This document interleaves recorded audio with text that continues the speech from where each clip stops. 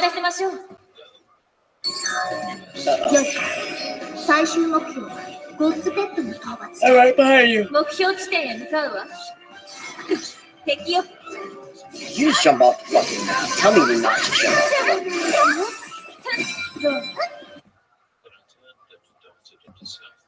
Indian history, ancient Indian history के complete course में आप सभी का स्वागत है। Today we will talk about the Mauryan empire. आज हम अपने 6वें चैप्टर मौर्यन एम्पायर के बारे में बात करेंगे। Now if you guys look on the right side of the screen, you guys can see the vast empire which was made under the Mauryans। अगर आप इस स्क्रीन के राइट साइड पे देखें तो आपको ये भारत के नक्शे में ये बड़ा साम्राज्य नजर आएगा जो मौर्यंस के द्वारा एस्टैब्लिश किया गया था। So let us try to understand what was the reason why this happened. The first very important thing which we must understand is that the Mauryan Empire was formed after overthrowing the Nanda dynasty, which we have already discussed in the last video. So if you have not watched the last video, please watch all the videos in the sequence. अगर आपने पिछला video देखा होगा तो आपको मालूम होगा कि नंदा डायनेस्टी में जो धनानंदा थे वो अपने लोगों के हित में काम नहीं कर रहे थे। धनानंदा, the last ruler of the Nanda dynasty, was not working in favor of the people, and as a result what happens, इसके कारण क्या होता है, that the Mauryan people, they overtook them. How they overtook? Now there was a person whose name was Chandragupta Maurya। एक इंसान थे चंद्रगुप्त मौर्य जिन्होंने चाणक्य के साथ मिलकर इस राजा धनानंदा को अपने सिंहासन से गिरा दिया। Now there was a person, Chandragupta Maurya, who overthrew the kingdom of Dhanananda with the help of Chanakya, who was also his political guru. Now, for the first time, what happens during this time, that the political unity is achieved. Now, आप लोग ये सोच रहे होंगे कि ये जो political unity, ये जो एकता की बात हो रही है भारत में, ऐसा क्यों हुआ? Why this was done? This was done because during the time of Nanda dynasty के टाइम पे अलेक्जेंडर इन्वेजन भी हुआ था। During that time, Alexander invasion also took place, and the Mauryans realized, Mauryans को ये समझ में आ गया था, that they must achieve the political unity of the country if they have to prosper। अगर हमको आगे तरक्की करनी है, हमको हमारे साम्राज्य को बचाना है, तो हमको पॉलिटिकल यूनिटी तो करनी ही पड़ेगी। And moreover, what happened was the history writing has become very clear from this period, and the chronology is very clear। अभी तक क्या हो रहा था? Chronology was not clear because the writings were vague and it was not very clear। Okay, there were many assumptions what we were making, but from the Mauryan period से जितना भी इतिहास हम आगे पढ़ेंगे, it is very clear। All right, now there are numerous resources apart from our indigenous resources through which we have come to know about this period। Apart from the books that were written by the Indian people and the foreign people, हमारे भारतीय और विदेशी लोगों के द्वारा जो किताब लिखी गई है उसके द्वारा, there are a number of epigraphical records also available through which we know about the Mauryan people। कई epigraphical record भी लिखे गए हैं जिसके कारण से हमें मौर्यन साम्राज्य के इतिहास का पता चलता है। Sir, can you please explain what is this epigraphy? Yes, I will explain this to you. Now, epigraphy is the study and interpretation of ancient inscriptions। यानी कि पुराणिक इतिहास में in the olden times, when we study and interpret the inscriptions, ancient inscriptions, it is known as epigraphy। All right. Still, sir, can you please tell us what is this inscription all about? What is this inscription? Yes. Now, when you engrave something, जब आप किसी stone या metal में, when you try to cut and write something in a stone or a metal, such kind of writing is known as inscription. So will I say that book is a form of inscription? No. Will I say that this image what you see is a form of inscription? Yes. All right, I hope this difference is clear to all of you. All right. As I told you, there are various resources through which we come to know about the Mauryan Empire. One such literary sources is Kautilya's Arthashastra. Kautilya was also known by the name of Chanakya. All right. He was the political guru of Chandragupta Maurya. All right. Now, this book was written by Kautilya in Sanskrit. Now he was also known as the Indian Machiavelli. अब ये इंसान कौन थे? He is known as the father of the modern Indian philosophy. He is known as the father of the Indian modern philosophy. All right. Apart from that, हमारे modern इतिहास के हमारे आज के इतिहास हमारा जो आज का समय चल रहा है उस समय में इनको पॉलिटिकली भी बहुत इंटेलिजेंट माना जाता है. तो कौटिल्य की तुलना इनसे की जाती है. So that means you can realise how much intelligent this guy would have been. Very soon you will realize when we will understand the political administration. जब हम मौर्यन काल के समय का political organization समझेंगे तब आपको ये पता चलेगा कि कितनी बारीकी से इन्होंने काम किया था. Now the manuscripts which were written, that means the book, this Arthashastra, now this was discovered by R. Sharma Shastri in the year 1904. Now this entire manuscript has 15 books and these 15 books has total 180 chapters.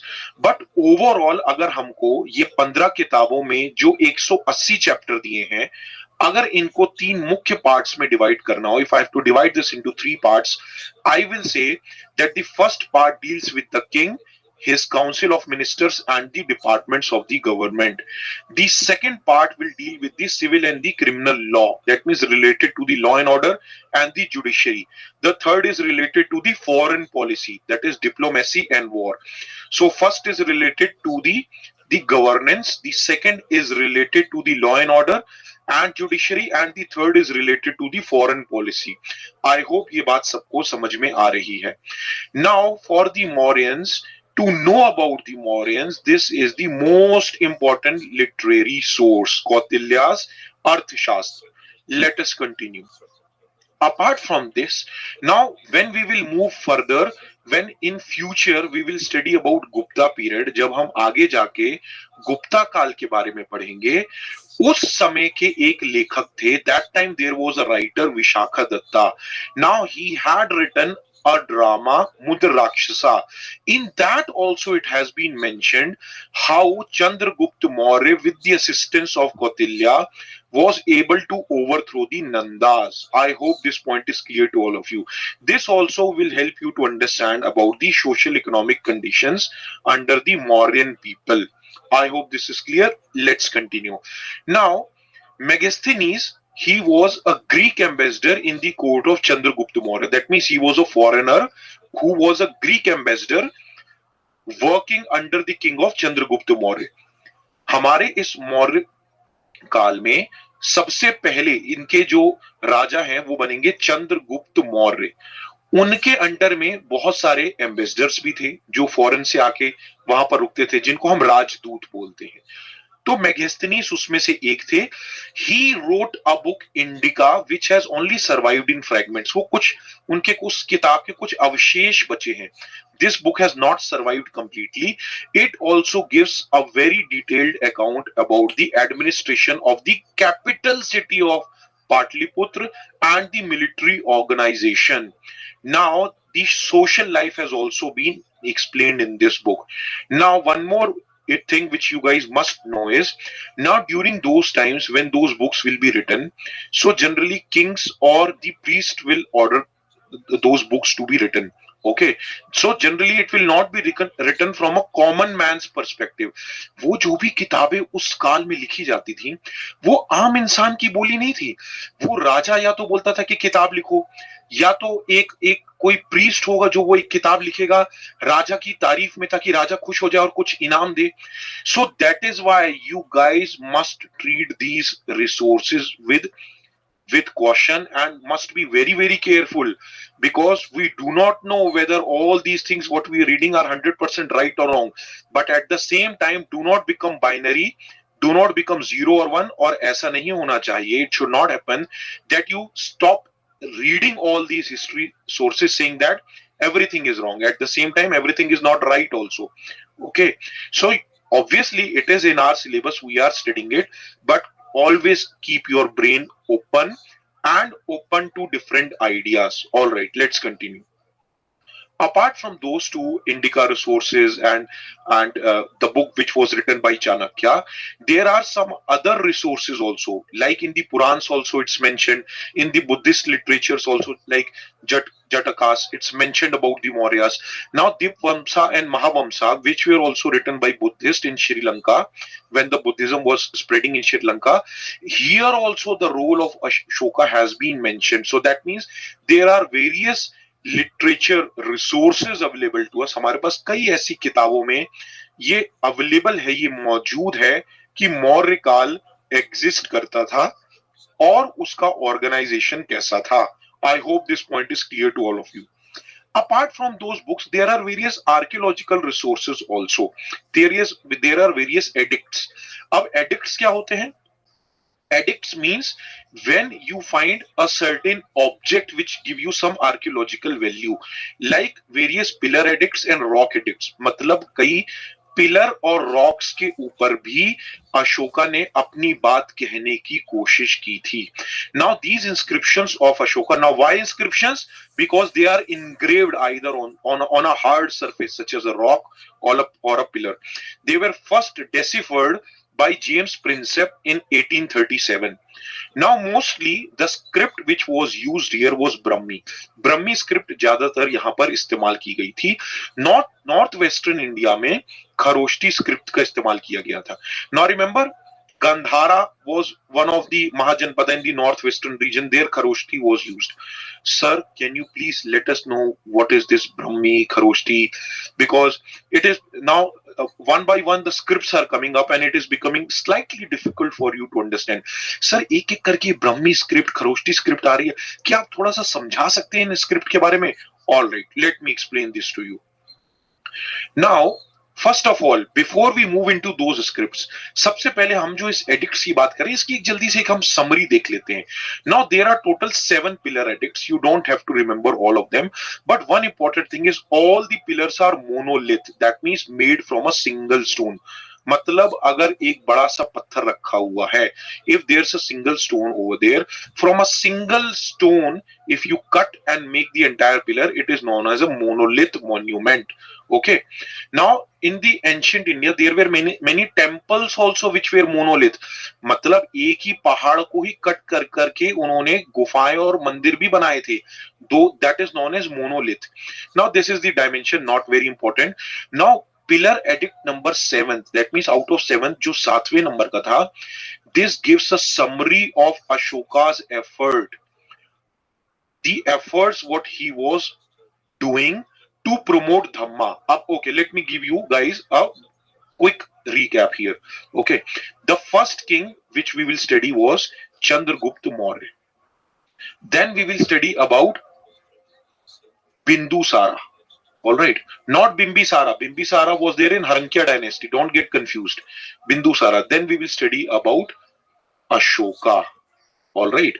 So these 3 kings we are going to study in this chapter. And I am talking about these edicts. ये अशोका के बारे में बात कर रहा हूं. I am talking about this guy which we will study in some time. Dhamma means he actually, इन्होंने Buddhism अपना लिया था. He adopted Buddhism later in his life. So through his Dhamma, his teachings, he is trying to tell to everybody that this is right and this is wrong. I hope this is clear. All right. Now, in these pillars, you will find various animals, also elephants, lions, wheels, and lotus, which were significant symbols of Buddhism. You will find 14 major rock edicts. All right. Out of them, the 13th rock edict will tell the detail about his war with Kalinga. When we will study about Ashoka, I will tell you that he fought a war with in Kalinga. All right, and that time he realized that he had done wrong because lakhs of people have died. लाखों लोगों की मौत हो जाती है. तो इस rock edict में हम उन्होंने अपने युद्ध का जिक्र भी किया है. All right. There were 15 minor rock edicts, all right, which were in the country as well as in Afghanistan also. And Ashoka has used his name in only 4 places. Okay. Maski, Brahmagiri, which is in Karnataka, Gujara, which is in Madhya Pradesh, and Nettur, which is in Andhra Pradesh. All right. So out of those 15 minor rock edicts, Ashoka has named his use only in 4 of these.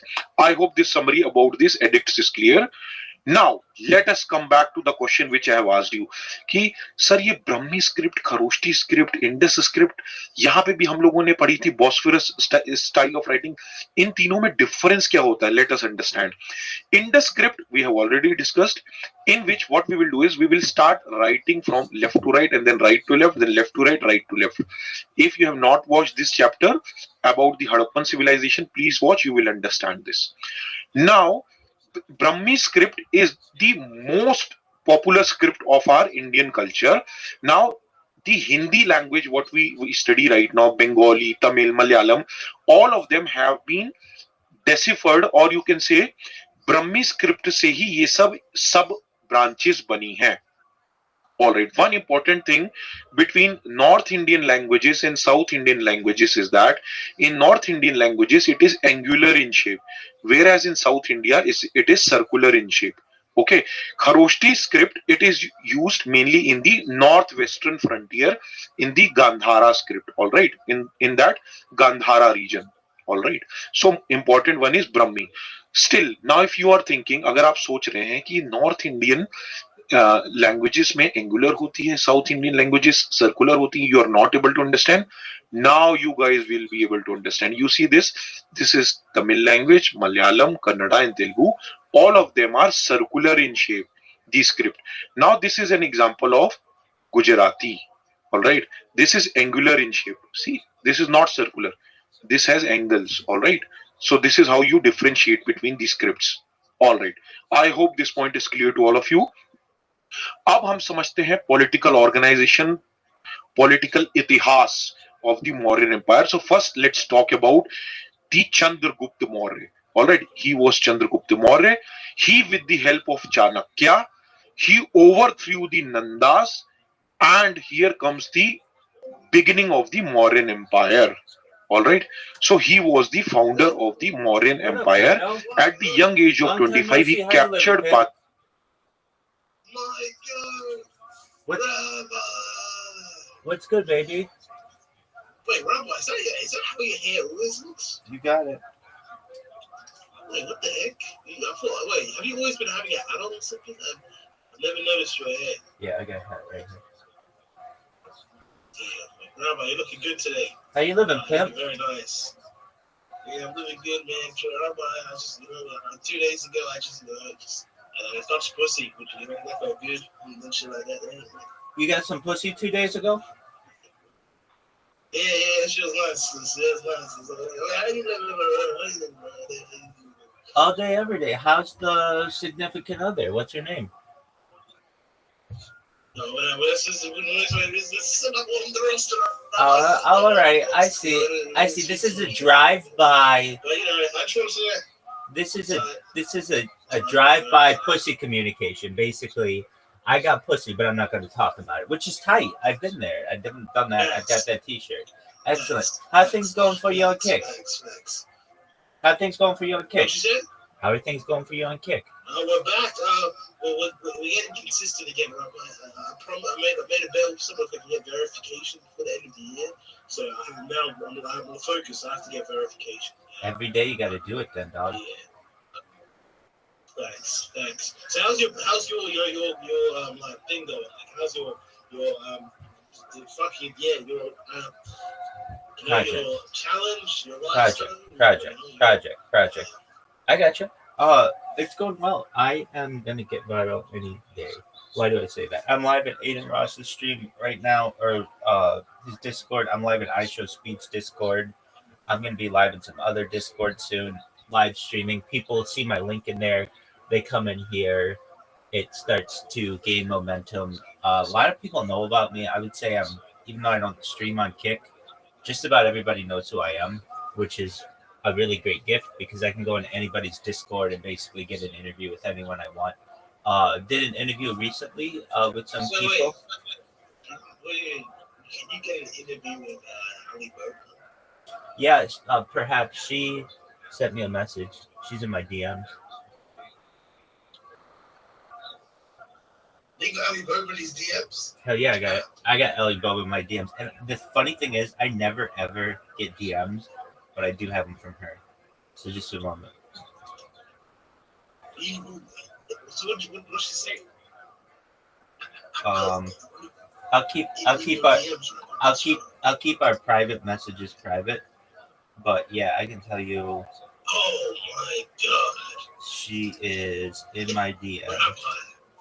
Word dog. I mean, what do you want me to do about it? Just it's one of those things when you're as amazing as I am, it's hard for someone like Ali Boba to stay out of my DMs. So I understand. But yeah, of any chick on Kick who has messaged me, she's one of them. Wait, what'd you say? Of any girl from Kick who has messaged me, she is one of them. Yeah, so there's multiple. Oh, dude. So you're pretty much him. Dog, I don't think you get any sicker than I am. I'm basically the man, the myth, the legend. You can ask any Kick creator who I am, and chances are they're going to know who I am. And you can ask some major influencers who I am, and they know who I am. So it's just a matter of time until somebody sees what I do, and they blow it up, and then we go viral. And then Guido doesn't have to worry about becoming KCIP anymore. He's going to be RCIP. He's going to be Rabbi Creator Incentive Program. And we're going to make sure. Wait, do you stream on Kick? I'm banned from Kick. How'd you like permaban? Yeah, it's kind of a funny thing. I kind of permaban myself purposefully. So here's how it went down. I was streaming on Kick on like 5 different channels simultaneously every single day for like a month or a little more. And people started to take notice of me. But I recognized that like I was just a small fish in Kick, which was, even though it was like a small pond, it was still like a pond that I was unable to get any viewership from without like legitimately buying viewers.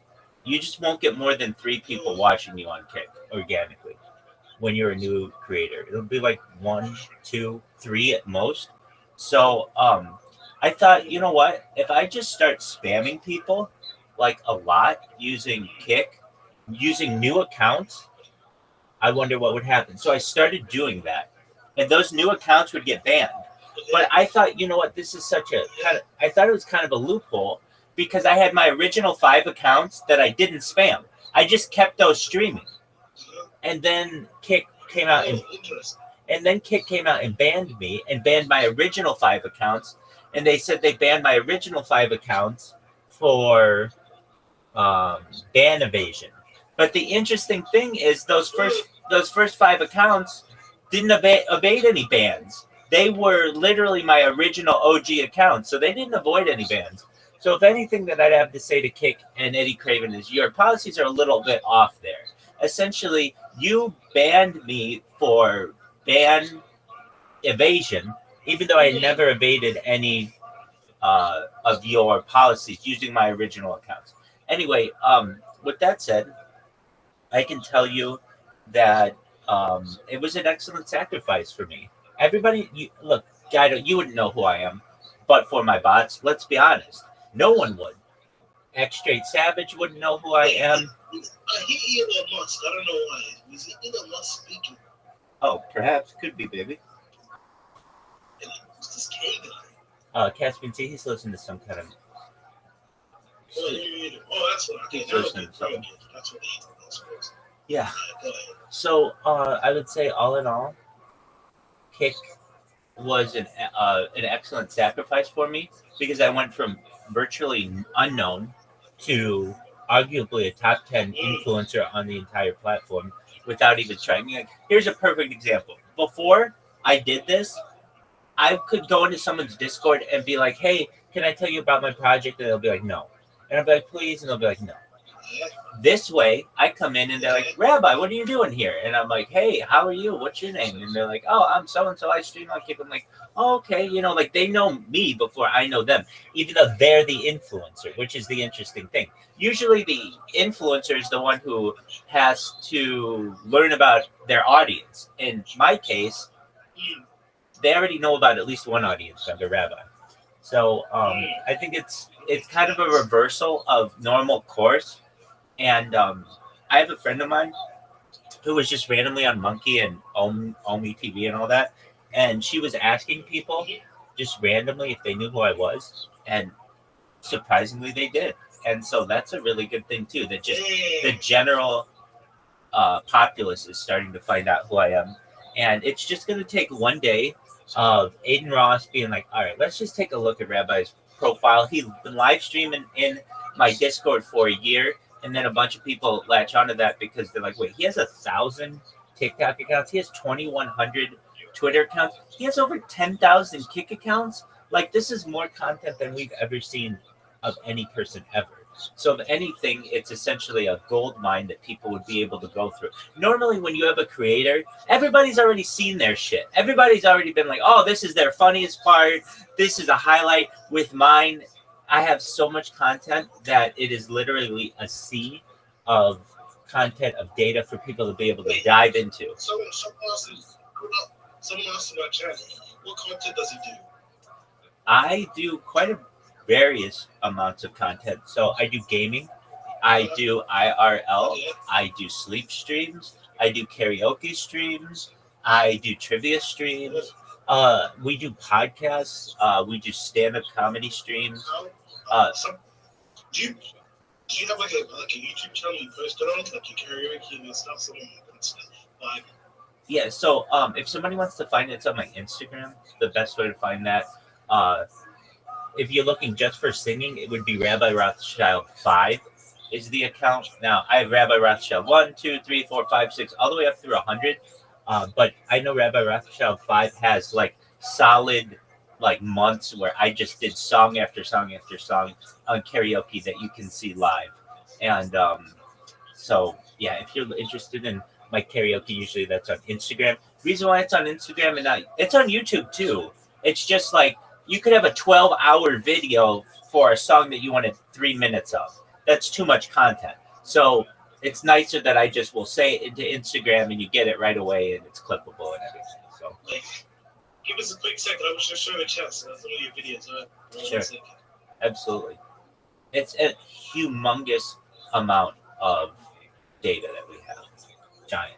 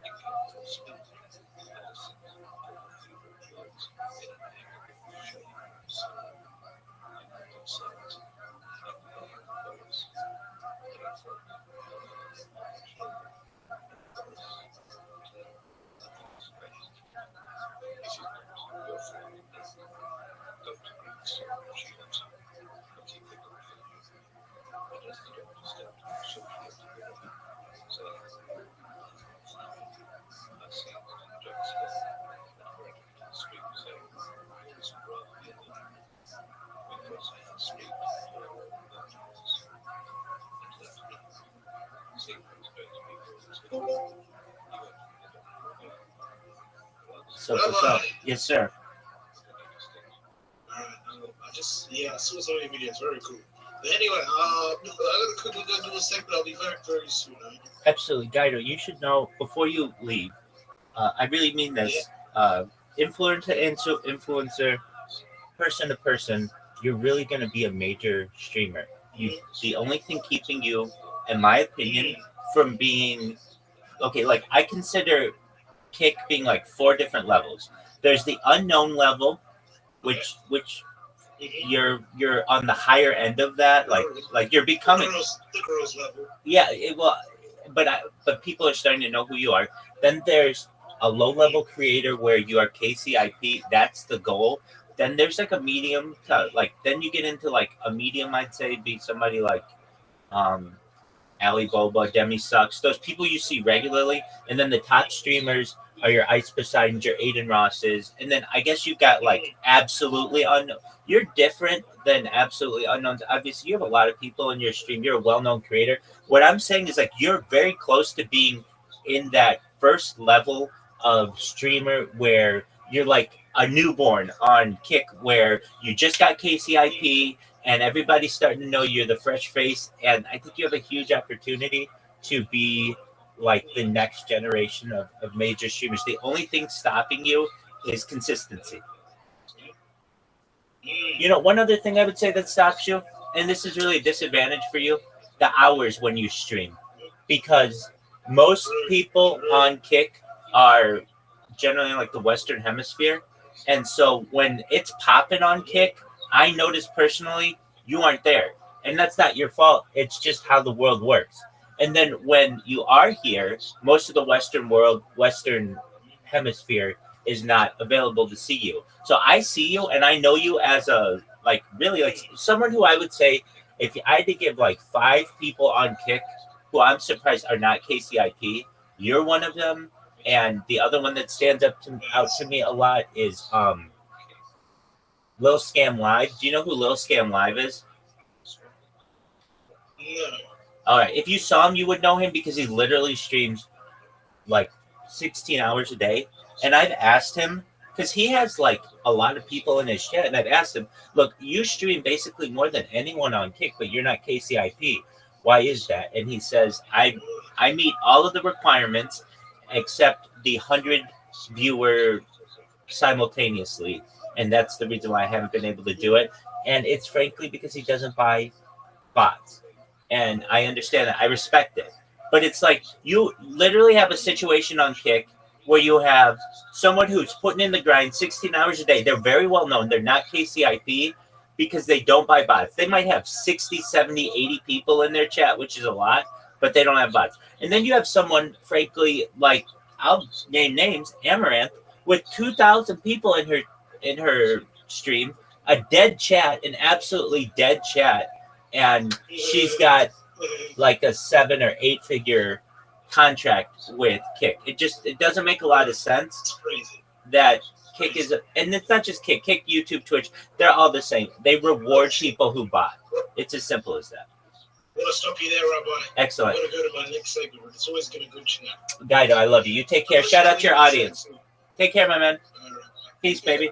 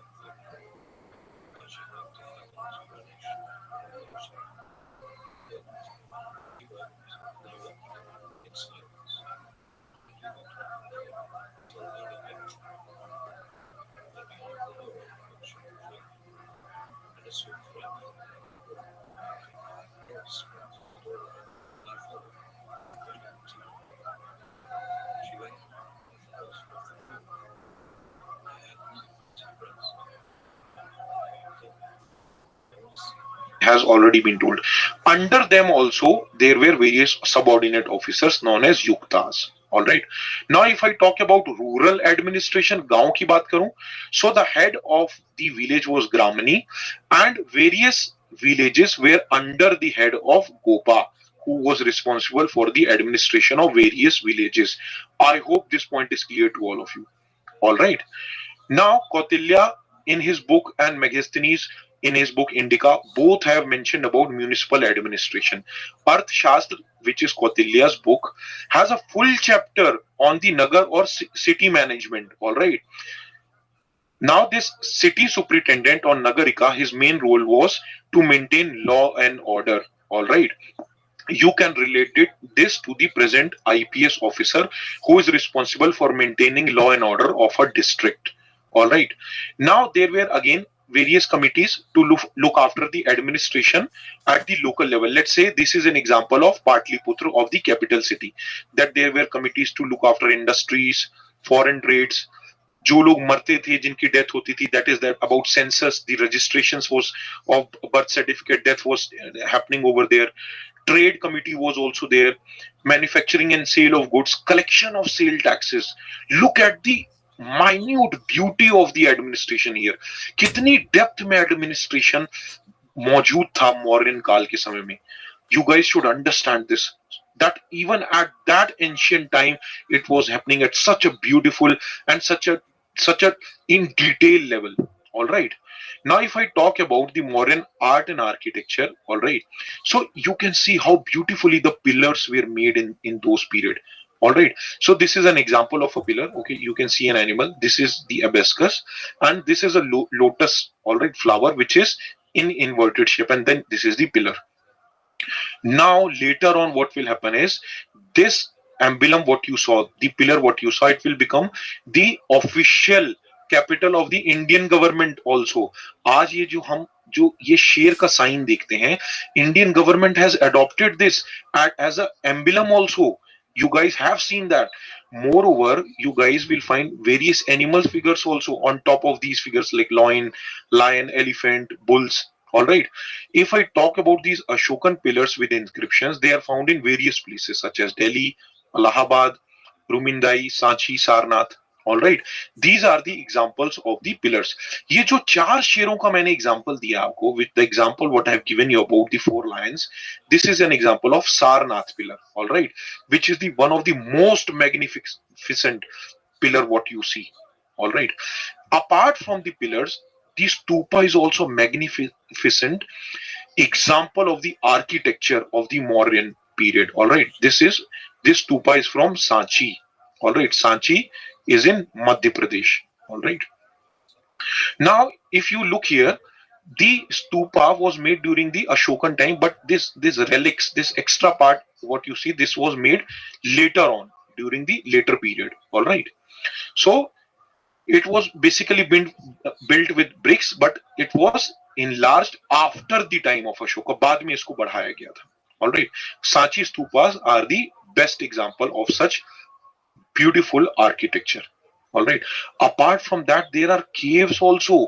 Now look at the caves, how beautifully inside it has been made. Okay, inside. Now, why these caves was made? These caves were made so that monks can stay when they are traveling from one place to the other. Inside, they were polished also. All right. Now, these were presented to the Ajivikas, okay, by Ashoka and his son, which is a very, very important heritage of Mauryas. Okay, the cave which you saw just now is, okay, it is present near Bodh Gaya, which is a very beautiful example of Mauryan architecture. This was generally used by the monks to reside over there, all right, and the interior walls were polished like mirror. Okay, I hope this point is clear to all of you, all right. But then what happened that the Mauryans started declining. ऐसा क्या हुआ कि ये Mauryans decline होने शुरू हो गए? Now this again is a debatable topic. Okay, some say that the successors जो अशोका के बाद के जो राजा थे they were weak. Some say that the Ashoka had a very big political administration setup. पूरा का पूरा देश अशोक के अंडर में था, and that is why it was very difficult to manage, and that is why it started breaking up into different parts. All right. Some people say that he was acting against Brahmins and he was saying that we should not believe in rituals. But Ashoka never acted against Brahmins. You must remember this. Okay, he was always talking about tolerance. He used to say that don't believe in such superstitions, but he used to still respect the Brahmins and other religions.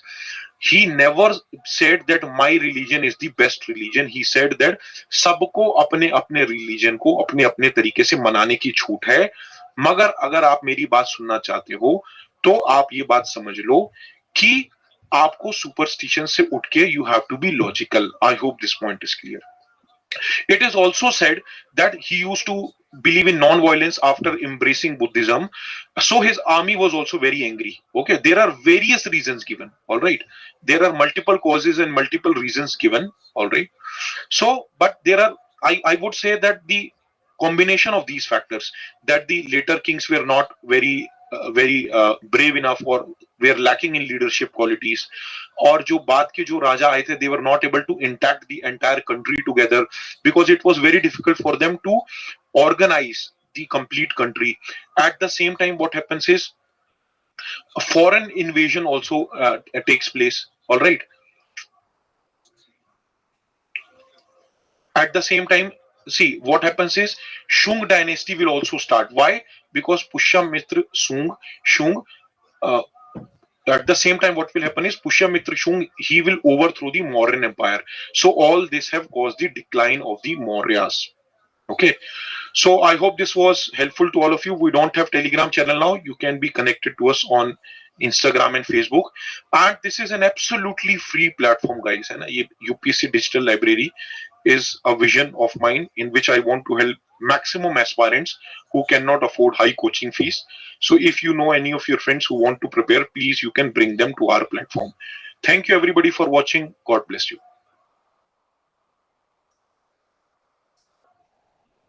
Hello everyone, welcome to UPSC Digital Library. Welcome to the complete course on Ancient Indian History. Ancient Indian History के complete course में आप सभी का स्वागत है. Today we will talk about chapter 7, that is post-Mauryan India. In the last chapter we have seen how the Mauryan Empire have ruled over almost the entire India.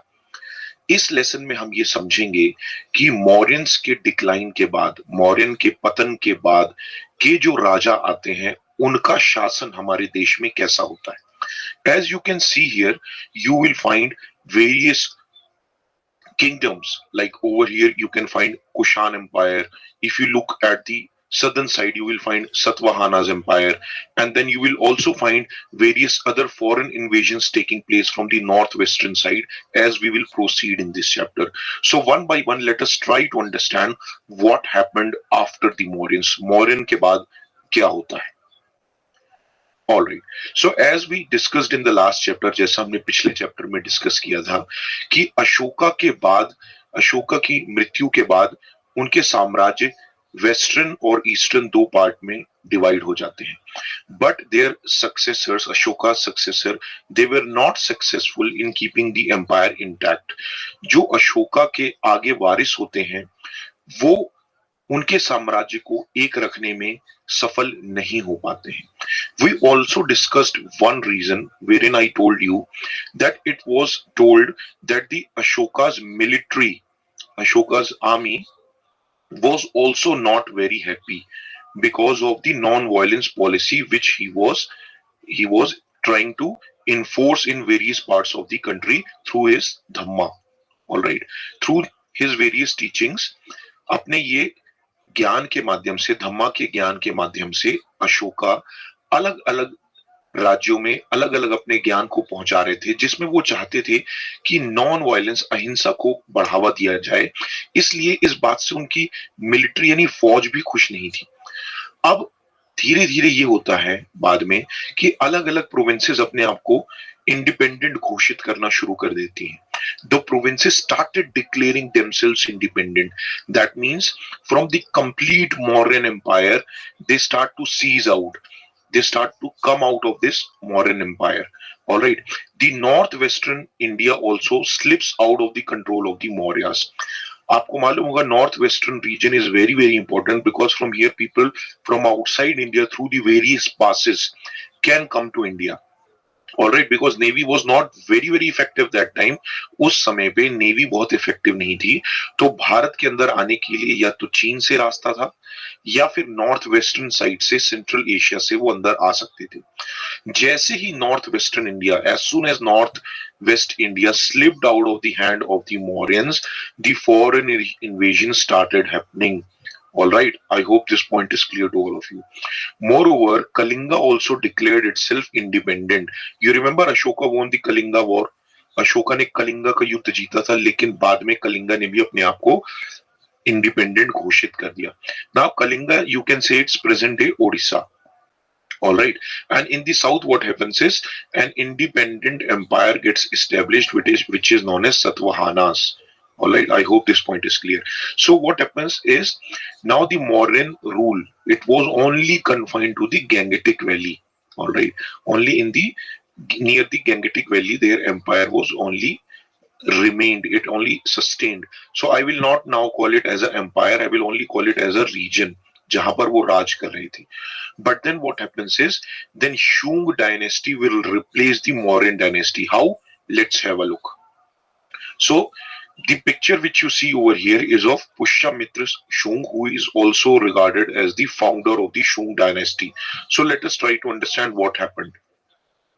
So Pushyamitra Shung, he was the commander in chief of the Mauryas. ये Mauryas के commander in chief यानी army के chief थे. He was the army chief of the Mauryas.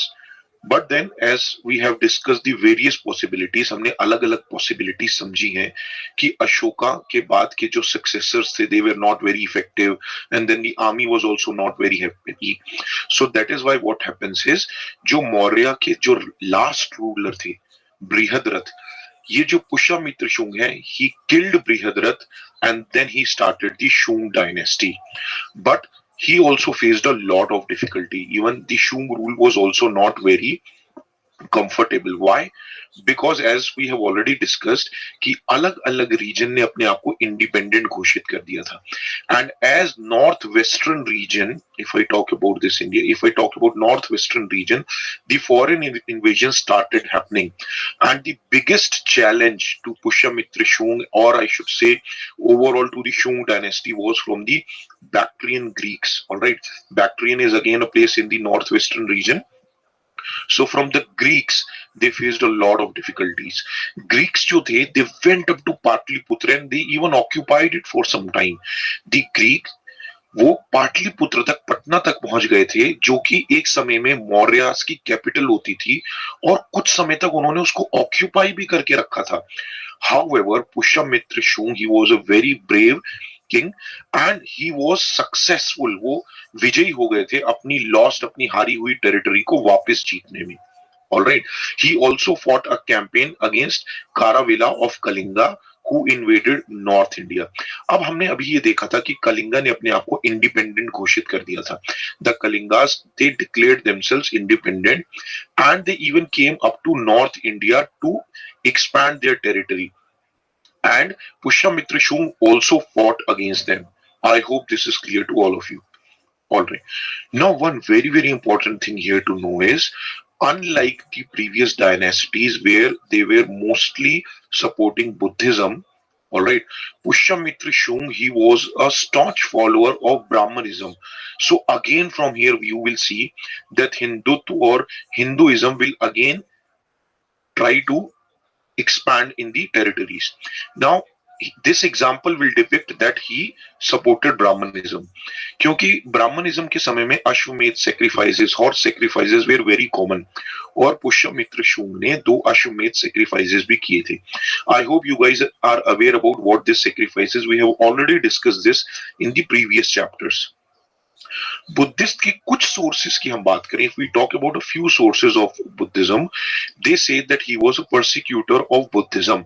That means he did not like Buddhism. All right, but there are a few evidences which also showed that he had even patronized the Buddhist art, and he has also helped in improving the monuments at Bharut at Sanchi.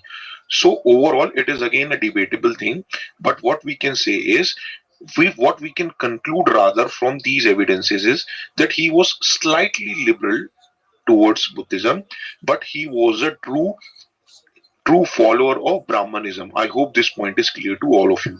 ठीक है, ये बात आपको समझ में आ गई. All right. But when Pushyamitra Shung died, his son Agnimitra becomes the ruler. All right.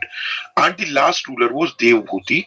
Now again, if you guys remember, in the Mauryan Empire, I told you that the last Mauryan ruler was killed by Pushyamitra Shung, who started the Shung dynasty. All right.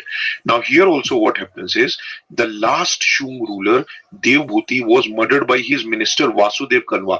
Now Vasudev Kanva was, I'm sorry for this, was Amatya. Okay, Amatya is, you can say, present day kind of an IAS officer, which we have already discussed. Now Vasudev Kanva, he killed Devbhuti, and then he started the Kanva dynasty, who ruled for around 45 years. All right. But after the Kanva's fall, now in that Magad region, in that Gangetic Plains region, all right, we do not know much about them until and unless Gupta dynasty will start taking its place, or the Gupta dynasty will emerge out from that region. All right. So this was about that Gangetic Plain region. Now we will also, in the next slides, we'll also try to see what happened in the southern region, where we talked about Satavahanas, what happened in the northwestern region, and what were the foreign invasions, what happened. All right, we will look at them one by one. एक एक करके हम उनको देखेंगे. Now the rulers of Shungas were important. Why? Because they have tried to defend the Gangetic Valley from the foreign invasions. All right, हमने ये discuss किया था कि पुष्यमित्र शुंग ने बैक्ट्रियंस और के साथ लड़कर अपने टेरिटरी को बचाने की बहुत कोशिश की थी. Moreover, in the cultural aspect also, the Shung dynasty is very very important, because इन्होंने ब्राह्मणिज्म को दोबारा से इसका पुनर्जन्म करने में बहुत मदद की थी. Horse sacrifice, अश्वमेध, all these yajnas and sacrifices became again prominent during the rule of the Shung dynasty. All right. They also promoted the growth of Vaishnavism. What is Vaishnavism? In which you start worshipping Lord Vishnu. All right. And again, we see that the Sanskrit language becomes very, very important. All right. So now this Shung dynasty will act as a base to the upcoming golden age of the Guptas. How? When we will study about Gupta period, you guys will understand this. Let us proceed further. अब हमने ये Gangetic region की, Magad region की बात कर ली, where we said that we now know up to Kanva dynasty. All right. So now let us try to understand what happened here in the southern part. All right. How these Satavahanas, they ruled. All right, let us have a look at them. All right, in the Deccan, that means in the south में क्या होता है? Satavahanas, they established their independent rule after the decline of the Mauryas.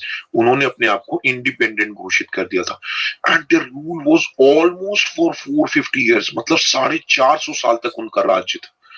They were also known as Andhras. The present day Andhra Pradesh also, what you see, their roots lie. All right, from Satavahanas, okay, who have ruled there for a very very long time. All right, even इनके बारे में हमको पुराण और inscriptions में भी पता चलता है. नासिक और नानगढ़ के जो inscriptions हैं, वहां पर हमको गौतमीपुत्र सतकर्णी के बारे में पता चलता है. ये गौतमीपुत्र सतकर्णी जो थे, he was a very important ruler of the Satavahanas. All right, अब इनके जो सिक्के इशू होते हैं सतवाहानास के, उनसे भी हमको उनकी इकोनॉमिक कंडीशंस के बारे में पता चलता है.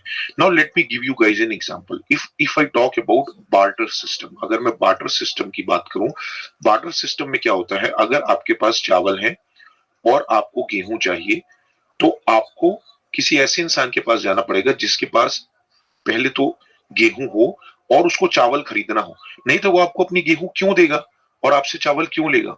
तो in barter system it becomes difficult when you have to exchange products, because first of all is you have to search for somebody who needs your product, and you have to search for somebody who is ready to give his product to you which you require. All right, let's say you want to sell X and you want to purchase Y. So first thing is you want to find out somebody who needs X, and you need to find out somebody who needs to sell Y in order to get X. So it is a very very head breaking task. All right, whereas if we talk about currency, अगर हम currency की बात करें and let's say coins come into the picture, अगर सिक्के आ जाते हैं, then it is very easy. Whatever you want to take, you just give them coins. Those coins can again be used by the seller to again give it to somebody else to purchase somebody else. All right, so in form of trade and commerce, okay, the currency plays a very very important role. I hope this point is clear to all of you. All right, so these are some of the coins of the Satvahanas. Okay, this picture what you see, this depicts Gautami Putra Satkarni, the great ruler about which I was just talking about, जिस महान राजा के बारे में मैं बात कर रहा था. Here you can see one of the picture in which elephant is depicted. You can see here the trunk. All right, and here you can see the peacock. All right, which is being depicted. All right, so what important thing in Satvahanas, what you guys must understand is they used lead and copper coins. Okay, I hope this point is clear. One more thing is after the Mauryans, okay, after the Mauryans, the coins became prevalent. Okay, Mauryans के time पे भी coins थे मगर वो उतने prevalent नहीं थे. और जो कौटिल्य था उन्होंने अपनी किताब अर्थशास्त्र में भी मेंशन किया था कि जो राजा कॉइन्स इशू करेगा उसके अलावा लोगों को अपने खुद के कॉइन्स बनाने का अधिकार नहीं है. Anyways, we'll not get into Mauryans now. What we have to understand is coins were becoming prominent post Mauryan Empire. So that means trade started to prosper in those independent kingdoms what we are looking at. Okay, the founder of the Satvahanas was Shimuka. All right, and then Krishna came, who ruled and extended the kingdom up to Nasik. Nasik is present in Maharashtra. All right, then Shri Satkarni came. He conquered up to western Malwa and Barar. Barar, you can say it's kind of many provinces of Hyderabad. You can include in that. And he performed Ashwamedh sacrifices. Again, you see that Brahmanism effect is present over here. All right. Now, the 17th king of Satvahanas was Hala. All right, he reigned for a period of 5 years. 5 साल तक इन्होंने राज किया. Now, why I have mentioned about Hala is because of his book Gat Saptasasi, all right, which is also known as Saptasai. All right, it has around 700 verses, which is written in Prakrit language. All right, a few students were asking me this doubt. All right, let me explain this to you right now so that we will be able to move forward and then we will never come back to this point again. Okay. Now people were asking me what is the difference between Sanskrit, which we have already seen before. What are these two languages, Prakrit and Pali? Now Prakrit, the word means natural. All right. तो वो भाषाएं जो naturally present हैं in the different regions, all right, in our India, they are Prakrit. All right. Unlike Sanskrit language, which was invented, Prakrit is a normal, like let's say there were people who used sign languages and slowly they started speaking to each other and then it becomes a language naturally over a period of time. That is Prakrit, जो धीरे धीरे आम भाषा में धीरे धीरे हम बोली जाने वाली भाषा हो जाए. Now Pali, if I talk about Pali, this is also kind of Prakrit. There is not much difference. The only difference is this was confined to the Magadhian region. All right, this was confined to the Magadhian region, to the Gangetic region, and this was mostly being used by the Buddhist. All right, and this has been used in their Buddhist text. All right, so that is why you will find that many Buddhist texts were written in the Pali language. This is also a natural language. This is also a natural language, unlike Sanskrit, which was invented. Obviously, this was also invented, but this This came up naturally, gradually over a period of time. Nobody has to sit and then create a language. Okay, धीरे धीरे लोगों ने over a period of centuries this was made. All right, and Pali was confined to this Magadhian. Later on, it also went into different parts, and this was prominently used by Buddhists. I hope this point is clear to all of you. Let us move forward. Now, the greatest ruler, as I have already told you, of Satavahanas was Gautamiputra Satkarni. He ruled for almost 24 years, and in the Nasik inscriptions by his mother Gautami Balasri, it's mentioned about his achievements also. Now it is said that he had captured almost the whole of South India. All right, and that is why we can now say that it's a kind of empire, because एक बड़ा राज्य उनके under में आ गया था. All right. He also defeated the ruler of Malwa, Nagpana, which is also very important. He patronized Brahmanism, as you also know, but he was liberal towards Buddhist. All right. So though he was patronizing Brahmanism, he was fine with Buddhist monks and the other religions. So you can say he was a liberal king. Now he was succeeded by his son. All right. Vashisht Putra Pulmai. All right. Now, why this is important is because his son, he extended the rule up to the Krishna river. Okay. If you go south, you will find Krishna river, Kaveri river, all those rivers, which we have already discussed when we were talking about the geographical features. And his son is also very important because in his coins, even the navy power is being shown. The images of ships are also being inscribed. That means, इनके समय से navy also became prominent. The last great ruler of Satavahanas was Yajna Shri Satkarni. I hope this point is clear to all of you. Now, if I talk about the economy of the Satavahanas, all right, there was a remarkable process. Why? Because the merchants, all right, we have already understood this in the past. When the merchant class, all right, or the Vaishya class, they will organize themselves to increase their activity. This is known as guilds. All right. Now, this guilds was being done. ये जो guilds के जो organisation बनाए जाते थे, ये अलग अलग लोगों के द्वारा भी बनाए गए थे. जैसे पॉटर्स ने अपना एक गिल्ड बना दिया, अपने एक ग्रुप बना लिया, यूनियन बना लिया, वीवर्स ने अपना एक बना लिया. Alright, this is how it happened. अब इनके समय में कुछ सिल्वर कॉइन्स भी एस्टैब्लिश किए गए थे, which was used for trading purpose, which was known as karshapanas. Alright, तो हम ये कह सकते हैं, we can say that the Satavahanas period. How you doing, man? Are you able to talk right now? Are you busy? Yeah, it's like 4 in the morning. I'm about to go to bed. Oh, no worries. I'll talk to you another time, man. Hope you get some good rest. Excellent. Peace, man. Peace, man. Take care. Was the greatest port on the western side, and these were some important ports on the eastern side. All right. I hope this point is clear. Now, as I have already told you, that they have patronized both Buddhism and Brahmanism. How? Because Gautamiputra Satkarni, he patronized Brahmanism, but he was liberal towards Buddhist. How? Because they have built chaityas and viharas also. Chaitya is a place for Buddhist monks where they do prayers, जहाँ पे वो प्रार्थना करते हैं. Vihara is a place where they stay. All right. In the last chapter, we have also seen a vihara cave also, right, near Bodh Gaya. All right. I hope this point is clear. और वो they used to make grants of villages and lands to Buddhist monks. मतलब वो कई गांव और जमीनें Buddhist monks को grants में, यानी कि एक as a gift they used to give them. All right.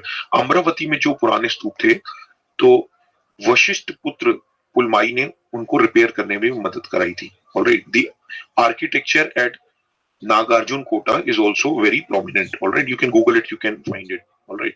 But not, again, very, very important. You do not need to go into minute details. All right.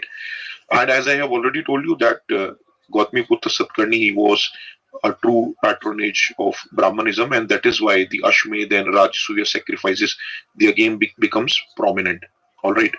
ये जो प्राकृत लैंग्वेज है उसको भी इन्होंने पैट्रोनाइज किया था. That means the language spoken by the common people. अभी हमने ये बात समझी थी, जो नेचुरली बोली जाने वाली भाषा थी.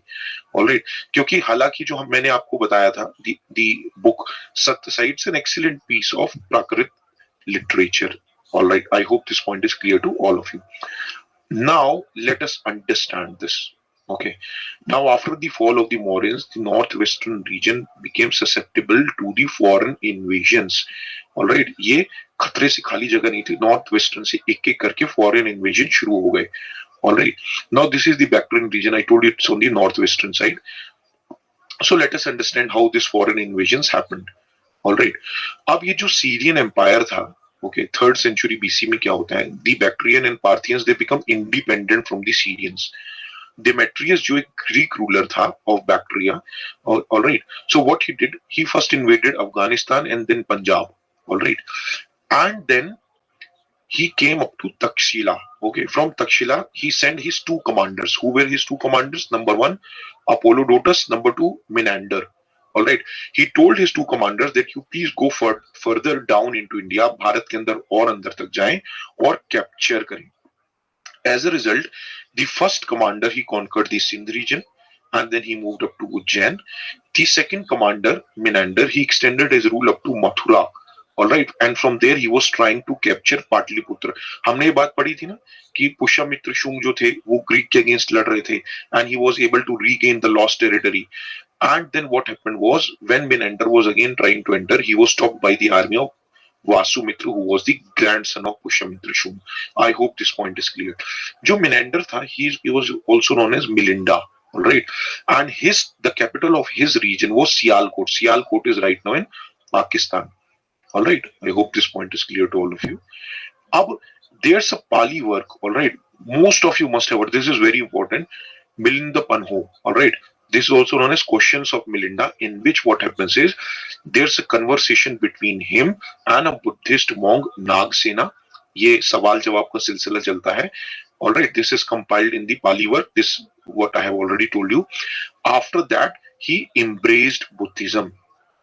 All right, now what happens is बाद में क्या होता है, एक ग्रीक के एम्बेसडर होते हैं Heliodorus, alright, he becomes a Vaishnavite. Vaishnavite that means who is a follower of Lord Vishnu. Okay, अभी हम बात करें ये बैक्ट्रियंस इन्वेजन की, जो हमारे देश में जिन्होंने आक्रमण करके अपना साम्राज्य स्टेब्लिश किया था. Alright, now why this Greek ambassador Heliodorus is important is because he erected one Garud pillar in Besnagar. Besnagar is in Vidisha, Madhya Pradesh. All right, ये गरुड़ पिलर इन्होंने किया था. अब ये जो ग्रीक का इन्फ्लुएंस था हमारे देश में, ठीक है, ये more than 100 years तक रहा था after the death of Menander also. So that is why उनके कुछ कल्चरल इम्पैक्ट भी हमको देखने के लिए जरूर मिलेंगे ग्रीक्स के. All right, ये रहा वो पिलर, वो जो गरुड़ पिलर जिसकी मैं बात कर रहा था, Heliodotus pillar. All right, this is the real pillar what you see, and this is what is expected कि वो पहले ऐसा होगा. All right, and later on it was ये टूट गया होगा and it looks like this. All right, and one more very very important thing. Okay, do not get confused.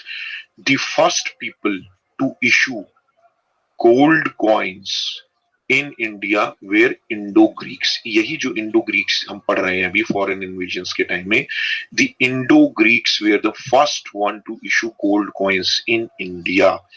Please do not forget this. Now some of you will say that no, Kushan rulers were the one who issued the gold coins. Understand, Indo-Greeks were the first one. Kushans के समय में it became prominent. ज़्यादा coins जो थे they became prominent during Kushan rulers. All right, now let us continue this and let us see what happens next.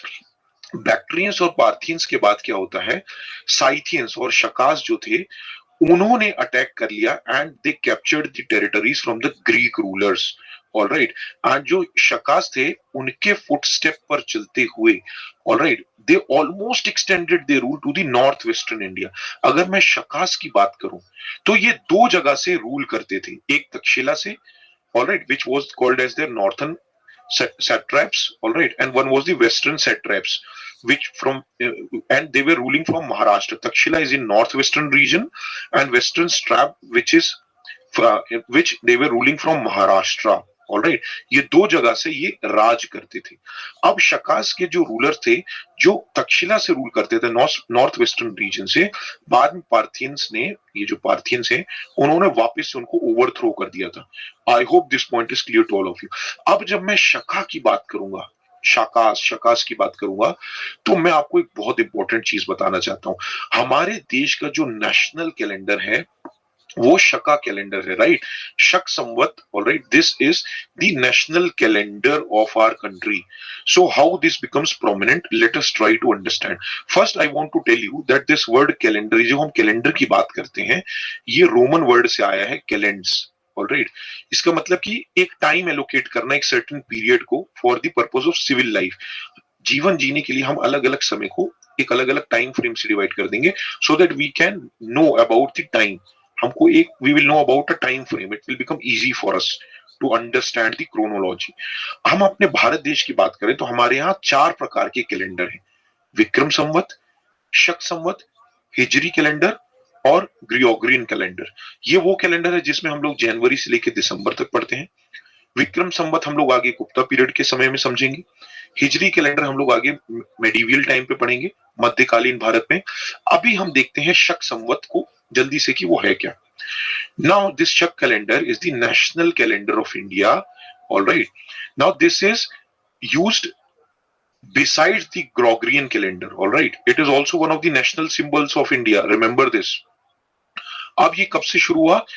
अब ये जो 78 CE या कॉमन एरा है, alright, it is considered as 0 year. मतलब ये it is considered as the beginning of the Shaka era. Alright, and it was introduced in the year 1957 by the government of India. अब इसको मैंने red में क्यों किया है कि ये शक एरा किसने शुरू की थी? Let me come to the next slides where I will talk about this, how this Shaka era came. Alright, so please wait for this point. Alright, इसमें भी एक साल को 12 महीने में डिवाइड किया गया है ना, similar to the structure of the Gregorian calendar. So just for your sake, let me quickly just tell you, the first month is the Chaitra and the last month is Fagun. All right, and this is the time frame for this. You guys can quickly have a look. You can pause and have a look.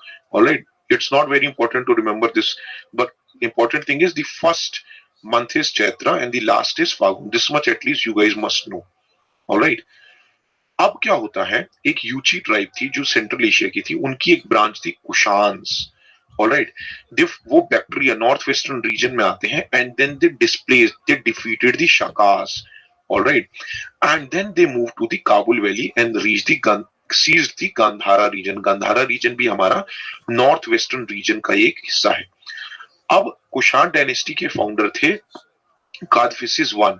Alright, but then very most important जो इसके ruler थे उनके बारे में just हम next slide में भी देखेंगे. इससे पहले का हम हल्का से समझते हैं कि उनके पहले के मतलब उनके पहले के जो राजा थे यानी कि कादफिसिस के जो बेटे थे जो इनके बाद आएंगे, Vima, he almost conquered the whole of north western region up to Mathura.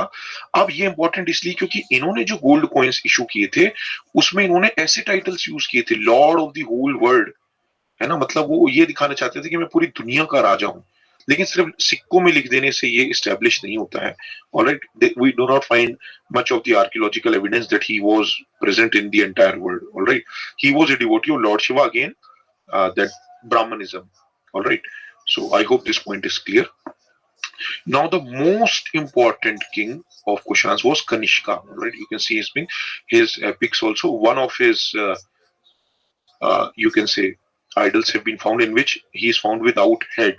All right, and here you can see Kanishka. All right, he also issued gold coins. He was the most important ruler of the Kushan dynasty. All right, अब कुछ लोग कहते हैं, some people say that he was the founder of Shak era from 78 AD. He defeated Shakas. All right, he defeated Shakas completely and established this, whereas some people say that that Shalivahan, okay, the grandson of the legendary Vikramaditya, he defeated the Shakas, and this marks the end of the conquest of the Shakas. All right. So now what I want to tell you is, let's say, all right, you guys have to do this research on your own. All right, because this is again a very debate. You will go to different sites, they will have a lot of debate. If I talk about Tamil Nadu book, they say that the Kanishka is the founder of the Shak era. All right, if you will go to the other places, they will say that the emperor Shalivahan, all right, he is the founder of the Shak era. All right. So again, you guys have to be very cautious. If I talk about mains, you guys can mention that it's a debatable topic, and you can mention about both. If I talk about I'm 100% sure they will never give you both the options. UPSC never plays such kind of games in which they do not want a question to be deleted, unlike the state PSC examinations. All right. Now, he was not just a great conqueror, वो एक महान राजा ही नहीं थे. He was very very great in terms of patronizing religion and art also. We will understand this. All right. इनके साम्राज्य में, in his rule, his empire included Afghanistan, Gandhara region, which is the northwestern Sindh, and Punjab also. All right. He conquered Magad also and extended his power up to Patliputra and Bodh Gaya. All right. Now, he even invaded Kashmir and occupied it also. All right. His coins are found in various places like Mathura, Shravasti, Kaushambi, Banaras. That means he must have conquered those places, or at least the trade must have taken place with those regions. All right. Now, he also fought against Chinese. All right. अब पहले expedition में क्या होता है? He was defeated by the Chinese general Pancho. All right. But he tried again. In the next time, he fights against the son of Pancho, Pan Yang, and then he defeats him. All right. So even Kashgar, Yarkand, and Khotan were also part of his empires. All right. Now in the south, his region was up to Malwa. All right. I hope this point is also clear. Now his capital was Peshawar. All right. Now if I talk about Kanishka, his capital was not Patliputra. His capital was Peshawar, which is in Pakistan. Under his empire, Mathura was also one important city. All right. I hope this is also clear. Now, if I talk about Kanishka, all right, he embraced Buddhism. Okay. अभी इससे पहले हम क्या देख रहे थे? That Vaishnavism and Brahmanism was becoming prominent in Kanishka. Again, what we see is Buddhism. He embraced Buddhism, and again, Buddhism becomes important. And what you guys will see is that uh, that in his coins, इनके जो सिक्के थे, all right, he was such a liberal king that in his coins you will not only see images of Buddha but also of Greeks and Hindu gods. All right, so that means he mentioned about different gods in his coins. So that means he was liberal, he was tolerant towards other religions. All right. Now one more important thing is जो हम एक new form of Buddhism की बात करते हैं, Mahayana Buddhism. Now it came during the time of Kanishka. वो कनिष्का के समय में ही ये नया बुद्धिज्म आया था. इस महायान बुद्धिज्म में क्या हुआ था? Idol worship of Buddhism started happening. जो पहले बुद्धिज्म में ओरिजिनल फॉर्म में था उसमें क्या होता था? दे considered Buddha that he was a preacher and people should follow his teachings. In Mahayana Buddhism, people started worshipping Buddha. Understand that they started considering Buddha as a god. Alright, क्योंकि competition भी था. You can say that जो Brahmanism था, यहाँ पे भी Buddhism, they wanted to say that no, we also can do idol worship. Alright, see, this happens. Alright, if you feel there's something wrong with, I've said something which hurts your religious sentiments, I'm really sorry. But देखिए ये था, दो धर्म चल रहे थे, तो अपने अपने धर्म का प्रचार करने में दोनों लगे रहेंगे. So here also they started worshipping Buddha with flowers, garments, perfumes and lamps. All right. और आपने देखा भी होगा चाइनीज में वो lamps लगाते हैं, night lamps लगाते हैं. In this Buddhist culture, it became very important. All right. So this became very important in Mahayana Buddhism. Now he also sent missionaries to Central Asia and China for the propagation of this new faith. So now what I can say is, जब इनके समय में Mahayana Buddhism आ गया था, तो Kanishka actually patronized Mahayana Buddhism.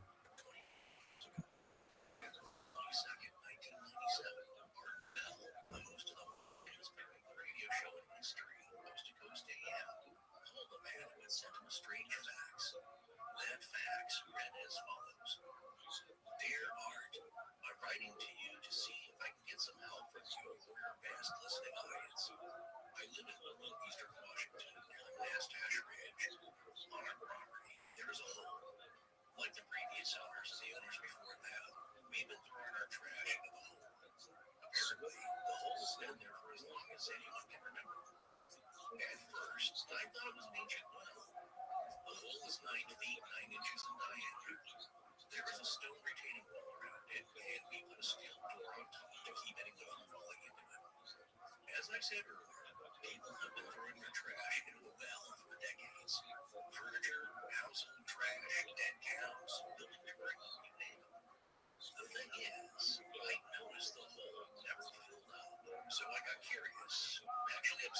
and began trying to measure the depth of the hole. I emptied 3 fishing reels of about 1,500 yards of monofilament trying to determine the depth. Soon I was buying fishing line in bulk. So far, I've sunk about 80,000 feet of line into the hole without reaching bottom. My wife works in a local university with a geology department, and we hope to get some professional scholarly help in determining the depth of the hole. As far as I can tell, there's nothing else particularly strange about it except for 2 other things. Dogs refuse to get within 100 feet of the hole, and birds won't sit on the retaining wall. Another strange thing is there's no echo when you yell into the hole. Indeed, I've never heard anything at the bottom of the tossed in. We once tossed in an old refrigerator, and we never heard it hit the bottom. No crash, splash, or crunch. Though your listeners can help with possible explanations, I'm wondering if this, based on my measurements so far, might be the deepest hole on Earth. Signed, Mel Myers. Art managed to get Mel on the phone, and the continuing series of conversations have definitely passed the bar for an astonishing legend. In 2011, 13 years after Art first spoke with Mel, Scott and I were having discussions about starting a podcast. I was working full-time in my former career, and Scott was furiously busy being a stay-at-home dad for his then 3-year-old son. But we knew we wanted to do this podcast, even though we didn't even have a name yet. So we had started what we used to refer to frequently, the story folder. It lived on Scott's computer, and we constantly added to it. We still have it, and it has well over 1,000 potential story ideas now. The story of Mel's Hole was added to that folder 11 years ago, 3 years before we released episode number 1 of Astonishing Legends. It's one of the ideas that were part of what made us want to do what we're doing. And tonight, we're finally covering this long-dormant legend, a legend that originated on a radio show that made it possible for us and all American podcasts to find an audience, Coast to Coast AM. The questions we had then and still have now: was this bottomless pit real? And if so, what became of it? And what became of the owners?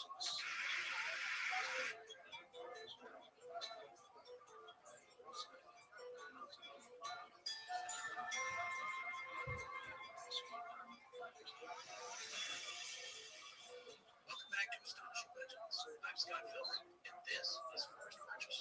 I would be very cautious, Mel, about accepting a generous offer for a property with a hole, because you know what?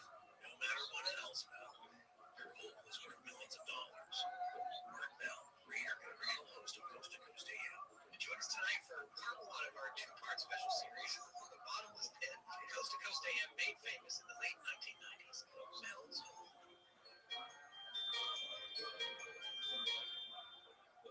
And we're back!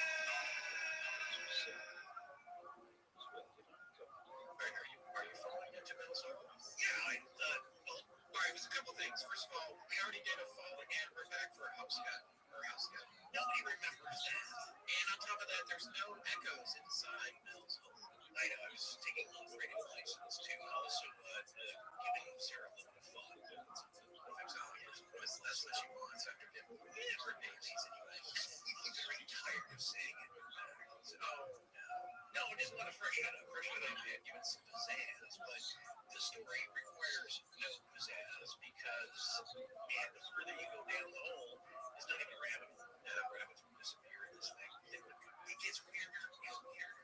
Yes, it does. All right, folks. Well, tonight we're going to be talking about a legend that started on Art Bell's infamous radio show, Coast to Coast AM. But first, a couple of very quick program notes. We wanted to give a proper shout out to one of our recent guests on our exclusive Patreon show called The Astonishing Junk Drawer. His name is Bob Anderson. Yeah, Bob is a fascinating guy, and I'm lucky to consider him a new friend and fellow podcaster here. And we had an outstanding interview with him where he talked about actually seeing the Chicago Model Man in person. How many people you know can say that, right? Yeah, it's pretty awesome. He was close enough to make out the texture of the skin on its wings, and on top of that, several other people had pulled off the highway over Missouri and were looking at it with him. And he has his own podcast, by the way, and it's excellent. It's called Bottom After Dark. So look for that wherever you get your podcasts. Yeah, I'll tell you what, Bob's story was great, and just another good one in a growing series of guest interviews on the Astonishing Juggler. So if you want to hear those, head over to patreon.com/astonishing legends, where you can listen to those as well as other bonus content, including commercial-free versions of the main show here. You're not going to mention the other thing. Well, we did the last one live with video. Oh, that's right, folks. We actually did the most recent episode of the Jump Forward live, and I feel pretty sure that will happen. Also, by the way, patrons, I apologize. I didn't post the audio version only of that to the Patreon RSS feed yet. I'm going to get that done, so sorry. But you can't go to Patreon directly and watch the video there. It's up there, the live video. Of course, no, it's on tape. Digital tape, they don't see tape. Okay, so it's another reason to check out our Patreon page. Video of our jump tour. And lastly, folks, we never have to do this more than once a year, it seems. But here's the deal. Our fantastic editor, Sarah, is running out of segues again, so you know what that means.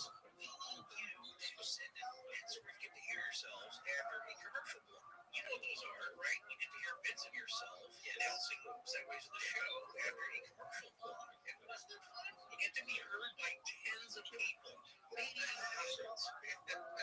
hundreds of people who hear that. But look, we enjoy hearing you.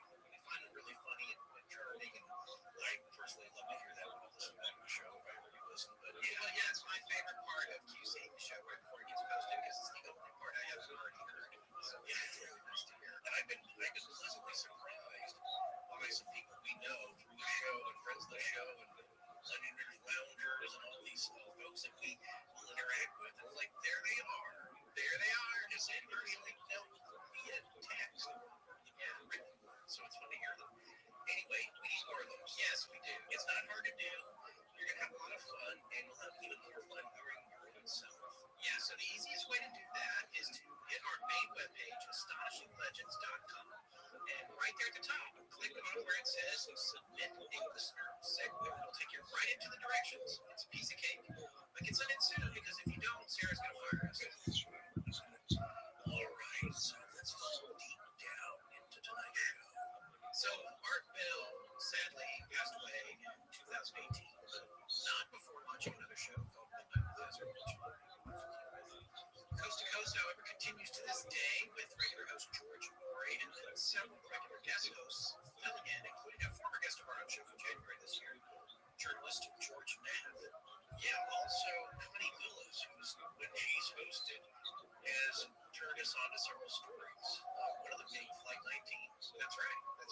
And so I'd say it's pretty cool. It's still rolling. It's got a long legacy, and Art Bell will live forever in our hearts and minds. It's been a lot of fun revisiting Art for this episode, because this is the first time in the history of Astonishing Legends we've covered a legend that actually started on Coast to Coast. That's its inception. In terms of public knowledge, I mean, there was a small group of locals that would have known about this thing, according to the story, if you believe any of this at all. But in terms of it becoming a part of the paranormal zeitgeist, if you will, it started with Coast to Coast. For once, a form of urban legend did not start with a creepypasta story. So, yes, you folks out there, it did not start on the internet with a creepypasta. It started with an unknown, mysterious ancient technology called a facsimile machine. Yeah, this is classic Coast to Coast AM. This is a story that Art Bell himself, he loved. He said he loved the story. That's why he got so involved and invested with it, and kept it going for several years. And it always makes an appearance on the best of Art Bell. So whenever they have a collection of shows, this is one of the stories that is usually included. And if you love Art Bell and Coast to Coast, you'll know this story, but you may not know all the details, because there are several interviews that took place with the gentleman at the center of the story, Mel Waters, and they're a little bit hard to pull together. You can find them on the internet. You can also be a Coast Insider and get them in the archives, but really it took us a little bit to suss out what was said then, the dates, and the timeline of it. So if you piece it all together, you can make a narrative, but we're going to help with that. I also wanted to say, though, is not only this story, classic Coast to Coast AM, Art Bell, it's also some classic astonishing legends. In that, as we said in the cold open, this is one of the premier and original stories that Scott and I would love to sit down with over an old-fashioned and just talk the heck out. Just go over theories and like, hey, do you hear about this? What about this part? The magic beam. Oh yeah, what about the dogs coming back to life? These elements are exactly what we love to discuss and part of the genesis for this podcast. And that I'd love to have a way to talk about this with not just us, but a bunch of people and some podcast. So when you listen to the story, just know that this is back to the roots, original main astonishing legends. Yes, it is. It was an inspiration for the show years before the show even started. Because it took us years to get it off the ground. The other thing it reminded me of was just how smart, inquisitive, and funny Art was. Some of the stuff that he said over the years that Mel Waters came on his show cracked me up, including another one that was a close runner for me for the opening quote. This is an art line right here. Mel's the guy with the never-ending hole. Yeah, you could call him while it was pet, but it was always a hole, never-ending hole. Mel's hole is worth millions of dollars. It's just, I can't. I know that Art knew what he was doing when he was doing that. Well, you know what's interesting is that the pit, to me, implies a bottle. And that's the crux of the story here. Is there a bottom to this thing? So when you say, well, you know what, I was reminded of this when we started talking about Tiwanaku and Volvo. You have these blocks, and some of them blind holes, right? Yes. Meaning they don't go all the way through. They're drilled for a reason, and maybe they fit a peg, or a peg fits into them. There's a reason they didn't go all the way through to the other side. They certainly dog. with their technology, but they didn't, so it had a purpose to it. So anyway, that's a Sleep gonna get, bro. case. It's not a I'm tired. No way the nigga sleeping. I know. You forget like 1 hour ago. Thank you. It's a hole. But where does it go to? What's up, bro? How are you, baby? Yeah, and there's I'm not your baby, bro. Get this out of the way of You're my friend. How are you, friend? what to risk. Any spoilers, and I want to bring this You're not a friend, bro. You proved you're not a friend. You just proved it. But there is a clear connection How? between this story and Bro, we did a podcast and did not post it. the idea behind Outer Range. You're my friend. Seen the entire series by now. To the end. You did not post my podcast, my nigga. For a season 2. You're my friend. So many questions. What the fuck? Are you drunk, bro? What the fuck? No, I'm just sleeping. There's some weirdness. And the more I got So wake up and tell me right now, pussy. Oh, man. I'm pretty tired right now. I'll do it maybe later. I'm not gonna let it. You know what it is. Bro, what the fuck is this nigga?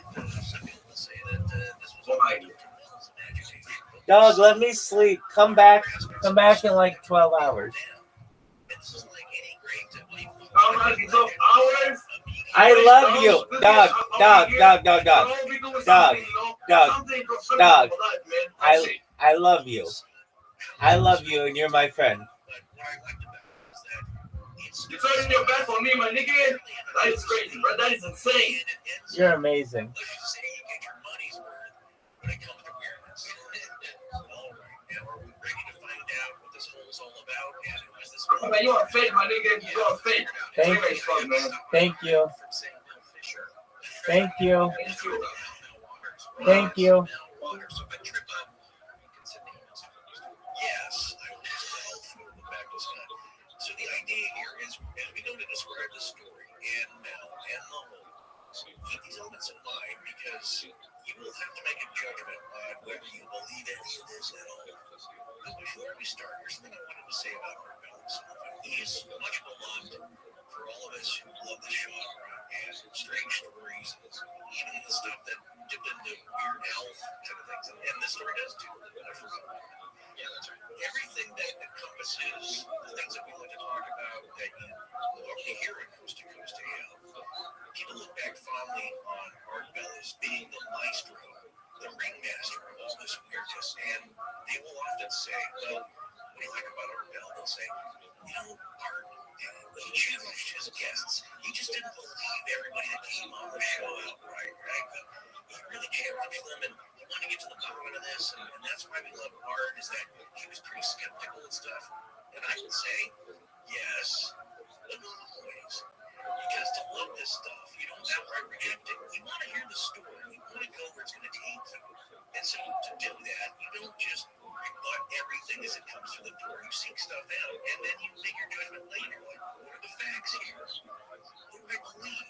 That was the charm of Art, in that he was accepting without shutting the door and everything, and then slowly opening it to see what was behind it. You know what I'm saying? Let's find out what's here about the story. And the most important part of it was that he loved the entertainment value. He was here to entertain us. It's like what we do in our show. We're infotainment in a way. And that we help to deliver some decent information, but ultimately we're here to all be entertained. And that was the purpose of Art. So when you look back on it, I know we all like to be nostalgic, but just keep that in mind as you hear this. And you get a picture not only of Mel, but of Art Mel himself. So that's why I love the story as well. So this saga starts off, you could say, on February 21st, 1997. A man calling himself Mel Waters, he was from the Ellensburg, Washington area in central Washington state. He apparently sent a fax in in the day to the Coast to Coast show. And for those of you, I can't believe if you don't know what it is, there was an old tiny machine, and you would stick a piece of paper in, and for the telephonic wires, it would cut out the other end to another fax machine, and basically just print it out. Yes, the earlier models would be like the teletype, and that was just a telephonic signal. You would type in a message, and it goes to another gigantic 300-pound typewriter on the other end, and it would just type out that message, which was pretty cool to see. Back in the old days, you didn't have that. So for those of you who don't know, and what that did was just basically scan the image on one end and just recreate it on the other end. So you can fax in questions or story ideas to the show via fax, and a lot of people did that, and that's what this person, Mel Waters, did with this Cleaver Out that we read in the cold open. And this fax is what piqued Art's curiosity when he read that's right. Well, what we're talking about here. Well, it's a mysterious hole on this gentleman, Mel Waters' property, about 9 feet 9 inches in diameter, or for our repeat listeners, 2.97 meters in diameter, located about 9 miles west of Ellensburg, Washington, and on or near the Benashtash Ridge in Kittitas County. Knowing the region and the state somewhat well, it's more so centrally located. If you've ever taken a car ride or a bus coming from the east and heading towards Seattle, you get on I-90 and you will pass through Ellensburg. If you take the Greyhound bus, you stop off a little bit before that in George, Washington. Yeah, because it is exactly where I drove. No, I would say back in the day when you didn't have your own means, Greyhound was a way to get across the state in a leisurely manner, and the bus driver would stop off in George, Washington at this cafe. Guess what? The Martha Inn, St. George. And of course now it's a huge popular big music venue there, the Gorge. People go there for a great concert, and they have actually a lot of big names play there. George, Washington is a little east of Ellensburg, but you will pass through Ellensburg on the way, and it is also home of Central Washington University. There are 3 universities like that. Of course, you have your Eastern Washington University in Cheney, this little town south of Spokane, and you have Western Washington University. And we talked about CWU, Central Washington. I don't know if you remember, Scott, but they have a great primate lab there, and that is at one time the home of Coco, the sign language ape. Yeah. You know, it's interesting that you bring up Coco just in terms of animals and signs, because the day that Art called Mel Waters after getting that fax was also the day that they announced success with Goblin Sheep. Same day. Oh, interesting. The clone sheep. Yeah, you know what? I believe same day. Mel talks about that with Art. Does he? I don't remember talking about that. They did talk about some other current events, but I don't remember them talking about right now so much about the sheep. Art does bring up cloning and basic. Yes, don't jump ahead, but we're talking about what the government is looking for. The government is really incapable of doing, and incapable of cloning. And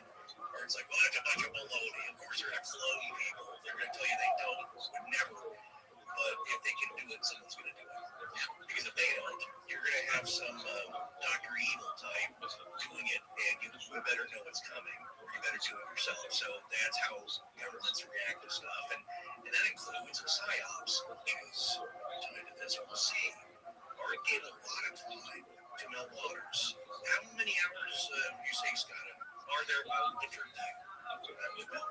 Well, his first appearance was around 40 minutes. That's the first time that he spoke to him. Then he had him back a few days later for, I think, an hour and 10 minutes. Then there was another appearance for an hour and 10 minutes. A few years later, a few years after that, another hour and 20. And then after that, 2 hours, 40 minutes, I think. Like, it's all told, it's like 5 or 6 hours over the stretch of several years, which tells you a little bit about how Art felt about the story, like he already said. But he clearly was interested in this, regardless of what he thought about it. It was good radio. Of course, people called it. And one of the other charms of the show is that they would always take all of it. Where's the Rockies? All of it.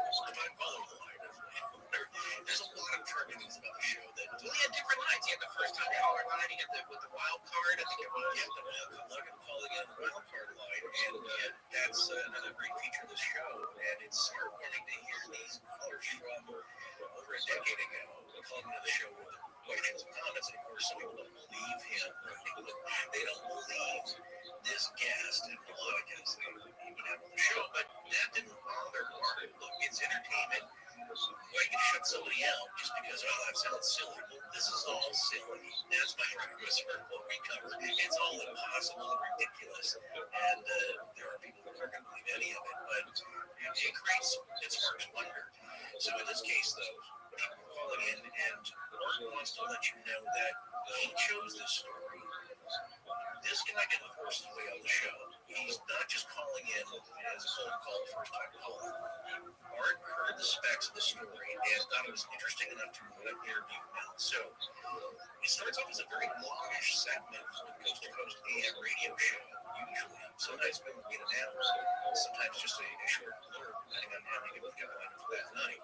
But there's another factor why Art was interested in that. There are some possibly parallel properties, of course, about this hole and the land around it. It may have been seized by the federal government once they found out about it. How do they find out about it? Possibly from the Coast to Coast AM show. Maybe somebody's listening. So I'm just going to hit some highlights here just to whet your appetites. Well, listen to this. Possibly seized by the U.S. government. And some of the attributes of the hole. Well, Mel Waters, and he didn't claim this himself. He said there were other neighbors who knew about this hole, and everybody, for as long as he can remember, throwing junk down the hole. He said, right? Building materials, dead farm animals like cows, refrigerators, and what might not throw down there. Television tubes were another thing that I like to throw down there because they make a good, satisfying pop from the tube when it smashes. And they had been on the property for about 4 years. That one was people had owned that property before them for about, I think the previous owner was quite elderly, and he'd owned it for about 40 years. Yes. And for all that time, for decades then, generations have been throwing crap down this hole. Yeah. They said, it should fill up right now, right? I mean, how deep is this thing? And Mel never said this, but one of the stories that he does tell Art about, if he's asking whether anything weird happened with this, it's like, what else? Well, he said, there is one story that Mel heard. And again, this is not Mel's story. He's saying this is probably apocryphal.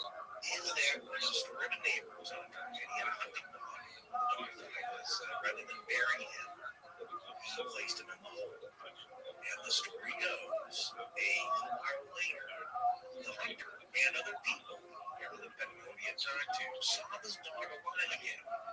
Same color, same metal tag, same coloring, just running through the woods, sometimes in town.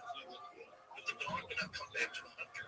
So, okay, you got a pet cemetery angle on this thing. Yeah, well, there was also a story that it looked like the dog was hunting with another person. Yeah, at the time. Yeah, but he knew it was his dog. He knew it was his dog. It was the same color.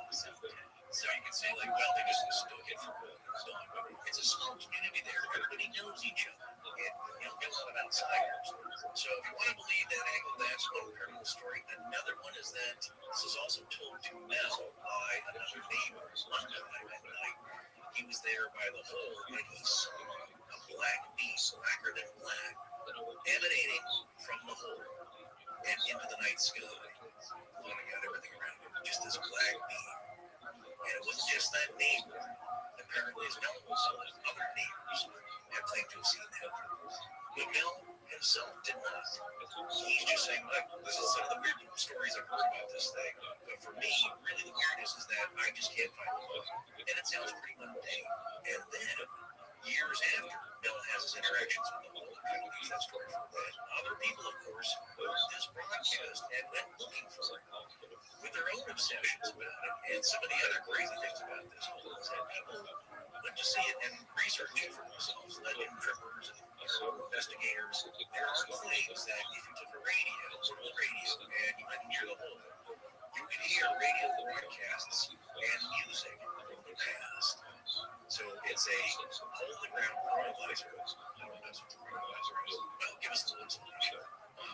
So supposedly these glasses that let you look into time, including the past and the future. Yes, different time periods. If you all remember the Nazi bell, there is a claim that when that thing was up and whirring, above it, people could see images of past events in different time periods. It created a time vortex.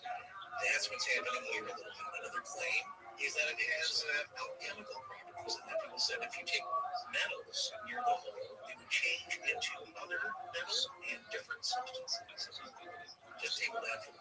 It's a weird hole, okay? Okay, so just to be clear, Mel's hole is weird. Mel's hole is weird. Okay, and privately, all you folks out there, get your hole jokes. There's going to be a lot of them. I'm going to have a hard time resisting them. So we will endeavor to be adult about this. Okay, you can. What was the last one? Oh, yes, Lake Titicaca. Okay, we got through that pretty well. I have the utmost confidence we'll be fine with this one. We're going to bring the whole story.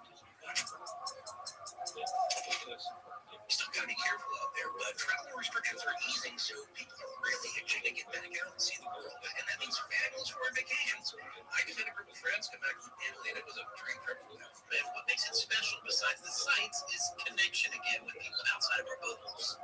What's that? And I'm kidding. That's a lot of the fun of visiting other places, is connecting with the people, and I'll tell you, nothing makes a more instant connection and a friendly welcome than being able to speak a little weird language. So often when people see you making an effort to speak with them in their native tongue, they're really appreciative, and they'll go out of their way to tell you about the best restaurants, their favorite spots, and also importantly, what to avoid. And that's where Babbel, a language learning app that's sold more than 10 million subscriptions, comes in.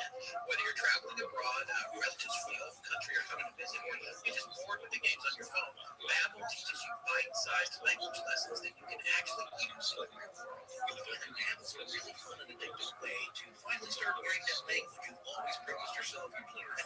While other language apps use AI to design their lesson plans, Babbel's lessons work right by over 100 language experts, and their teaching method has been scientifically proven to be effective. And they're only 15-minute lessons you can learn on the go. But here's the major advantage I find with Babbel: their speech recognition technology helps you to improve your pronunciation and accent. That'll be super helpful for you when you get to intellectual food. Are you saying my southern accent is milking through my phone? Nice. I work on that accent too. Yeah. Well, there are so many ways to learn with Babbel. In addition to lessons, you can access podcasts, games, videos, stories, and even live classes. Plus, it comes with a 20-day money-back guarantee. Start your new language learning journey today with Babbel. Right now, save up to 60% off your subscription when you go to Babbel.com/legends. That's Babbel, BABBEL.com/legends for up to 60% off your subscription. Babbel, language for life. Hey man, I don't know if I told you, but I've got a side business going making custom burritos that look like little Victorian houses in Arizona. What? No way, dude. No, there's no way you're doing that. I didn't know about it. What how big are they? Where can I find them? All right, well, I got one social media profile if you want to see pictures and video, and another SM profile if you want to see reviews and what customers have been discussing, and then one where you can DM me with customer requests, and then I have one, a store profile of shopping center. I'm stopping right there. I don't think I'm Exactly. That is exactly my point. These days, you got exactly one chance, or not even half a chance, of getting people to check out what you got going on. Okay? Don't make them do a bunch of work or steps to get there that they're not going to remember. You know what? Legit, secret. Nobody's really interested in what you got going on. You got to trick them into being interested. So that first step is got to be the easiest thing for them to do. So you can set them up. I think that's true. I've been trying to trick people into listening to a paranormal podcast for years now. You are actually making sense. And of course, as a creator, you can get all that in one place with a Squarespace website. And then your customers or followers can get all that in one easy to remember place too. Yeah, no one's going to remember your URL, your forward slash handle. You got a much better chance with something custom that's totes unique and totes you, like birdhouseburgers.com or whatever fits you on brand. Own your own domain name. That is actually a website name I will not forget, no matter how hard I try. Okay, so you got your audience or your customer there. Now what? That's where Squarespace's elegant features and robust tools take over to seal the deal. If selling is your bag, Squarespace has tools to get you earning fast tax quickly, like e-commerce templates, inventory management, a simple checkout process, and secure payments. Whatever you sell, Squarespace has merchandising features to make your products look their best online. Yeah, stop wasting your time posting offerings separately to every darn place you're online. The simultaneous posting on Squarespace, you can authenticate with your social profiles, letting you blog post your content to Twitter, Facebook, or Tumblr. Vice versa, you can display posts from your social profiles on your website. And if you're selling your time or talents, Squarespace makes it easy with online booking and scheduling for your classes or sessions to your website. Clients can easily see your availability or reschedule if needed, taking the hassle out of coordinating calendars. It's high time to get your shit together. Can't say that. I said shit, and by that I mean get everything you got going on in one easy to remember, easy to sell place with Squarespace. Head on over to squarespace.com/legends for a free trial. And when you're ready to launch, use offer code LEGENDS to save 10% off your first purchase of the website or domain. You're not actually selling custom birdhouse. No, I'd absolutely have a Squarespace website for it if I did.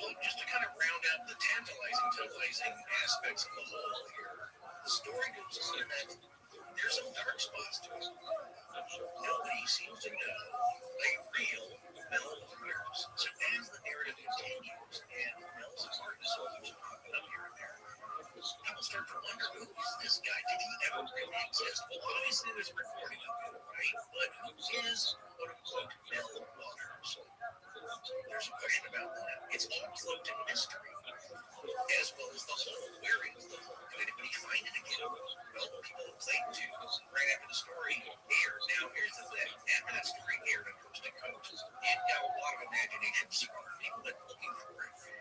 There were local news reports. Newspaper reporters were trying to find out, who's this Mel Waters guy? Where is this hole? He kind of describes him as being on the outskirts of Ellensburg, near Menadash Ridge, but it's a large area. Where exactly is this? And where do we find this property? And some people have claimed to have found it. They never told anybody else where it is exactly. So it's a hole with a mystery, and everything surrounding this mystery is also a mystery. And you can say, like, well, look, it's just a great call to hoax. People do that all the time. They've looked George Corey and the other hoaxes, crazy stories. But this one is different in that if it is a hoax, there are seemingly real elements to keep it believable. And it gets nuts, but not as nuts. That to me is a sign of a hoax right off the bat. It just immediately too much. To me, this thing unfolded in a way that I think if it was a hoax, it was extremely done. Okay, so yeah, let's set the stage to when this first phone call came in, or I should say, and I think that's a mistake to say that, or to when Art first reached out to Mel, because Art was getting faxes all the time. A million people were faxing his show, and this is one that he plucked out and decided to look into, as opposed to a wild card call coming in, or a call coming in on one of his lines like, hey, this happened, I'm in an airplane over Area 51. So that was another great show, which famous episode. He faxes this over, and I think he maybe is just thinking Art's going to announce it on the show. Like anybody who wants to call in with some theories or what Mel should do about this whole geologists or karst experts, anybody have some recommendations to check this out, because he was just curious. He was just like, I don't know what to do with this thing. I want to explore it in a safe way. what should I do? And Mark was interested enough that he got the phone number off the top of the faxes. Again, to explain this, if you've never seen a fax, if you turn on the settings on your fax machine, you can have a fax number, of course, right down at the very top in the header or the footer of what your number was. Not only your fax number, but also a telephone number that people want to call you. So, hey, what is this? You just faxed me. So he got that phone number from the mail off that header or footer of the paper fax that came, and he called him. Yes, and you could say like it's a good way to bait him. He just didn't give a number, but there is a number here if Art's interested. So that's how it started out. And Art called Mel. Yeah, and so this would have been February 21st, 1997. Again, the same day as I was like, the sheep's existence was announced. Not that she was born, it was just that when they said, hey, we cloned a sheep in Scotland. And just because the page that told me about Dolly the Sheep had some other good facts on it for what was going on this day, I wanted to let everyone know that the #1 song in the United States was the Spice Girls' Wanna Be. And then #1 song in Britain, Don't Speak. Those of us of a certain age, that'll bring back some memories. That seems flipped. I would think the Spice Girls would be the #1 show in Europe, being European, and no down. Yeah, maybe you think they had a page backwards. I don't know. That was big here, so yeah, they both were big songs. Yeah, you know what? You're right. This is what kind of astonishing legend host would I be if I didn't fact check it? You're making a very good point here, so I decided to look at the actual Billboard website for the Hot 100 for February 21st or 22nd, also of 1997. #1, Wanna Be, Spice Girls. So I guess it's right. My hat's off to onthisday.com. That's right, even though it looks backwards. But for those of you who keep track of the archives, yes, the next night would be Author Themes. Yes, they could from the late 90s. So the recording that I listened to, I took notes from. We'll have a link to that. That is on a compilation archival website for the saga of Mel's Hole. They have a clip that is a compilation of everything. And where they got that, though, was from the Best of Art Bell. And that is a rebroadcast, a compilation of all of Mel's interviews, at least the first 3 of them. And to be clear, those are from February of 1997 when they first started. So that first show, yes. The next night's guest would be Dean Koontz. Yes, I mean, technically, because the show runs so late, it was the 21st and the 22nd. Starting yes. The 21st, which is the 22nd. That's when this was happening, and yes, the Spice Girls were the charts in the United States, and no doubt was at the top of the charts across the pond. So Art calls Mel and says, hey, I got this fax from you. What is going on? And starts to get the story from Mel. What's interesting, Mel is talking about life in Ellensburg, Washington, where the story supposed to take place. So this episode, this series, folks, is a big, if you believe any of this at all, that phrase was never more apropos than it is for this particular story. So we'll be looking along the way at the other details that Mel Waters offers in his story. Now, if you want to hear the original one, you got to join the Coast to Coast Insider. You can get over there. It's real affordable. I think the monthly fee right now is $6.95 a month or whatever. You can get into the back end there and listen to these old shows like this one, which is really cool. Some of these Mel Waters shows are available on YouTube. In different segments and places because a lot of people are fascinated with the story, but we would encourage you to support Coast to Coast. Yes, that's where we listened to them and took our notes from. So one of the things that happens with Mel, he's calling in, he's like, yeah, you know what, we just had a huge blizzard. This particular piece of property didn't have power, it didn't have water, didn't have telephone, anything, and they had some buildings on it, but they had collapsed because of this snowstorm. But the property itself, that's where the hole is. And there's a couple of varying facts about homes. One of the things that Forrest already indicated was that they had him and his wife who were already, I think, in the process of becoming estranged or separating, and had it about 4 years. But the property had prior belonged to another person who had had it for 30 or 40 years, Mel thought. And that person obviously knew about the hole that was on the land. And a lot of folks in town did. And now when I say a lot, Mel indicates, I don't know, maybe 20 people at least were coming and being allowed to dump into Mel's hole. Yeah. So that's get your lips out.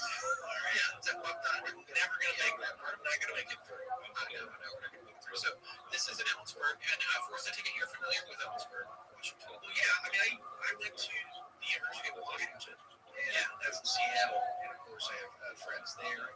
I'm familiar with Washington State and Northern Idaho and parts of Western Montana. So the whole area. If you live around there, you usually are. Especially if you live in what they call the Inland Empire, which is, as people will see on the maps, like, well, that's more central Washington, slightly south and central in Washington, and you're correct. But a lot of people consider anything east of the Cascades to be eastern Washington. So, and it's funny if you tell people like, "Oh, I'm from, I'm from the Spokane region, or I'm from northern Idaho," and it's like, "Oh, it must be really rainy there." And right now, you're thinking of Seattle, you're thinking of Tacoma, Olympia, all the western cities there, and yes, it's often rainy. And the usual weather pattern is 40 degrees with a drizzle. Yeah, and that would be influenced by the geography of here, right? Like well, you're on the coast, yeah. So Vancouver is the same thing. That's why they shot one of the X-Files there, because it was a movie in the market. But what I will say, having gone to the University of Washington for 2 years at least to get my undergraduate stuff out of the way, is that it would be like that during the day, and then as the sun was setting, the suns would break, the winds would come through, and it'd be a beautiful sunset. So it just changes a lot, yes. And a lot of people can't put up with that because it is very rainy here in the winter, but the springs and summers gorgeous. Right. So if anybody in the Pacific Northwest has gone westward and on I-90, and don't you know of I-90? You must have taken it on your cross-country journeys at some point. Yeah, absolutely. But I never got up to the Pacific Northwest. I always wanted to, but I haven't quite made it. Yeah, so when I was a kid, if you take a car trip with a family and you head west, you'll go through Ellensburg, because it goes right through I-90, and I-90 will touch the bottom edge of the city limits there. Right. So you go through there, and then a little while later, you're in the Seattle area. So a lot of people in the area have heard of Ellensburg. It's a little town, it's a college town. As Mel will describe it a little later on, as we'll see, he describes the population back then as about 12,000 or so, and over half of that's probably college students. So a little less than maybe 6,000 people are local. So it is a tight-knit community, and that figures into this because with that description, you should think that people would know of Mel. And as he describes it, like, yeah, people were dumping there. He didn't have it fenced off. You could kind of, I think there was a little bit of an access road, maybe a mile in, then it goes to a dirt road. Yeah, there's a mile and a half from the mouth of the access road to the home. Right, yeah. A lot of people are showing up. They're throwing refrigerators down. He's doing this too. They're throwing television tubes. They're throwing all kinds of things, and there will never a crash, splash, or crunch, as he says. They can't never hear any noise, and there is even a Mexican gentleman who makes money hauling off used tires in town and in the area, and he brings the truck up there and dumps all those. And we heard about this later, on a later interview with Mel, and he said, "Oh, we never told you this before, but yeah, we had the diminutive Mexican gentleman whose job was to collect these used tires, and if they were too old, they could resell them or retread them. Instead of paying a disposal fee, you just throw them in the hole." He said, like, there must be thousands of tires down there. Right, so on top of everything else, literally on top of everything else. And as Art said, like, ugh, God, that bottom of that hole, if there is one, has got to be disgusting. Tires, dead cows. Right. So anyway, a lot of stuff is going into the hole. And when Mel is on talking to Art, he confesses to being a little bit concerned about the water table. But the thing is, when he went to measure the depth of the hole, he had a very novel idea. He apparently used to be, he was a self-described former, almost professional shark fisherman. So think of Quint. Yes, and Jones. Robert Shaw. He doesn't do that for a living. He's certainly not that grizzled. Nowadays, at this point, he's pretty much retired, but he's worked out a few things. But he has experience with shark fishing, and he has a clever idea, like you said, to find out not only how deep is the hole, but is there water down here? Yeah, and at the time that this story takes place, we're able to do based on something he said in a later interview that he was probably around 64 or 65 when this first call takes place. And he decides he's going to get some fishing line and put a 1 pound weight on it, which you would think as a fisherman, like 1 pound, that's crazy, but not for sharks. He's probably got these. So he's taking a 1 pound weight and putting it on the end of a 20-pound test line on a filament, right? And he's got these big reels, these big saltwater shark reels, and he's lowering the line down. and trying to wait for it to go slack. Right? It's like when the weight hits the bottom, the line's going to go slack. So he gets real, he lowers it down, it's going down 1,500 feet with his initial spools. Yes, with his initial spools. And nothing's happening. So he's starting to try to figure out, wait, where is the bottom of this hole? How deep can it be? And as this stuff is happening, he's trying to make these determinations. They're doing other experiments. Like he's yelling into the hole. And one of the things that he said about that was he never heard an echo of any kind. It was like it dampened the sound. Almost no sound came back. Well, sound or light. That's the other thing is that he shone high-powered flashlights. And back then you could get, you can get 100,000 gallon power. I'm not sure at the time, but yeah, it's fairly common. You can get like 1 million candle power flashlight. Yeah, now with LED, you can get these crazy LED spots. Yeah, they'll start a fire. But the idea would, even in the old days, and you could like visit this guy, you'd see the beam go into the night sky. Yeah, he would point that down into the hole. He said, like, it just swallowed it up. He said it only illuminate the sides of the well, which also will describe as, and you had to kind of piece this together, like what's around the hole. It's not just a dirt hole with nothing around it.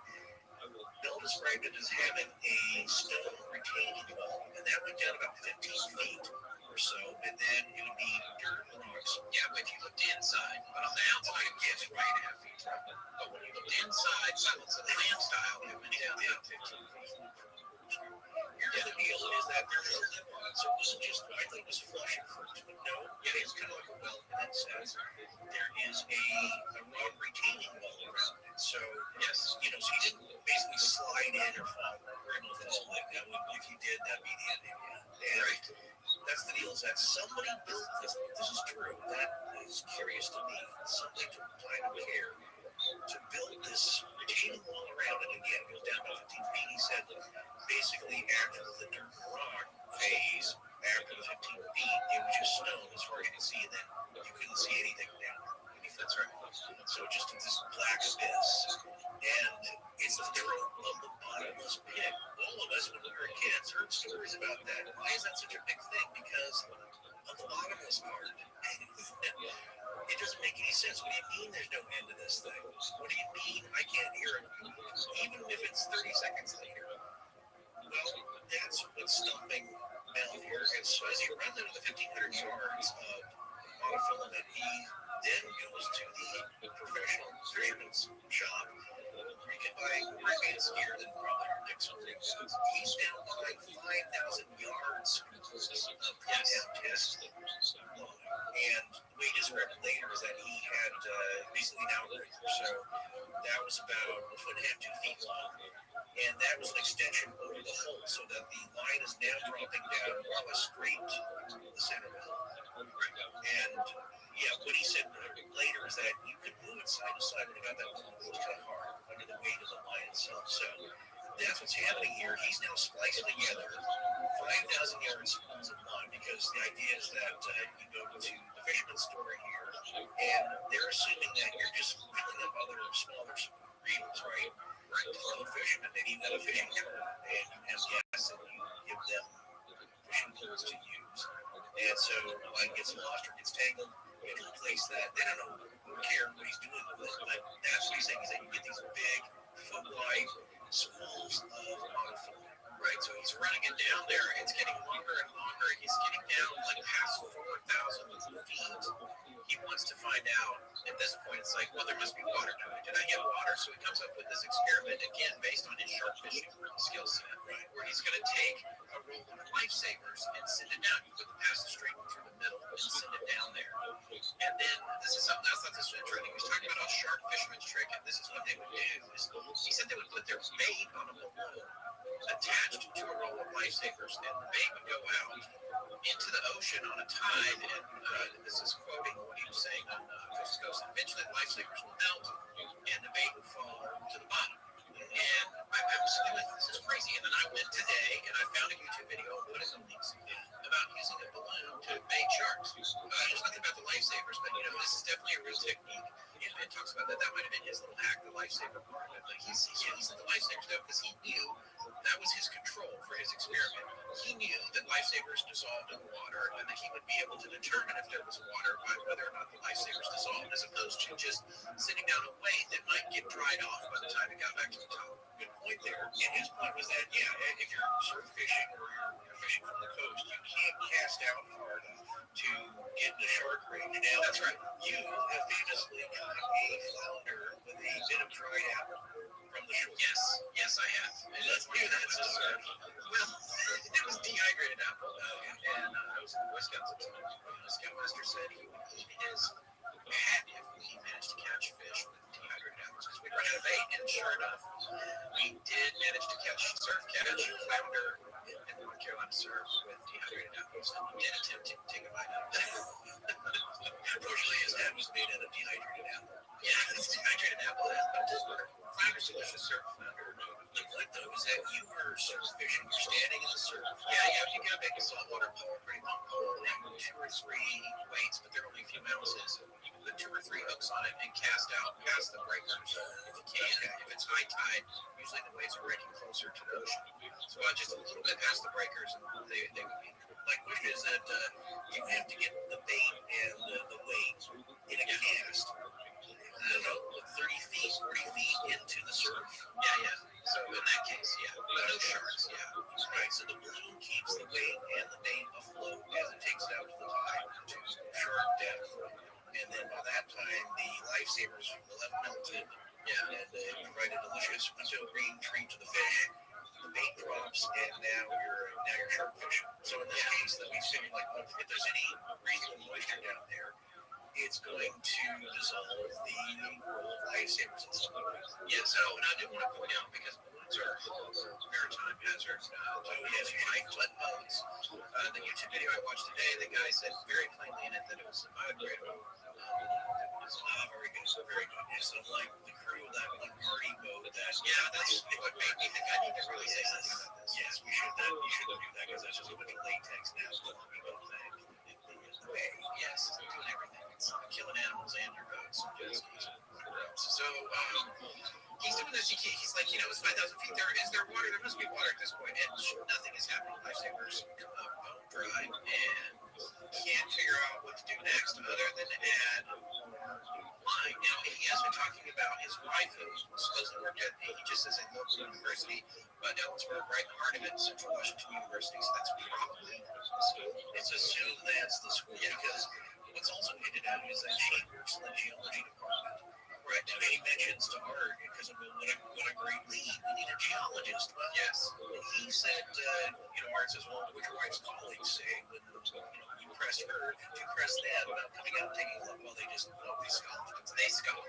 Yeah, and that's a believable reaction, because it takes a certain kind of person, whether it's in the geology department or wherever you're going, it takes a person like the kind of person that listens to this show to go, now, regardless of your profession, this isn't about your profession, it's about a certain disposition where you say, that sounds crazy, but you know what? Let me get some gear and let's just check it out real quick. It's easy to imagine that department is just like, whatever, your husband's crazy, you guys don't have a bottomless pit on your land, and we've got all these experiments to finish, or we've got these theses to write, whatever. So that's plausible to me that they were like, no, we're not going out there. So anyway, he's still trying to figure out how to get to the bottom of it. Literally, he's like, I'm going to get to the bottom of my hole. So he's now trying to put more on a filament on the line and just keep lowering it. And as Forrest said earlier, as he's unfolding the story to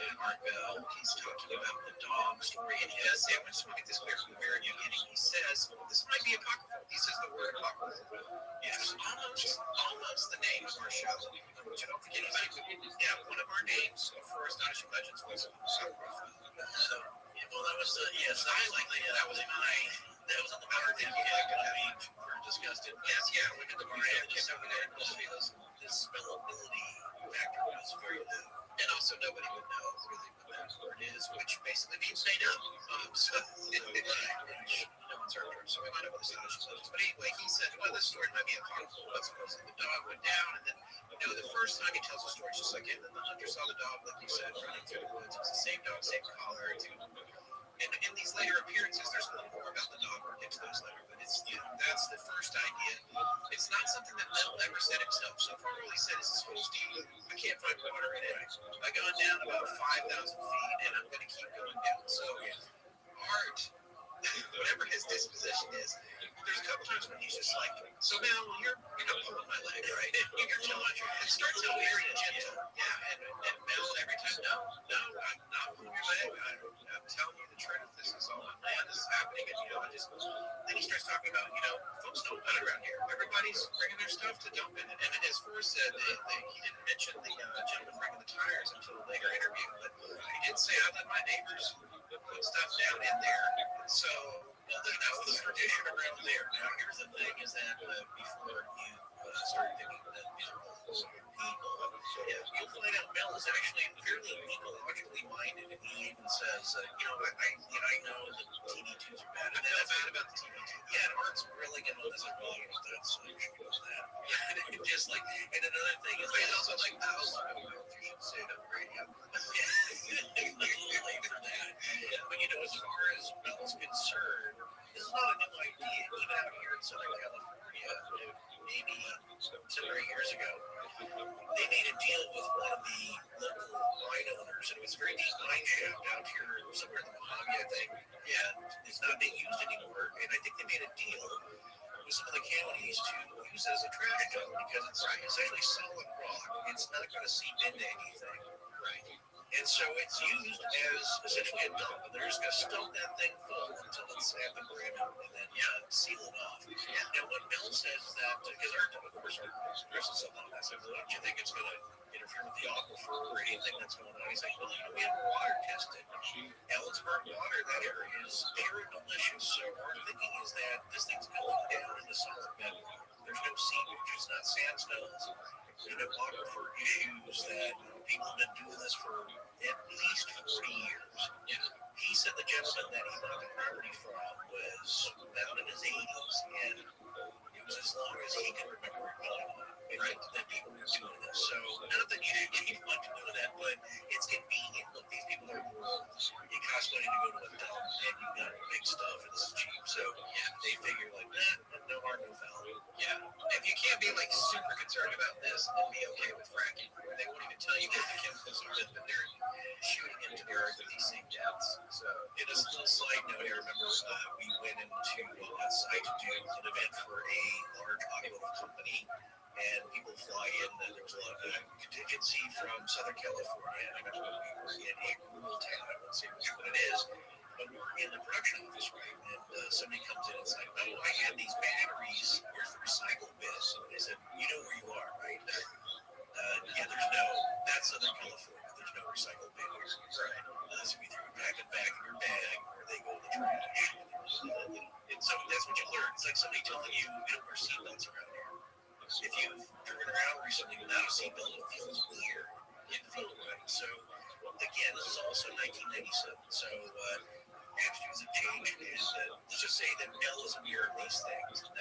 Even in the moment, he was aware of it. Yeah, it's not, he's certainly not swimming pets or cows down this thing, but he knows other people have. Yeah. And they all know this. Now, there's another important aspect of it. Can any neighbors who know how this be produced? Keep that in mind as we go along. Yes, as you hear the story, this might stick going down. So, everybody's going to take it.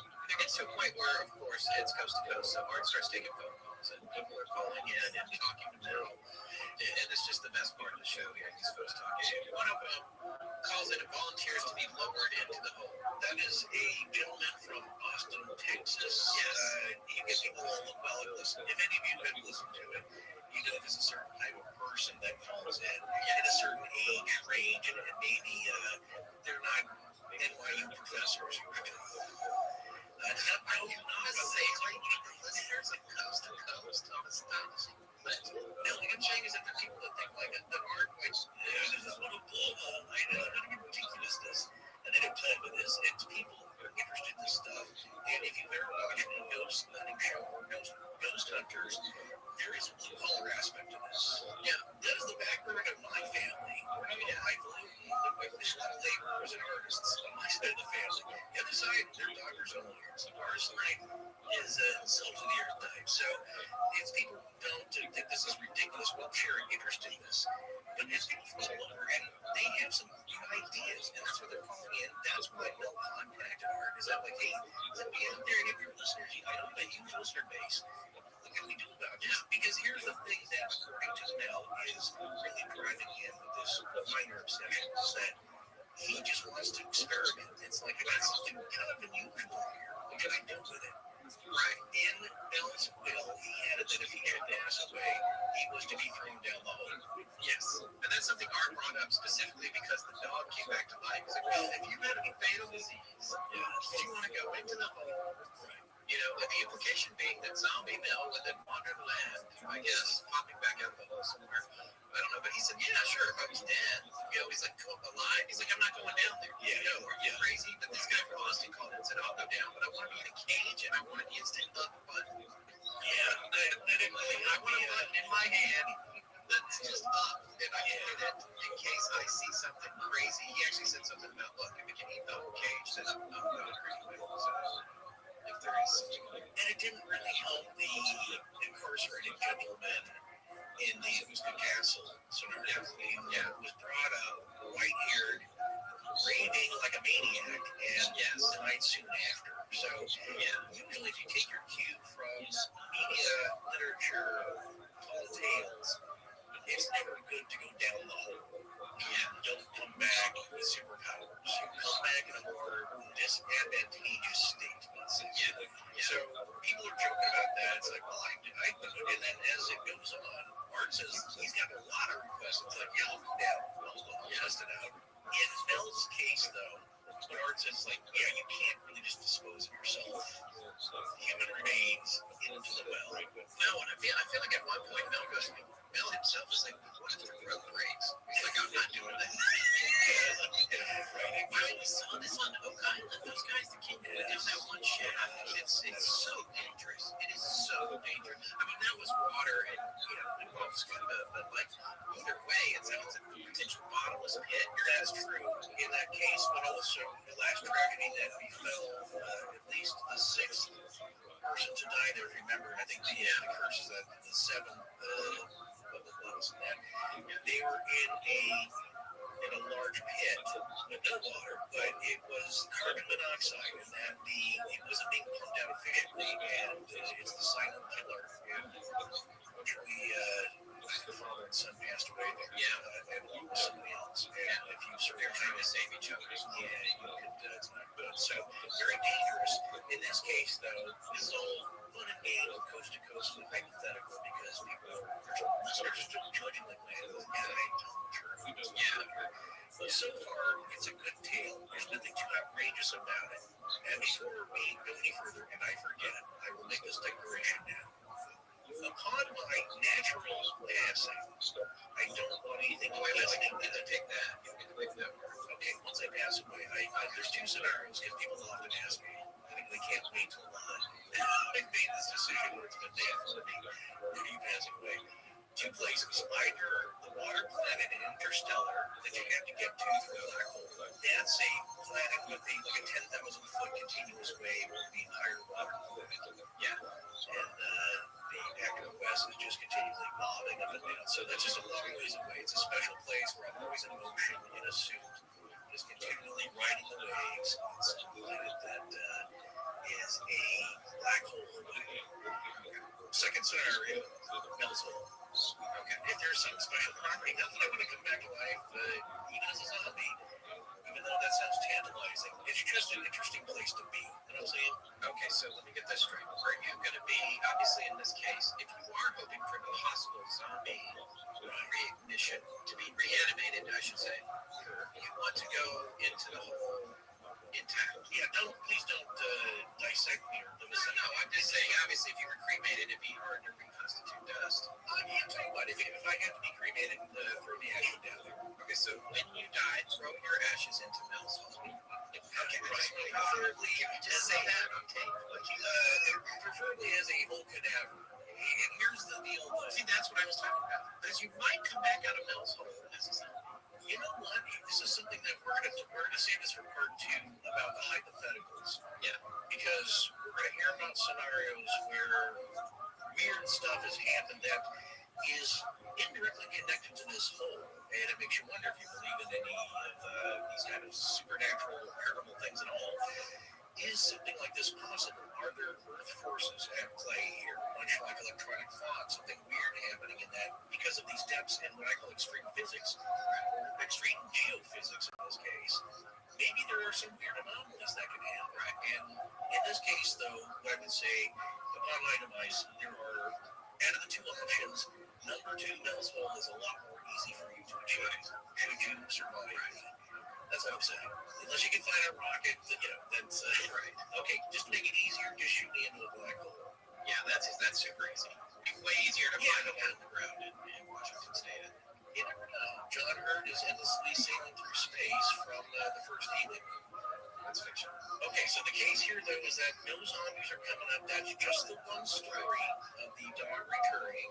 We have other phenomena, but what Mel is stating here for the record so far is just that it seems very deep. So then people start calling in. Art says, look, I'm no hole expert. I don't know much about geology. Are there any listeners with some comments? And somebody calls in and says, well, he looked up, and I think he went to his actual set of encyclopedias, folks, the actual books, and said, well, I looked up at this is Dave from Milwaukee. And 16 minutes, 30 seconds into the broadcast, he says, well, I looked at the Marianas Trench, and it's 36,000 feet deep. And he says, that time, with current mining technology, they can only go down about 1,640 feet. So things and technology have improved since then, 1997. But at that time, he said, that's as far as he could research. That was about as far as a drilled mine can go. Okay, just a few mine facts here. The deepest mine that I could find in the article about it in the United States is the Lucky Friday mine.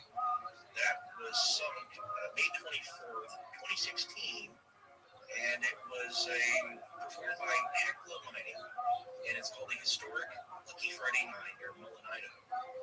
Does the name Hecla sound familiar? Yes, it does. Well, the heiress that stood to inherit all that is from the Mad Doctor of Spokane story. Oh, that's why I know that. Yeah. Listen to the Mad Doctor of Spokane, but that's kind of money we're talking about here. It's a mining magnate dynasty of sorts. So that is their mine, and that mine's about 1.81 miles deep. And again, there might be since then a new and deeper mine in the U.S. The deepest mine in the world is the Mopane gold mine in South Africa, and that is spelled Mponeng. And I think that was never cut. That was there was a great segment on it in 60 Minutes, I believe. Yeah, that gold mine.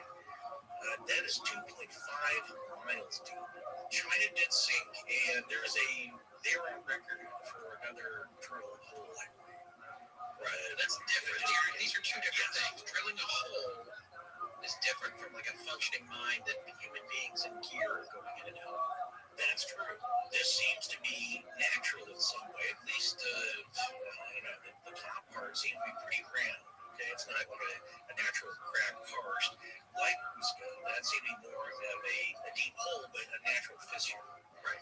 And possibly bad gases are coming out of it, making people loopy, seeing all kinds of stuff. Right. In this case, though, doesn't seem to be any gases coming out of it. It doesn't really affect people. So if you ask Alexa, though, what's the deepest natural hole? What's the deepest vertical, naturally occurring opening in the earth that we know about so far? She responded with, the deepest known open vertical volcanic conduit is Þrymingafjörður in Iceland. I hope I got that right. I'm not looking that up. Icelandic is an interesting but difficult language. Thrinukagigau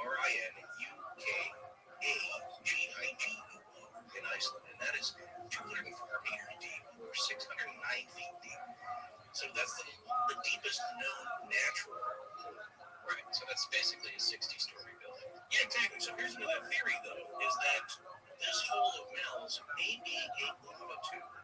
Right. right, coming from, of course, there's a lot of volcanic activity, Mount Rainier to the west. People are thinking, like, well, maybe that's what it is. Those can run, it's a vent tube for a volcano. Well, that's one idea. We're going to explore that part too. But getting back to the interview here, people are going to joke around. So somebody calls in with some facts and figures. Like I said, the Marianas Trench is 36,000 feet deep. And the deepest they could drill down with technology for mining at the time in 1997 would be 1,640 feet. So Mel, with his first spool, he's already gone 1,500 yards, I believe. Yes, 3 feet to a yard here in the States. Yeah, and I said feet earlier, but it was yards. You're right. I forgot about that.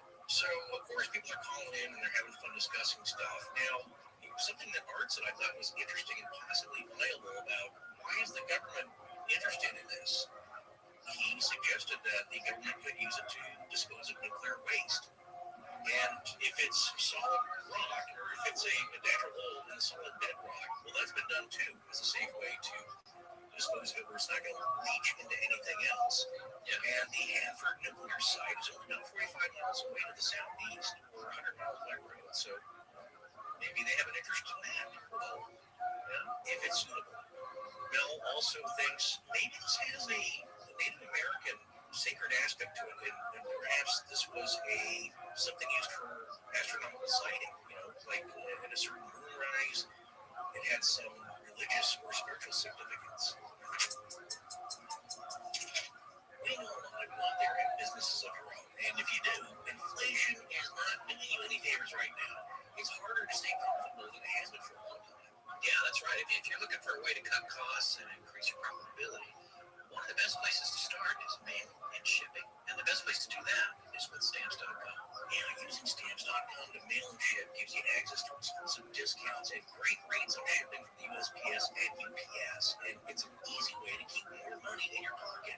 And I think people think you have to be a business or ship all the time to use it. Well, you don't. You just have to be a person who wants to save big on postage and shipping. Look, you got your hands full with your business or personal tasks already. You want to look for ways to save time, money, and stress. And Stamps.com is the obvious solution. For more than 20 years, they've been indispensable for over 1 million businesses. Stamps.com gives you access to all the post office and UPS shipping services you need right from your computer. And you get discounts you can't find anywhere else, like up to 30% off USPS rates. And get this, 86% off UPS. We use Stamps.com whenever we have to ship something personally, and it's an absolute piece of cake. It works with any regular computer and printer. We have sheets we just drop into the printer and boom, you can print exactly the postage we need when we need it, right from home in our case. It works amazingly well and takes just seconds. So no matter what business you're in or personal shipping you have to do, whether you're sending invoices or you have an Etsy shop and have to ship your products out, or even a larger business shipping out truckloads of orders from a warehouse, Stamps.com is the mailing and shipping solution for you. On top of that, if you're selling from multiple stores, Stamps.com seamlessly works with Shopify, Amazon, Etsy, eBay, and more. You can be up and running in minutes, getting official postage for any letter, any package, anywhere you want to send it. Start mailing and shipping with Stamps.com and keep more money in your pocket every day. Sign up now with promo code ASTONISHING for a special offer that includes a 4-week trial, plus free postage and a digital scale. No long-term commitments or contracts. Just go to Stamps.com, click the microphone at the top of the page, and enter code ASTONISHING. Cerebral is an online mental health service that offers prescription medication, counseling, and therapy for anxiety, depression, ADHD, insomnia, and more. There's no shortage of things to be anxious about these days. Even when I'm having relatively calm moments, that anxiety will creep in, whether it's internal stuff related to work or external stuff related to the latest news. It can be a lot. And the last year, rates of anxiety and depression have doubled in the U.S. Yeah, the pandemic, the war in Ukraine, finances, crime, there's a lot going on. And even if you're trying to be proactive and talk to someone about it, it can take weeks to get a traditional therapy. And those visits can cost you up to $500 a session for a psychiatrist or $100 a session for traditional therapy. Cerebral is for folks who can't afford to spend that kind of time or money finding a mental health provider. 80% of their members see a provider within 5 days, and you can do your sessions on a laptop or a phone, so you can always find an area at home where you're most comfortable. Cerebral is one of the few services that provides prescription medication online through a licensed provider and ships medication straight to your door so you can skip the pharmacy lines. Their treatment options options are available with or without insurance. But Cerebral is in-network for several insurers that are working every day to grow their partnerships. Within network, your monthly cost is even lower. Also, 50% of Cerebral's clinicians self-identify as people of color. It's important to Cerebral to have the diversity so everyone can get the treatment they deserve. And it works. 82% of patients report reduced anxiety, and 75% of patients who report improvement in their depression see results in 60 days. As one of our listeners, you can get 65% off your first month of medication management and care counseling at Cerebral.com/AL. Go to Cerebral.com/AL for 65% off your first month. That's just a total of $30 to get started. Join Cerebral today on a mission to make mental health care accessible and affordable for all. That's Cerebral.com/AL. This is Dr. Nathan Bray. Thank you for listening to Astonishing Legends. Let's get back to the show. Well, so we get a little bit further into this initial interview. Art actually asked Mel if he ever felt drawn or compelled to go to the hole, and basically intimating that if he ever felt like jumping in or following in or whatever. And Mel says, no, not at all. In fact, the reason I put the lid on it is because it's what they call an attractive nuisance. So if folks that have swimming pools will know what an attractive nuisance is. You know, where that came up again was part 2 of Terry Lovelace's. He's reading the stories, and it's the carousel story, one of our favorites, I think. Yes, and that the pond there on the farmer's land is an attractive nuisance. Here's a little bit of information on an attractive nuisance from the Cornell School of Law. Attractive nuisance is a dangerous condition on a landowner's property that may particularly attract children onto the land and pose a risk to their safety. In tort law, the attractive nuisance doctrine imposes a duty on property owners to treat trespassing children the same as an invitee, and as a result, must exercise reasonable care to eliminate potential dangers or provide adequate warning. That points to a precedent case. I don't know if that one does, or there's another site I was looking at earlier. The precedent-setting case was about a child that broke into a house that was under construction and then fell backwards in a hole that was created for stairs that were installed. And the parent sued and won, I believe. So anyway, Mel's worried about this. He's worried about kids falling in the hole, at which point Art is like, man, if a kid did fall in there, based on everything we know about it, you wouldn't even know about it. They would just have disappeared, right? They would just be gone. Like anything else that falls in the hole that's a living being, if there's no evidence of it on the surface, if the hole is truly bottomless, you would have no idea that it ever went down the hole. That's why Mel constructed a metal lid for this thing, so that you couldn't accidentally trip and fall into it. Right, and just to keep stuff out, unless you're dumping stuff in there. So, right, that's what's going on here. And then, people are calling in. Ken from Scottsdale talks about a Chevy falling from the sky. I can't remember that story. Yeah, I think he's referencing another Coast to Coast episode. Yeah, that's the Volvo. But yeah, I don't know that one either. The real Charles Ford stuff. Nuts raining from the sky. Brazil nuts. Art says he gets nuts raining on the show all the time. Yeah, that's how. But what else is happening in the tone of this interview? So it's getting down to the point here where Mel is continuously adding line and adding line and adding line. And he's added what he thinks are 18 spools of this bulk fishing line now, which is putting him down to an estimated length of up to 80,000 feet, which is a little over 15 miles. And as far as he can see, the line is still taut. The weight is not touching the bottom. 15 miles down, this would be far and away a Guinness World Record for the deepest hole on Earth, if this was true. Yeah. And so people are starting to try to do some math here. What is going on? All right, so it's 20-pound test. How much does that weigh? Someone calls in and says, well, how much does the line itself weigh? And I love this because when this person called in, I was having that exact question in my head at that exact moment. It was so satisfying to hear someone call and go, well, and you and I talked about this offline before we recorded tonight. If you've ever flown a kite super high, which of course was always my goal, was to fly the kite as high as possible. I did the same thing. I would have a fishing pole. I would put a ton of line on it and use the pole to get the kite way out. This is down at the beach where the wind's always blowing here in North Carolina. And I flew kites that were so high up, couldn't see the kite. All you could see was the string going up into the sky. And they had just become so tiny. But what you do see is that if the string, even on a filament, it has a lot of weight to it. And all that weight is going out. And eventually, what you see is the line, it's very parabolic. almost flat and then curving up into the sky, and then you can't see the kite at all.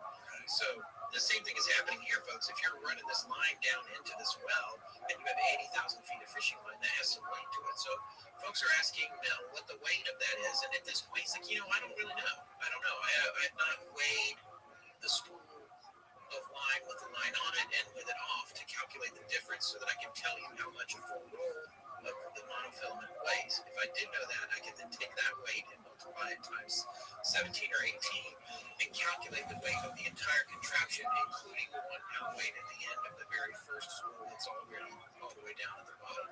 Right. At the end of the line, there is no bottom. It gets to a point near the end of this very first call. Again, Mel is like, you swear to me on all that is sacred to you that you are telling the absolute unadulterated truth. And Mel says, this is my hole, and this is the truth about it. Yes. So Art is really fascinated with the hole. They've covered just about everything there is about it. They touch again on this dog that supposedly came back to life. Art loved that factor, I think. And then Mel makes the point, though, I don't know of anyone who threw the dead cows. There's been no stories of any of the dead cows coming back to life and wandering around. Well, they're a lot harder to maybe identify than you're a farmer. Yeah, you're a rancher. You know your cows. There's just a cow on the loose. Because the story, as it gets retold over the next few years, is that the dog was seen with just hunting on its own, like it was stalking an animal. It was that other hunter were seen in town. So, it's like any good tall tale. The moments here change here and there. But this alone, though, this is pretty interesting. And it would be something fun to. This is something I currently would dream of having on my own property because it's just an anomaly. And I would really throw trash at it, but I, maybe send a payload with a little bit of scientific error on it just to see how far down can I go. Because think about this, folks. Get your car and at 60 miles an hour drive for 15 miles. Takes a minute. Takes 15 minutes. So I'm saying that if you're unspooling line at a much slower pace, and that's what Mel says later on. It's like, well, I'm getting some kind of motorized thing to really spool this up. Because even just bringing that line up again, even if it's piling up, it's caught on a root somewhere, and he just thinks there's no bottom. It's a lot to spool up. What I'm saying is 15 miles of line is pretty far. So it's interesting. And what I like about the story, though, is that he's a bit of a mindset like us, right? His curiosity is really getting him to experiment with this, reaching out, asking others about it. There are some other people that I know that are, let's say, more practical. They just keep using it as a dumb and never wonder why. That could be happening all over. That's true. All right, so that ends the first appearance of Mel on Coast to Coast, and a couple of days later, literally 2 days later, on February 24th of 1997, which is a Monday, the first call was Friday, Saturday overnight, and he calls back on Monday and has a lot more details, and a lot of things have changed for Mel at Mel's property. So Art is now, he's come back in, it's 2 days after Mel first came on the show. He's been getting a lot of feedback from his audience. They want to know more. They're like, wait, what is going on? He actually used the word dangling. You left us dangling. What's happening? The other thing it apparently did was, if you believe it was sparked a lot of interest in Mel's property from some outside forces. He sent a new fax in to Art. Forrest, do you have that second fax? I transcribe Art reading the fax. Yes, this is the second fax about this that he's got. You could say that the story takes an interesting turn here. Like I said, it just could have gone away, another goofball, funny story that ends up on late night talk radio. But it gets a little deeper here. And what I will say again is that I look at all of our stories. There are three options. All of it's true, none of it's true. It's a combination of both. We don't know your pieces together. So if you look at it, though, as none of it being true, it's like, this is pretty well done. I will give this gentleman a Hugo Award for his tall tale. So as Scott just said, Mel comes back on the show 2 days later. It's now February 24th, 1997. This is the second interview, and Art mentions that he talked to Mel on Friday night in the Saturday morning on that last hour of the program. And now there's an update on what may be the deepest hole ever. And as Art says, this is Mel's hole part 2. Where the day Art and show gets this fax and reads, Art, you're receiving this fax simultaneously with the fax I attempted to send you earlier today. Much has developed since the first fax. I'll try to explain as rationally as possible what has transpired since my earlier fax. Around 1 p.m., I drove to Yakima to shop at the Costco there. On my way back, I decided to stop at the property. When I got there, my access road was blocked by military personnel that were armed. I noticed that several pieces of yellow deer had entered and exited my property based on the direction of their threat. That's what Art said. I think he meant tread. Yes. It may be a misspelling. I asked one of the guards, what's going on? And he said there was a food crash on the property. I said, well, that's strange. I told him there's no smoke. I don't see any in the distance. He asked who I was, and I let him know I own the property. I then asked to talk to the officer in charge. A non-uniformed man came up to my Suburban and let me know that I won't have access to my property until the crash has been completely investigated. I mentioned the yellow deer and the lack of smoke and that they were on my property. I was told by this man that it's not necessarily my property and that it would be very easy to find a drug lab on my property. Well, I got the drift. I asked if I could leave. He said, sure, don't come back until we contact you. I asked if he wanted a way to contact me. He said, they know how to contact me.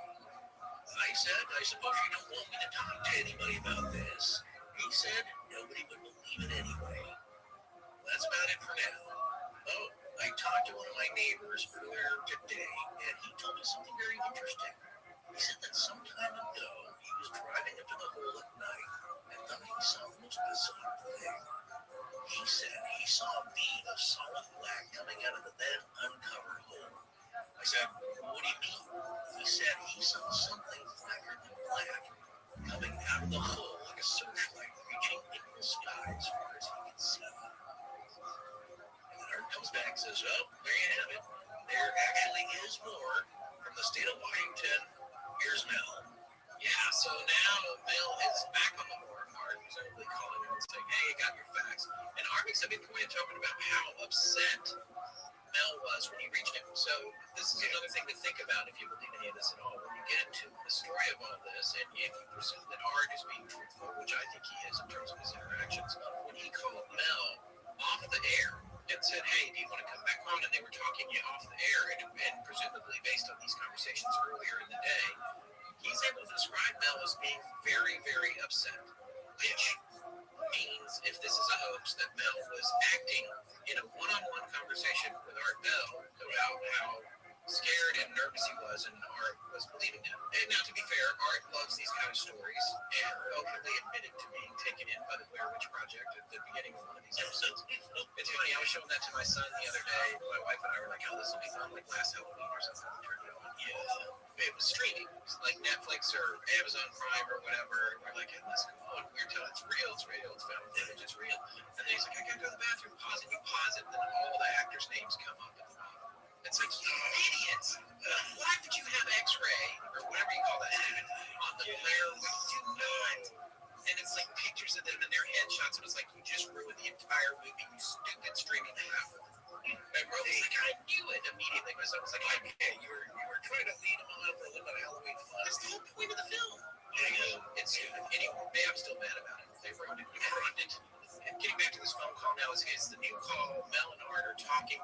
He's explaining how there's armed soldiers on his land. At first, he said it was just like a small barrier of some kind, but then it wound up being Jersey barriers. He explained later for folks that Art wasn't familiar with what that was, but I know because I'm from the East Coast, and I think was. But that's just the things you see on the freeway that go up to divide lanes during construction. They have a little bit of an incline on their side because they're actually designed. My dad's a civil engineer, so I know this. They're actually designed so that if a car runs up on them, it directs it back onto the road.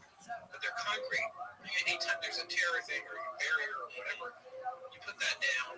And Matt was saying, they were there. You can still drive between them, but there's a couple of armed guys. We call them hay-rails down here. So yeah, okay, hay-rails. Yeah, but then and they'll use them also when there's a heavy rain and it's flooding, to help divert water. They're totally useful for a lot of reasons. I've also seen this one. I can't remember if it was when I was driving through New Jersey on a show, but like they have giant machines that will lay these down like a zipper Yeah, and they do that every day outside of New York City because there's a lane they dedicate to the buses going in and out of the city during rush hour. And every day they switch that lane's direction from forward to backward with those zipper barrier things. Yes.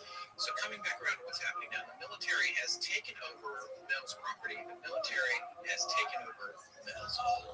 So that's obviously producing problems. He can't get onto his own land. And then on top of that, they wind up threatening him. They're saying, hey, you know what?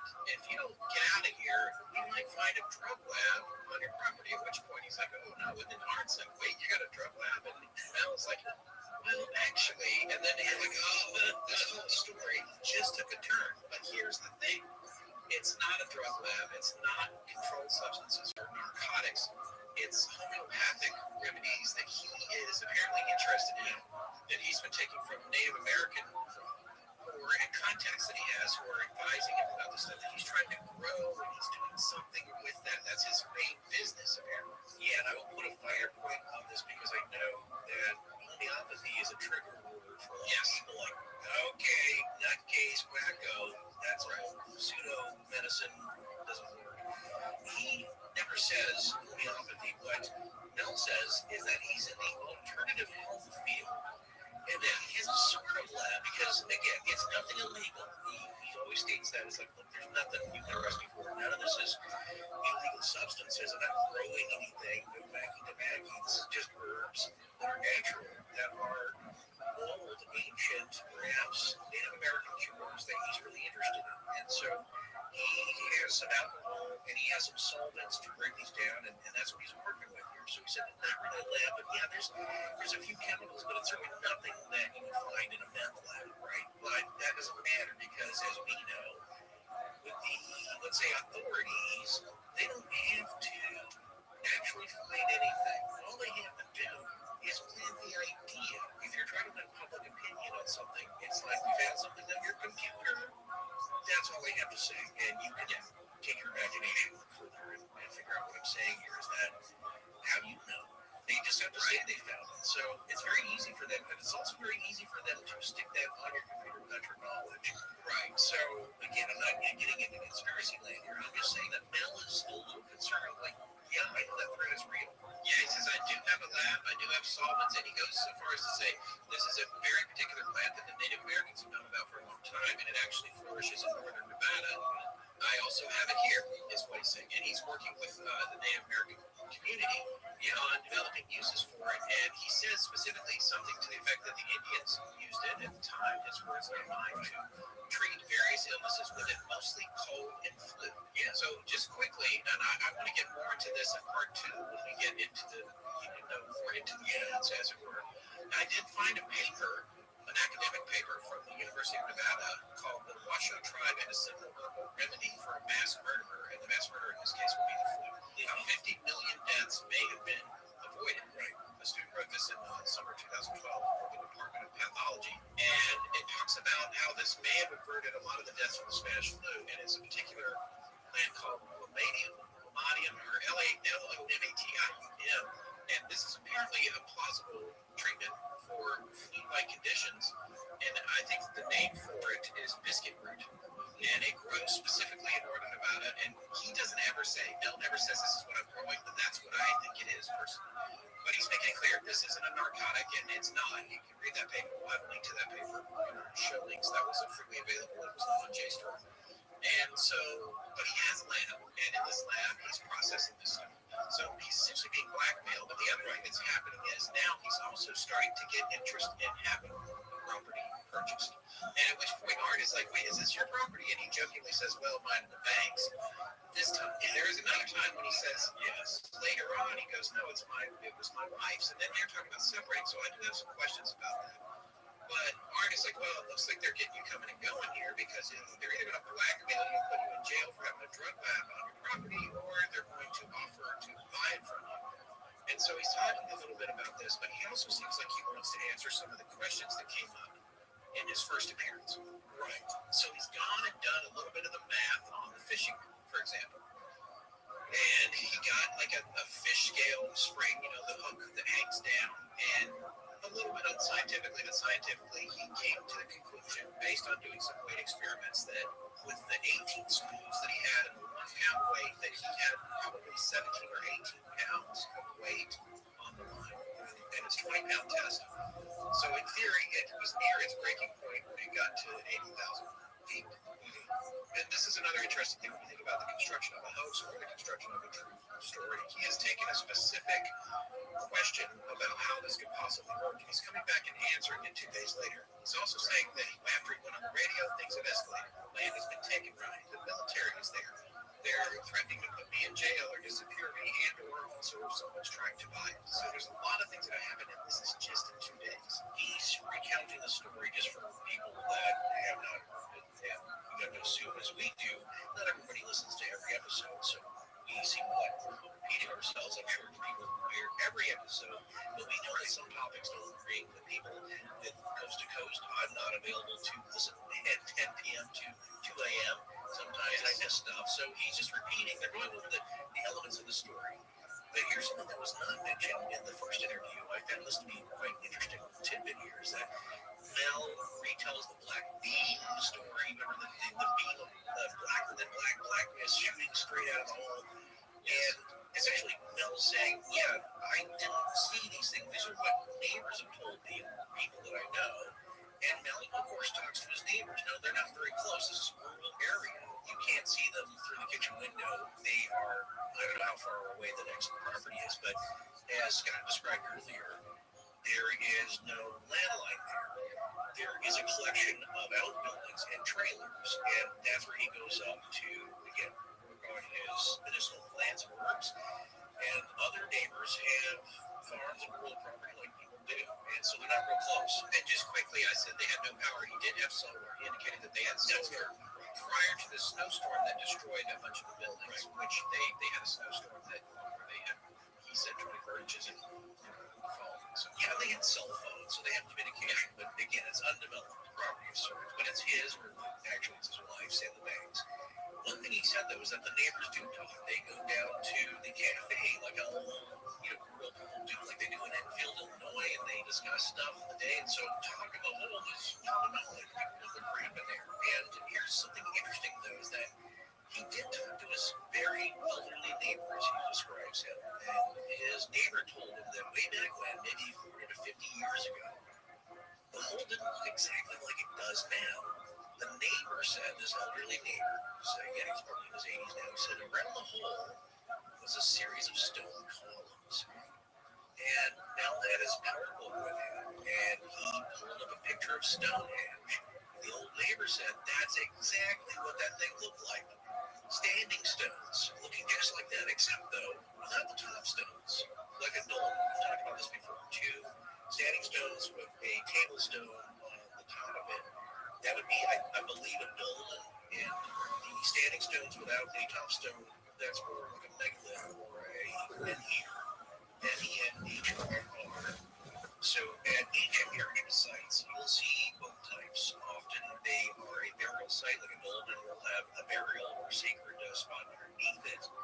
And other stones, they believe, Stonehenge could be celestial sighting or ceremonial arrangements or actual burial sites themselves. That's totally fascinating to me. What he's describing is like, yeah, there used to be stones there. Maybe they fell in, and now they're in another dimension. The original link did not say that. That's my imagination. I'm just saying that, yeah, he said that's exactly what it looked like. Those standing stones lining the perimeter of the hole. Yeah, and this was the first point in the story I was like, okay. What? That's a believer. Right. Yeah, I mean, I was blind. 8,000 feet on 15 miles deep. We threw a dead cow in there. The dog came back. A black beam of black dark light came out of it. And I was okay with all of that. And then I was like, it looked like Stonehenge. And I'm like, okay, wait a minute. Now hold on a second. But it doesn't anymore. But it used to. It used to look like Stonehenge. You know, there may have been stones around it. Again, we don't know. It's like this whole stones are big. No, what I'm saying is that things change over time, right? Things come and go. Like that Tiwanaku, remember? They calculated that the pillars there at the Bud Plaza were not a filled-in fence. The pillars were freestanding and had space between them. sometime during the turn of the 1890s when it was first explored and noted, and perhaps the 1960s, somebody filled those in with fitted stones. Why did they do that? Again, we talked about this. It's like, okay, maybe they're just thinking like this would make a better tourist attraction. It looks more attractive. It's more finished. It's ours to mess with anyway. So, bought out. We're going to do this. Yeah, but that's thousands of years. In this case now, and because I read, and of course I can't remember what it was now, but this just in Ellensburg is 150 years old. Yeah. And these people, if you're going to the old man who had it before, it's everybody who's been there since people have been there. If he remembers the columns, then it's something that happened in the past 150 years, probably. It's infinitesimal amount of chronological time compared to Tiwanaku. Now, we're not saying that they disappeared with erosion. That's not the point here. Is that or with anything with a group of people, whatever, word would get out.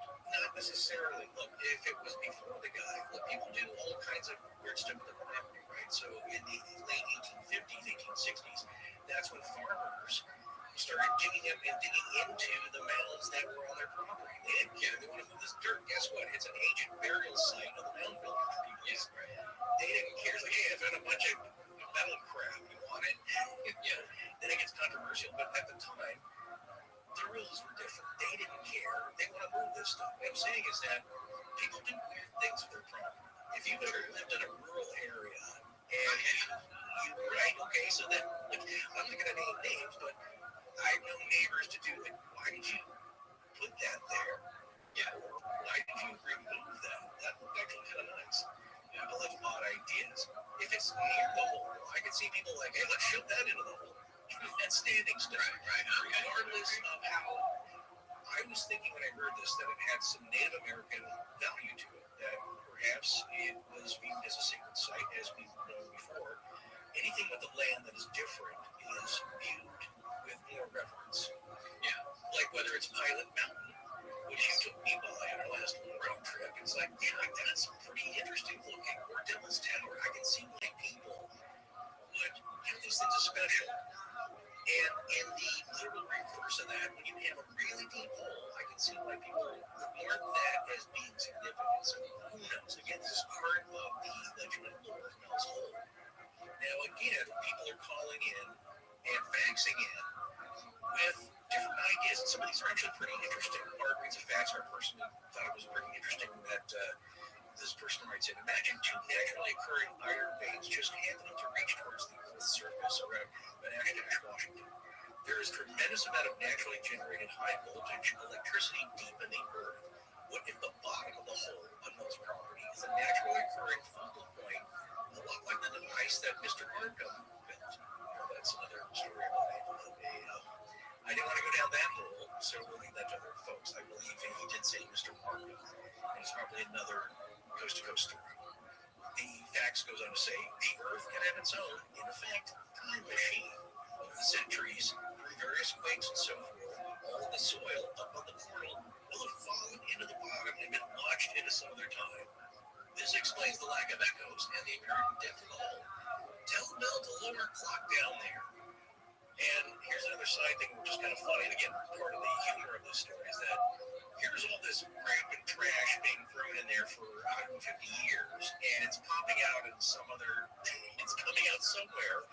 It's like, who keeps littering here? It's like a black hole. Now there's theoretically white holes where celestial objects might emerge. They don't know right now. Where is this stuff going? If you think it's going to some deep underground military base, a dumb, then somebody is clogging up the hatch there, like in Lost. There's a hatch that's sealed and it's mysterious and it actually goes somewhere, and now somebody's very upset because in some other dimension they're getting a bunch of dead cows and garbage. Right. You know, earlier we were talking about mental health, and one of the things that I know for a fact helps me feel better when I'm anxious is exercise. But the truth is, we all know it can be hard to work out sometimes. You're sitting on the couch, benching Ozark, and inertia is sitting in your lap like a lead balloon. But there are things you can do to make that barrier to getting going a lot easier, and one of them is to find a great way to work out at home. I've had a Peloton bike for a few years now, and it has to be one of my favorite ways to do that. Anytime I get on it, one of their highly trained fitness pros is right there ready to help motivate me for a good workout. Yeah, whether you're a regular at the gym or someone who's new or just getting into working out,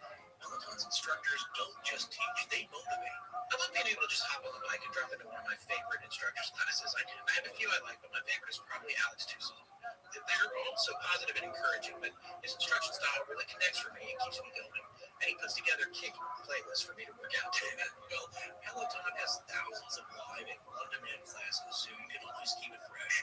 Not just the cycling, though, but strength training, yoga, and running too. It allows you to experiment with new types of movement, judgment-free, and at a level and pace that feels good for you. Look, if it's fun, you do it, you know? You're way more likely to stick to a workout routine that you actually enjoy. So Peloton makes every class fun. It feels like you're hanging out with your friends. In fact, I get a kick out of popping into a class and seeing that other users I've ridden with before are online and in there. I would love to see you in there. Well, Peloton fits seamlessly in your life, whether you're looking for a 10-minute upper body stretch between Zooms or a 40-minute run before bed. It works with your schedule. Folks, right now is the perfect time to try out Peloton. The Peloton Bike Plus is now $500 less its best price yet, including free delivery and setup. And there are even more game-changing prices available on the original Peloton bike on Peloton Track. Visit onepeloton.com to learn more. That's one spelled out, O-N-E, peloton.com. That's one, O-N-E, peloton.com. What on earth are you doing? What is that noise? Are you getting that cream? No, it's my new Theragun Elite. And you know what? This thing is freaking amazing. Oh, yeah, I did get one, but I haven't had a chance to set it up. So you're digging yours, huh? Man, I am obsessed with it, frankly. It's been a game changer for stress relief and tension for me. I don't think I realized how tight my muscles were getting just from being up in my head about something while I'm at my desk. Well, right now, I actually was just doing a routine called Move and Breathe with Julianne Hough. And there's actually a little video with it where she talks you through it, too. This routine only takes 5 minutes, and it just feels so good. When I was done, I could feel like that internal heat radiating in my muscles, especially in my back and neck. It's just great. Yeah, that sounds amazing, man. I got to set mine up quickly. Yeah, dude, it's only going to take you like 30 seconds to pair it up to your iPhone or whatever smartphone you might have out there, folks. And for folks who don't know what this is, the Theragun is the handheld percussive therapy device that releases your deepest muscle tension using a scientifically calibrated combo of depth, speed, and power. And it's as quiet as an electric toothbrush. The Gen 4 Theragun doesn't just feel good, it gets to the source of the pain by releasing the tension. And I can tell you for sure, it works. Wow. Well, Theragun's signature percussive therapy goes 60% deeper than vibration alone. And whether you want to treat your muscle tension from working out or an injury or just the stresses of everyday life, there's no substitute for the Theragun Gen 4. The OLED screen and design make you feel like you're holding something from the future. And just go to their site and check it out. And the Theragun app I was just talking about learns from your behaviors and suggests guided routines. I'm already using mine a few times daily. Theragun is trusted by 250 professional sports teams like Real Madrid and elite athletes like Paul George and Yonder Hopkins, Maria Sharapova, hundreds of thousands of customers, and now Scott, and it looks like soon to be me too. I love this thing. And try Theragun for 30 days, starting at only $199 right now. Go to therabody.com/legends, all lowercase, and get your Gen 4 Theragun today. That's therabody.com/legends, all lowercase. Yes, all lowercase. therabody.com/legends. Hello, everyone. I'm Zach from the podcast Ghost Stories of Canada. I love Astonishing Legends so much. What do you say we get back to Scotland Forest right now?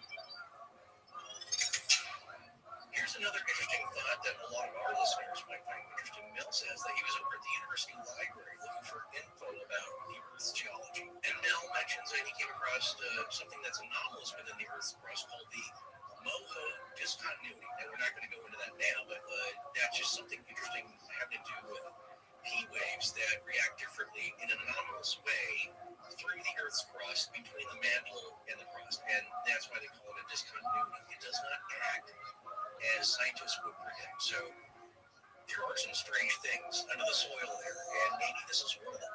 Again, Mel and Art are going back and forth. They're speculating because one of the things these guys said, the military guys said, there was a plane crash. You can't go on here. It was a plane crash. And Mel's like, where's the smoke? I see smoke. I don't hear anything. It's only a mile and a half away. He did indicate that it's kind of down in a dip, so from the access road, you can't lay eyes on the hole. But he also said that his neighbors had seen a quote parade of military vehicles going onto the land, buildings being brought in, there's helicopters. It's like, it's turned into those encounters. It is exactly wiggly vans and trucks, and suddenly you've got guys in hazmat suits spraying knockout gas to pigeons.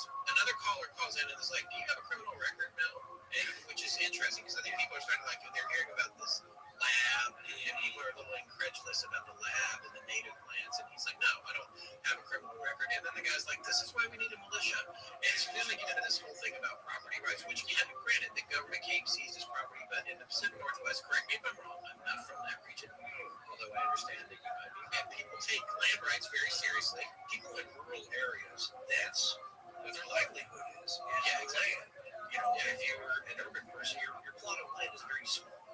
Yes, it's not such a factor. You're not growing anything, you're not raising anything, and you're not accustomed to all that space. So it's a different sensibility, let's say. Well, so here is a call. This was one that really struck a chord with me in the opposite direction of the Stonehenge comments from the neighbor. A gentleman called in named Scott from Kirkland, Washington. I remember that. Yes, and he had gone to school in the area, and in 1989 and 90, he actually had heard stories about a bottomless pit near Ellensburg from his professor, right? Yeah, from his professor who had been at the school for a long, long time, which I thought was really fascinating. So, okay, now you've got some more coming into the story. So now you're getting back to, okay, well, did you believe any of this at all? Is this a hoax? It's a chicken and the egg thing. Mel clearly knows the area. He really lives there. There's a lot of real things, really has property and all that. And maybe he too has heard that story and he listens to Coast. He's like, oh, I can leave this all in and it'll be amazing. Maybe. Right. Again, keeping in mind that, as you said, he baited Art into calling him the facts. He didn't call him, I got to tell you about this whole thing. He's just like, any of your listeners know what this is? Let me know. That's like straight out of the spycraft book. It's just like, if you know anything about this, I'm just going to walk away. Here's this facts. Well, you found your mark, and the mark is Art Bell. Now he's getting reeled in, and so is his entire audience. And you're doing this just for fun, because there's not a lot of money in it. And in fact, it might turn into a pain in the butt. Well, look, you don't have to call back. Like the guy who's, I'm flying into Area 51, and the light goes dead. Yeah. It's like, that's a great hoax. Perhaps it's a fun story you got on the air on the biggest talk show overnight in the country. That's right. So you got your prank jollies from that. But if you look at this case, you could fax them, and guess what? Well, sadly, right into a show, and they don't have time to respond, or they get too many responses. I don't know what that's like at all. I have no reference for that. Not answering emails to the show. As we said all the time. But what I'm saying is that you're taking it, if you get this prank, maybe Art picks up on it, maybe he doesn't. If you have some other ulterior motive, you're going to have to follow up. As far as trying to scope out if this is a hoax or not. One, from listening to Mel, he does really seem like he knows the area. Yeah, he is really, I believe, from Central Washington. Is he from Yakima? Is he from Ellensburg? Who knows? But he does seem to me to be someone from Washington State, or again, it could be Oregon, it could be Northern Idaho. He's from the region. He has that vibe, like you. I'm from there, and that's the running gag, is that I don't want people that I care about harassed by people that may call into shows like that of ours. So that's what I'm saying, is that people will do that, and folks, it's disturbing when somebody calls you on your cell phone, you have no idea how they got that number. That's all I'll say. The second thing I'll say is that I'm trying to get a picture of, like, is this Mel really like it? If he's from the area, how could you find him? Was he with the military perhaps? Well, in his terminology at the beginning, they say, oh, these guys, these soldier guys showed up. People I know who are ex-military will usually incorporate some terms. When we talk to those really fun guys, remember in the Pirate Lafitte? Yes. He was a former military. He was like, I got out the binocs. Yeah. Those terms will usually pass out. I hear with my own dad, I come from a military family, you hear some of those terms being passed out. I didn't really hear that one now, but he did say something that kind of stuck out to me. he says this quite a bit. It's like on the property, yeah, there was a bunch of snow. It caved in some of our buildings, and I saw a lot of yellow gear. Yeah, and he says yellow gear quite a few times. Yes, it does. I was wondering about that. I don't know what that means. I mean, I presume you make caterpillars, but yes. Well, that was my assumption at first. But I thought, like, you know, I don't hear that from my reported area a lot. Yeah. And I just thought, like, is that a military term? And I looked it up, and apparently it is a Navy term. Somebody asked that about NCIS. I heard them say, like, you know, get that yellow gear organized on the deck or whatever. And somebody responded, like, currently there are more than 15 different types of MHE, commonly referred to as yellow gear, utilized throughout the Navy, ranging from different types of pallet jacks and forklifts to loading platforms, tractors, and cranes, and MHE standing for material handling equipment. So then I wondered, like, okay, was Mel in the Navy? Well, you know, I'm trying to piece together, it's like, is it somebody with a good story that is carefully seeding some bits of information and withholding others and making it seem like he doesn't know about this, or he knows a lot about this?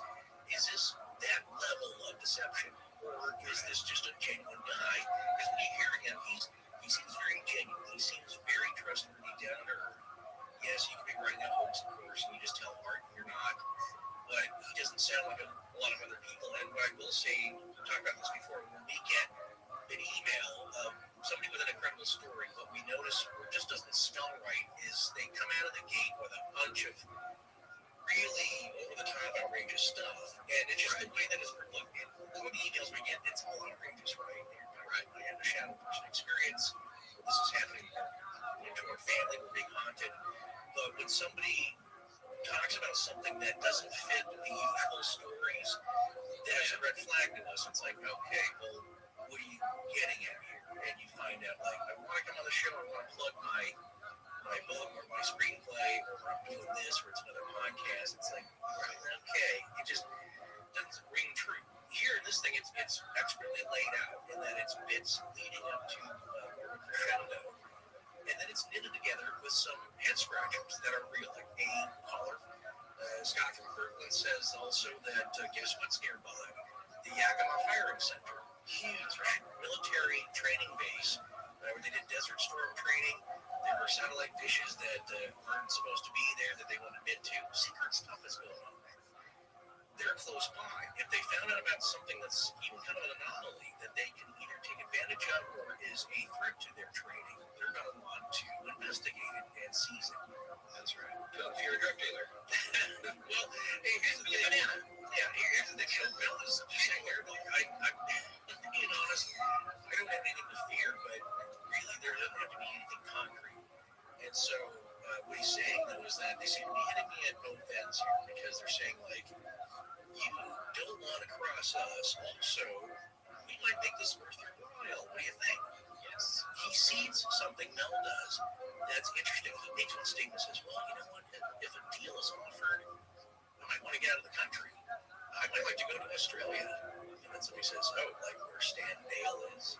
I don't know that is. But Mel responds, yes, a place that is geologically sound. And we all know that. So, in any case, if you believe Mel in a story, he's pretty shook up now. He doesn't know what's going on. He just knows that now he may be a pawn in some bigger story. Of course, do you know the expression when somebody says something's a little too pat? From like pleasure playing cards, right? All right. And so for people that don't know, if you never play cards, in terms of having a pat hand, that means that everything plays. You don't even have a discard. Like you play a rummy game, you just put it all down on the table. You've got the perfect hand. It's pat. Right. That's because your relatives do play bridge. Contract rummy is a game I used to play. It's so much fun. And so, you know, it's a rummy game. You have to get two straights of four and a set of three or whatever. And if they, in the last hand, there'd be like 8 hands, and that last hand always had to be a pat hand, which meant you couldn't go down on the table until you were ready to go down on the table without a discard. So you had to keep drawing until you got your perfect hand. That's a pat hand. So the first thing that felt pat to me about this was when he said, you know, gee, I'd really like to go to Australia. That would be something. And it didn't feel that way at the moment, but it felt that way in the next moment that we're about to talk to you about now. This all leads up to Mel's third appearance on Coast to Coast, and a significant amount of time passes here between that last one. So again, to look at this timeline, the first one was February 22nd, 1997. Then 2 days later, on February 24th, he calls back, or Art gets in touch with him and says, "What's going on?" He said, "My land's been taken over by the military. I can't get onto it." All these people start calling in, "You need to form a militia." There's all kinds of conversation about how to fix the problem. He's like, "I don't know. They told me that they're going to say I have a drug lab, or they're going to, there's an offer to buy it." Right. And then he's like, "I wish I could go to Australia." Well, then he disappears, essentially from coast to coast anyway. He gets back in touch with Coast to Coast in April of 2000, 3 to 4 years later. He's been gone. So you're talking now, this is the third call in the year 2000. That's right. Okay. He is now returned to the United States after several years in Australia. Art says, "I received communications from him that were definitely from Australia." Yes, in whatever way. He doesn't need to, I believe Art, he doesn't need to go into the details. But Art said, no, he was there, that's where the communications came from. So I do believe, if you believe any of this at all, after Mel's hole was confiscated by the military, he made his way to Australia. And I do think he really went to Australia, even if this was a hoax. I do believe he really went to Australia. I will agree on that point. And here's the other thing. I know it sounds, like I said, I brought up the premise that perhaps he was seeding the story. It's like, well, I'm down under and I'm in Australia. Like he's preparing, he's laying out the story. But figure this, folks, this is 3 years later. That he's paying off that part of the story. I want to set the mindset here just quickly, is that at the end of the last call, the second call, Art on the air says he feels kind of bad because if this is true, just talking to Mel has ruined his life in a way. He's got defense on it. He's had to move. All this stuff is threatened with imprisonment. Been threatened. He's freaked out. And that shouldn't happen when you call a fun show like this. But suddenly he sparked the interest of, that's the other thing. Are they listening?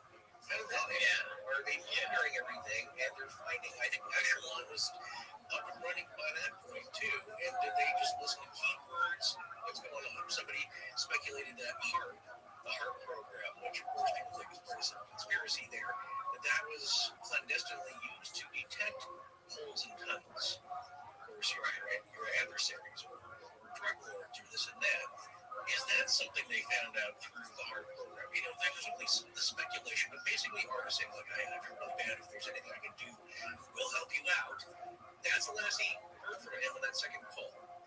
Now, it's from 1997 to 2000. Some years have passed, and the tone has changed. When he gets back on the phone, he sounds a little different. He has the same elements of the story, but at this point, I myself thought he was a different person, but I then realized there is a wide disparity in the quality of archived coast-to-coast stuff that you get online between whether if it's on a YouTube thing or it's in their own archives. It's just all over the place. And at first I was convinced. We have a friend who was a former law enforcement expert. I asked him to listen to it because I was just like, do you think this is the same guy? Because I'm looking, he's like, no, I think it actually is that there's a pitch or a tone shift or something. And then once I thought about that, I agree too, but then I caught a couple of colloquialisms that Mel used, across the 3-year gap. And one of them was, I don't have it handy. And he said that again. And that's just one of those throwaway phrases, like you were talking about the military phrases, binocs or whatever. That's a throwaway phrase that is very hard as an actor to pretend to do again if you're impersonating a person. So I debunked my own idea that the third call was coming from a different person pretending to be Mel because it sounded so different. Once I heard him say, I don't have it handy. And I knew that he had said that a couple times before, back in 1997. So just a little thing I'm putting out there. I mean, not that anyone can, people are going to be like, oh, anyone can say that, but to pick out that little phrase, that little affectation, that's going to take a real skilled professional in terms of hoaxing something. Yes, what I would say is the practicality of it, again, for what purpose of that to be in the show, is that then you have a really obsessive person who wants to imitate Mel. Now, this is something, that's a Mel hater. I know people like this, by the way. That is an immense amount of talent and focus. That is not your average person it takes to do an impersonation like that. Very rare that people can do that. Right, so you have that running. Now, Art did say before is that, of course, he got let's say a decent 2 handfuls of a bunch of Mel impersonators. Like, oh, Mel, I want to tell you more about the whole. Yeah, and he did talk about that. Yeah, he did talk about it. He said, look, I got this guy's phone number. Okay, so yeah, you know what else I bet Art does off the air? I bet he's got secret passphrases with his guests once he identifies them. Because when you do, that's what I would do. We don't have a lot of callers calling in, but if we had, I would be like, okay, you know, it's like Star Trek and the chess game. It's level 3 or whatever. If you don't get the right answer, you're not the dude I talked to. Exactly. But I'm sure that he was taking steps like that. So when he was talking to him back in 2000, 1997, and they were talking about 2000, he had established a rapport, and he is certain this is the real Mel. Now, when you hear it, you can say, like, oh, that's a different guy. What I will say in profiling who this Mel might be, what we heard in the 1997 thing is that he's an older gentleman. He will later say that he's pretty much retired. He still tinkers with his herbs. He's keeping active that way, but he's essentially retired. But you can hear him shifting in his chair like I do now. Because when you get older, and then like you get out. He also mentions in the 2000 call that he's about to turn 68. So we actually have his age. Yeah. This was age. I heard this with my own mother in just a few years. Her voice has changed. You get older. Let's say a little bit more gravelly.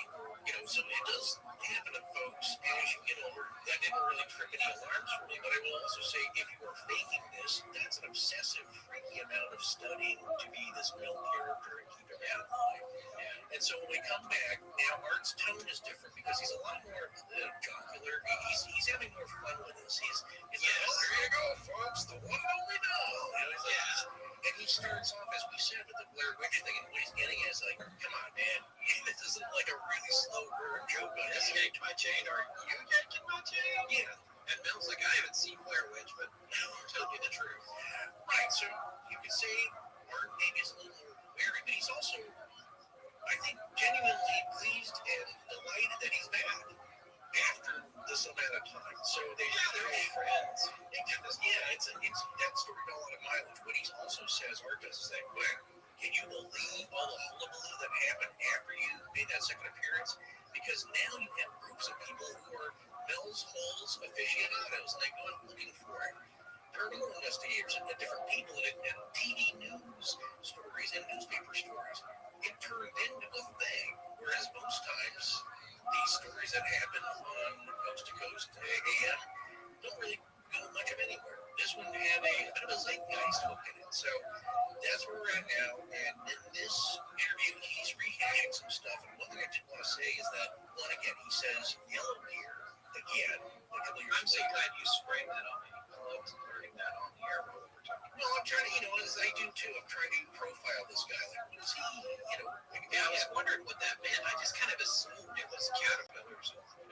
Well, no, you're right. I think that's what he needs. But what I'm saying it isn't, though. Yeah. It's different from, like, the thing I used to use when I worked at a grocery store in the back where the pallets are around. Yeah, that makes more sense. Yeah, because they're always yellow. Well, that's the point, is that it's material handling equipment. So, Mel has some, like I said, either he's constructed a pretty good profile of this guy, he's sticking to it, even a few years later.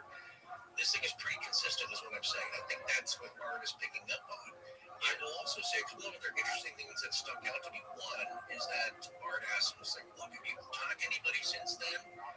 And Mel claims that he's talked to people about what the hole actually is.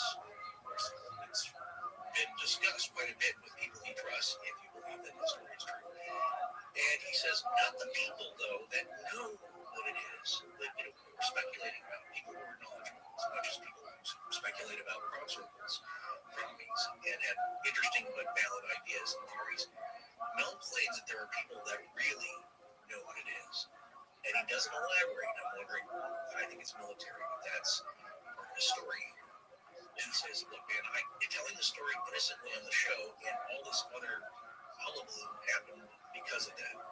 It happened around me and it's changed my life. They go on to tell some other stories. One thing that was interesting, again, this was confirmation for me about 3 years later, wondering if Mel had military background, because it looks through our records, you can check him out, if he had a real name. Mel says, look, I got to tell you something. I think about it there. I couldn't tell you which army they were. Now, Mel claims that he was in the Army, he says, many, many years ago, and he knows what green uniforms look like and the fatigues and so forth. Okay, so for me, it's like, okay, so he does have a military background. He said Army, not Navy, but terms are sometimes interchanged because sometimes within the branches of service there are very specific terms. But he goes on to say, I got to tell you something, and I think about it here. I couldn't tell you which Army they were. All he knew that they were military uniforms. And that just also reminded me of crop circles. Remember when the military got involved with an experiment, I think it was Operation Blackbird? Yeah. And they were goofing around with the tapes and the data that the crop circle researchers were, with the experiment they were trying to conduct. Yeah. And you're wondering, like, why are you goofing around with this silly stuff? Why are you wasting your time with this nonsense? Yeah.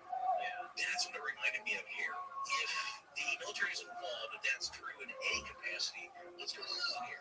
Why are you so concerned about a garbage well? Why? What's really happening now? Of course, you could say, like, well, that's all baloney, but the neighbors certainly could chime in with this. And then you wonder, well, why aren't they? Have people tried to seek out the neighbors? Well, it's very easy to shut people up who don't have a dog in this fight, a horse in this race. They don't want to get involved with this. They saw what happened to Bell. Suddenly he's gone. What's going on here? We're not going to mess with that. You just need somebody to come by and say, like, you're not going to talk about this, or we will remove you. It's happened so many times. It happened, if you believe that story with Roswell, that happened with a woman who was with a group of grad students, I believe, on a geology exercise with their major university. And they claimed that they, at Roswell, there was 2 crashes. They saw the second one, or they were at the site of the second one.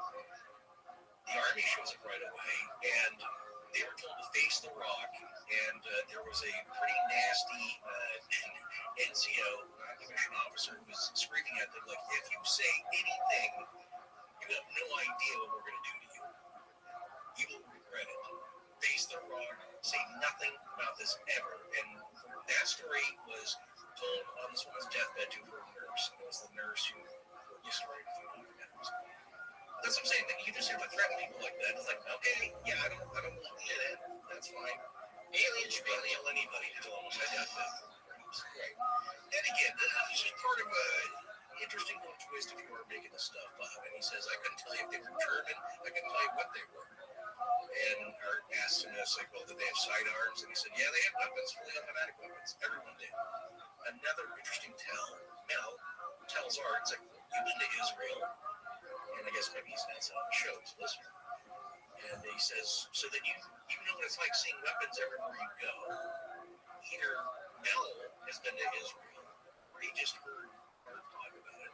Again, small things I kind of remember. The other thing I was going to say, though, and then I'll turn it over to you, is that I wanted to know what this character of Mel felt that was odd about the whole, right? I mean, yeah, it's a bottomless garbage pit with the magical interdimensional properties, perhaps.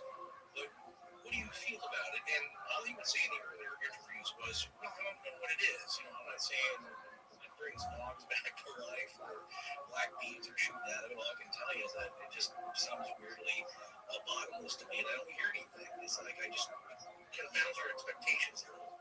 But he says, like, I don't know, maybe it is supernatural in some way. And then we're going to have a discussion about what we mean by that. So, I mean, the dog things, I don't know. It just seems weird. It's not natural. It's more than natural. It's supernatural. Or there's something about it that's paranormal. But he says, Art asked him again, it's like, did the hole make you feel any weird way? That's the question we would ask.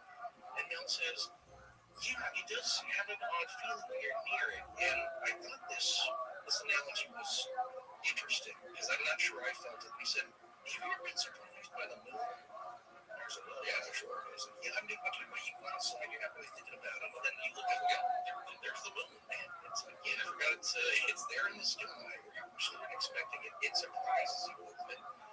Now, that really hasn't happened to me where I've been surprised. You forget that there's a moon. But I have gone up and in a moment really appreciated it. Like you look at it, wow, man, that's really great. That full moon is gorgeous, and you can see the features of it. So I have been suddenly appreciative of it. But I didn't feel what Mel was describing. That's the only way I can describe that feeling is that when you're near it, it kind of caught you off guard. It's this very odd feeling. Like it has a presence, right? It has a gravity, like the moon does. Makes me think of my friend Darren several children, but he has one called Stop Following Me. Yes, if you have kids, and it's just accent. Yeah. Stop Following Me. I love it. I still read it. My son's too old. Right.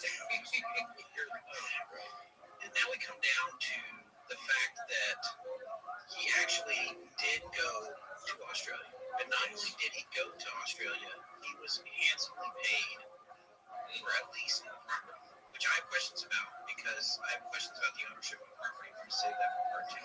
But he made millions of dollars and apparently went to Australia and rescued wombats.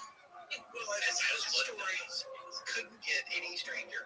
Yes. So we have some more serious details about what went on while he was in Australia, and we're doing some investigating there ourselves to try to determine if anyone matching his description went there, because newsflash, Mel Waters, the name, doesn't really exist. We have done our normal amount of digging, some cursory research, as we used to say in the days, and I was unable to find him, but I didn't look super hard because many dozens of people have gone before us doing this, looking for the Mel Waters and not being able to find any property owners, the last name, nothing. I looked for Melvin Waters, and I found some people that sort of fit the bill, but they were from the 1800s. That name is an area name. Waters is an area name, but there was not a Mel Waters, but it's completely conceivable that he has a pseudonym, or that him and Art work together to get this. Oh, that's I didn't think of that. Yeah, I mean, we've offered that to our own guests. Yeah. So there's more details to what happened in Australia, but I guess you would think that would be close to the end of the story. But why would we be going to a part two here? Well, the reality is, one of the things that Art said when Mel called back in was like, you were supposed to get in touch with me back in December, and you were a no-show. Practically called him out. Right? Well, you were a no-show. Ronnie. Listen to the Elvis Reagan episode. Yeah, reference way back when. One thing in here that I made my notes, though, is this turning point, because I'm still looking at this as a narrative legend, let's say. Yes. Classic AL legend. In this narrative, we're at a turning point here where something he said earlier on, a point to make, again, it was setting us up, was that he immediately got a call from his realtor saying, like, there's somebody with means who wants to make a very generous offer. No fixer-upper. He was very eager to take this property off your hands. I don't know if that's the government or somebody posing as them, or some representative, or just somebody like the weirdos who showed up to want to buy the Betsphere. Like somebody finds out, like, well, let a big solid chunk of money for this. Yes. Who knows? But what Mel said was like, I'm not hardly interested in, I don't think what I call my realtor, but if I ever sat down with somebody who had authority, the means, he said, I might take a deal. And that's what we're at now, is that apparently a deal was offered, and it was pretty lucrative. And it fits with his earlier stated wish to go possibly to Australia. This is a turning point. There's been a disappearance of sorts, a pretty major time gap, and something has come to fruition that Mel has stated earlier, and he did that. So now the question is like, well, why are you back here, and where did you go? And Art's like, you were rolling in money, right? Millions of dollars in Australia, and now you're back here, maybe not doing so well. What gives? And that's the point at which he's like, well, I have a little bit of a story to tell. Yeah. The reason I didn't show up in December was because I was kidnapped and left for dead with my teeth missing in a back alley in San Francisco.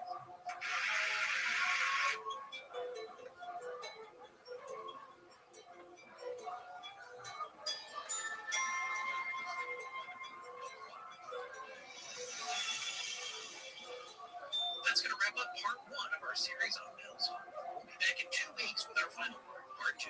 Please remember to support our sponsors. They help keep the show free and the lights on at 24 TV. Hi, I'm Amos B-O-A-Y. My name is Zachary Power. R-E-N-E. I'm Dr. Nathan Berry. Z. Astonishing Legends is edited by Sarah Voorhees Wendell at BW Sound and co-produced by Tess Fife, who's also head of research and the social media manager. Special thanks to our announcer, John Boland. Our theme, which is available as a ringtone, is composed by Judson Cream at foundermusic.com, and our sound design and additional composing is by Ryan McCall. Our logo was created by Tony Beaver Design, and our animated graphics for social media and YouTube are done by Joshua Sloan at deadstreetproductions.com. Every episode going back to September of 2020 has a transcription available on its corresponding webpage at our website. Earlier transcriptions can be made available upon request to astonishingcontact@gmail.com. Astonishing Legends would not be possible without you, our listeners. Visit our store at astonishinglegends.com or interact with us and other listeners on Instagram, Twitter, Discord, Facebook, and YouTube. You can also visit us at patreon.com/astonishinglegends, where patrons have access to additional bonus content, including the Patreon exclusive show, Astonishing Junk Drawer, which is available every week when the main show is not. No part of the show may be reproduced anywhere without permission. Copyright Astonishing Legends Productions. Good night.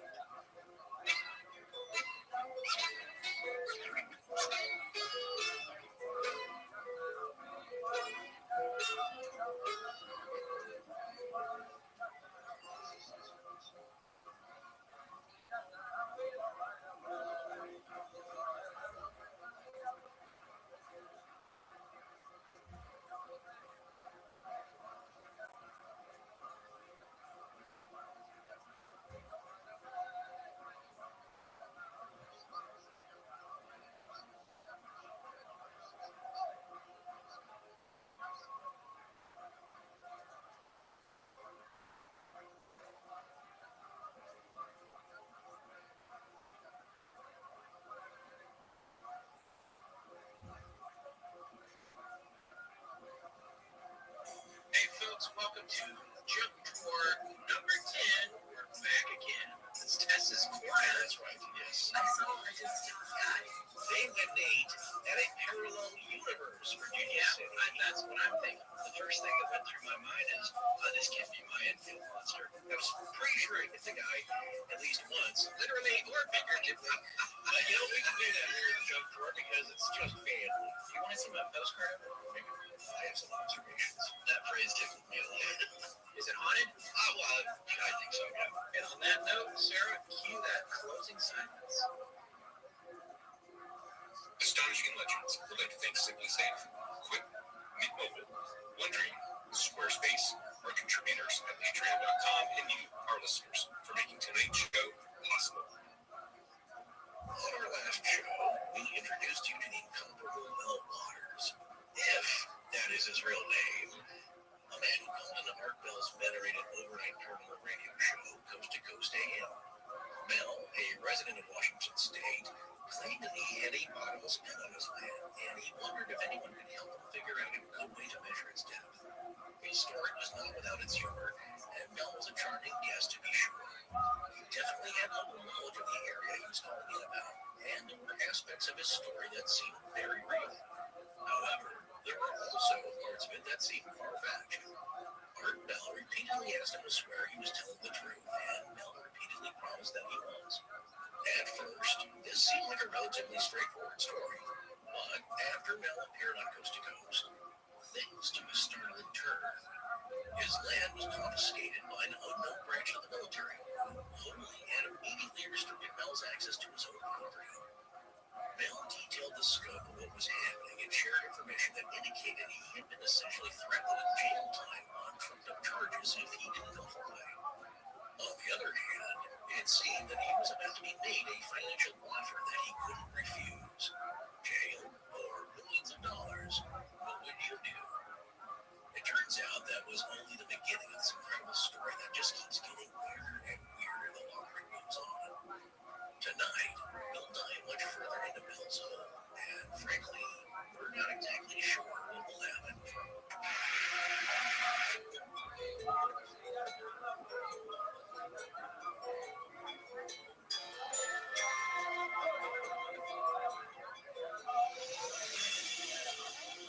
Welcome back to Astonishing Legends. I'm Scott Philbrook, and this is Forest Burgess.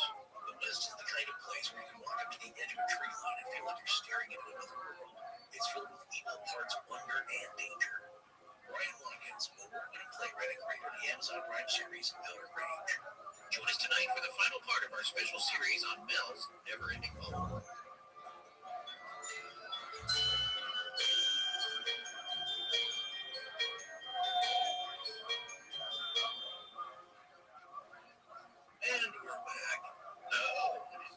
last time? Yeah, I'm over it.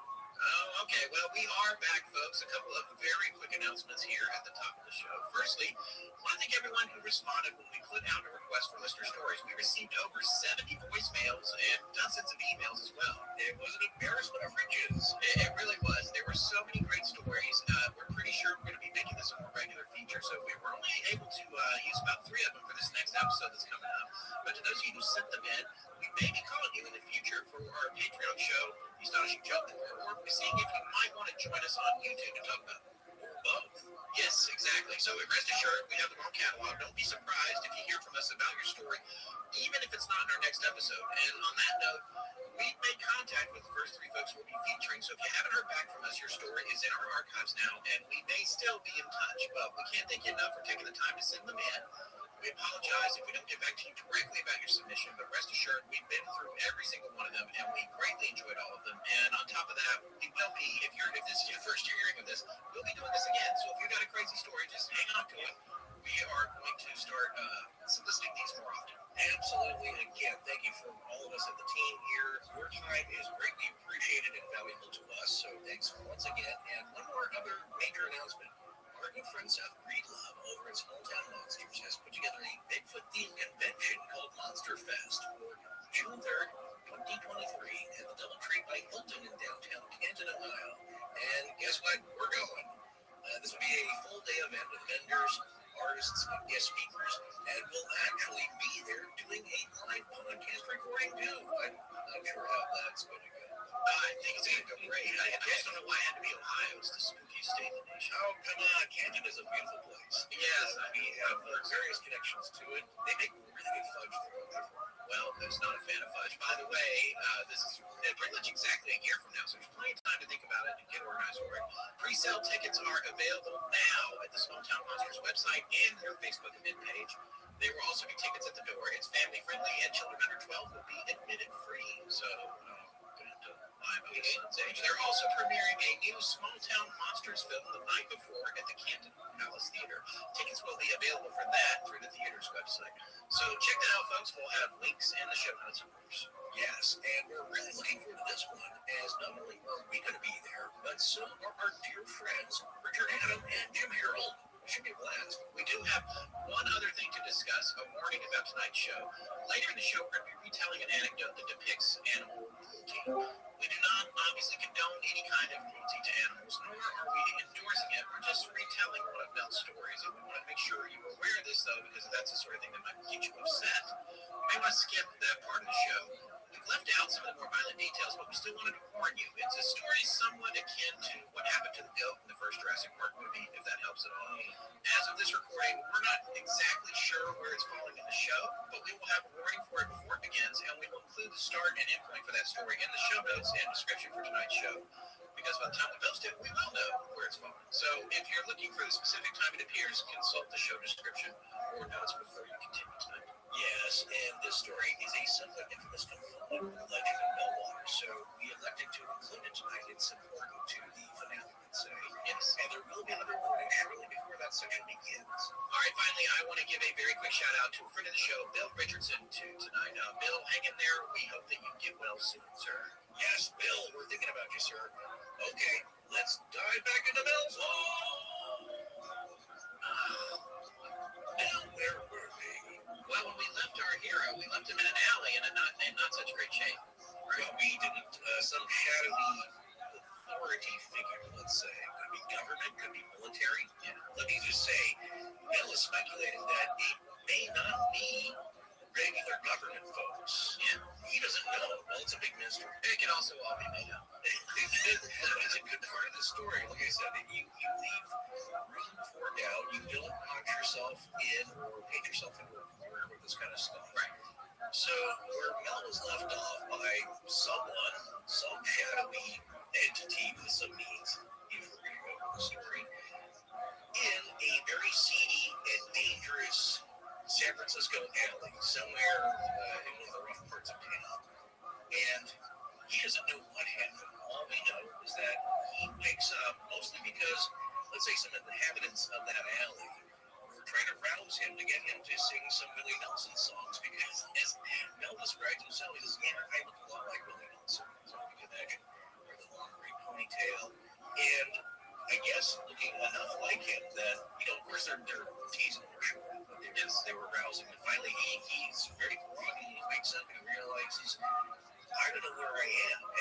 tries to get his bearings. He looks up and down the alley, and he's in a bit of a state. So this is what happened as a recap. Of course, we're all used to recaps. If you're watching an again streaming show, your show has there's a lot going on, and there's no less going on here. This could be a pretty good streaming series, I think. Yeah, it could, absolutely.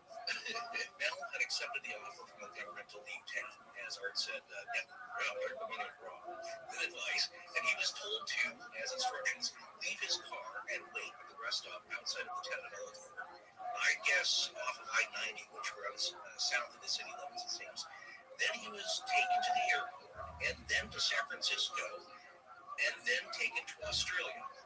That was kind of a dream that he hinted at he would like to take as an offer. Like, that'd be fine with him. He loves wombats. He's really into animal rescue, especially wombats, and research, but also herbs and plants. Yes, indigenous herbs and plants for medicinal purposes. Those are his interests, and if the government's going to take him anywhere where he's just way out of the scene, way out of the picture, want to stay out, that's fine. Should be halfway across the globe, and that's where he chose. They agreed to. So they arranged so he could bring his 2 dogs with him and some of the indigenous plants. And as he says, if you know anything about traveling to Australia or really any island, lies the same way. They're not too keen on just popping up with your pets and your plants. Yeah. They have to be very careful about that. Australia is no different. So he said, well, again, if you would go with the story, that they waved them on through. Fine. Just take your dogs, take your plants.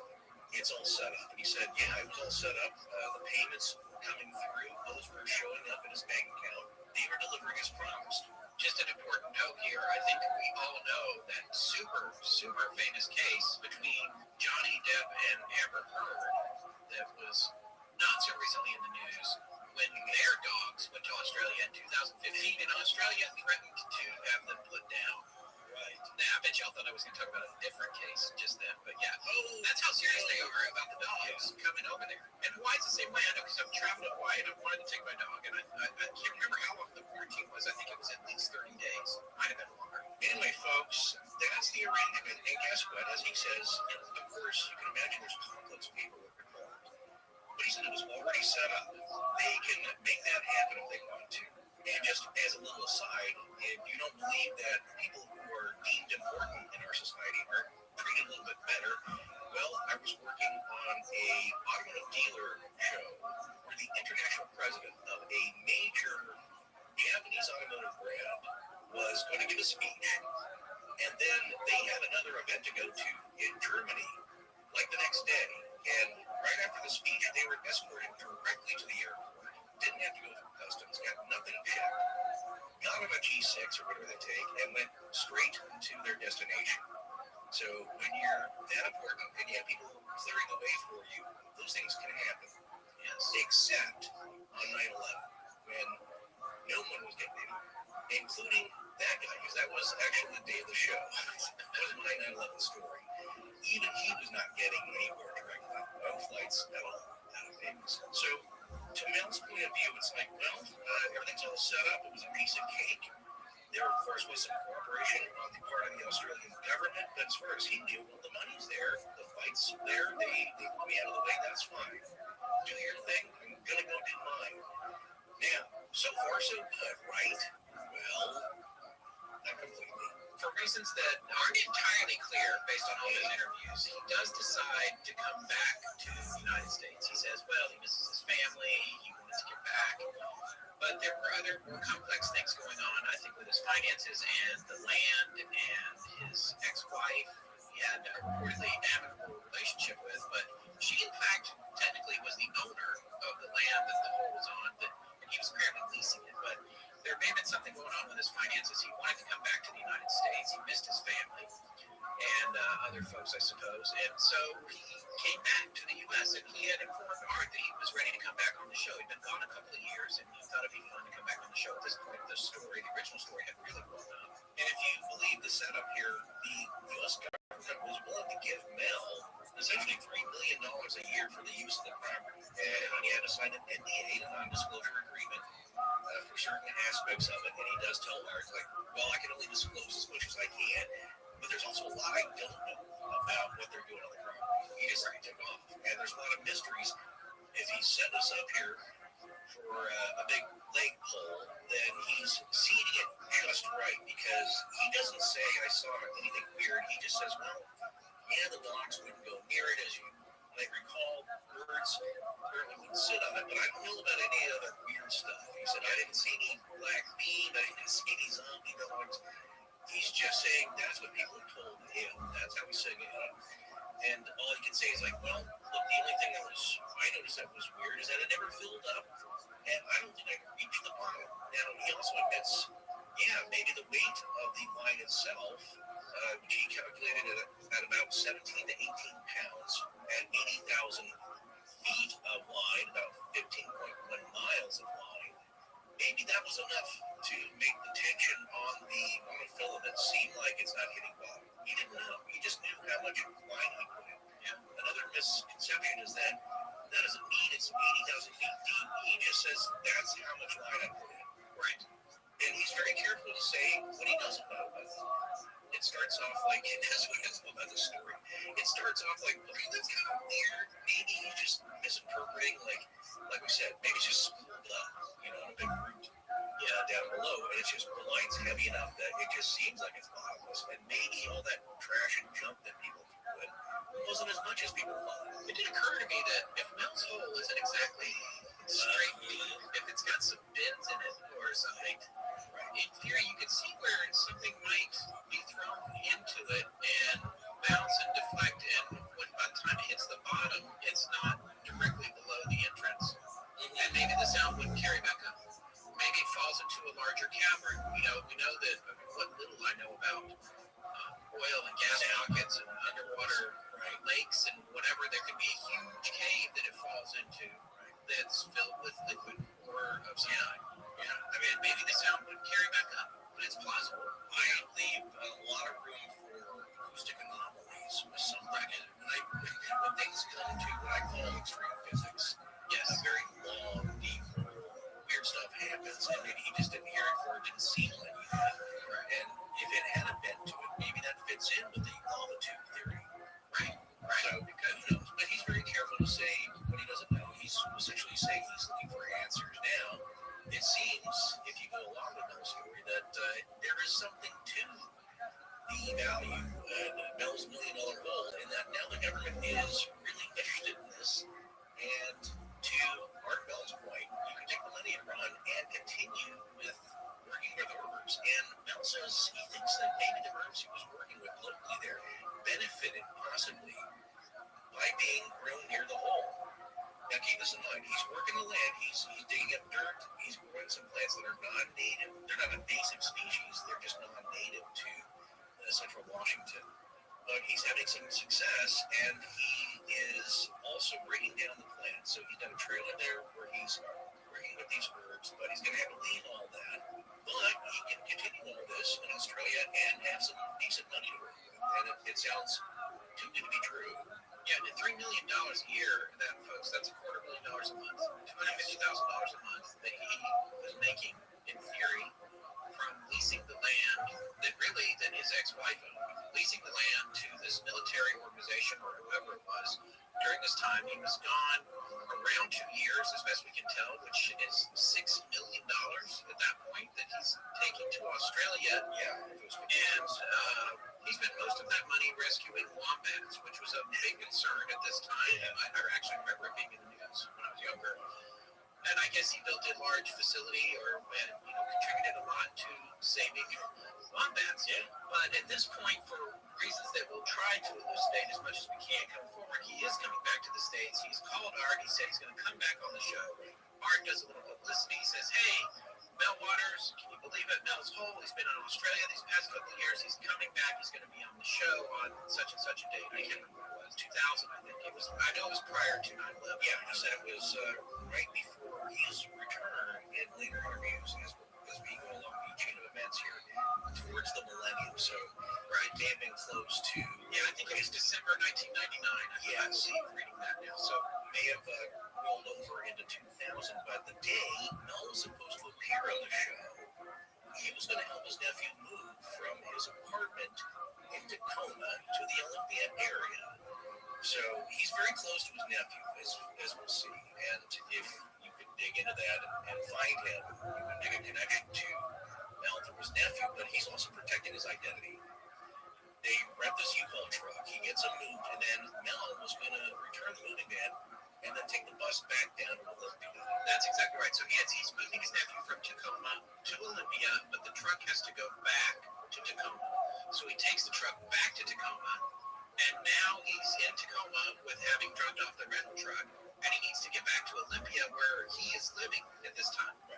And for folks who didn't know, I had to look this up. Of course, you probably knew because you're from the region. This is about 30 miles. It's not a long way. These two towns are not very far apart. No, but you need a bus ride. Yeah, short bus ride. So there are buses there running back and forth, just like buses that run in and out of New York all over the place. And so he gets on this bus in Tacoma, and as it's leaving, there is a fight on the bus of some kind, not involving him. He just describes it as an altercation.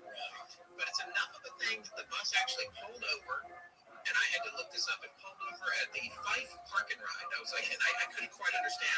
Fife, F-I-F-E, there is a park and ride. Still there to this day. He said it pulled over there. And I guess they took everyone off the bus for this investigation into what exactly happened, including him. Yes, and this for me is where it starts to seem like is that staged. Well, that's the whole thing, because they pulled into the, I think it's Highway 512 park and ride. And there's a reason to pull over to the park and ride, in that there's an altercation. Now, something interesting that Mel says is that, well, maybe it's a challenge to verify this. There's other passengers on the bus. He says, like, hey, if anybody was on that bus or remembers that, you could call in. and Mel said that himself on the show. Right, so there's now a reason to pull over, and of course, they get met with transit authority people, local police. They escort everybody off the bus, and Mel says, well, we need to talk to you about what happened. And Mel says, well, there was a kerfuffle. I'm not really involved. I need to get back to Tacoma. Yeah. And they said, don't worry about it, no problem. We have a transit bus here. You just tell us what we need to know, and then we'll take you back to Olympia. And that's the last thing he remembers. Yep, that's it. And then he woke up, as we said, in an alley in San Francisco 12 days later, 12 days after he was supposed to appear on Coast to Coast with Art. Right, Art just thought he flaked or something. Right, which not, of course, that happens a lot with certain guests. So he was a little, I think, on the fence and having fun with the story anyway. He's like, okay, well, he's back and maybe something happened, but he didn't know because there was just no callback. He thought he got ghosted. So Mel is coming out of a fog, almost a hangover of some sort, but he doesn't know from what, to hearing these probably drunk or possibly high folks standing around him in an alley trying to get him to sing On the Road Again. And that's what he woke up to. And he doesn't really know how he got there. And he's feeling around, he's checking his clothes, his ID is gone, his wallet is gone, his keys are gone, he's wearing the same clothes he moved his nephew in, and he's filthy from moving and tired. And then he realizes while he's trying to take all this in and ascertain the situation, that on top of that, he can taste blood in his mouth. And he said, what is that? You know that everybody knows that taste. And he realizes that all of his back teeth are gone. His molars, wisdom teeth, everything gone. And he has no idea what's going on. And he said then he rolled up or pulled up his sleeve. He looks down and he can see where there was an IV in his arm, and it's got that sticky residue from where the tape was holding the IV in. Yep, you ever removed a Band-Aid, you know what I'm talking about, is that there's that little line of lint around that, and he can see a little puncture hole on the inside of his elbow. And his brain's pretty foggy, and then he wonders, what just happened? No identification, no wallet, no keys, no money, nothing, and no back teeth. He's also missing his custom belt buckle that he made for himself. The thing about this is, like, it's all right. So the teeth are gone. Art Bell actually makes a joke about this. He's like, your belt buckle. He's like, taking somebody's teeth, that's one thing. But taking a man's belt buckle, you know, and it is true. And it was this custom one that he had made because he calls himself, and I quote, an itinerant jeweler. And so he would make these, do some metal work. He used to tumble stones, and he had made this belt buckle himself. He had made like 10 of them, and he had sold them in the Ellensburg area, but this one was his, and it was gone, and he had no idea where it was or why it was gone. And once he figured out where it was, he managed to get in touch with his nephew, and he got his nephew to buy him a Greyhound ticket to pick up over at the bus station in San Francisco and bring him back to Olympia. So then I guess the question becomes, what happened? He doesn't really know what's happened. Art and him are talking. Art is like, I feel bad. I promoted the show, and you basically got kidnapped and tortured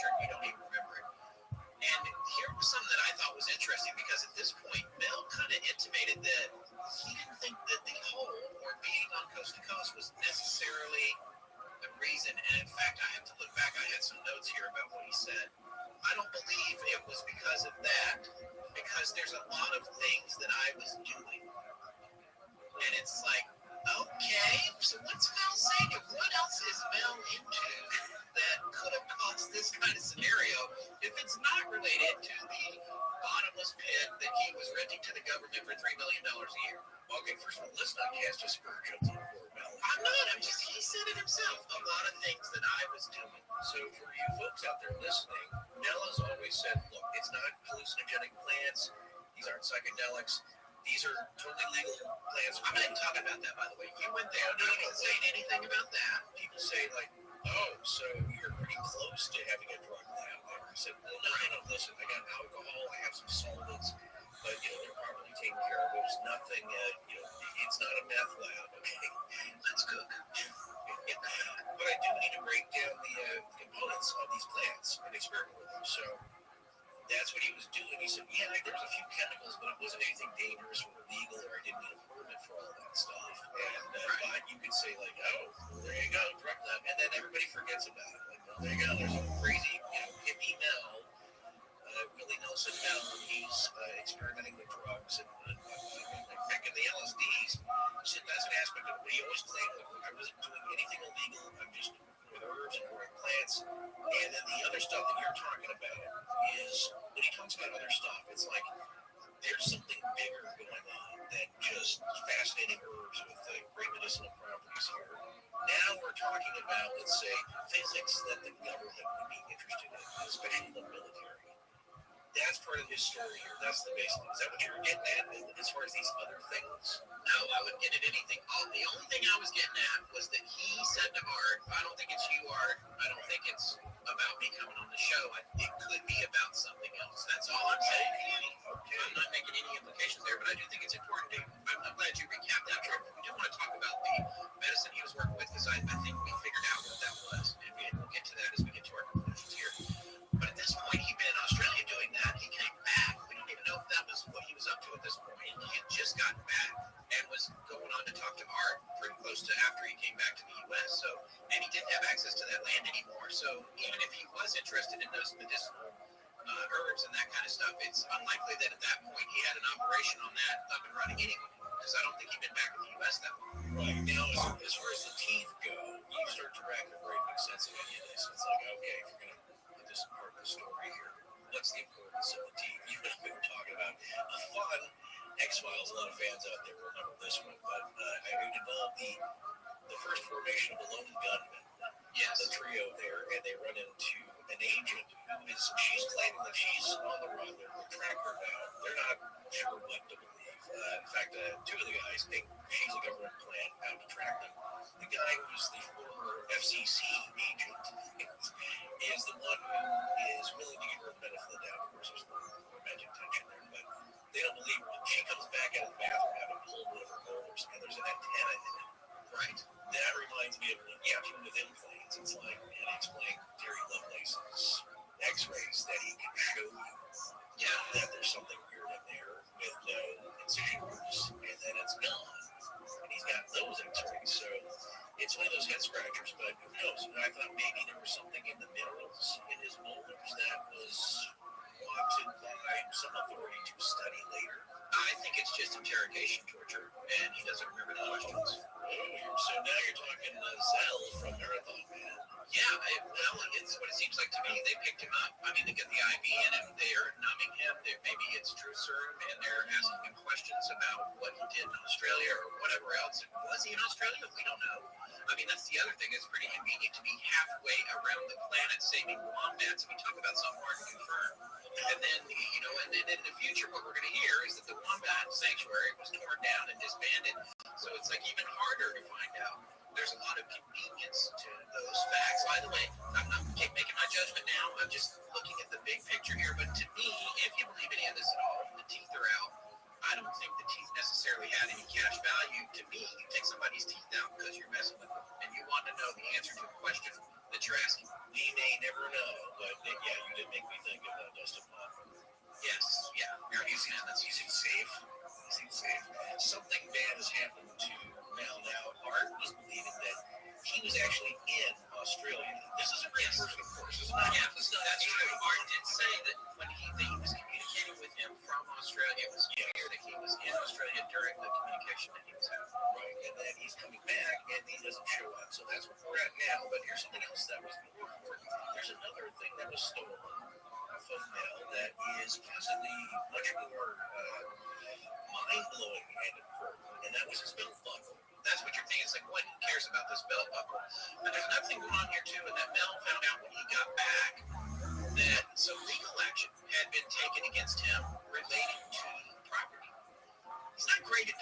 describing these scenarios, which in a way makes me believe it more because it's not a super buttoned up. The thing that liars do is they bring lots and lots of extra intense details because they're trying to convince themselves of the lie they're sharing.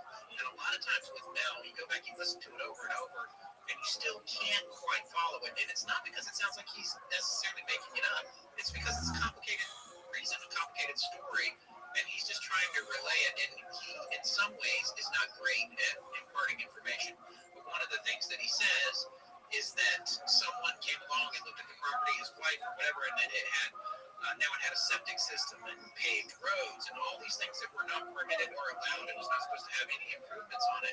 And as a result, they were able to nullify his arrangement with his ex-wife regarding the property, and then essentially it was no longer his, which would also mean that the $250,000 a month rent would no longer be his either. Of some of that, he was paying apparently $25,000 a month to his ex. He said he described that as an amicable relationship. He said we were still friends. He said it was something to the effect that we couldn't pull off a marriage, but we were friends. That's part of the divorce settlement. It's kind of scrub land in a way. I don't think she had any use. Yeah, it didn't have a lot of value.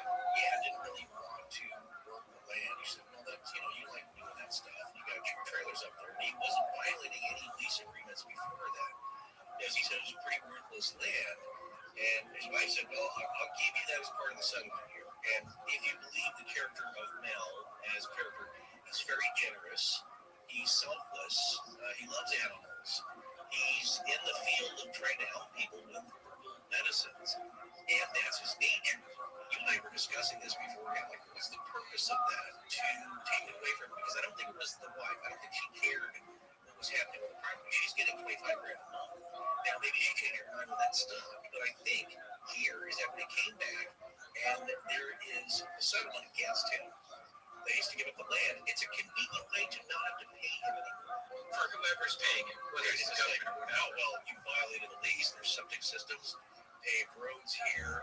There's other outbuildings. You're not supposed to have on there. And he's like, well, I didn't do any of that. It's like, no, we did it. And then we're also going to blame you for it and take the land away from you and have to stop. And then we can stop paying you a lot of money.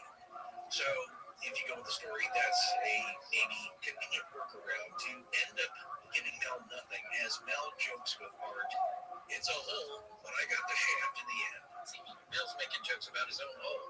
But he also said that she kind of disappeared too at this point. So that's another there's thing two, but Art says, is it possible that she's the one making the deal now? Because here's my question: no matter how amicable they were, if it was really set up this way, and he was getting $250,000 a month, he's only giving her 10% of that at $25,000, right?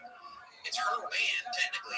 If it was my land and I was getting 10% of the lease on it, I might take some steps too. I'm just saying. So, or maybe she didn't know all that stuff was happening. Did he call her and say, hey, the government came and they said they're going to give me, oh, you know what, never mind. I'm just going to keep leasing it. Talk to you later. So, he goes to Australia. He's getting the $250,000. He's sending $25,000 to her. He's gone. Word gets there. She's like, what's going on? She drives by. She's like, wait a minute. And then word gets out to her about the lease he's collecting somehow. Or maybe the people, the nefarious people that have taken it over, are driving them apart from each other, divide and conquer. Maybe they go to her and say, we sent Mel to Australia. We're paying $250,000 a month. Would you take less? Because he shouldn't have put these roads in here. Well, look, there's a lot of ways that could have played out. That's true. And as someone who was in a permit board for 5 years with the city of Los Angeles, I remember that. I can tell you with you. Yes. Yeah. As you know from people and human behavior, she doesn't want to start growing anything on the land herself. She has no interest in the land.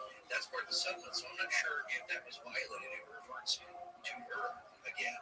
After Mel gives it up.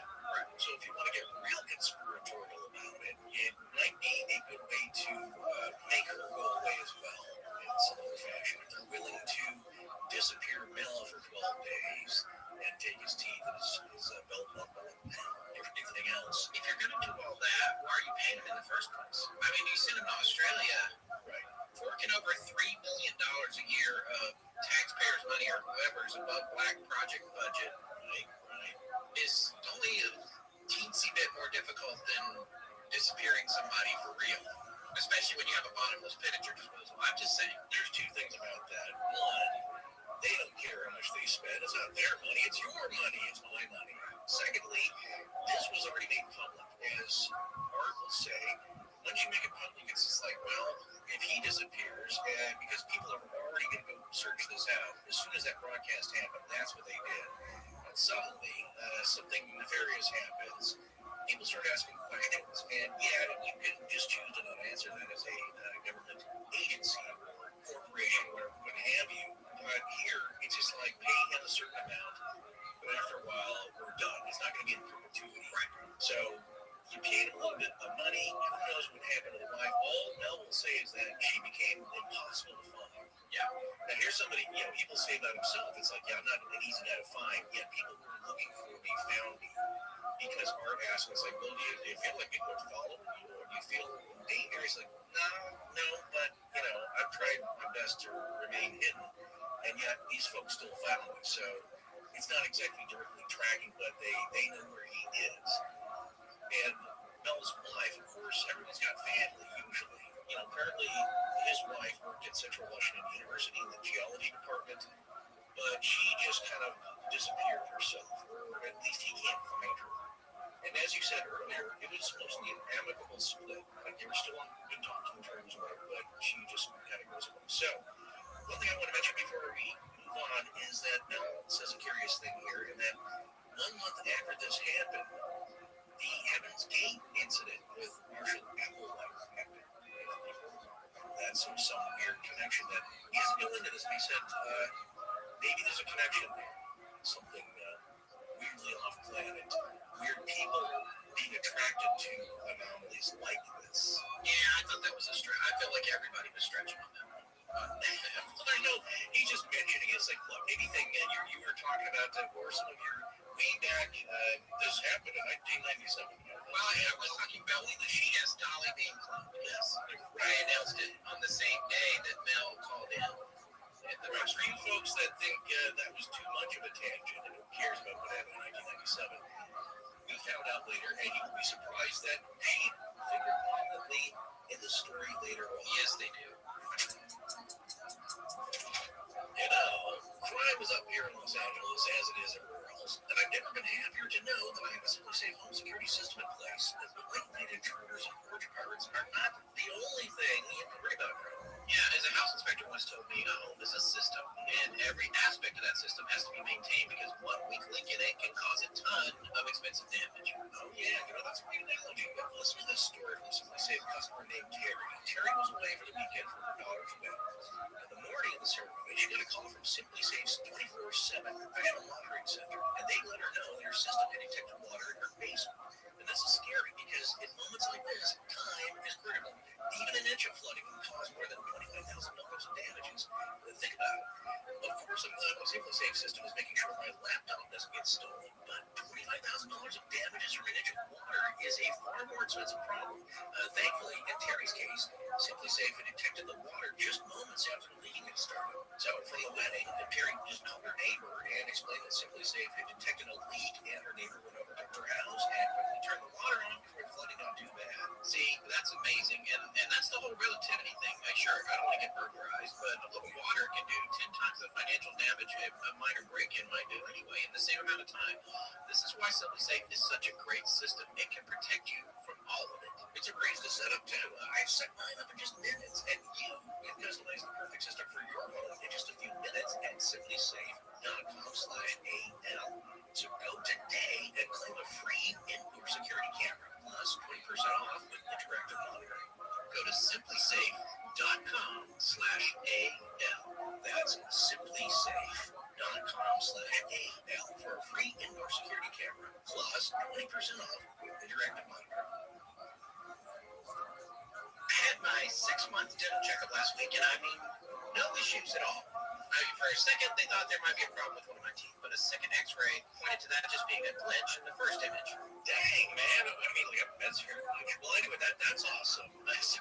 Not only no cavities, but gums were all good. That's good, too. Yeah, and you know what? Honestly, of course, I got to think it has to be because you and I both have been using a Quippa electric toothbrush for a few years now. Yep.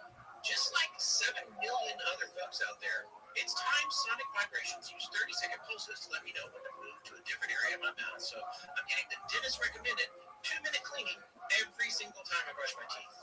I'm also one of those folks that actually likes flossing, and Quip's refillable floss tray is great because not only does it make it easy to floss, affordable refills for it help to reduce plastic waste, which the world is finally starting to pay attention to. Yes, well, as you get older, the older folks will know that I have to floss all the time. So, but I actually prefer the floss picks, and they have a refillable version of the floss pick too. You can restring it over and over like a tiny little guitar, and just one floss pod, which it comes preloaded with durable mid-flavored string. I like that.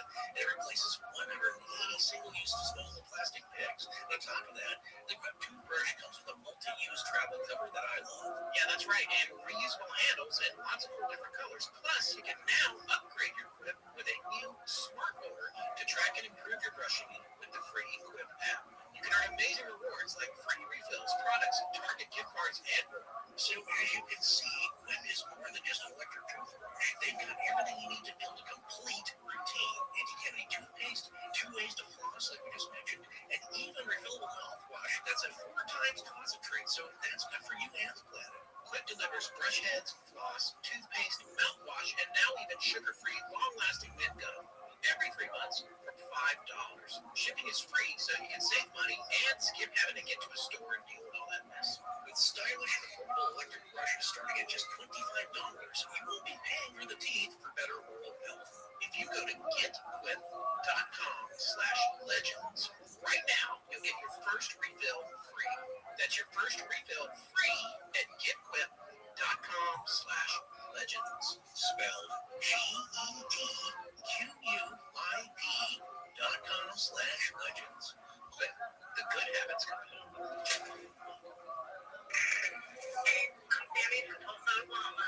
When I'm not fighting off the Oklahoma octopus, I'm listening to Astonishing Legends. Now back to Michelle. Now, another thing that we're going to talk about, and we should do it right now, is you'll see a lot of comments that people make. Well, it's super convenient to sell baloney because he never gave out the exact address or the coordinates of the hole.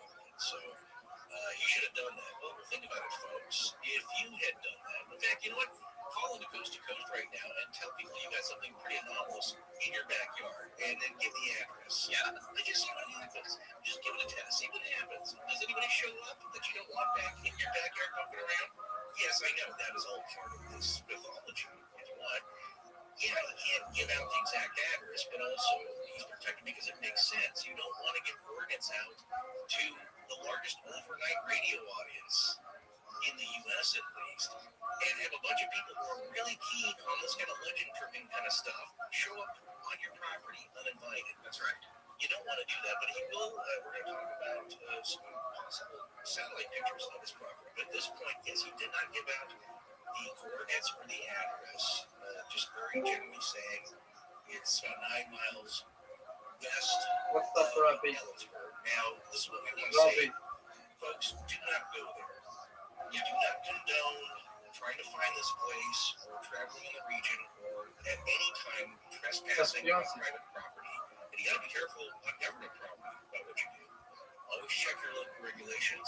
Conspiracy, are you Again, listening? we did not send you there, so that's what people do. They want to go see this place for themselves, or they want to go try and find it. Rabbi, And just think, if you're traipsing around out there, and this Rabbi. is an actual hole, let's just say an abandoned mine shaft, Rabbi, that's Rabbi. dangerous. Yeah, it can be life-ending. You traipsing around in unfamiliar territory, and if you don't believe it, just take a look at the folks that died looking for Forrest Finn's treasure, which was really that point. So it's dangerous. So there's always a point in some of these appearances too where Mel mentions the plant that he's dealing with, but he'll never mention it by name. I'm not really sure if that's a fear of a patent thing or whatever.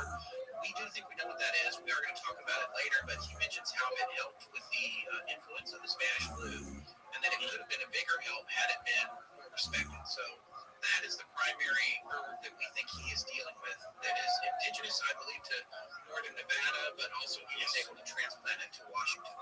Another thing about his latest appearances, we get a sense of his age. He mentions in this appearance that he was 68 years old, or will be turning 68 in June.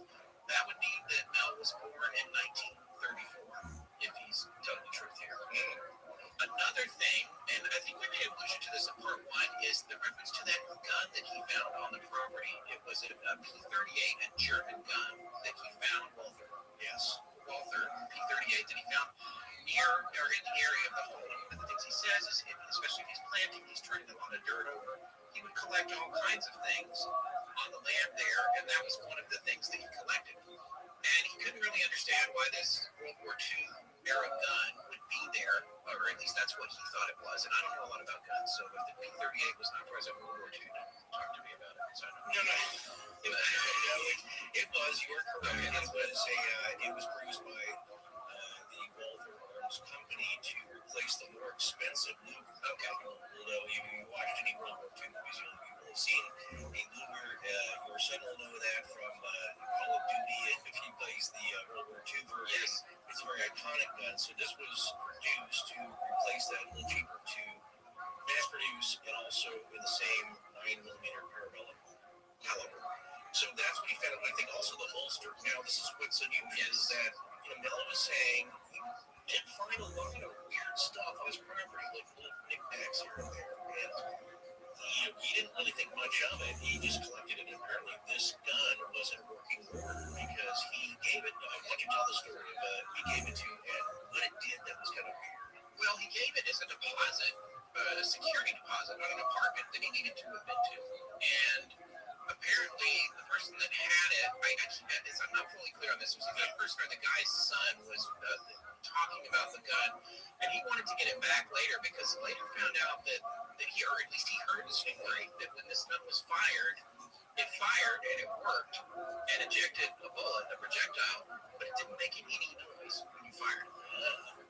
Well, so how was that for strange? And then let's take it one step further. If you took this gun and you put it on a table, you got it near a radio, you would find that the radio would pick up strange, I guess, programming, for lack of a better word, music from another time, or reports from geographically impossibly far away areas. Right. It could be a ball game from years ago, radio programs from the past, music from different eras, or something that was too far away, essentially, to be picked up by any kind of radio as a shortwave. It had properties to it. Now, this all starts to fit a theme that Bill's talking about the whole, and things being near it, around it, or coming out of it, that it has to do with audio or sound waves.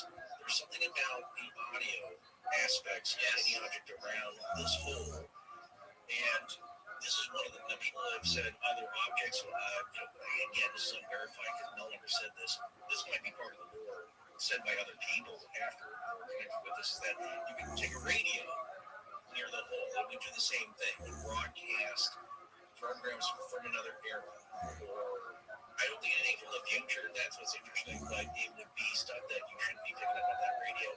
But imagine if you could just dump a gun in there and suddenly it was silent. Well, that would be very popular with the military and the criminal faction organizations here. Yeah, and what's going on with that? Is it a paranormal anomaly in addition to, in theory, being able to put it near radios in different stations? He actually had heard that his gentleman who had the gun could wave his hands around and use that to control what signals were coming in. That's right. It's almost like a Walther P-38 theremin. Is that it would change the channel.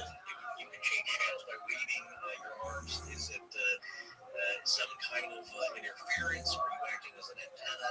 It's all part of the lore. So, in addition to this, he's telling another story about, if you don't know, if you remember from part one, what we talked about, there was a gentleman who would come and dump tires into the pit on this land. And he had said that he wanted to get back in touch with him, too, because he had been helping his son, or grandson, he thought maybe, who had a truck he was having issues with. And one of the problems he had was just in general traction. And for those of you who live out in the country or out in the West or whatever, you know that a lot of folks that have pickup trucks will put sandbags or some kind of weight in the bed to improve traction off-road or in bad weather. And Bill said that he gave this young man buckets full of detritus that he had picked up around his property to help with this truck having traction. But he also took some of this kind of stuff apparently with him to Australia, which I can't really figure out why he would have done that, but he said that he did. And while he was in Australia, in addition to working on wombat rescue, he was involved with ministries in the area, including the Ministry of Health. And one of the things that he was dealing with there were folks that were in hospice. And then some of them had advanced HIV.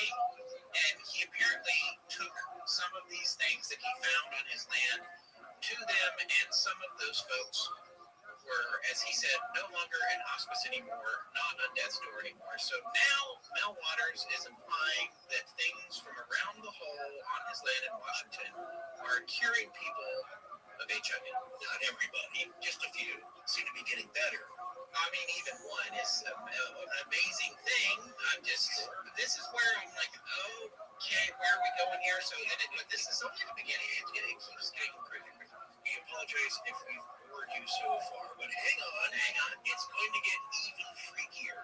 So Art is like, why? I don't understand why you left. Why did you come back here? You had it so good. And he said, well, I ran out of money and I needed to come back, and I came to find out all these things had happened, and now his belt buckle's been stolen.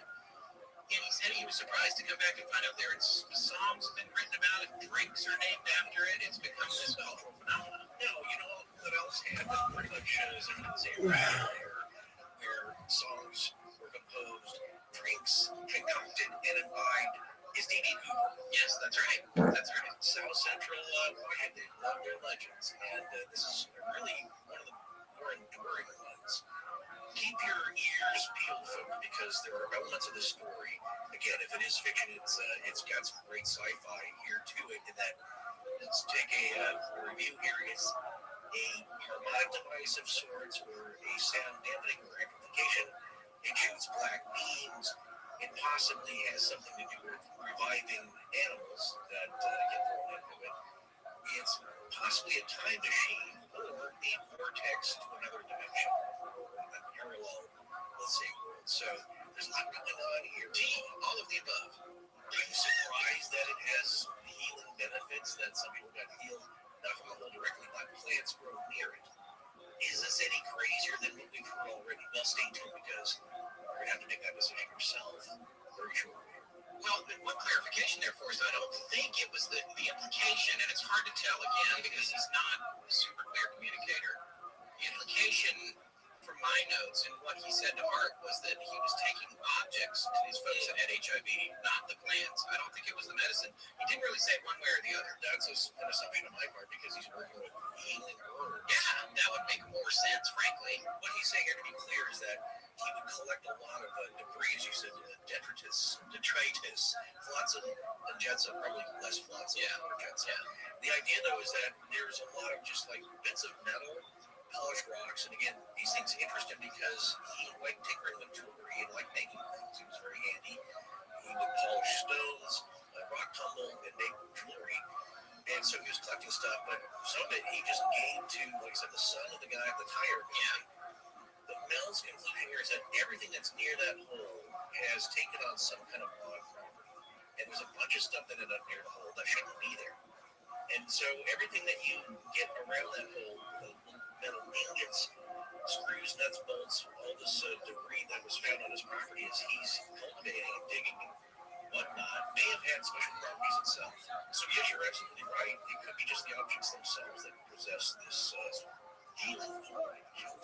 Yeah, there's a point here which Art stops and asks him, has he been back to the hole? And he says no. He's not apparently not interested in going back. So it's at this point, this isn't near one of his appearances, he mentions an email address. And I thought this was interesting. Again, this is another time capsule thing. He says that his email address is melwaters@home.com, HOME.com. I do remember when that was a proper email address that you could get. And it is now a completely different thing, home.com. Right, went under a long time ago. So no point in using that one, but he spells it out. That means he's open to being contacted, and he's using that name, which I still think is either completely made up or a pseudonym for a real person. There's a lot of details about him that seem very real. There's another point in this interview, too, when he's wrapping up shortly after he gives out that email address, where he mentions that he's very, very anxious to get hold of a Hungarian man, a Hungarian Catholic priest. And it's never really clear to me anyway, and some folks out there who are male aficionados maybe have a clearer idea of why this particular character is important to it. I mean, it almost sounds like tradecraft, like he's going out on the radio and saying, I need to reach the Hungarian Catholic priest, which is a code for, okay, this means we need to do a dead drop in downtown Tucson tomorrow afternoon. Like, I don't know what's happening there. Why is he trying to reach this particular person, and why does he need to go on to coast to get to him? Maybe there's more to Mel than we know about. Or it's exactly what he described. Or it's a great yarn. Yeah, it's craftily, expertly spun. And I'm telling you, because we're still hooked to the end, and I was never more fascinated than I am now getting back into this when I understand more of the context of the order. Because I did hear about this legend years ago. Yeah. It's like, well, that's pretty weird, but then you don't have to believe until you really dive down into it and you start to dispel some of the myths, which is what's happening here in the whole story itself. And then people are claiming stuff. It's like, yeah, but you really weren't there. And then people claim they were there.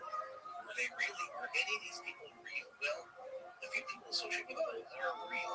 Now we know, of course, like I said, Mel is a real person, but why can't we find it? And if part of this is true, or he believes it is, then any one of these aspects, if it's true, makes this an outrageous and mind-blowing story. By the way, right now, he's still with us. He's closing in on 88 years old or so. It's possible, but we'll see. Anyway, please continue. Yeah, so in these continued appearances, he goes on about how much money he had spent in Australia rescuing wombats, which would have been millions of dollars that he spent on that. And then at some point, for some reason, that's not entirely clear, his facility was shut down, and all of his people that I guess worked for him were sent home. They were sent emails, and everything was dismantled. Severance checks, and they were sent on their way. Now, keep this in mind, Mel still had a way to contact these folks. Yeah. And they were experts. And Mel will say, first of all, like, look, I'm not an expert in it. I'm not a veterinarian. I'm not a biologist. He's a bit of, I guess, an autodidact when it comes to learning about herbs and plant use.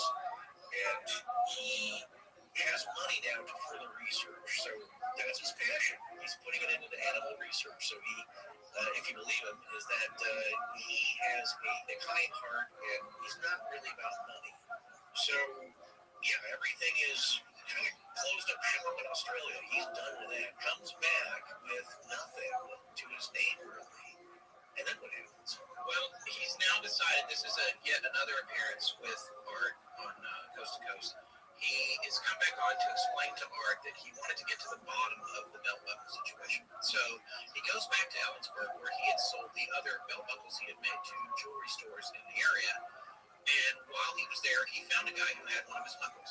And he said, I want to take a look at this. And he's trying to figure out why they would have taken my belt buckle. So he goes over to the guy. He's like, I made this. Can I take a look at it? And he's like, sure. So they take it off, and he takes a look at it. And he realizes it has these 3 coins affixed to it in the metal work.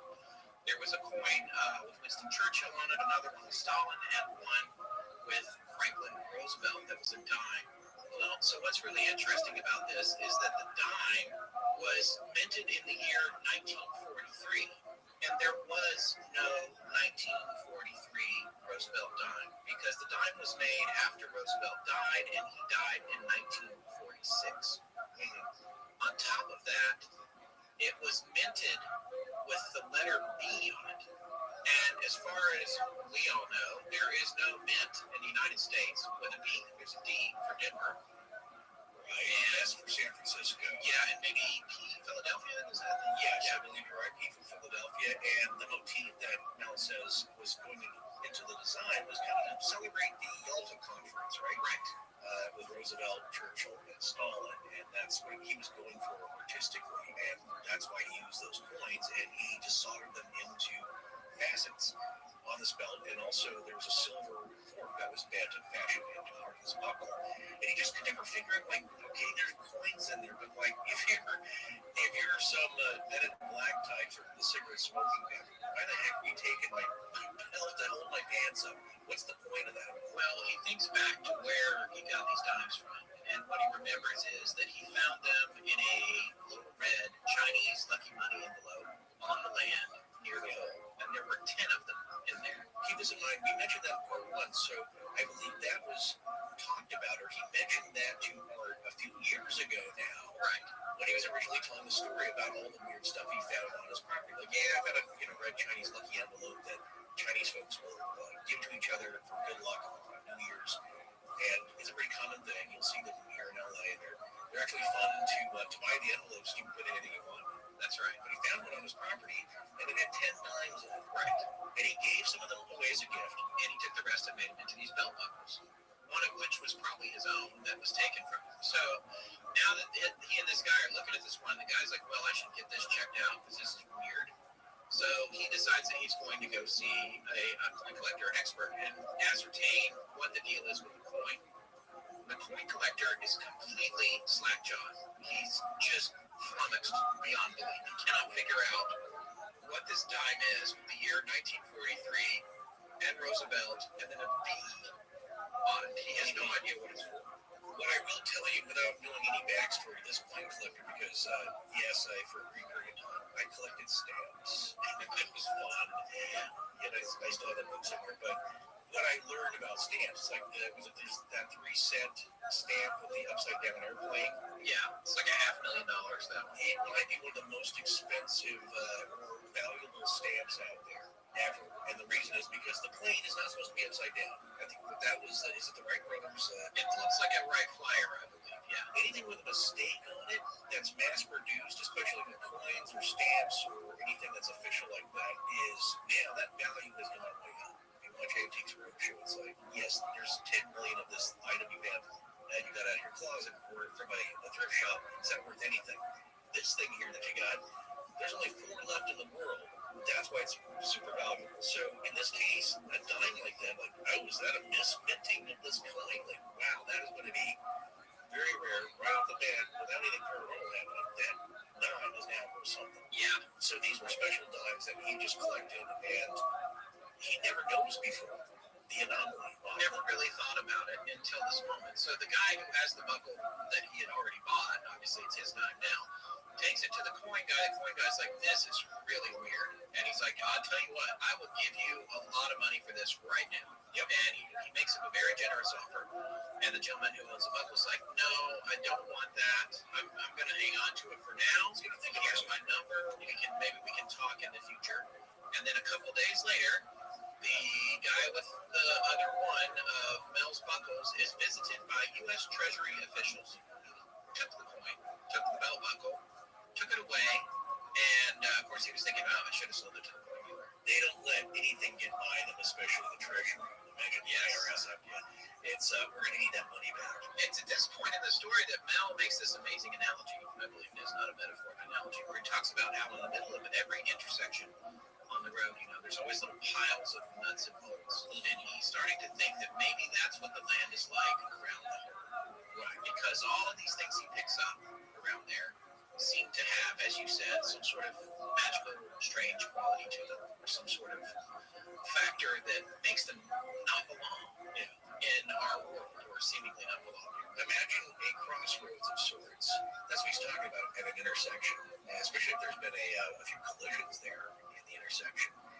Bits of debris, springs, nuts and bolts, little pieces of possibly a nameplate, a name badge from a car, all kind of connecting as they get shoved to the center and never really cleaned up. And maybe that's what's happening here. Maybe this whole property is a crossroads from several different realities, shall we say, because here's the deal. They don't really mint coins after presidents until they've died. So here's the facts in our reality. Franklin Delano Roosevelt was born January 30th, 1882 in Hyde Park, New York, and died April 12th, 1945 at age 63. Not 1943. So that means that dime would have been minted 2 years before he actually died, which is not the case, at least in our reality. Or it's just 10 dimes all with the same anomaly in manufacturing, which again, that just makes them very valuable. Nothing supernatural there suggesting that that's the case, but it's very odd. And it would just make them super valuable. Yeah. And before we move on, one other interesting thing to consider about the dime, which fits into all of this. Of course, as hours of interviews have gone by over several years with Art and Mel,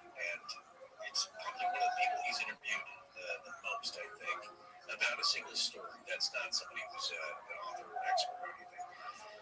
They kind of get to know each other in a sense.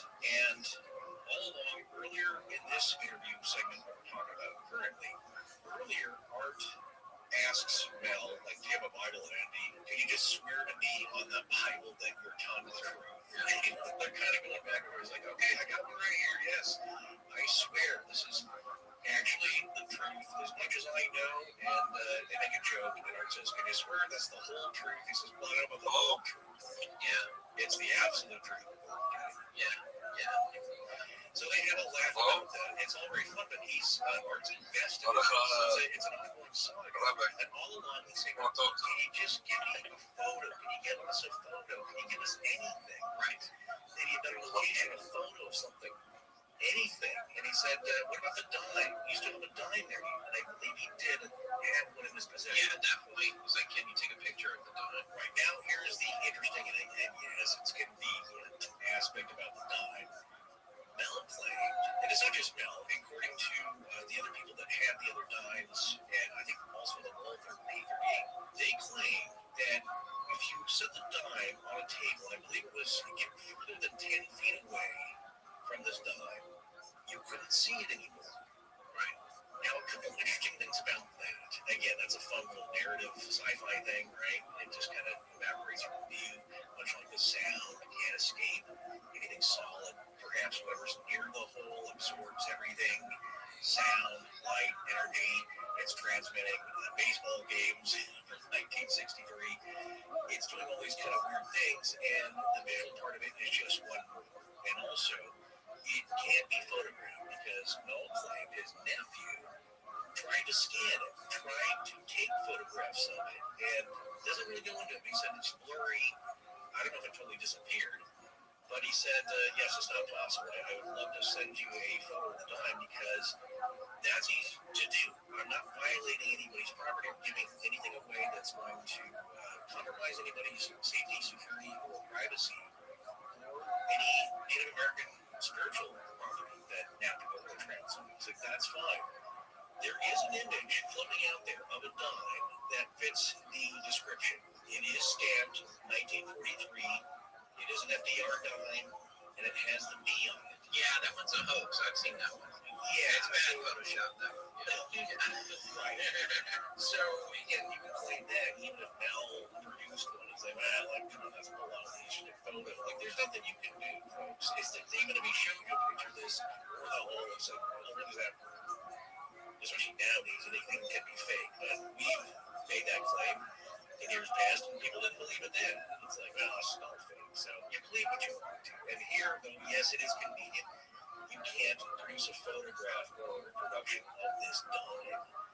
But let's talk about this in a paranormal stance, in that it reminded me of a news reporter series of what it was. But I always remember this segment of it, where a semi-pro photographer and astronomy buff, that he lives on the Florida coast, and he was on his deck. Of course, he loves to take astronomy photos. And he's got a pretty good setup, right? He's got a telescope, which attaches to a DSLR, and he's all ready to go to take astronomy photos, right? And he's on his deck, and it's about dusk, I believe.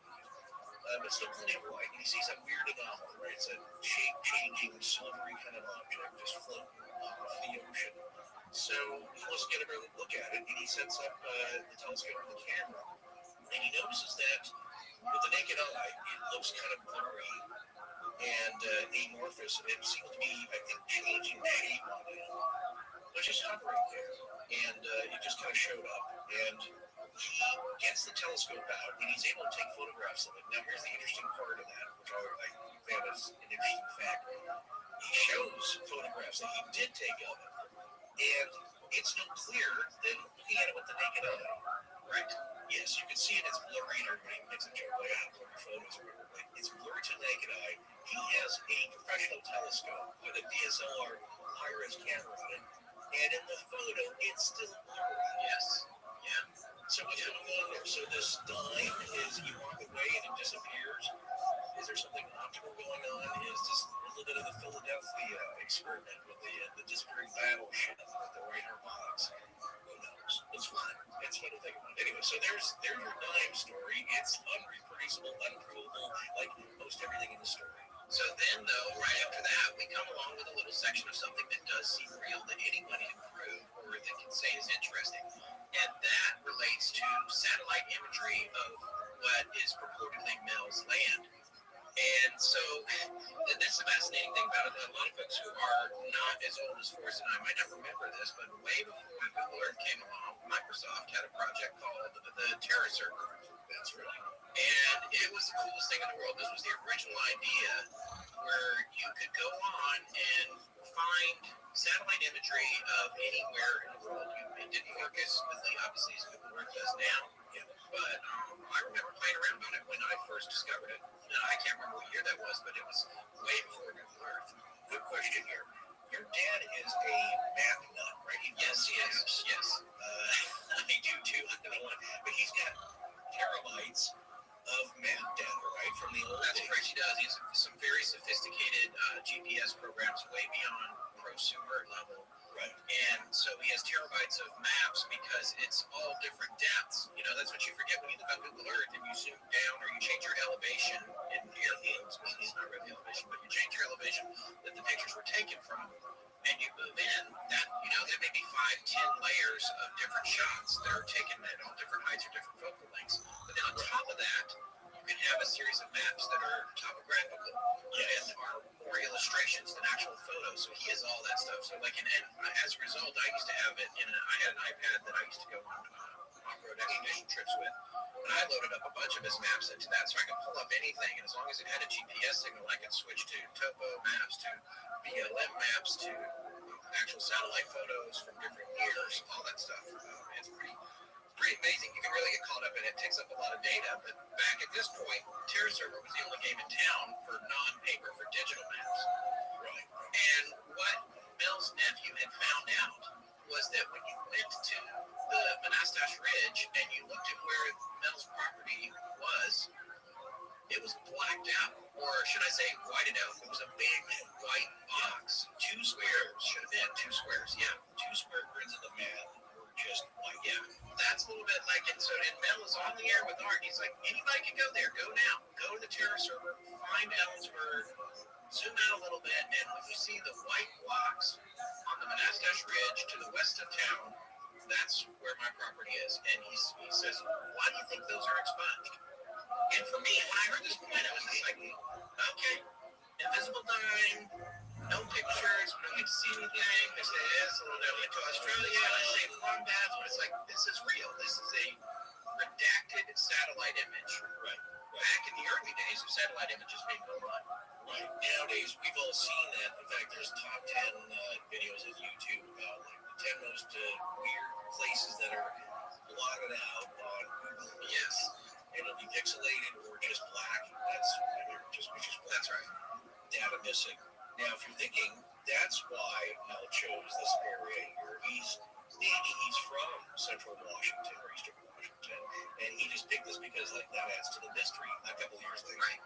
Well, Mel's first appearance was 1997. Terra Server did not come out until 8 months after his appearance.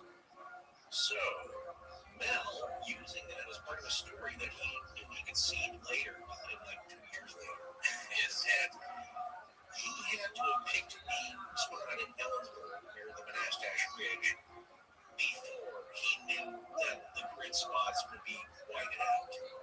So, it seemed to be the case that this is true, so it's a tremendous coincidence.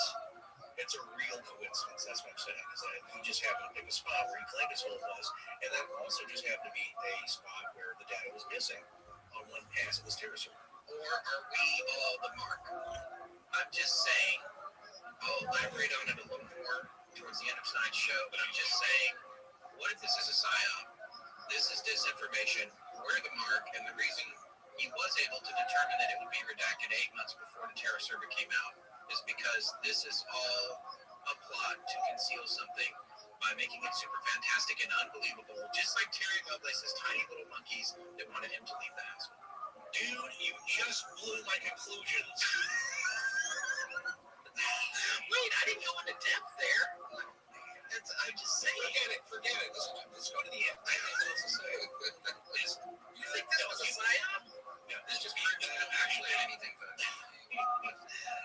should be. I don't know. Some people like that. Some people hate it. Yeah, it's too pre-planned. It's unplanned enough. We don't know what to do. We're not scripted. She wanted to please you.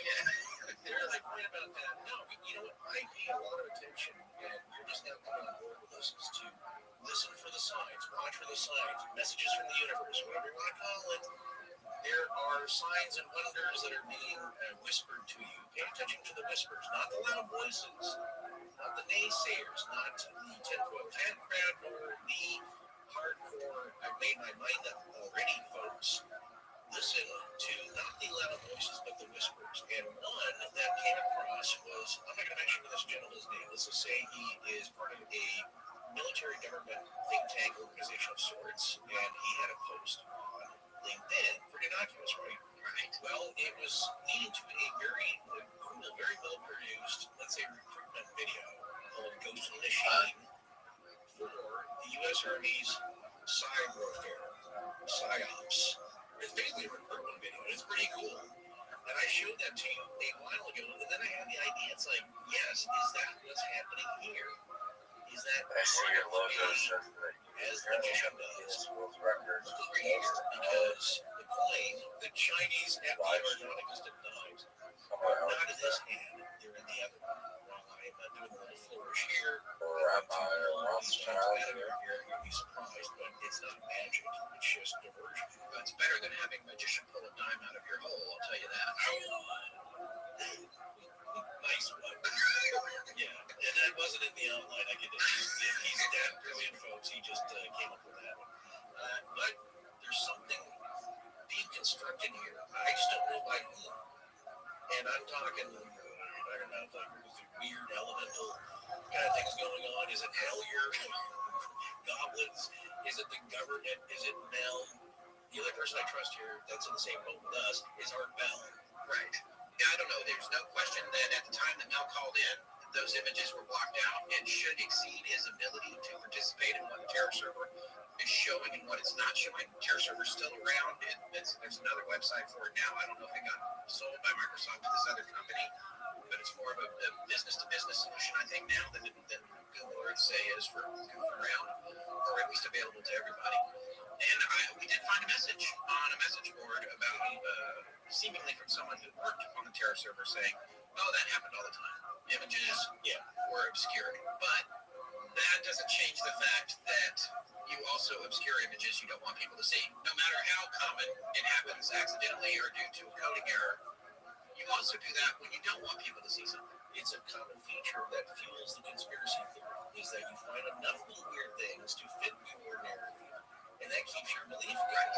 Because there's another Reddit thread, and we don't have time to get into it here, but it's another snapshot, let's say, from Google Earth, and there happens to be one tiny cloud obscuring the exact spot where people think Bill's hole. I have that picture, actually. We'll post that with our, I have that very picture. But you know what? Clouds happen. So, who knows? But it's got one cloud out of the entire Pacific Northwest, making its way past the Cascades to obscure a tiny dot in Ellensburg. Come on, man. It would also be remarkably easy to Photoshop. I can't think of anything easier than Photoshopping a low-resolution satellite image to do whatever you want at this point. So that's the thing about now. And a little bit the thing about back when the issue happened with the Terror Server. I guess I'll just go ahead and get to this part now. You can just Photoshop whatever you want it to look like into it. You don't have to redact it. You can clone stamp a piece of the earth from another section right over the thing you're trying to cover up. And we get that. So moving forward, there were a few other details that we plucked out from our notes that we did want to mention. One of them also being that Mel had heard reports from his trucker friends, and he seems to know a lot of the truck drivers for whatever reason. Which we've got to know a few over the years just because they're listening right now. And thank you, guys. Yeah, thankfully we don't put those folks to sleep. So anyway, I guess some of Mel's trucker friends told him that one of them delivered a huge quantity of fiber optic cable to a warehouse in Ellensburg, and it was an unusual amount or quantity of fiber optic cable. And then later said that all of the folks who were handling it when it was dropped off were apparently Israeli. And at the warehouse, that raised some red flags. However, for me, it doesn't raise any red flags. A bunch of fiber optics, maybe Israeli intelligence, all within a 15, 20-minute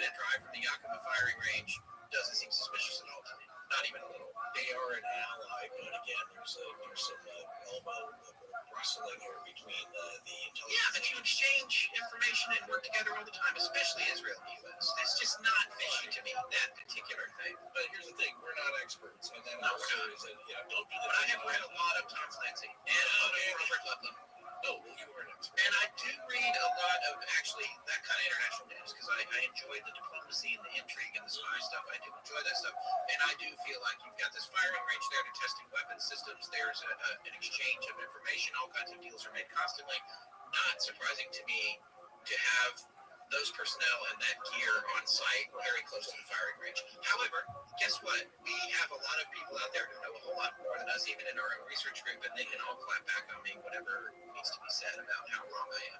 We have checked in. We're going to, before we finish this out, check with the emails. Yes. Yeah, you don't know why or the purpose of where things that get delivered. However, what I will say is that material has to come from somewhere. The Army doesn't make everything that it uses, right? So they have to buy some commercial goods and services. And it makes me think of the Nazi bell. The myth around the Nazi bell was that perhaps one of them, at least, was taken to the United States after the war because people noticed, and consider to this, and I think there's even a bill, a way bill, let's say, leading a large amount of this very specialized ceramic block was delivered to Wright-Patterson Air Force Base in Ground Pond, I would say, that this thing was delivered to the same place. Right. That's not conducted, blah, blah, blah, and that you had to build this around the bell when you crank that thing up to keep it from killing everybody at a 10-meter distance. And then you stand at a distance and throw P-38s at it and see where they go. Well, then you get a chronovisor thing happening where you can see it in the past, in the famous battles and whatnot. My point being is that, people do know weird stuff because it's like they have to be the contractor for it. So that's one thing. Now, another thing that talking about truckers is that Mel said that people have been telling him after his appearance there, guess what? On that highway that goes to Yakima, he said he thought it was 84 or 85, there's a rest stop there. And people would say, not just truckers, but other people stopping there. If you look towards this property, they can also see that black beam shooting into the sky. As if a flashlight could shoot a perfectly black beam, blotting out all white. They claim to Mel that they were able to see it on occasion. Now, Mel will say he's never seen it himself. Still claim that. So he just said, well, people told me that. I've never seen it, but here you go. That may happen again. Well, so all of this stuff, a lot of it's recap. There's this new information. There's still strange things going on. And just when you think that this story is ready to crawl into the ground and be buried, it turns out that Mel may have stumbled across another hole, another bottomless hole, bottomless endless pit in a mysterious location in Nevada, home of Las Vegas and Reno. Well, here's a little thing which I thought was hilarious because I tried sending Mel or Art an email because Mel said, is it Nevada or Nevada? And he asks Art, has been living there for a long time. Art says, oh, I was in Nevada. Kind of mumbles off like, whatever he says, it's kind of mumbled, but I thought, like, that's when you're going to get an email about where it's, it's, I've heard it both ways, and I feel sure that whoever says it whichever way thinks the other is wrong. So one thing I do know is that nobody says Oregon except for Steve Dan. And you can tell that was across the he's just not from the area. Yeah. That's fine. Being from the Pacific Northwest, I've only ever heard him say it as Nevada. Yet in this case, you're talking about something that's such a old chestnut trope, the bottomless pit. We've all heard of that, right? It's the idea of a bottomless pit. Where the bottomless coming from? Both are very highly solid sushi, endless breadsticks. Yeah, the thought that it something never ends. Well, this is just one of those other weird mysteries, perhaps, or just a good story. So in this case, though, people would say, like, look at these odds that one gentleman here comes on a hugely popular national syndicated radio show, has a claim of a bottomless pit, and then he finds another one. my only counterpoint to that, and I do have one, is that if you go on a nationally syndicated radio show and you tell hundreds of thousands of people, if not millions, I don't know what their ratings are like, House or were at this time, that you have a magical bottomless pit, then odds are pretty good that other people who may have heard your story, who might have had one that they've never talked about, might reach out to you and be like, hey, you think you got a hole? Come look at my hole. Well, that was the original call. Mel was like, hey, I don't know what this thing is. I just told you I laid a bunch of fishing line down. If there's anyone out there that has more knowledge about this kind of stuff, let me know. I'm intensely curious. I want answers. And that was the original intended, stated intention of coming on the show. This crazy story, which just gets more and more crazy. And here, what Mel is claiming is that, well, eventually, Native Americans had heard of the program and heard of the story and reached out to him because of the herbs he was working with. They heard that part of the story.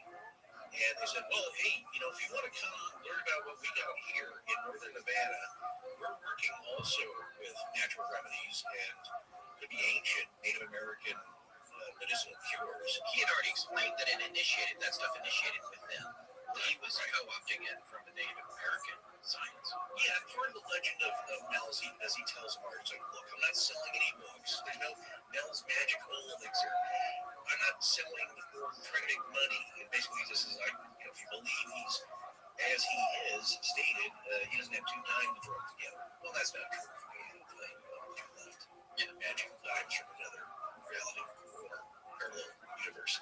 The other thing about the parallel universe, let's say quickly, it just popped in my head the story of the dog, Hunter the dog, and that was told to him. Mel claims no responsibility for that story, but the hunter who laid his dog to rest while in his bed saw it again, and he described it as he seemed like he was hunting with somebody else, and the dog looked exactly the same, but wouldn't come to him, couldn't hear him. Is that dog now hunting with a parallel hunter? That's another version of that guy, and that can be seen by this guy, and that's why the dog's not hunting. It's not exactly his dog. It's pretty close. Anyway, just fun concepts.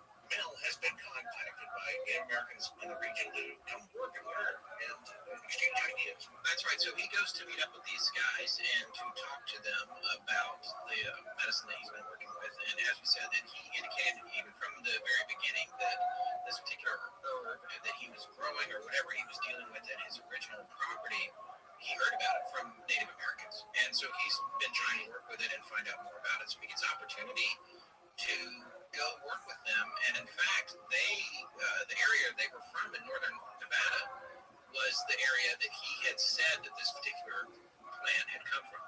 But the point is, he's going to go and make a connection with them, and then he gets up there to talk to them about the work he's doing. He's talking to them about the work they're doing, and then the discussion or the topic of his hole comes up. Hold for joke? No, sorry, joke. Continue, please. So anyway, they said, well, yeah, it's funny that you should have an endless hole.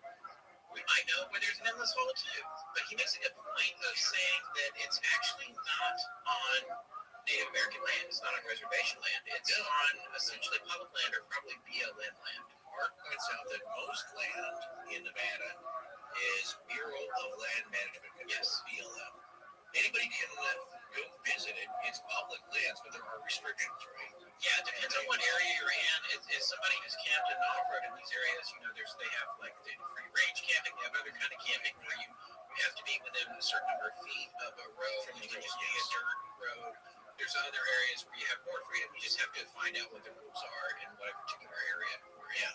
But it's government property. That's the long and short of it. The Basque people are herding sheep on this property, which is open to them to use, but they do not own it. Yes. But they know it like the back of their hand since the 1800s. And the Basque region, for folks that don't know, is in the Pyrenees on the border between Spain and France. And it's a really unique area we've talked about on the show before because the Basque people have a completely independent language. Yeah, there's no known root or proto-language, I believe. And then there's some speculation that they're connected to the Atlanteans. Yeah, but that's not coming from us. We're just sharing that information. Yeah. But they're interesting people, and there's a good concentration of them in northern Nevada. Not only that, southern Idaho, too. That's right. What's going on here is that he is in northern Nevada. He is talking to these Basques, and they're like, we know where something is. We can take you to it. It's not on our land, but it's on land we graze on. We're quite familiar with it and have been for close to 100 years. you should come take a look at this thing, because the herbs that we're talking about here that are thought to be a possible miraculous cure for the Spanish flu and other significant fever-related ailments, Yes, respiratory diseases, grows around your hole. Well, it's also growing around our hole here. So that's the connection that he's making. However, the attitude that Mel expresses is that the Native Americans know about this hole, and their attitude is like, yeah, just stay away. Yes. Which is good common sense about everything, especially like Skinwalker Ranch. It's like, yeah, no.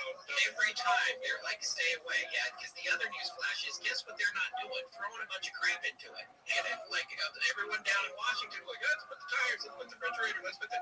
They're like, no, we don't know. We've never really thrown anything in there. Even like this, it's best to stay away. Don't attract attention, because you're busy just living your life, right? You don't need the extra weirdness going on. So, yeah, they see it. I think the Native Americans, as well as the Basque, view the area, the hole, and the land around it is, it's a bit spiritual. Yes. There's something unusual about that. So there's a little bit of And there's a respect for the unknown that might have been lacking around Mel's hole. What you're saying when you're throwing in TV, tires, cabinet furniture, refrigerators, all that. I just love the idea that it's popping out somewhere. You're like, stop that! What are you doing? Yeah, there's a bunch of garbage and dead cows here. This hole that he describes finding in Nevada is different in several ways from the one on his property.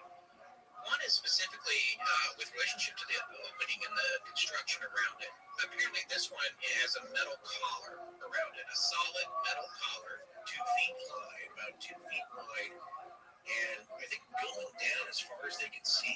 So unlike Mel's hole, where it had a stone-built retaining wall, which went down about 15 feet, I think it was maybe about a foot or two high off the ground.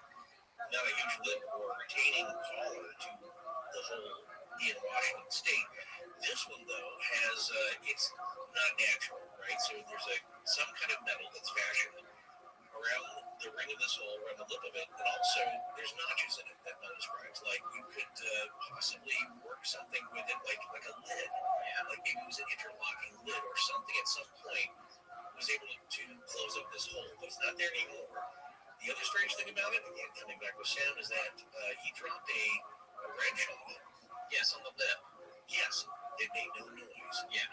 Then you could pound on it with a sledgehammer or crowbar, still didn't make any noise. Yeah, there's no clanging, there's no ringing, there's no nothing. He doesn't describe it, but in my mind, I'm thinking, oh, it's just like a dull thud or something, which would imply really significant density or a very peculiar material or a combination of those things. Yeah. And so this hole is definitely not natural. There's some perception that Mel's hole may be natural. The Nevada hole has got some machining associated with it. Yet it's on BLM land. And the other thing that Mel says about this particular location, which he will not divulge, is that it is devoid of anything. There are no signs of habitation anywhere around it. No buildings, no telephone lines, no roads, no structures of any kind. This thing is out in the middle of nowhere, and the local Basque sheep herders are like, at least one of them who's 80 years old said he had known of it since he was 10. Yeah, at least, right. Yeah, at least, and probably longer. So yeah, that's one thing in common, though, even though they don't look totally the same. Actually, they're about 9 feet in diameter. That is one thing. Diameter. Similar. That's right. Right. As far as the other holes, is that the dimensional hole standard? Is so standard for interdimensional portal holes. That's one thing. But yes, old beyond the people that first came to the region. So this Basque elder, great-grandfather, as Mel calls him, calm and wise, and he says, yes, it's been here as long as I can remember. And then from his childhood, stories about that it was here when they got here. So I can't remember off the top of my head when the Basque arrived in the area. I would guess late 1800s. Right.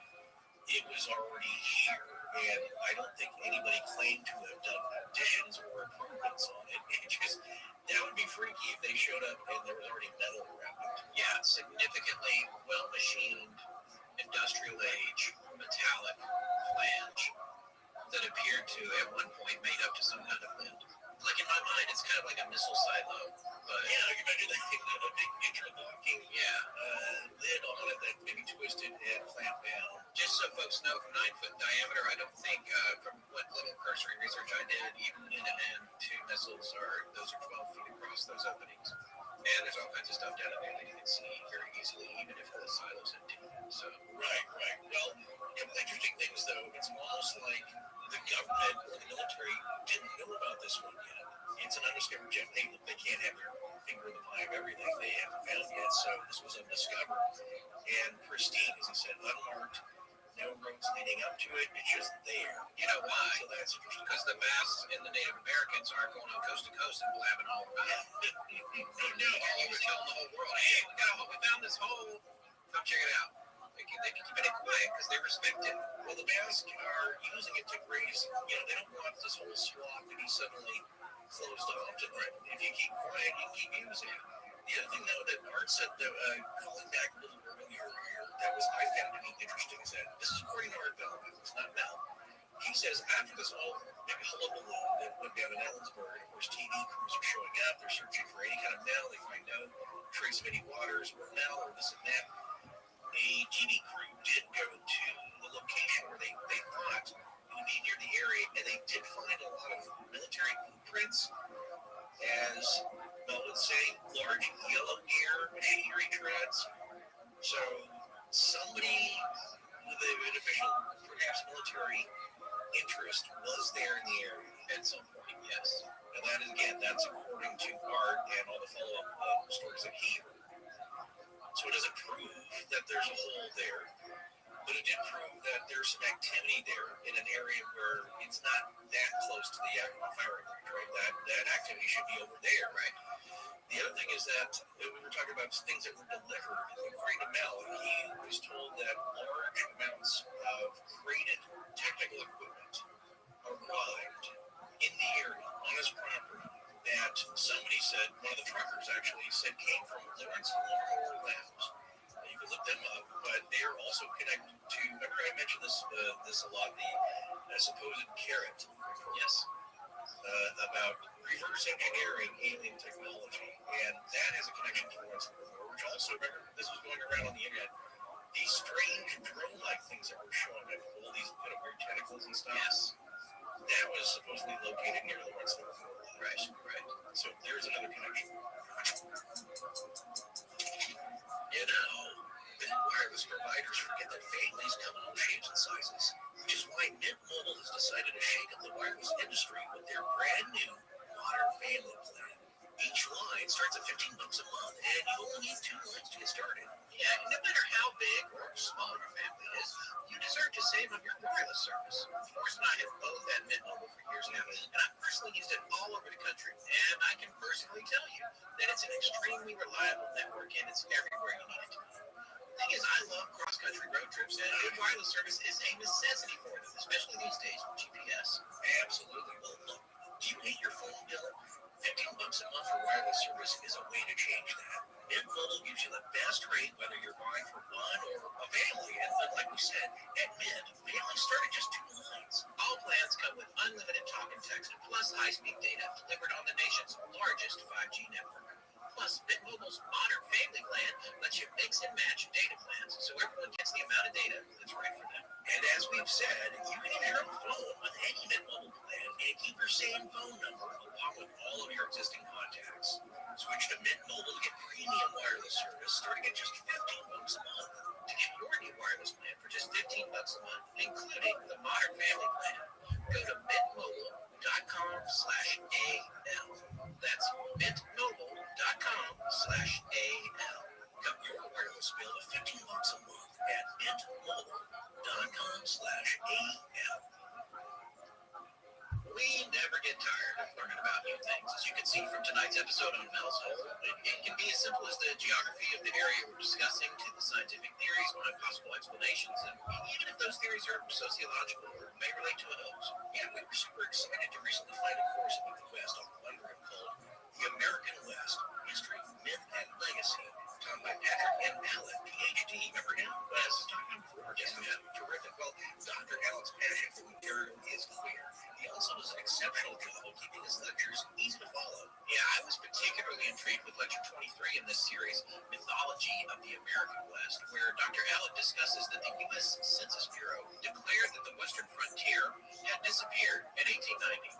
Imagine what that news felt like, Forrest, in like a country that was used to just, you could just keep going and going and going, and it's like, no, not anymore, we're done, we've reached the edge. Yeah, you've gone to the end of the internet. Yes. Dr. Allen mentions historian Frederick Jackson Turner's essay on the frontier, which he presented at the 1893 World's Fair in Chicago.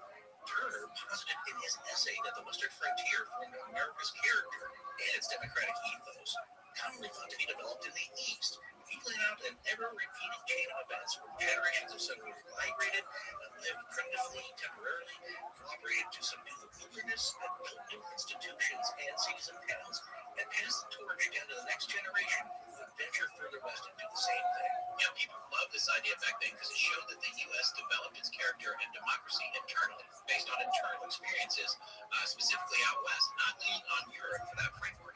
However, and here is the crucial context, Turner's thesis is no longer considered valid due to its disrespect for Native Americans and the lack of references to women, who are obviously integral to the story.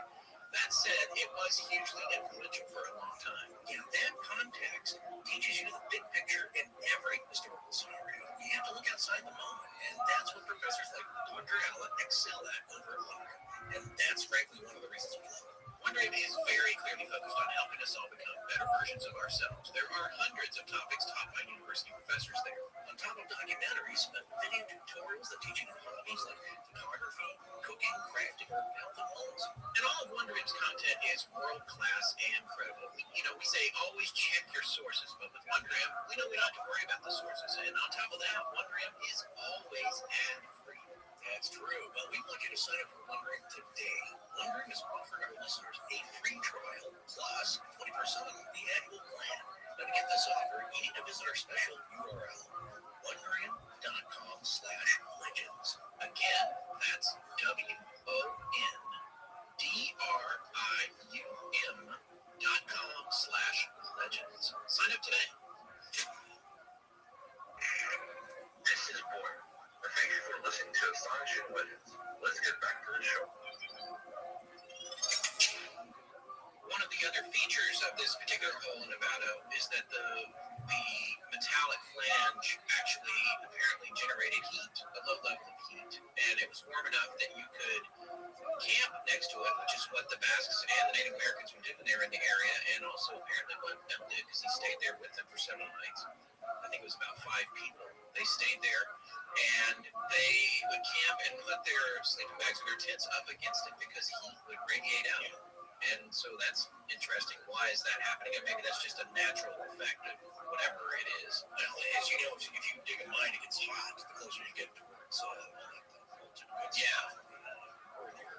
It wasn't too hot. It wasn't like hot to the touch. It was like a thermal vent. But they said they could lay their sleeping bags near it, and it would keep them warm. But it also didn't get too cold or too hot around it. It kept a neutrality, which was interesting. The other thing is that locals, they did experiment with finding its depth, but they also described that dogs would not go near it, and some people also claimed that they saw a black beam shooting out of it, which lasted for a short burst. And again, Nell said, well, I never saw it that while I was there, but others have told him it was there. So then they decide that they're going to do an experiment. And Mel, being kind of a researcher, as we already know, based on what he had done with his own hole, several experiments. And so he decided that it was important to determine what is going on with this hole in Nevada. So he went and bought some bags of ice. This was his theory. I thought this was actually pretty brilliant. So he's going to do a control experiment where he takes some of the ice, he puts it in a bucket, leaves it on the surface, and the rest they put into another bucket and they lower it down into the Nevada hole.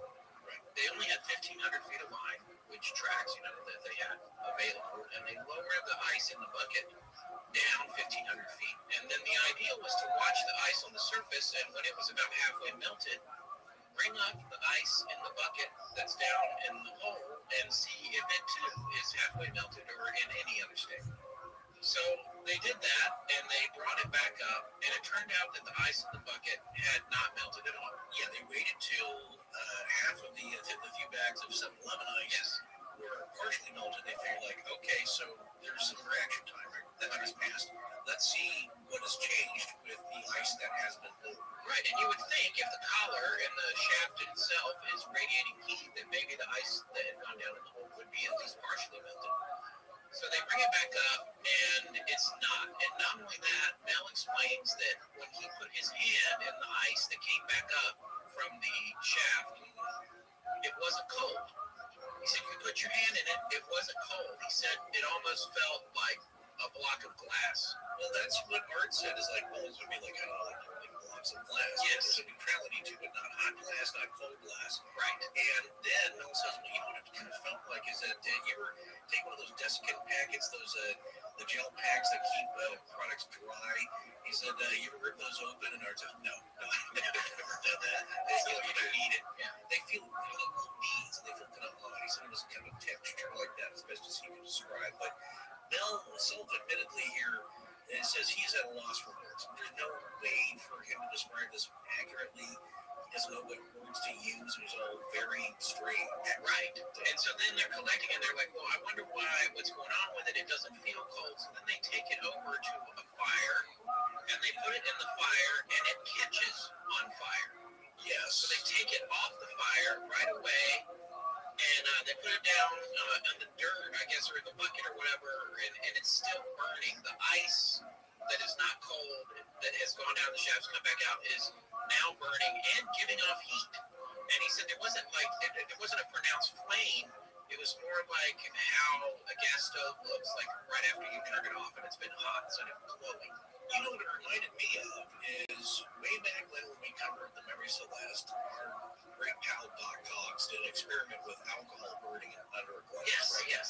Because that was one of the theories of what made them leave the Mary Celeste, because they were carrying denatured alcohol, I believe, and that there was some rattling. They felt like, hey, this thing could blow up any second. Let's get into a lifeboat and put some line out, get some distance between us.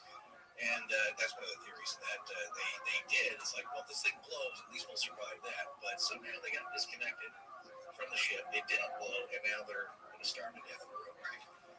Doc Cox, in a video, demonstrates how that happens. And it's a bit of a flicker and a glow, but not like a bright orange flame like you would see off a campfire. So don't imagine that. These aren't flaming cubes. They are giving off a bit of anywhere. And this is the part where Mel says, I'm sorry, that's as best as I can describe, not doing this very well. He said he didn't have the vocabulary for it, I believe, or something similar. Right, so there's something strange going on. They're just trying what they can. He said it's like the molecular structure of the water, of the ice, whatever it is, in its solid to gas state has been altered, right, by being down in the hole. The other thing that he mentioned here is that metal retaining collar around the hole, he says you couldn't hacksaw it. You can't make a dent in it. You couldn't be hacksaw it and no markings. Right, it just is. Seemingly indestructible. Right. Well, that didn't stop there. Yeah, so that one of the locals is like, well, this is pretty awesome. This is a heat source. I think I'm going to take some of this home. Yeah, he's going to take it home. He puts it in a bucket or something, takes it home, and he puts it in the wood stove in his little cabin. And it's a very simple little cabin. It gets pretty cold out there. Northern Nevada is cold that time of year, because I think this was around January or something. So he took apparently like a coffee can worth of it, took it home and put it in the wood stove in his cabin with no wood in there. And that's something that he was going to use to keep it warm. So we'll come back to that. But Art asked him at this point, he's like, why, how many times does this happen? Can you just lower ice down there and keep pulling out these strange heat sources? And Mel says, no, it doesn't happen every time. It happens maybe 1 out of 3 times. Right. And Art asked him, do you have any of this yourself? And he's like, no, I didn't take anything with me, of course. And so Art also asked, were there any markings on the metal, on the flange, any kind of writing? And he said, no. There was no kind of writing of any kind. Well, just when you think the story can't get any weirder, it takes another turn. Now, before we take this turn, Forrest and I both felt that perhaps we should give a heads-up warning. Let's just say there are more experiments to be done, and what's nearby that the bass have, well, they got plenty of sheep. So Scott and I want to give you a trigger warning and time to shut this off or skip ahead. If this stuff kind of bothers you, that there's about to be an experiment with one of the sheep and the hole, now's the time to skip over this part. But what we want to express is that Mel on the show he is very upset in relaying this part of the story and wanted the audience to know, as we heard earlier, he spent all of his money on wombat research. Wombat rescue specifically. Right, and it's paid for a research facility to be set up with his millions. And that is part of the character that's being described as Mel. And he said, look, it really wasn't my idea, but I feel very ashamed that I went along with this. So we just want to let you know that there will be some experimentation done on the whole with a helpless sheep. And if that kind of thing bothers you, this is your warning to watch out for that. Well, this particular story bothers me. It's a little bit crazy. So they did decide that it was time to maybe do an experiment and lower something into the hole and see what would happen. And of course, the Vasquez sheep herders had plenty of sheep around. So they rounded up a sheep and they had created a box, or built a box, I guess, to put the sheep in, which it did not want to go in because animals didn't want to get near this hole either. And so they took steps to convince it to comply that were physical in nature and had it put into the box. And then they began lowering it down into this hole, into the Nevada hole. As they're lowering it down, it is physically fighting the idea of going into the shaft.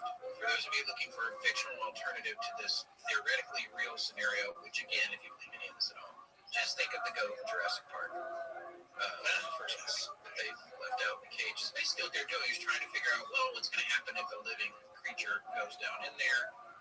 You know, after all my speech about how they didn't throw things into the hole, they were the first ones to put an animal into the hole. Folks have to realize if you're not from the area or have anything to do with animal husbandry or agriculture, people who do work with that have a different attitude in that they respect the animals that they work with because that is part of their livelihood.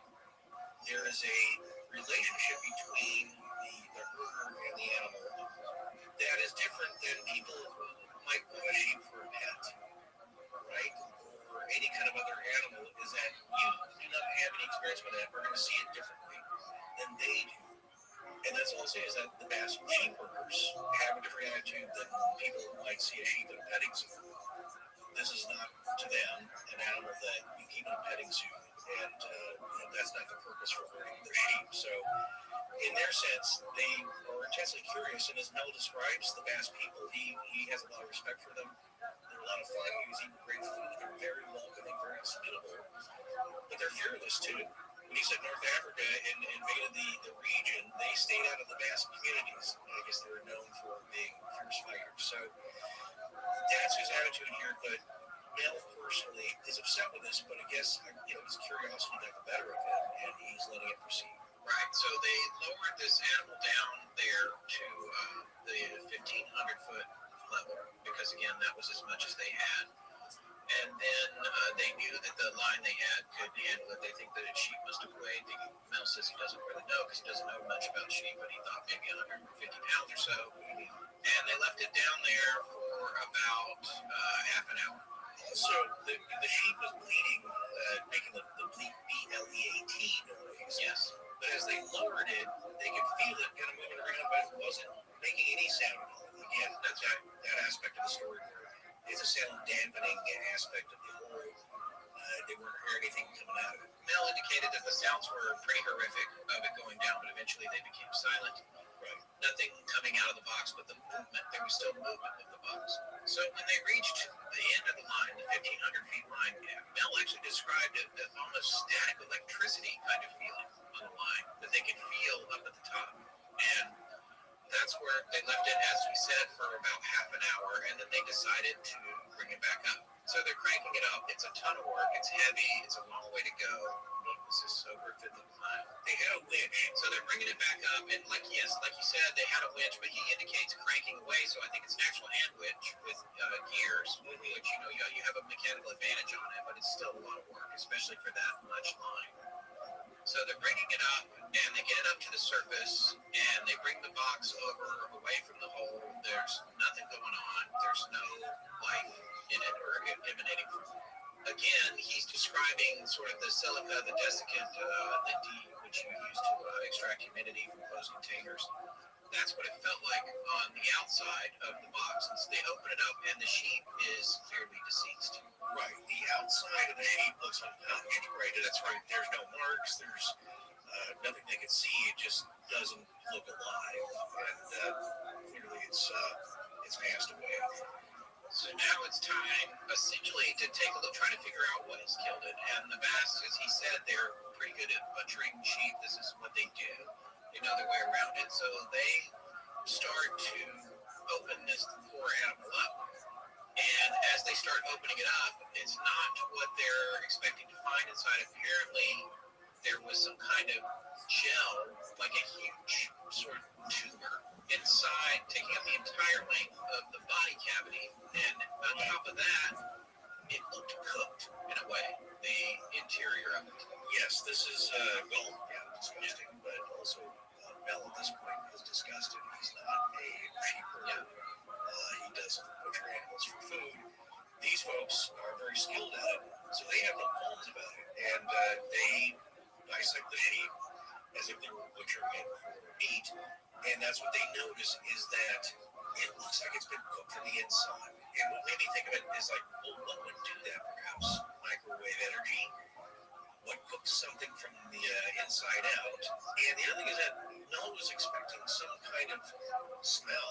And he said it didn't smell like anything except ozone, which was an interesting observation or an interesting aspect of this fictional story. It smelled like ozone, and the internal organs of the sheep looked like they'd been jellied. And in place of the organs where they should be was this, what looked like, he said, he couldn't describe it very well, but like a huge tumor taking up the entire length of the body, maybe 2 feet in length. And here's the thing, though, it's not just an anomaly from being cooked or anything. They could see the tumor had some movement to it, like a pulsing tumor. And Mel says it's not like the beating of a heart, just more of this pulsing. And so at this point, they open it up, and there's something inside that appears to be its own independent organism. Mel describes it like a, quote, fetal seal, end quote, about 18 inches long, with a head of head. And he says, and he's like, I'm saying it's a seal. I have no idea what it was. I can't figure it out. And he can see that its eyes are opening, its flippers are moving, and they noticed, I guess, that it seemed like it was checking them out as much as they were checking it out. And he said, he said it felt like it was studying them. Yes, checking them each out individually as they stood around, examining it. It was examining them with a consciousness, with intelligence, but, as Mel described, with eyes that they all agreed looked human. Not like round seal eyes. They say, he says to Art, like, you know what dog's eyes look like, you know what cat's eyes look like. These look like human eyes, and they were, well, at this point, Art is disgusted. Everybody's disgusted. We're disgusted. Yeah, it's like, well, if you hear Mel, his voice is shaking at this point. Yeah, like he's having trouble relaying the story. He says, like, look, just to even tell you about this is making me a little queasy. And so something to consider with all that is that if you think this is fictional, then Mel is also a good actor. Yeah, he's a good storyteller. You know, like who can do all the character voices and all that. He sounds a little bit upset, not too much, but just that this memory of this happening is upsetting, but also profound in a way that he can't explain. That imagine this, no one's ever seen this kind of thing before. This has never been described. That something extraordinary is happening with this pinniped, this fetal seal-like creature with the human eyes, and it separated itself from the tumor of whatever this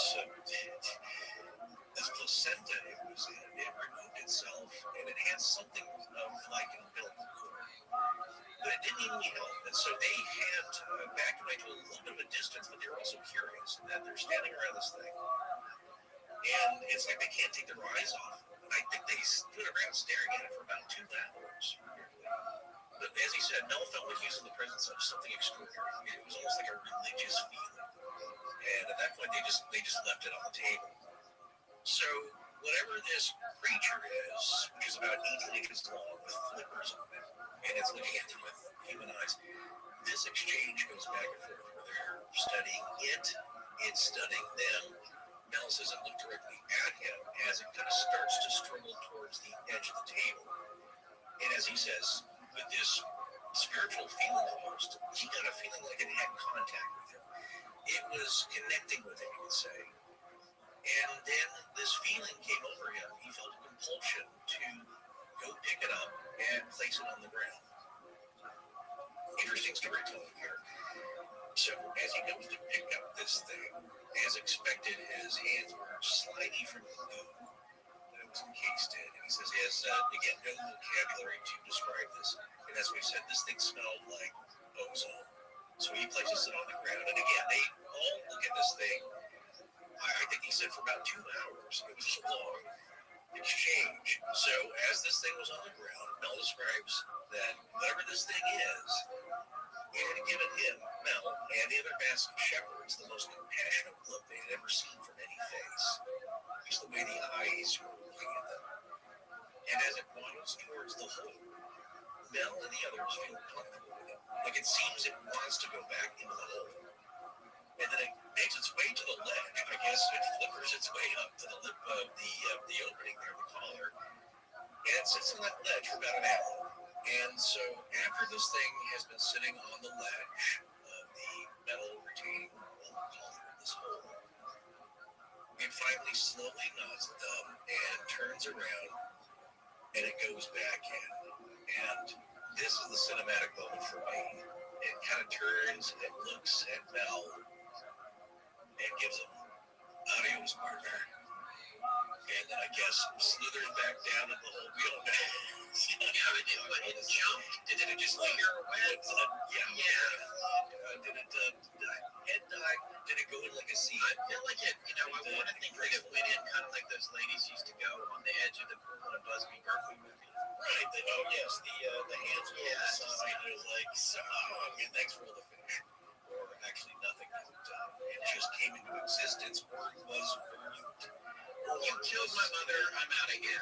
My alien mother, yeah. Speaking of alien, was it something that just used the sheep as an incubator? Okay, let's just say we're almost to the conclusion. I gotta stop it, right? Oh boy. Well, Scott and I, as well as Mel, are drained telling this tale. Mel says that he's like, man, I'm just drained. It's like, no, I'm drained here again about this. It's like, because it's this point, like, what are you talking about? What? This is insane. It just gets crazier and crazier. Yes, which is also why we love this story. But how far can it go? How far can it go? It does go a little bit further. Yeah, it does go a little bit further because, of course, once again, throughout all of these interviews, Art says, I suppose you got no photos of this.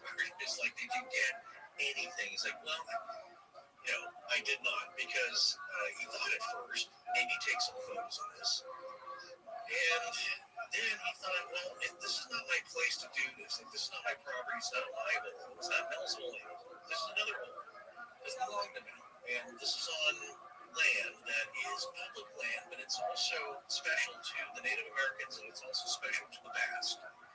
And he felt, well, look, I don't really have any right to publicize this other than we believe it should be studied. And I think eventually where he kind of leaves it is that, well, this should be studied by scientists. I think I finally got the Basque folks on board with having at least scientists, you know what, because the military comes in and then it's like ET, right? They chase you around until you turn gray. So at this point, though, he's saying, of course not. And again, yes, it's convenient. He has no photos of this, and he won't give out the location other than to say, I think it's near Reno. So it's northern Nevada. Reno is one point, and probably another town not too far off where it's located. But he has a lot of people coming to this land, even though it's BLM land, to trounce the place. I still think it's going to be, and I don't feel like I'm giving anything away. I think it's probably going to have proximity to Winnebago. That's what I think. Because there's a strong Basque presence there. That's northern Nevada. Maybe not immediate, it could be anywhere within hundreds of miles of there, but that seems like that might be a focal point for the region.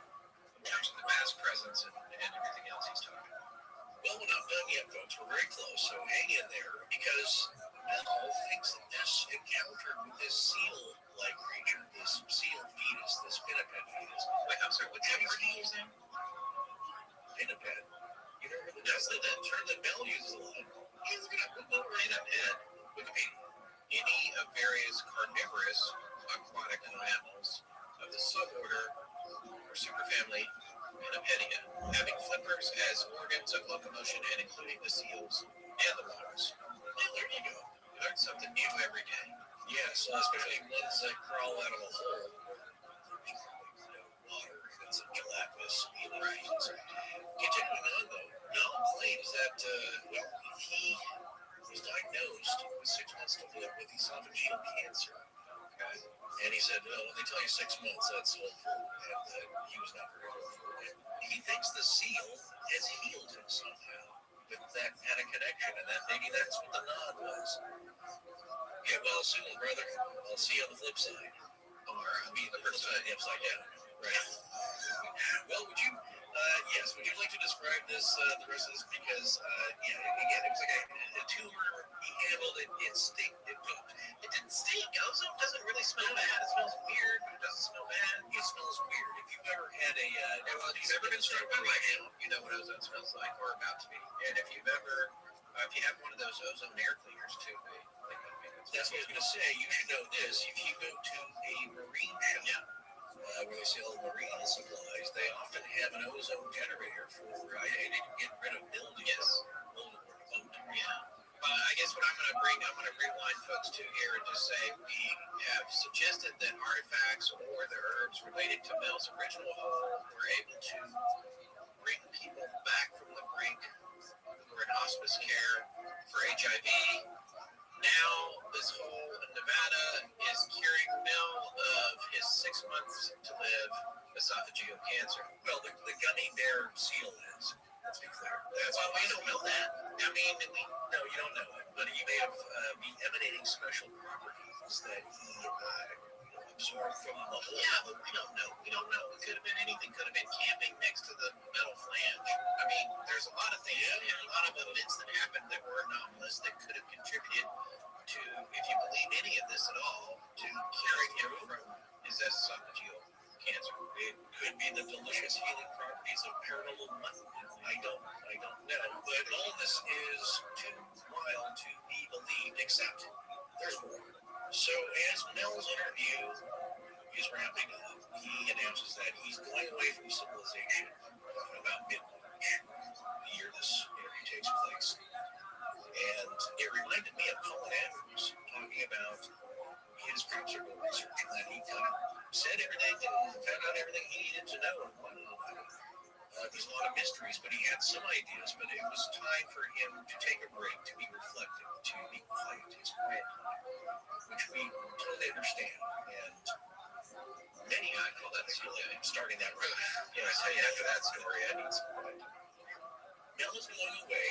He's in contact with the Bass, so he's in good relation with the Native Americans in the area who want to study and exchange knowledge about the local herbs there. And to put a finer point on that, as he's about to leave for a little bit of a break, he's not going totally away. They can still get a hold of him. But as he's going away, that Bass elder that we told you about, the great-grandfather, as I said, he clasps his hand, Mel's, and he puts something into it. Again, this is also very cinematic. Yes. Here, so, and he doesn't know what it is, and I think it's like one of their last get-togethers. And of course, the Bass like to have fun. They're very good at it. There's good food, barbecue, good wine, good music, and this great-grandfather had given him a gift as a parting gift because they told him all about this, right? About everything that they'd done. He said he just took it in stride, like, yeah, the hole's weird, and he didn't speak a whole lot of English. Mostly spoke the Basque language, but they were able to communicate he and Mel enough that he just said, like, yeah, there's something special about that, almost spiritual, and it didn't faze him. And there's a slime seal and that moment reminds me of Thunderheart when Ted Thin-Out had something over about coming. This is great. But it is that that cinematic moment. This happens to him, and of course, as they're having their evening festivities, the other Basque folks say, like, well, aren't you going to look at what, great-grandfather gave you? And he said, okay, yeah, I guess I should. It's that thing where you want to open the present. Yeah. So he looks at it, and what it is another red Chinese-looking money envelope.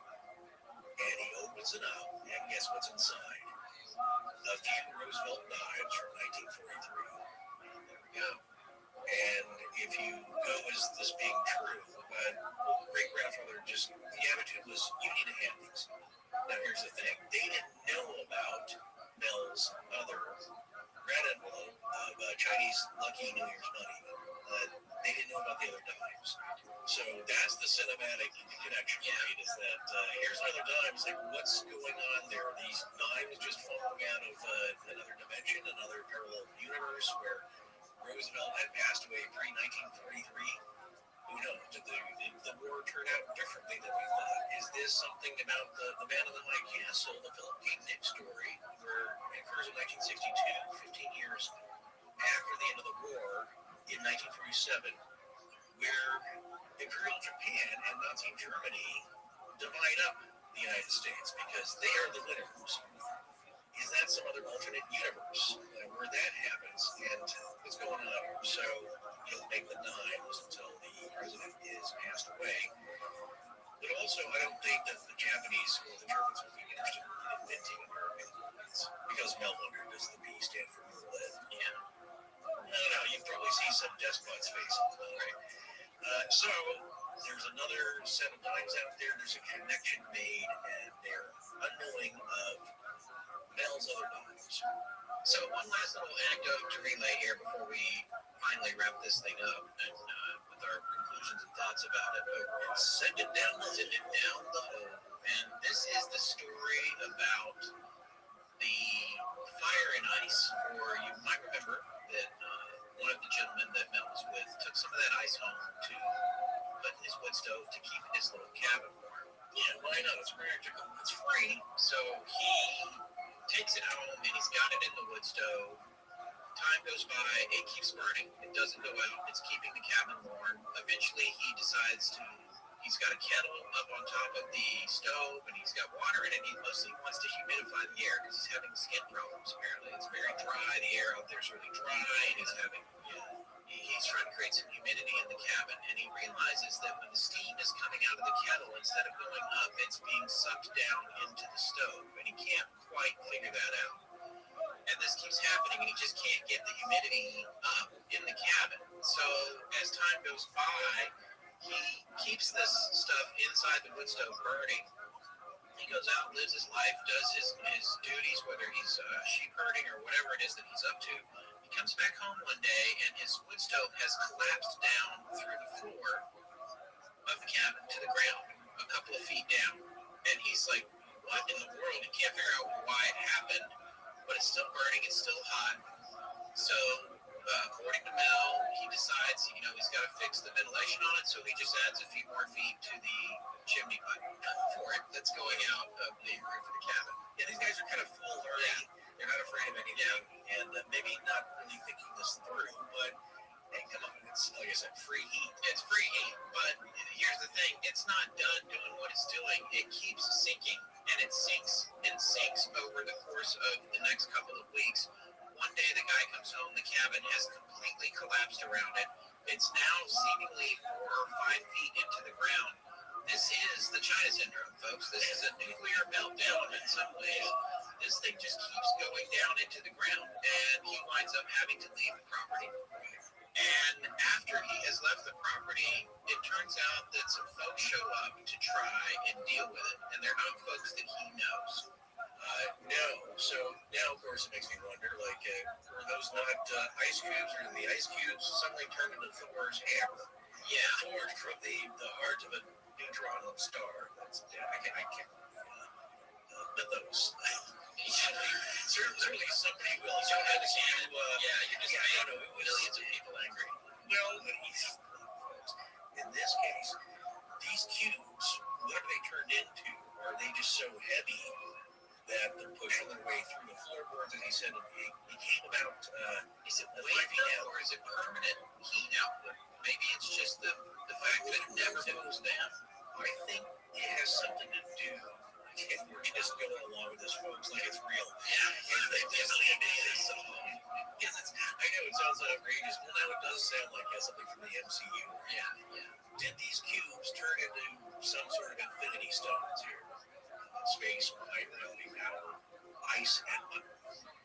Pick your color. I think it has something to do with weight, though. Did it turn into something else? Now, here's something that's been debunked. I think nobody ever really said that metals taken close to the hole turned into other metals.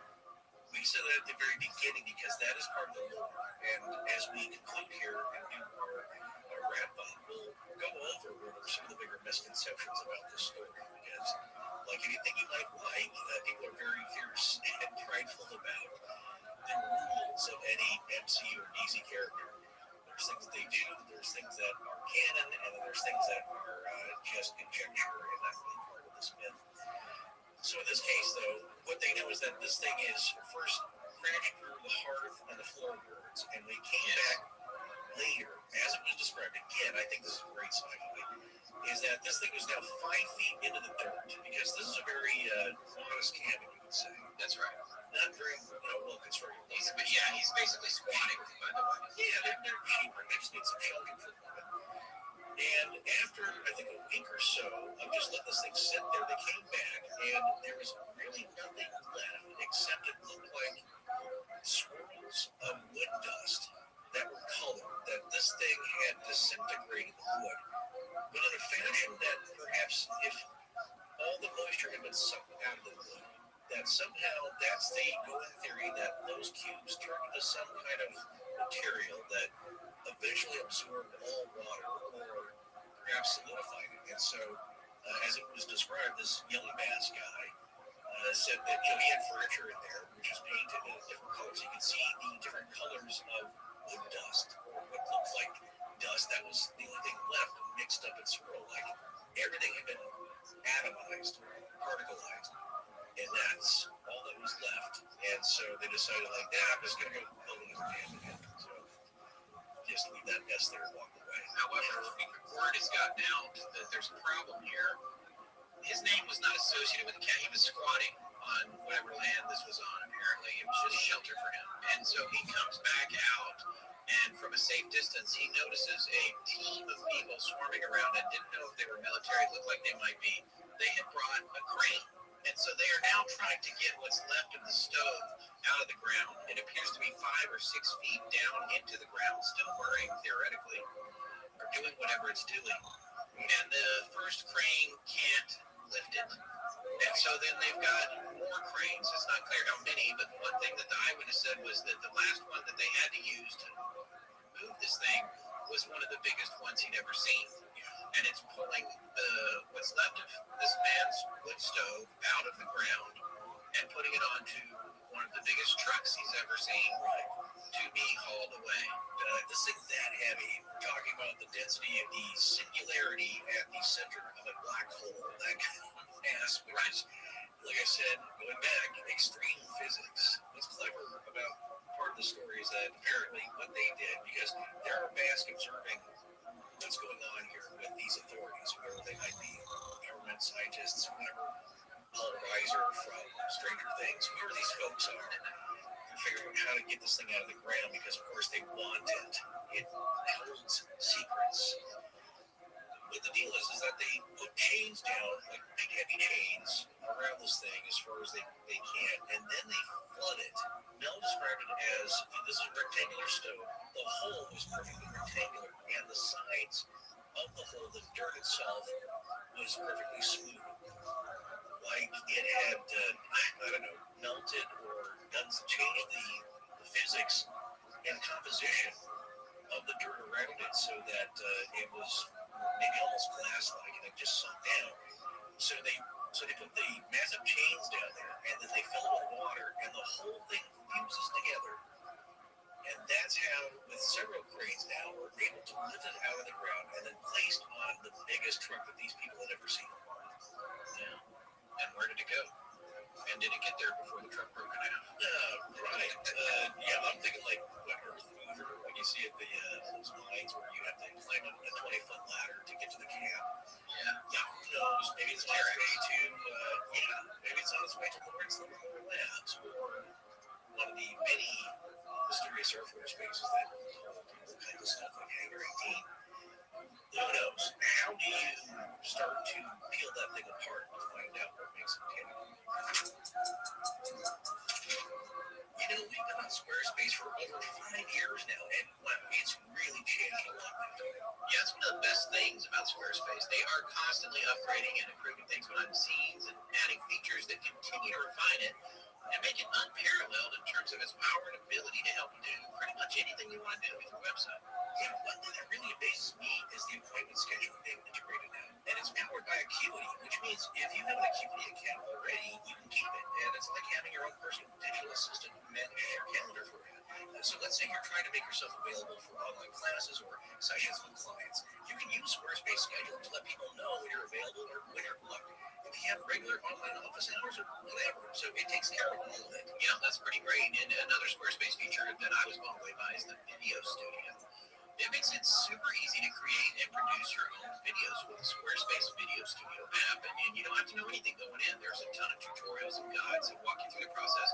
So if you want to build a website with online videos, it's a piece of cake. Yeah, so you've got scheduling, you've got integrated video production, and they also have built-in email campaigns now. So you can manage a list of subscribers right through Squarespace and convert them into customers for your business. So why pay a third-party company to handle that when you can do it seamlessly right within Squarespace? These are just some of the features available to Squarespace users, and that's why we never hesitate to recommend Squarespace as the ultimate destination for the web presence for your business. Not only is it great, it just keeps getting better and better. Look, folks, if you've been waiting to get your business off the ground and onto the web, or even if you just need to upgrade it from what you're using now to something more robust, now is the time. So head on over to squarespace.com/legends for a free trial. And when you're ready to launch, use offer code LEGENDS to save 10% off your first purchase of a website or domain. That's squarespace.com/legends for your free trial. And when you're ready to launch, use the offer code LEGENDS to save 10% off your first purchase of a website or domain.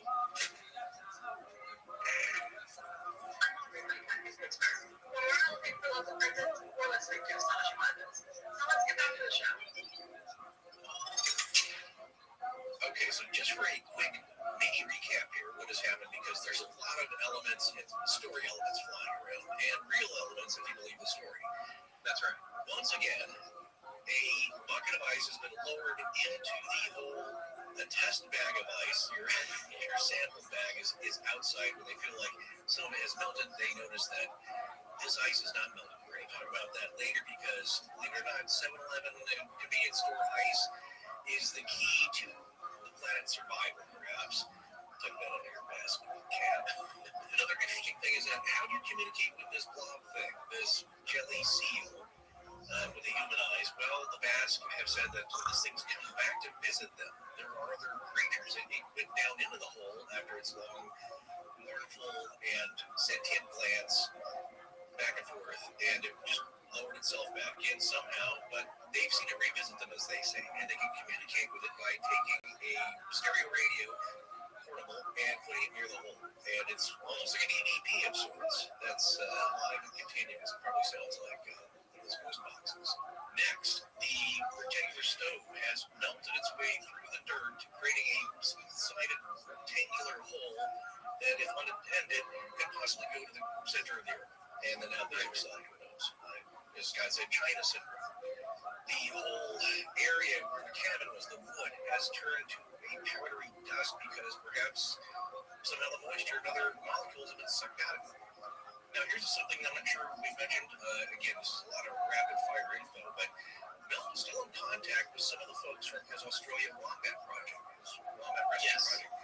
And I'm not a vet, but I did, of course, hire veterinarians and scientists to help out with his research, and that's who he wants to contact here, people that know him, that he somehow can get involved on this project to help make sense of the Nevada hole. And I believe he said he did contact them. And according to Mel, that apparently Australians were dispatched to the site of the Basque hole.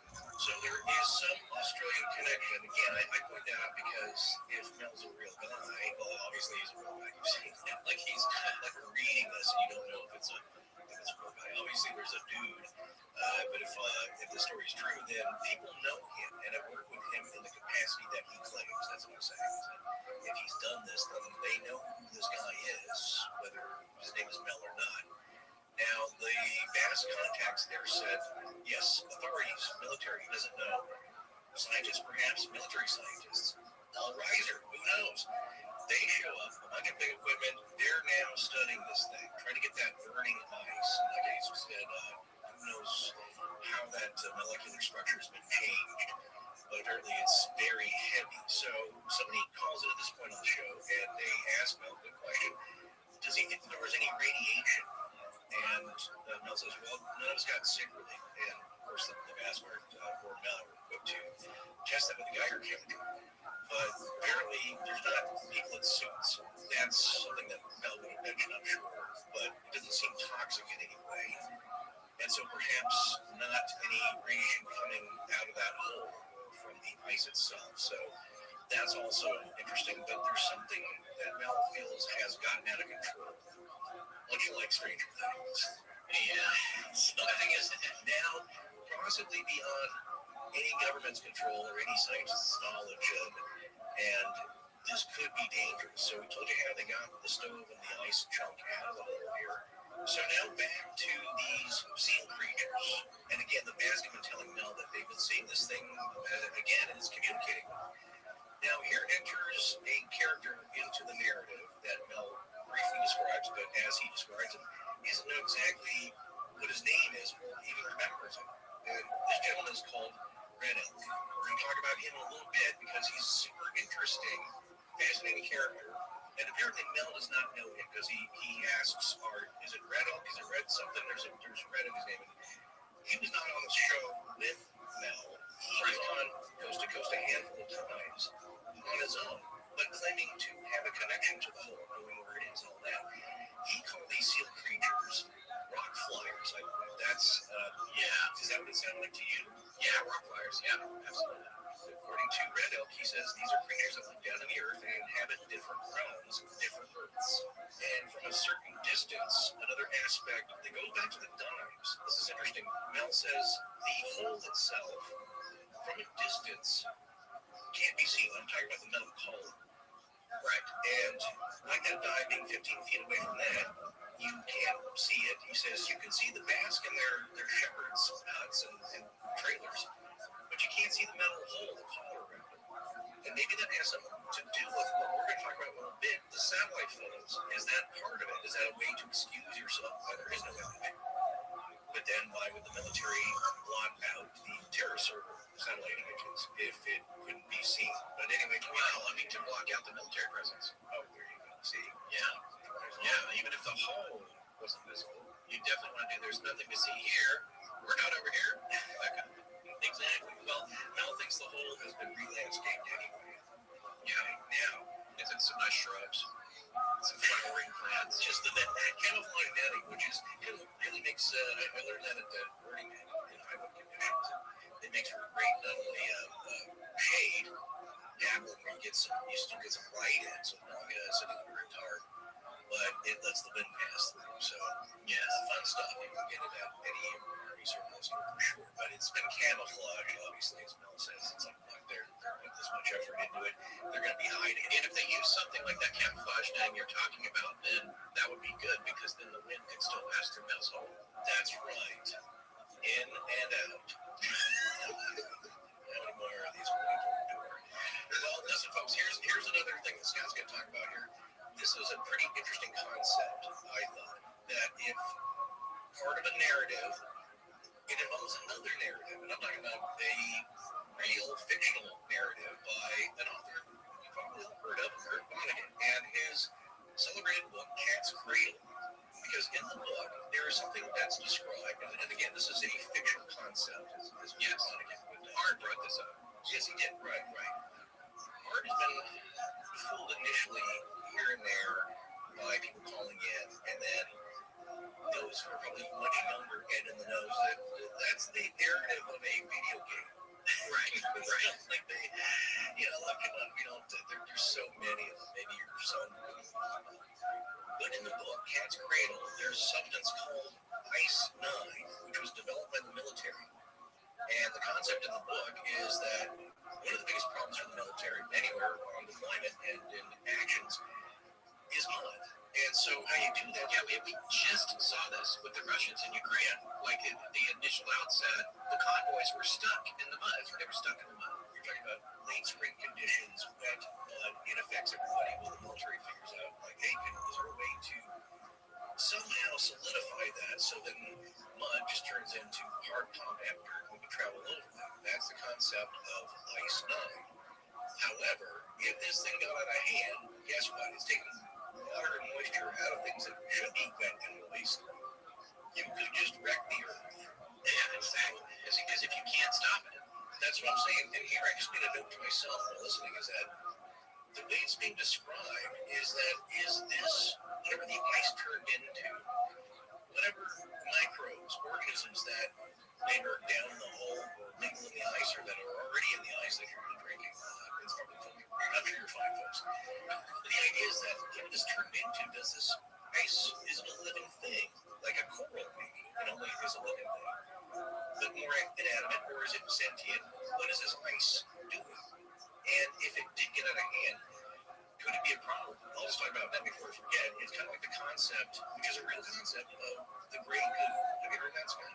Well, only because of you. And actually, no, that's not true. I think I was familiar with it for a while back. I had forgotten about it. When I was, when people first started talking about nanoparticles, I remember reading about it. Yeah. Well, the idea, folks, and I'm just going to do a terrible job of explaining this, but basically it's based on nanotechnology, where you have a microscopic tiny machine that is programmed to take the matter around it and repair itself and create more of itself. Self-replicate and self-repair. Right. If you didn't get the proper instructions, say you didn't get a good firmware update, it would just get out of hand, and if it just kept replicating itself and using the natural resources around us, eventually we'd all be smothered in giant piles of what would appear to be gray goo.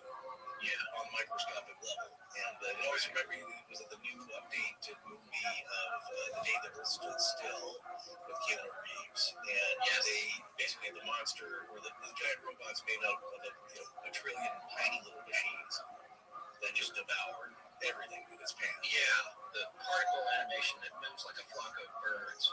Yes, it's a big deal. They were putting some version of that in every movie. I know. In the Matrix when they were breaking into Zion and all that stuff. Yes, or you zap the bad guy and he turns into 1,000 bats or 1,000 crows or whatever. So yes, exactly. Fun idea. But the idea here, though, is that essentially something getting out of control is something, a process that you're now incapable of stopping or programming.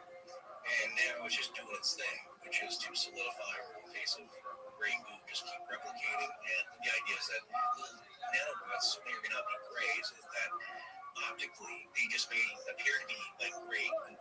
And it's unstoppable in the same way that like a lava flow is. It may be slow.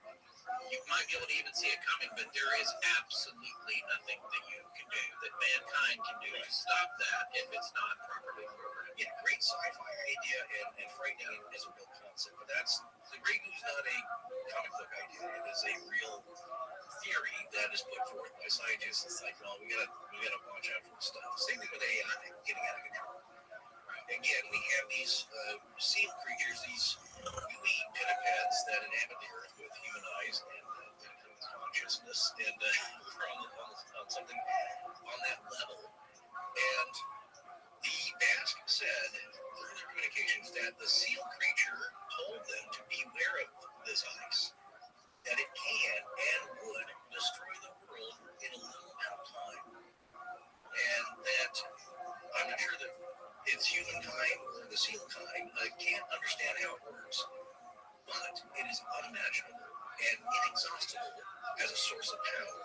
The seal said the world would be destroyed by the improper and, quote, greedy and undisciplined use of the ice.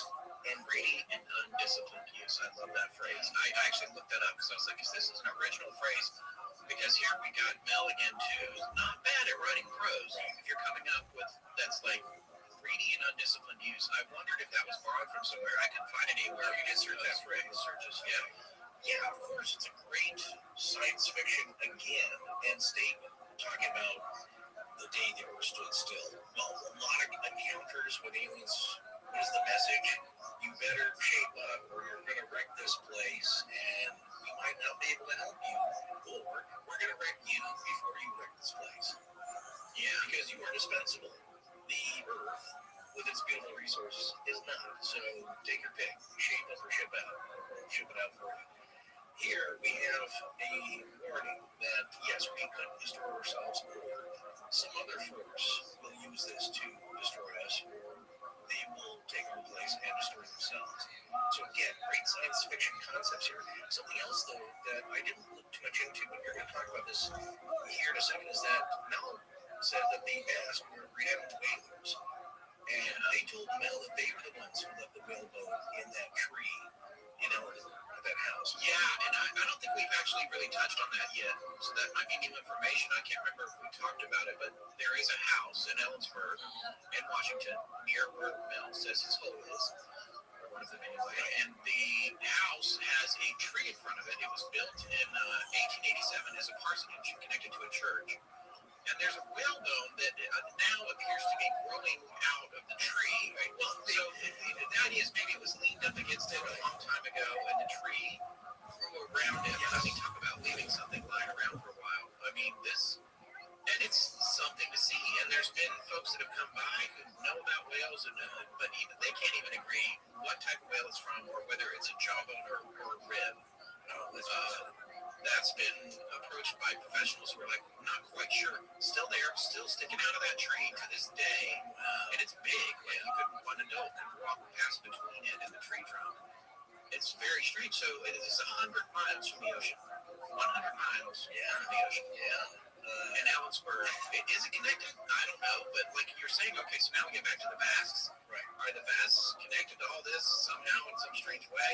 Or no, that's just, it's like you said, it's the diaspora of where they've settled, and it's coincidental, and it's not connected in any way to Mel's Hole. We'll have a link to the house. You can see a picture of it. It's very cool. There's a couple of whalebone houses, which I found in our research, that are not this house. They're called the Whalebone House for some other reason. They don't have whalebones in front of them. So there's a Facebook page that belongs to one that's not this house. That's in another part of the country. We'll have the links. You can check it out and see a picture of it. But pretty fascinating. It's private. I don't know. These people just live in it, and there's a whalebone shooting out of the tree. But it's a real thing. You're confirming that. Yes, it's a real thing. Okay. So, somebody had stuck this whale bone, jawbone, or whatever it is, and the Basque told Mel it was stuck there by their people as a marker for some reason. So, getting back to the seal creatures, it is told to the Basque, I believe, by the creatures themselves that they can travel between worlds. And get this, other people in other worlds have designs on our world because theirs is so horrible. This is what Mel is relaying here as the message from the seals. And it's not the seals. There are other quote-unquote people, or you could say beings, I guess. And they want our world destroyed so they can move in. And the idea, though, is that, I believe as Mel said, Oh, God, so then all they have to do is wait around for us to make a mistake.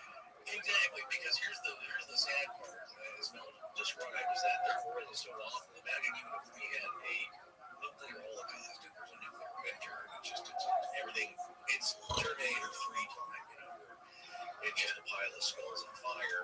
That world is even better than what they're coming from. So, like, yeah, that's fine. Go ahead. That's a few steps up from where we're living in. It's so horrible that they're waiting for us to make a mistake, or that this ice gets out of hand, and then they can step in because they believe they can use the ice properly. However, the seal beings, now they're fooling themselves too. They're going to screw this up. They're going to mess it up, and then everything's going to be ruined and like giant solidified log. So that's pretty much the end of the story. Yeah, that's where it stops. Mel disappears after this. We don't hear from him anymore and haven't for quite some time now. As we suggested earlier, I think he would be, 89 now if he's still alive, if he was accurate about his age, the one call that he made. And there's been a lot of people, no shortage of people looking for the location of the hole on satellite imagery for quite some time now. Yeah. We talked about that. We talked about the Terra server expunged image, which is interesting, but I did find it. Of course, I couldn't. I lost it, but I did find a posting from someone who worked at Terra server, was according to them, on a forum that was discussing Mel's hole and that image being looked at, and they just said this happened all the time back then. The imagery wasn't complete, it wasn't unusual or something. It appeared to be redacted, but really it was just missing data. Right. But, of course, that's a convenient thing to say about it being covered up because it is right over the Monastash Ridge. It is pretty much exactly the area that Mel said he was in, so it is. There's a lot of things that are convenient from his side of the story, maybe being a hoax. This is a convenient support of his story. That's that way to this. Yeah, it's convenient however you look at it. Well, folks, if you're interested in that aspect, there's a good short little video that explains difficulties of looking at something through satellite imagery and then being on the ground and actually trying to find something that's real. If any of you have looked at properties, it's going to have been this much. You look at even real estate listings, and you look at the Google Earth image, and then you go there, and of course it looks totally different. They're two separate things. Looking at a satellite image from way up above, and then you get on the ground, and of course nothing translates the same. That's right. That perspective is totally different. Well, that's what's happening here. So over the years, interest in this has subsided. It's been a long time, but it has not gone away. People have been searching for some kind of satellite imagery of this hole ever since Mel was on the air. And some people believe they found it. There's a good Reddit thread that people believe that they've located it, but there's some problems with their reasoning. And if you take Mel's description as accurate, and that he wasn't throwing everybody off, people have searched around the area. Now, what I would say is that logically, again, if you're going to believe Mel, then you want to search within the blotted out squares that he's talking about, not somewhere else, because then why would the military blot out something?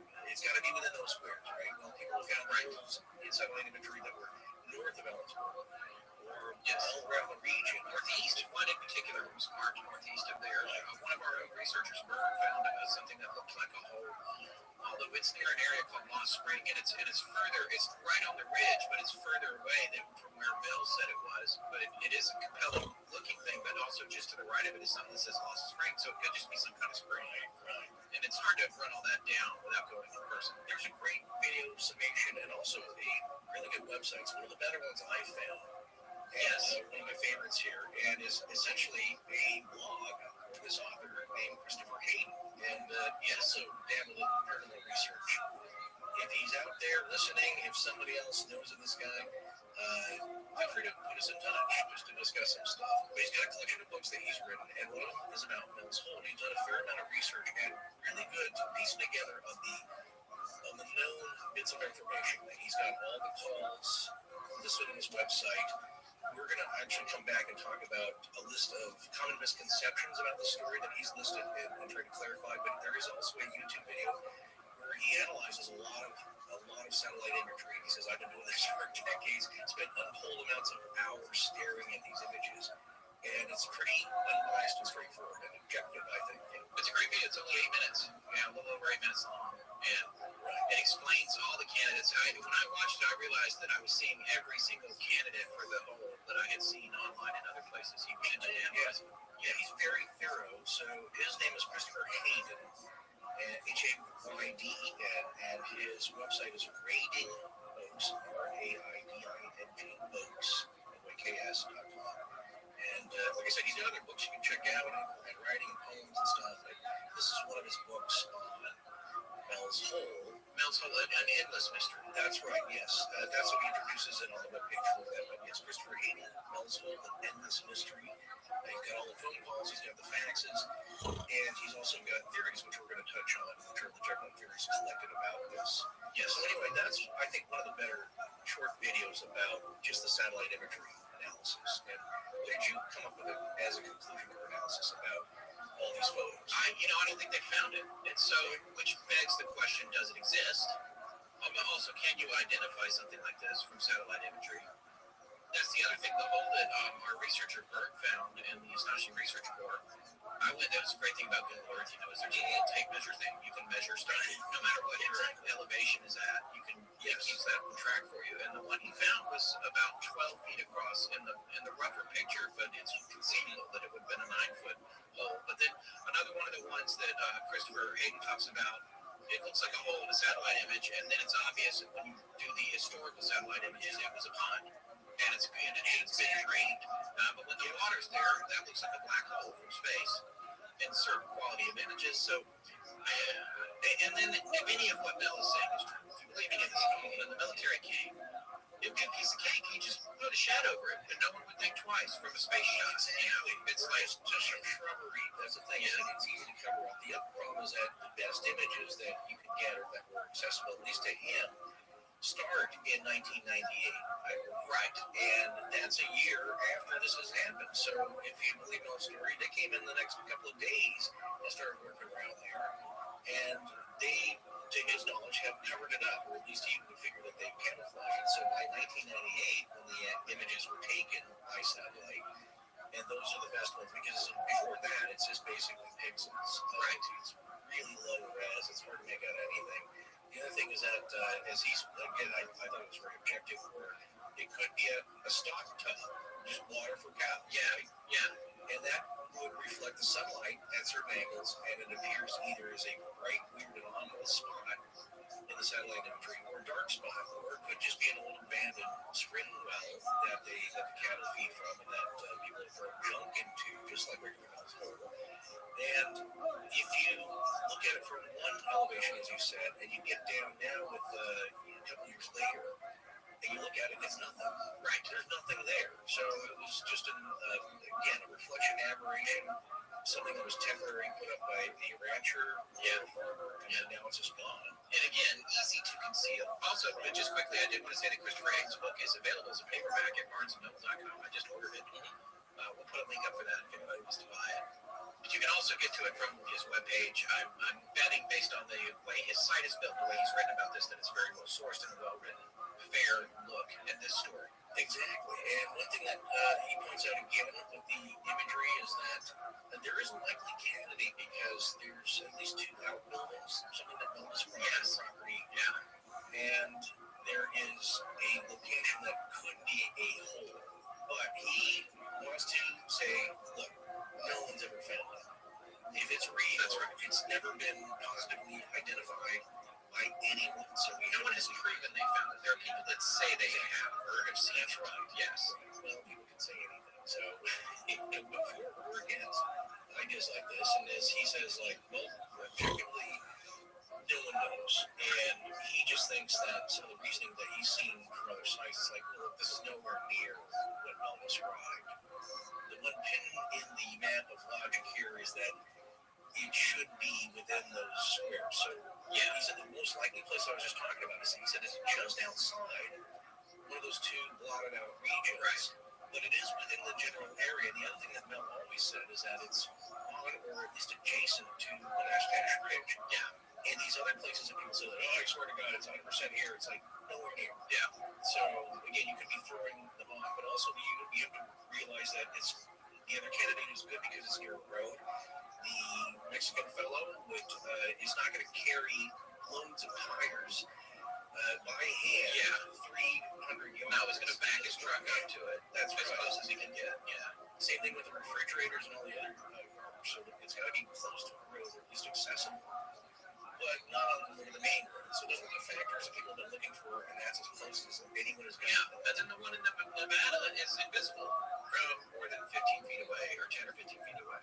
That's right. That's right. It's got magical properties. You're not going to find it anywhere. Even the satellite imagery, it's going to be an FDR dive from 1943, which doesn't exist except in a parallel universe.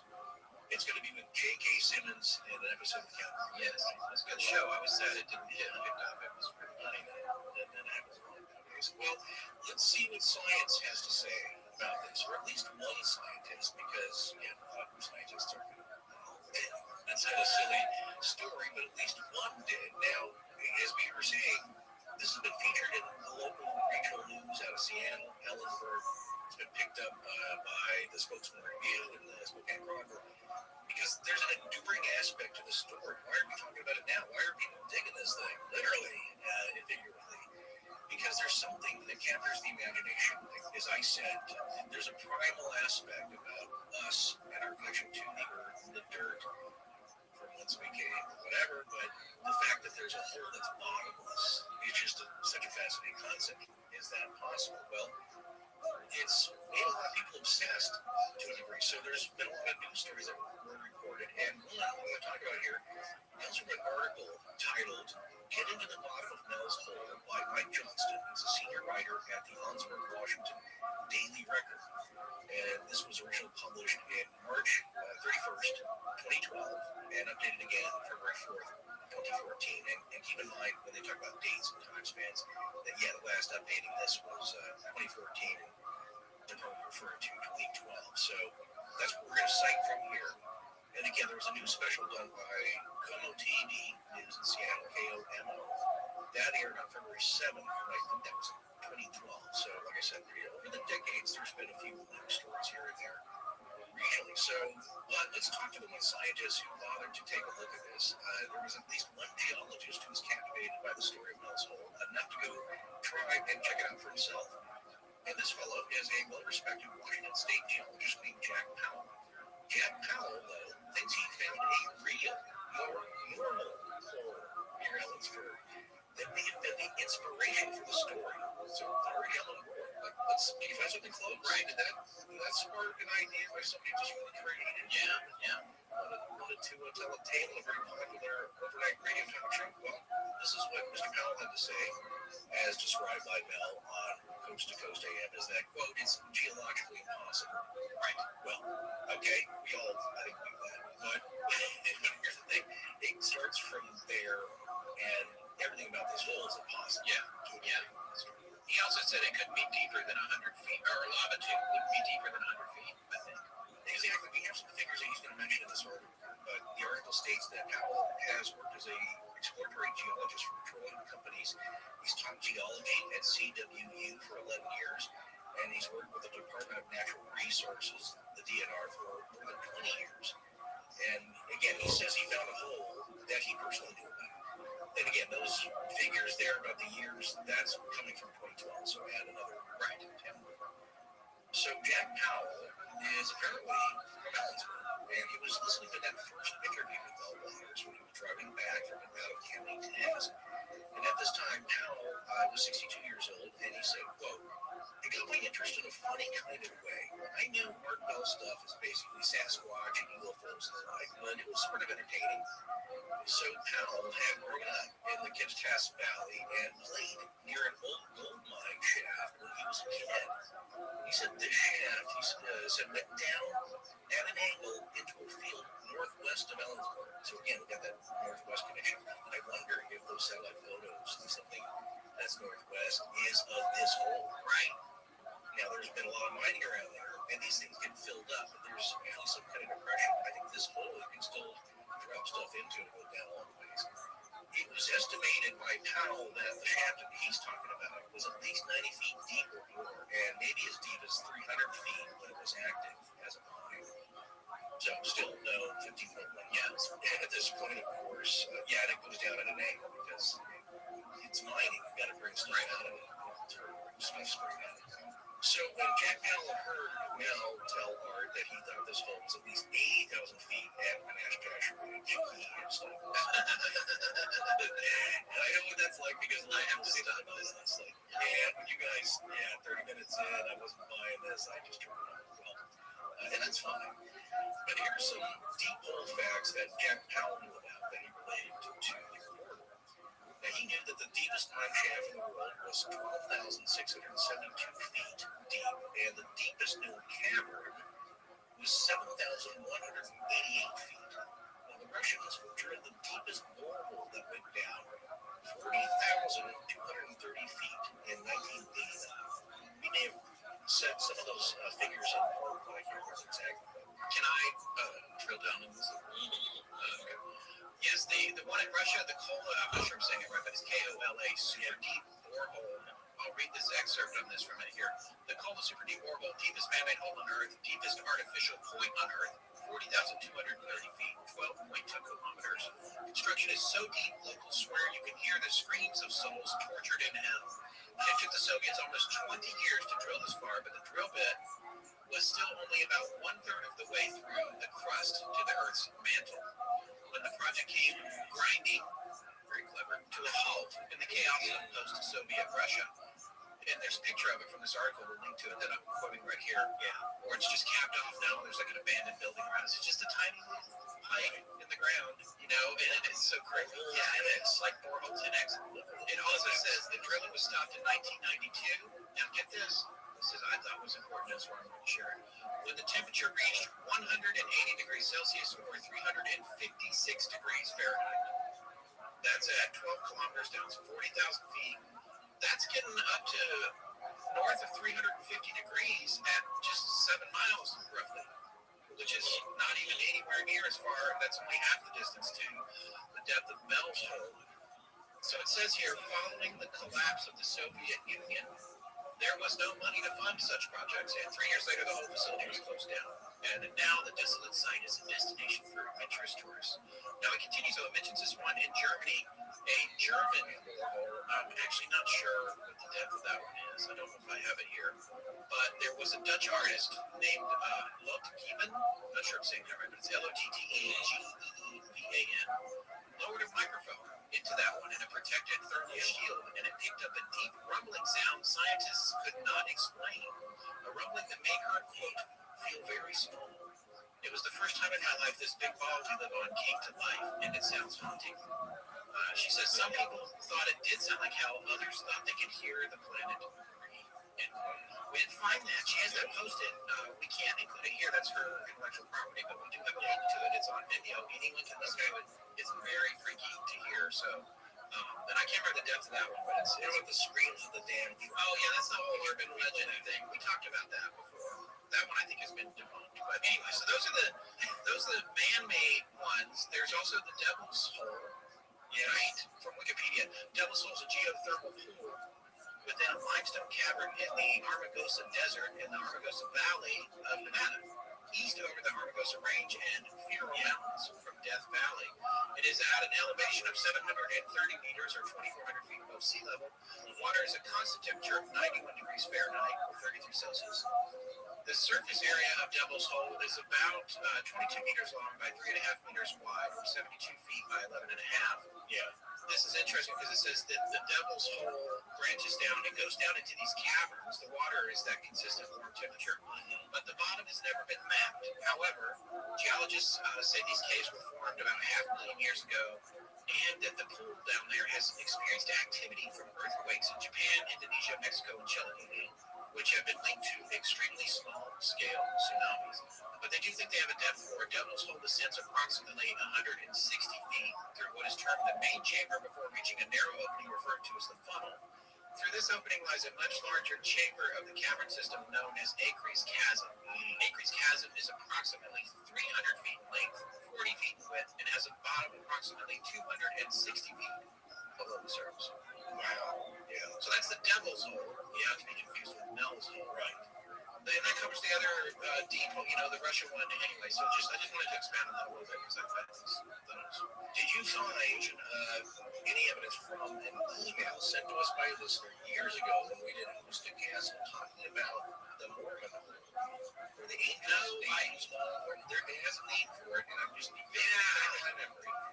If that person writes us again, we'll talk about it briefly in the next cold open, I think. But yeah, there was something about it which could be its own episode, and it has a lot to do with non settlers coming out and somebody being directed to find and then protect this. And that was more of a chasm too. I think it was not so much a drill around the hole, but just this opening within which I believe there were treasures of some kind, and there was some spiritual importance to this chasm. Anyway, but just reminded me, we'll look at that later. But what you're talking about here is important too, geologically speaking. If we're just going to talk about real stuff that we know of, and geology, in that it's important where Mel said this hole was, because the geology is different under the ground depending where you are, just in Washington State. Now, getting back to the article, Powell is quoted as saying, if they had said it was on the north side of the valley, well, I might have stayed with the program for a while longer. I was thinking the hole I knew about was somehow being made into Mel's Hole. So Powell has 30 years experience exploring the geology of eastern Washington, and especially lower Kittitas County and Menashtash Ridge in detail. And so Powell says, geologically and physically, it's not possible for a hole to be that deep. It would collapse into itself under the tremendous pressure and heat from the surrounding strata. He concluded, whoever Mel Waters was, he probably knew about the hole northwest of Ellsworth. That's on private property, fenced with barbed wire, and is not too far from state DNR lands. He goes on, quote, I suppose this Mel Waters used the real hole as a kind of inspiration for making up this mysterious one on the Nashtash Ridge. So, geologist Jack Powell, he didn't think much about that hole after that Coast to Coast episode, until he was contacted by a member of a Seattle area discussion group, an online chat club that was studying Mel's Hole back in 2001. Powell said they were hoping he could give them the geologic information about the area as they were coming to Menashtash Ridge to search for Mel's Hole. So Powell agreed to talk to them so he accurately give them sound geological knowledge and data about the area they're going to explore, and about the local geology, because that's what he does. He's a professor, right? He's a teacher. So they all meet up on a Saturday, and it seems at the Copper Kettle restaurant. I think I've been there, where Powell gave his standard layman scientific overview lecture on the geology of Kittitas County and details of Menashtash Ridge. And Powell also told them about the gold mine shaft that he thought was the inspiration for Mel's Hole, which he told them he didn't think existed. Menashtash Ridge. That's, I don't know if Mel's Hole is real, so yeah, from my official opinion. And he said, well, they nagged me and they served me up some pie they had. But they wouldn't let go of the possibility of Mel's Hole. Well, of course not. You're on a mission. Yeah. That group later formed the Seattle Paranormal Society. So that's interesting. There we go. Yeah, and so the article ends up saying Powell, acknowledged that Mel's Hole has become a surprisingly long-lived legend based on no evidence at all. But it looks like it's indelible now. You can't disprove a negative. It's probably with us forever. Well put. Yeah, I like that. So, like many astonishing things. Well, here's another scientist's viewpoint on this. And again, this is by senior writer Mike Johnston from the Ellensburg Daily Record. And of course, I want to bring this up and mention this because guess what science it is? It's social science and it's sociology. Because guess what, folks? This is an urban legend, right? Well, Mike Johnston talks to Pamela McMullen-Messier, assistant professor at Central Washington University's sociology department. And she said that legends like Mel's Hole give people the opportunity to test the mysterious against scientific fact. She said here, which I liked, is that it makes me think of the In Search of TV show, where we have the wonderment of watching someone else go off to search for legends and / myths from the safety of our living rooms. And we typically find that they're not real. But we enjoy the chase and hold on to the fantastic idea that there might be something unknown out there. Well, I would disagree that not everything is not real, but yes, a lot of it cannot be proven. So she says, well, it's, humans like to solve problems as a social group and to have conversations to vet out various explanations.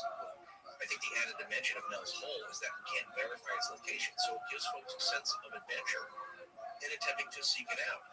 An assistant professor in CWU's Department of Psychology, Ralph Greenwald, says, so many urban legends of our quarter have a disgust factor. Research that manipulated the level of disgust found that people tend to repeat or recall myths that have a higher disgust factor, he said. Right? Yeah, it's got the sheep thing and the bulging tumor. It elicits a strong emotional response, which makes people want to retell it, but also want to hear about it. And it keeps the story going. It makes them remember it. It fuels itself. Yeah, it's like the pet rat. You go down to Vacation to Mexico, the family comes back with a chihuahua. It turns out it's a giant rat. There's a disgust factor. Or the missing kidney, or the stolen kidney story. So, okay, here's the last thing I want to talk about this as far as a psychology and sociology angle here. Connie Robinson, a lecturer at the Department of Sociology at CW, said, legends help people make sense of things that cannot be explained in other ways. On the website, Mel Waters asserted that mysterious government agents blocked access to Mel's hole and then claimed he was promised a stipend by the government agents if he were to transfer ownership and leave the country, she said. Well, he could devote what are called incorrigible propositions. Remember that? That's another great tool there. Which is, in parentheses here, unquestioned cultural beliefs that cannot be proved wrong, no matter what happens to dispute it. End parentheses.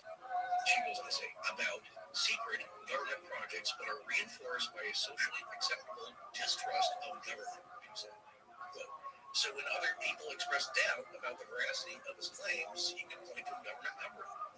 Since other individuals have expressed distrust of government and concern about quote-unquote secret projects, the absence of scientific proof of the whole then becomes proof of a government conspiracy, she said.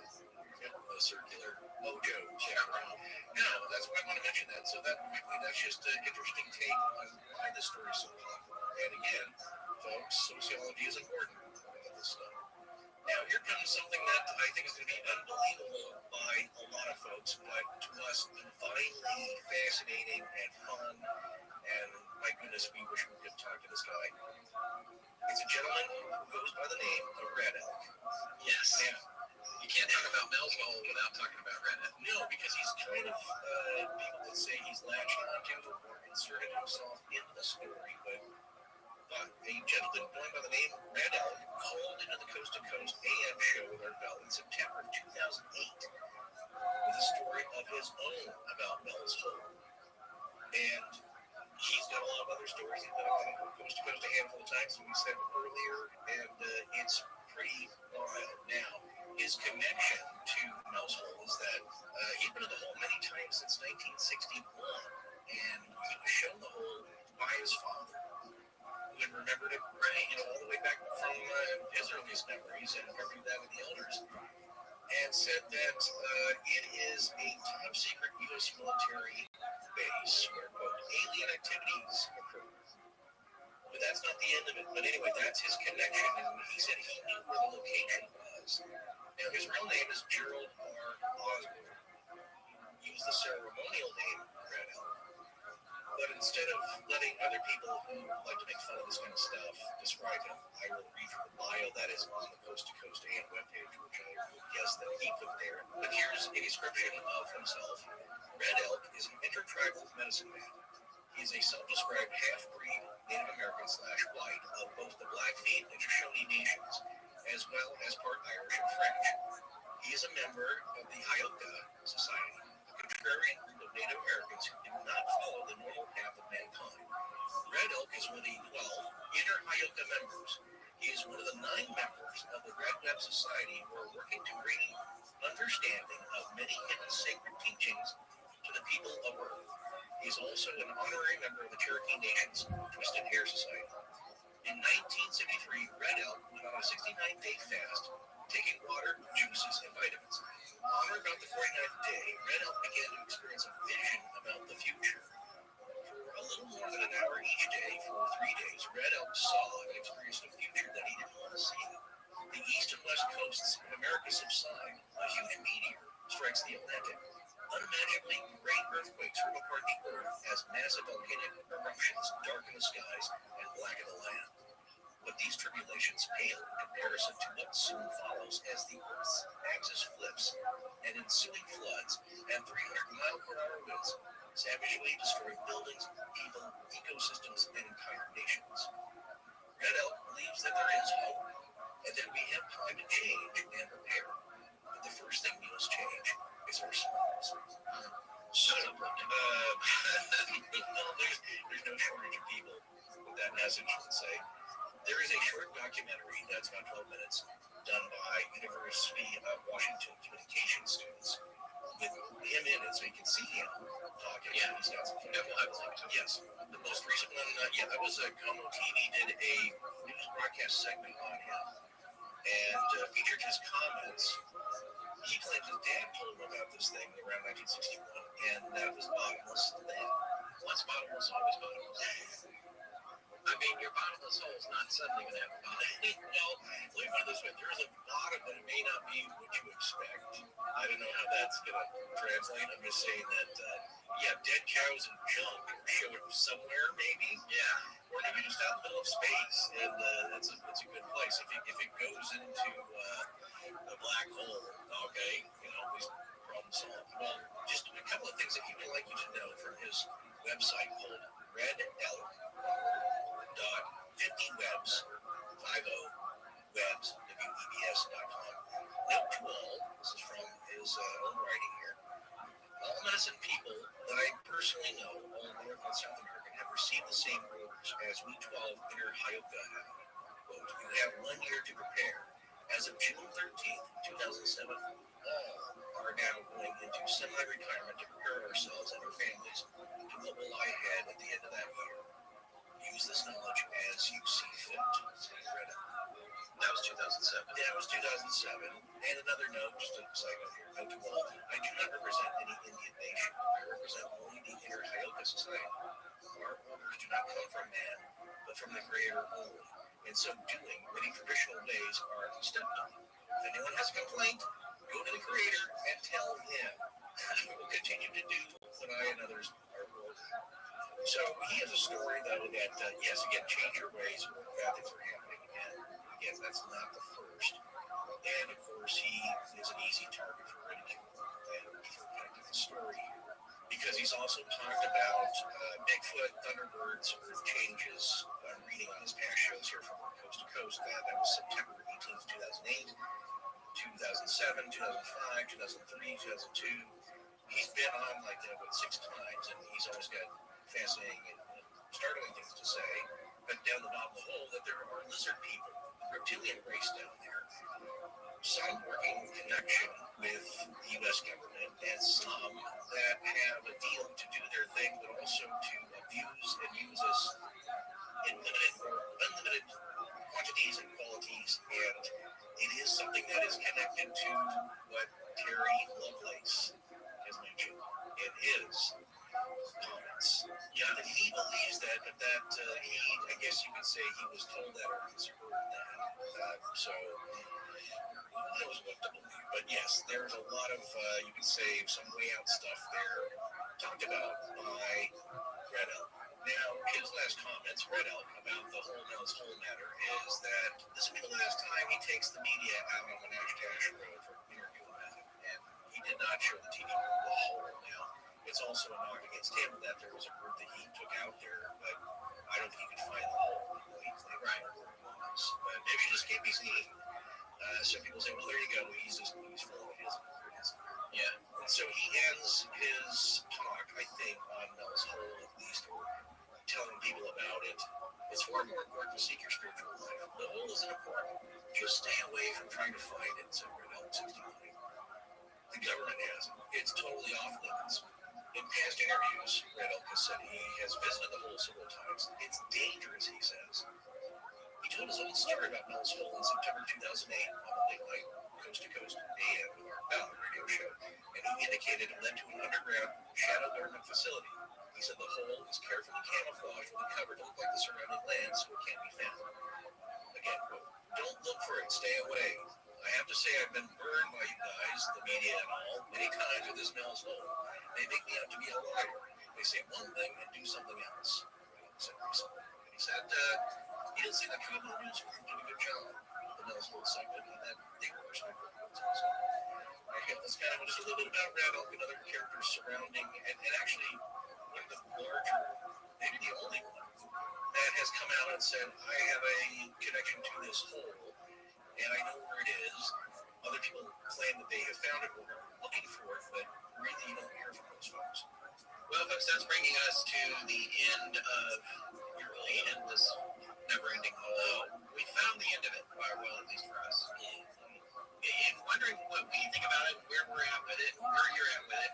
It is a somewhat comical story, but it is also an astonishing legend. It's a perfect story for our kind of show, and we are, again, in deference congrats to Coast for being the original platform for it. There's a couple things I would say about it. I mean, one thing that was interesting was that early on in one of his early appearances, they both talked about, both Mel and Art, the possibility of another pit like this or hole on the Colville Reservation, which is in northeast Washington.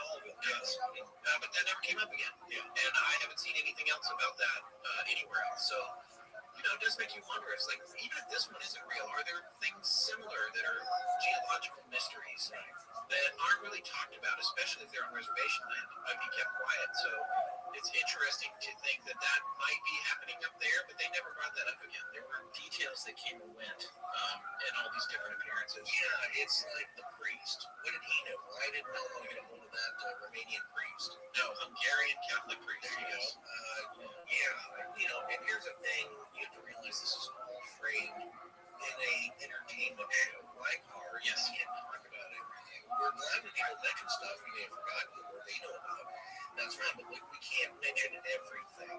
So you have to kind of pick what you talk about, and that's what Art is doing. And that's, I think, what Art is known for, what people loved about him, is that he was good at just finding those bits and steering a good interview. I couldn't agree more. He was an absolute genius at it. And in the end here, there's a couple things I did want to point out. This is one thing, we kept talking about that herb. What is this stuff that he's growing or planting? And he never said it, but he said, people can figure it out. And, well, guess what? It turns out there is a plant that matches the description of what he was talking about. And it's called Lamadium, or Lamadium dissectum. And it's like a desert parsley, they call it in a way. And it grows exclusively in the area that he was at and in northern Nevada, which is supposedly where the other hole is. So that's going on. But then if you go and read about this stuff, I have a paper here that was published in the summer of 2012 by a second-year student at the University of Nevada School of Medicine. His name is David Prosser, and he wrote this paper, and I just wanted to read. He sums it up very well. I was able to corroborate this exact information from multiple sources, but I'm going to read what this section here, where he talks about Lamadium dissectum. Dr. Ernst Krebs, a physician working near Carson City, Nevada, discovered two striking facts concerning the local Washoe Indians. Forgive me if I'm not saying that tribal name correctly. The first was the fact that though members of the tribe had become ill with the virus, and he's speaking specifically of the Spanish flu in this case, not one member of the tribe died from influenza or its complications. The second was the fact that the tribe had been using the root of the Lamadium dissectum plant to treat those who contracted the illness.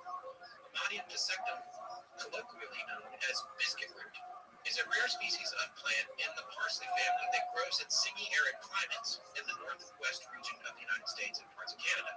Up to the time of the flu outbreak, again we're talking about the Spanish flu, it had been used by the Washoe tribe to treat all fever-causing ailments. The method used by the Washoe tribe to extract the active product used for treatment was peeling the root of the plant, then boiling this root and skimming the oil off the top. A large dose of broth containing this extract was then given to the patient. 1 pound of the root was used to produce the medicinal product, and it was given over a 3-day period to tribal members that had contracted the Spanish flu. Within 1 week's time of initiation of the treatment, all patients reportedly had a full recovery. Krebs conceded to the fact that the use of the plant and the survival of all Washoe tribesmen that were given it as treatment for influenza may have been coincidental. Further supporting the utility of this plant extract in treating influenza, however, was Krebs' report that another physician used it in his practice to treat those infected with influenza that were described as hopeless cases. It was found that the treatment of these patients using the extract alone led to a full recovery. Other physicians began catching on and started using preparations of Lamadium dissectum to treat many Caucasians who had contracted the Spanish flu, which they found great success. Krebs even went so far as to describe it as the most effective treatment of that time in treating influenza and any accompanying pneumonia. He praised the plant extract for its versatility, reporting that it was more efficacious at treating a cough and longer lasting than the opiate expectorants of the day. He also noted that it was a bronchial, intestinal, and urinary antiseptic, and it also was able to slow the heart rate and lower the blood pressure. Supporting Krebs' assertion that this treatment had great versatility in addition to treating the flu, native tribes used biscuit root for ailments such as the common cold, arthritis, tuberculosis, and rheumatism. So there's more to it than that. We'll have a link to that paper and some other articles about it. I was able then to easily find Lamadium dissectum for sale as a tincture, an alcohol tincture, from a brand called Secrets of the Tribe, right on the Walmart website. So this stuff's still around, folks, and it's just quietly curing the Spanish flu, apparently. And so what was fascinating to me about it, and the reason I wanted to share all this was because Mel didn't even mention this, but he didn't mention this specific plant, but I'm pretty sure it's what he was talking about. And this is a real thing, and it has miraculous qualities, and it's real. It's a real thing. So it does make you wonder about some of the other. And why would he say, okay, well, the plants are only growing near these holes? That's the other thing he wanted. They're growing near the hole in Nevada, and they're growing near my hole. So the plants are growing near Mel's hole. Do with that what you do. But I just think it's interesting that that's a component of it all. Well, I do wonder in that aspect, though, just as a plant itself, because it was especially effective with respiratory conditions, if it couldn't be applied to things we're going through now, and as far as the common cold. So I'll do a little bit more reading on it. Yeah, that's pretty interesting. Well, so a couple of other quick observations before we wrap up here. There was a point at which where the pitch was different between these interviews with Mel, and I thought maybe it was a different person. But as we looked at them and studied them and took our notes on them, I realized that there were expressions and phrases that he used over and over that reappeared in each of the appearances. So I am fairly convinced that all of them are the same person, whoever he is. One of those phrases that he would always say is, "I don't have it handy," which would a lot of times apply to evidence. He would say, "I don't have a handy, I don't have a handy." There was never proof sent in, there were no photos sent in, no pictures of the dime, you can't photograph it, you can't photograph that. I mean, that's all pretty fishy stuff. And coming back to Outer Range, for those of you who have seen that, there's a lot of common ground here. I did look up the creator of Outer Range because I remember Mel talking about his nephew was greatly involved in the story and all of these trials and tribulations he went through in the years. And I was like, what is the creator of Outer Range? Is Mel Waters' nephew? And so then I looked him up. His name's Brian Watkins. What? W-A-T, Watkins, Waters. Yeah, could be Brian Watkins. I don't know, but He's he is talented. he's an incredibly talented playwright and has just very well respected. Has written a lot of work and also created Outer Range. My hat's off to you, sir. If you wind up hearing this, I'm not convinced that he was inspired by this story. He is very steeped in Western lore, and that's why his quote opened the show. The bottomless pit, it didn't start with Mel's hole, obviously. No, as I'm saying, it's old as time, as old as people were digging. Yes. Or saw animals digging. Or you know what? That's the one thing is following an animal's dead or hole. And it sparks wonder. Like if you've ever seen chipmunks or ground squirrels, right, or gophers, and you just wonder, like, how far does that go down? Yeah, it's a very elemental thing to the human imagination. So no wonder it's captured all the parts. I want to leave it with one last observation, and that's with about a man that we've mentioned on the show before, Jan Harold Brunband. Is considered in a lot of ways the father of the urban legend. He was an educator on this. He is a folklorist, researcher, writer, public speaker, professor emeritus of English at the University of Utah. So he's in the neighborhood here. He actually lives in Salt Lake City. He's born in 1933. He'd be about Mel's age, by the way. Here, I'd like to hear his voice on tape and see if he knows Mel. That was the other thing we looked at. I did look to see if Kurt Vonnegut was maybe doing it. I looked at some, and honestly, the voices were similar, but it just didn't seem right. But no, my favorite Vonnegut I really compared to was his appearance in Rodney Dangerfield's Back to School. Yes, he's rich enough to have Kurt Vonnegut do a paper on his own subject. Yes, right. And then he gets a D. He gets a D for commenting on his own stuff, which that makes sense. Well, Mr. Brudenbond wrote an article back in 1989. It's March 10th of 1989. This appeared in the Deseret News. I'm not sure how they pronounce that in Utah. But I want to just read this. It's a very short little article because this is what Mel's hole reminded me of. Are people in Australia and Texas pulling my leg? I began to wonder when two versions of the same story arrived in my mail within a week of each other. Here's the Aussie version, sent by folklorist David S. Holtz of the Curtin University of Technology in Perth. Quote, a young girl was in line behind an elderly woman at a supermarket checkout counter. The woman stared at the girl and eventually said, please pardon my staring, but I can't believe it. You're the spitting image of my dead daughter. The woman then asked, I know this sounds strange, but when I leave the store, could you say goodbye to me and call me Mom as a reminder of my daughter? The girl, slightly embarrassed, agreed, and as the woman departed, the girl waved and said, Goodbye, Mom. Then the checkout clerk told her that the total bill for her groceries was $67.45. The girl was stunned since she was only buying a loaf of bread and some milk. But your mother, who just left, said you would pay for her groceries too. The clerk explained. Now, readers might recognize this as the legend that I call the grocery scam, but the Down Under version concludes differently than the versions I collected from the U.S. and Canada. Quote, the girl ran outside the supermarket to nab the phony mother and force her to explain it to pay for her own groceries. The girl caught up with the woman in the parking lot just as she was getting into her car to drive off. The girl grabbed her leg and tried to pull her from the car. She pulled and she pulled and she pulled and at this point the listener to the story usually says something like, good grief, what happened? And the reply is, well, she was pulling her leg just like I pulled hers. Hey, didn't you have a relative that would employ that same kind of joke? Yes, he told that joke. It was at a grocery store, and I think the guy goes up through the ceiling, and there's leg pulling. So, and I guess Unban calls this the catch tail. There's more that he lists in this article. We'll put a link to the article, but It's actually the paper moon scale. yeah, it's the paper You moon write scam. down happy birthday on the 20, and the girl starts crying. It's like, no, I got a 20 on my birthday, and he has to make change. Right. Yeah. It's not impossible. Like I said, like that might be pulling your like joke, but like I believe that. Hey, there's a guy on camera using, I believe, East Indian mesmer techniques to fool the cashier out of the cash in the register. Yeah. I guess for me, when I step back and gaze into Mel's hole, I think my final thoughts are that I think it's a well-perpetrated hoax.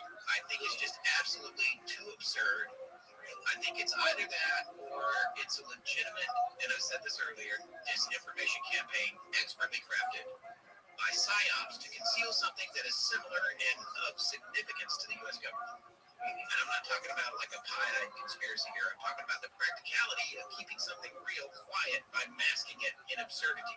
That has happened. Those are the only two things for me. I don't think any of this is what it seems. It's either complete baloney or it's covering up something not so spectacular, nevertheless important. Well, I don't know about you, man, but I look at every possible combination stemming from the three logical points. Either it's all true, it's all false, or it's a combination of both. No from column A, no from column B.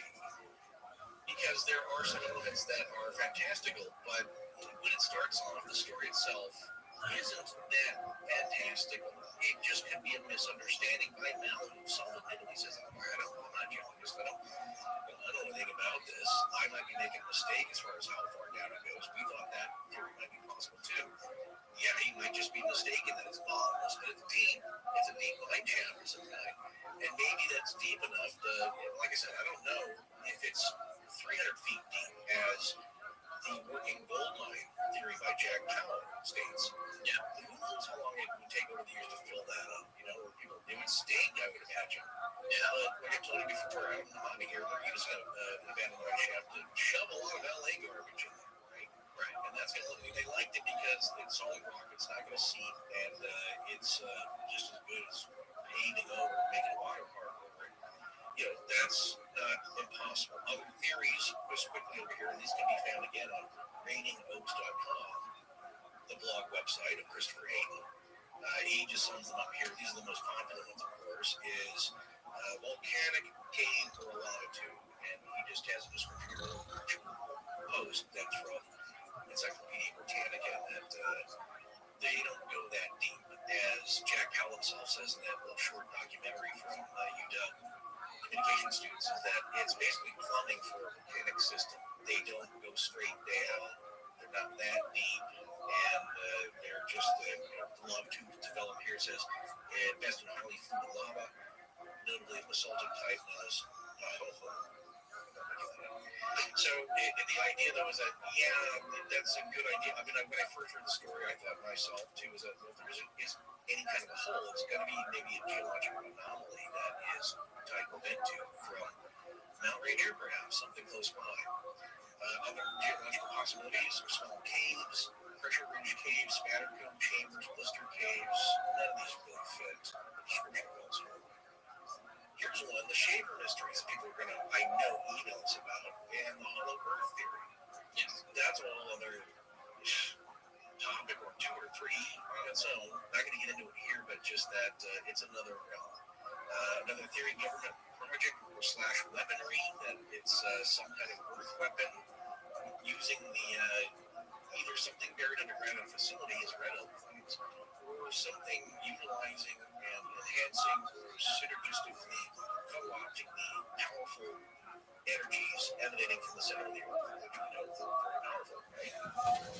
That it's basically some kind of military operation, or at least it was found out about and then co-opted, and is now there's weapon testing, and it's going to be like the Mist and unleash the hell's fury of all kinds of unsavory beasts and creatures and insects that like to eat. And then the last one is that it's just some type of a natural formation we just don't know about. It's just there, or something keeping it from collapsing in on itself, as Jack Powell says.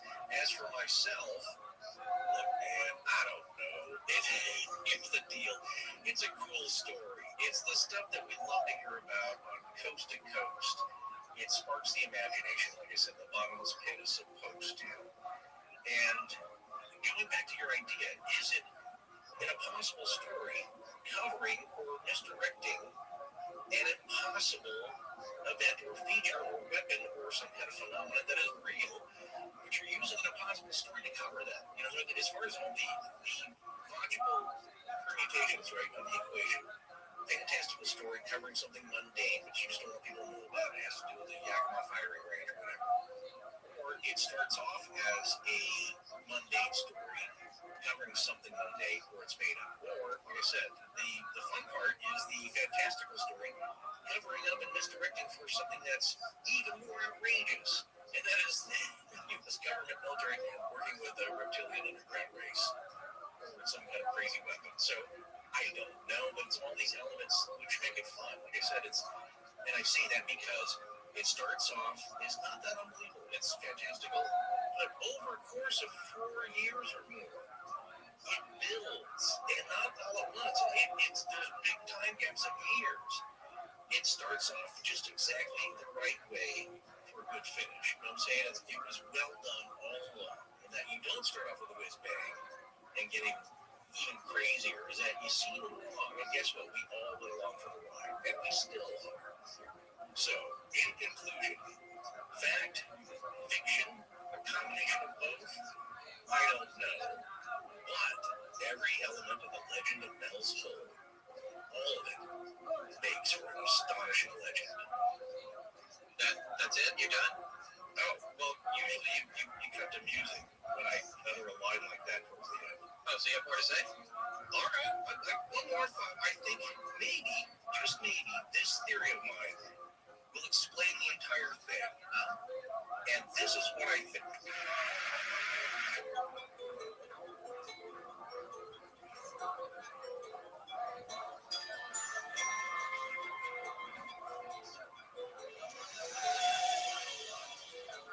That's going to wrap up our series on Mel's Hole. We'll be back in 2 weeks with a new episode.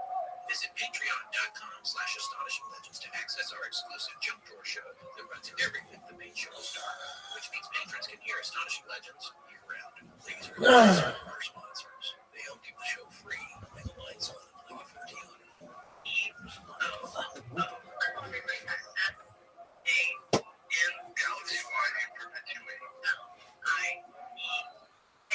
Astonishing Legends is edited by Sarah Voorhees Wendell of BW Sound and co-produced by Tess Pfeiffer, who's also head of research and the social media manager. Special thanks to our announcer, John Nolan. Our theme, which is available as a ringtone, was composed by Judson Green at FounderMusic.com, and our sound design and additional composing is by Ryan McCall.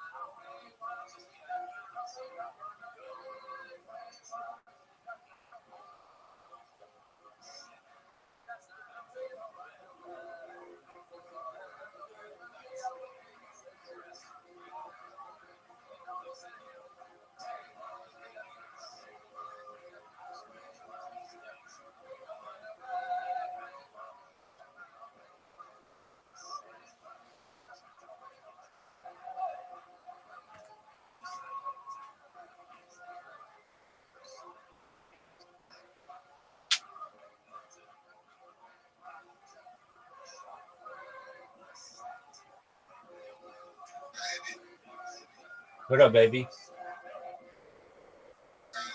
Hello, how are you?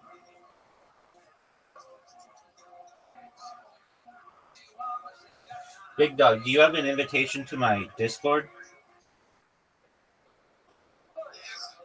Excellent. How you doing?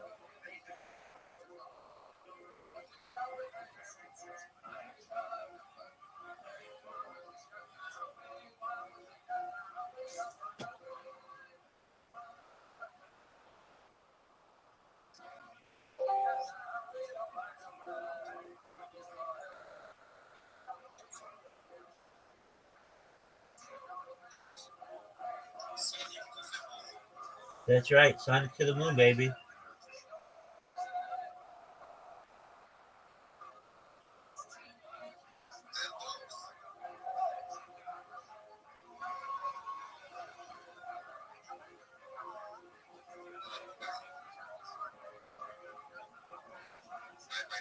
Bye, man.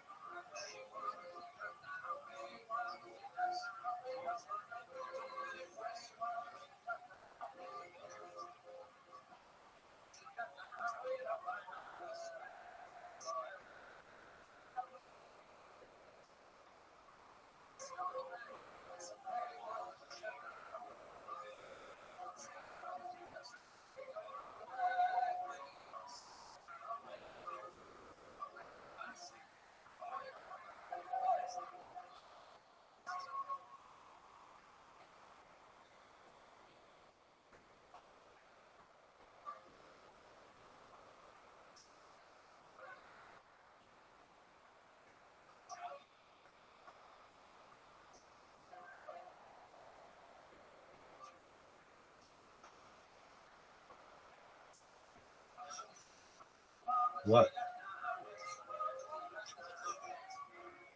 Working on my phone. How about you?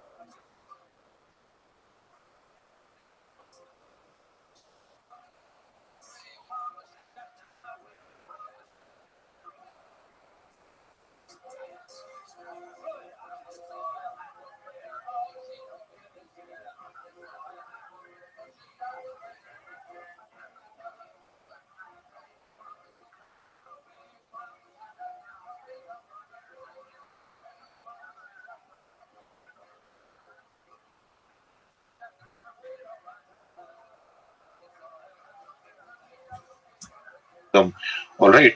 He built chaityas and viharas also. All right.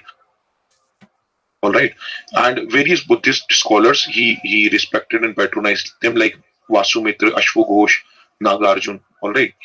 Now, one very important thing is, all right, third Buddhist council Ashoka के time पे हुई थी. Fourth Buddhist council was convened under Kanishka. It is and it was done in Srinagar in Kashmir. All right, in which monastery? Kundalavana. All right, in Kundalavana, and Vasumitra presided over this. Around 500 monks attended this. All right, and now what important thing was here finally this triptakas and this doctrines that what will be the final shape of this new form of Mahayana. All right, it was given a final shape. All right, even the great famous physician, all right, the Charka, all right, Kanishka also patronized him. All right, उनकी भी बहुत respect थी. All right, Ghosh, who was a great philosopher, poet. Okay, he wrote Buddha Charita. All right, it's happening. है ना. नागार्जुन जो थे जो south India से थे, he also came up to the court of Kanishka. I hope this point is very clear to you. Now let us understand a few things related to the art and culture about this post-modern period. Gandhara is in the northwestern region. Now if you look over here, all right, now Mahayana Buddhism became prominent. So here if you see that Buddhism, they started depicting Lord Buddha as a god. All right, you can see that the earlobes, all those things, the beauty of this art. What beautiful things what you see over here is that that particularly this King Kanishka. All right, here the Buddhism, all right, it got revived. All right, so let me do one thing. All right, let me give you the table form of Gandhara art and one more art what I'm going to tell you, so it will become easy for you to understand. If you still want, you can pause this and you can watch this. All right, what the salient features however about Gandhara were that यहाँ पे main theme was Mahayana Buddhism. All right, evolution of a Buddha image, मतलब idol worship. All right, elaborate rituals came up. और यहाँ की जो images आपको दिखती है उसमें minute details, मतलब यहाँ की जो art है ना, वो बहुत beautifully design किया गया था. All right, and various monasteries were also established. One more about art form I want to tell is this Mathura art form. All right, here you will see about Hinduism or Vaishnavism. All right, here if you look at the picture, okay, वहाँ पे that picture shows peace in Gandhara. Here it shows that they are very delighted. All right, here you will see Apsaras also. All right, so here also it is very beautifully explained. So now let us understand here the difference between these two school of arts, Gandhara school of art and Mathura school of art.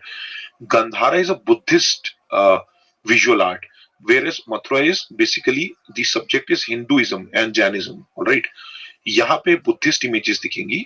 All right, यहाँ पे आपको Lord Vishnu की और Jainisms की आपको यहाँ पर images दिखाई देंगी.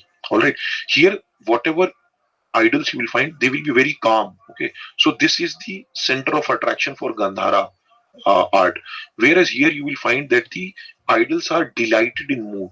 Okay, and one of their hand is on the thigh, which shows some masculinity. All right, थोड़ा सा यहाँ पर आपको ये difference देखने के लिए मिलेगा. All right, यहाँ पे eyes बड़ी बड़ी दिखाई गई हैं. Okay, earlobes are shorter in compared to the Mathura tradition. Or very minute details, not very important. All right, यहाँ पे generally grey sandstone और या फिर plaster का use किया गया है. यहाँ पे red sandstone का use किया गया है in making these idols or sculptures. I hope this is very important point. This is clear to all of you. यहाँ पे हमको Indian style और Greek Roman इन सबका एक fusion देखने के लिए मिलता है, क्योंकि Greeks they mostly have ruled on the northwestern side.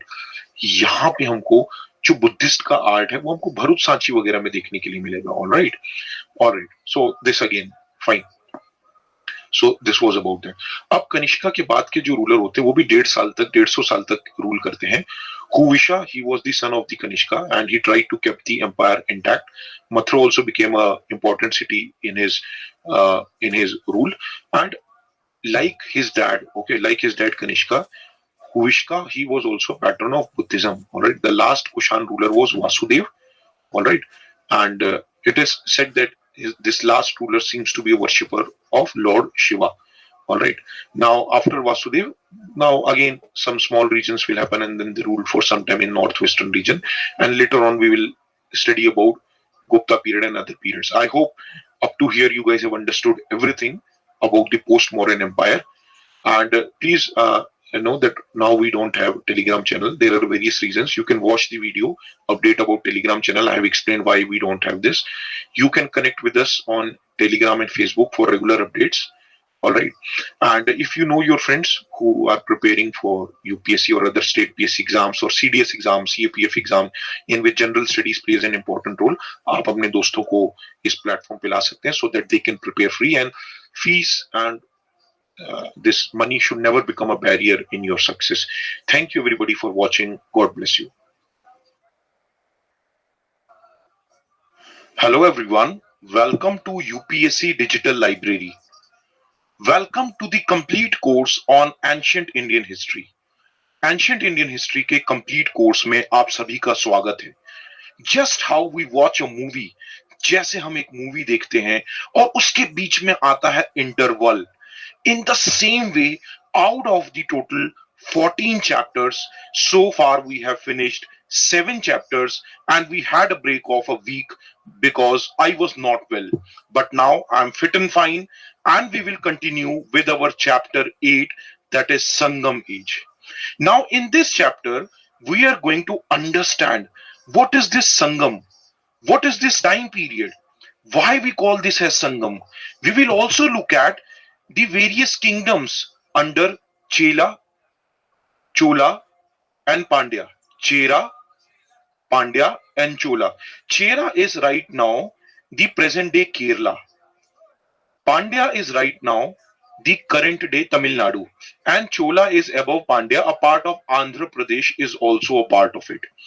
Alright, one very, very important thing is that once you guys have understood this chapter, in the video itself, I will ask a few questions. इसी video में concepts को समझने के बाद मैं आपसे कुछ सवाल पूछूंगा. Now I request you guys, let's say if I have asked the MCQ questions and let's say if I have asked a mains question, आप एक नोटबुक में उसका आंसर लिख लें and then type the same answer in the comment box. If more than 100 students will write their answers, irrespective of whether it is right or wrong, I will tell what is the right answer, or you can say what is a model answer for that mains answer in the next video. Also, please don't worry if you do not know how to write answers. Still, I expect you to attempt the question. Why? Because anyways, on 30th of August, I will upload a video on how to write answers for UPSC mains. I hope this is clear to all of you. Let us begin this chapter. All right. Now, generally, we are studying from Tamil Nadu textbook, in which I am also adding a few relevant points from R.S. Sharma and from NCERT from time to time. Now, अगर आप इस तमिलनाडु की book को देखें, if you go and open this Tamil Nadu book, now this book is basically for their state. So obviously, when we will study about South India, you will find a lot of facts in that. अब ये किताब अगर south India में छपी है तो obviously उसमें south India से रिलेटेड आपको स्पेसिफिकली इस चैप्टर में बहुत फैक्ट्स मिलेंगे. Some of them are important for our exams, whereas some of them can be ignored. So what I have done is I have tried to restructure this chapter, all right, so that it becomes easy for you to understand. मैंने Tamil Nadu book के chapter 8 संगम as को पढ़ने के बाद उसको simplified language में आपके लिए एक्सप्लेन करने वाला हूं. मैंने प्रेजेंट किया है उसको simply. Why? Because at the end of the day, if you do not understand, it is as good as nothing. All right, so let us understand about this Sangam age. Now the period between 3rd century BC and 3rd century AD in South India, all right, is referred as the Sangam period.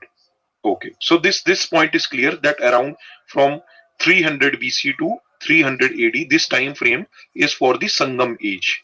Okay, and when we were studying about the Mauryan Empire, when we were talking about the Ashoka period, the Ashokan Empire, उस समय भी हमने पढ़ा था कि चोला, चेरा और पंड्या ये south में रूल करते थे।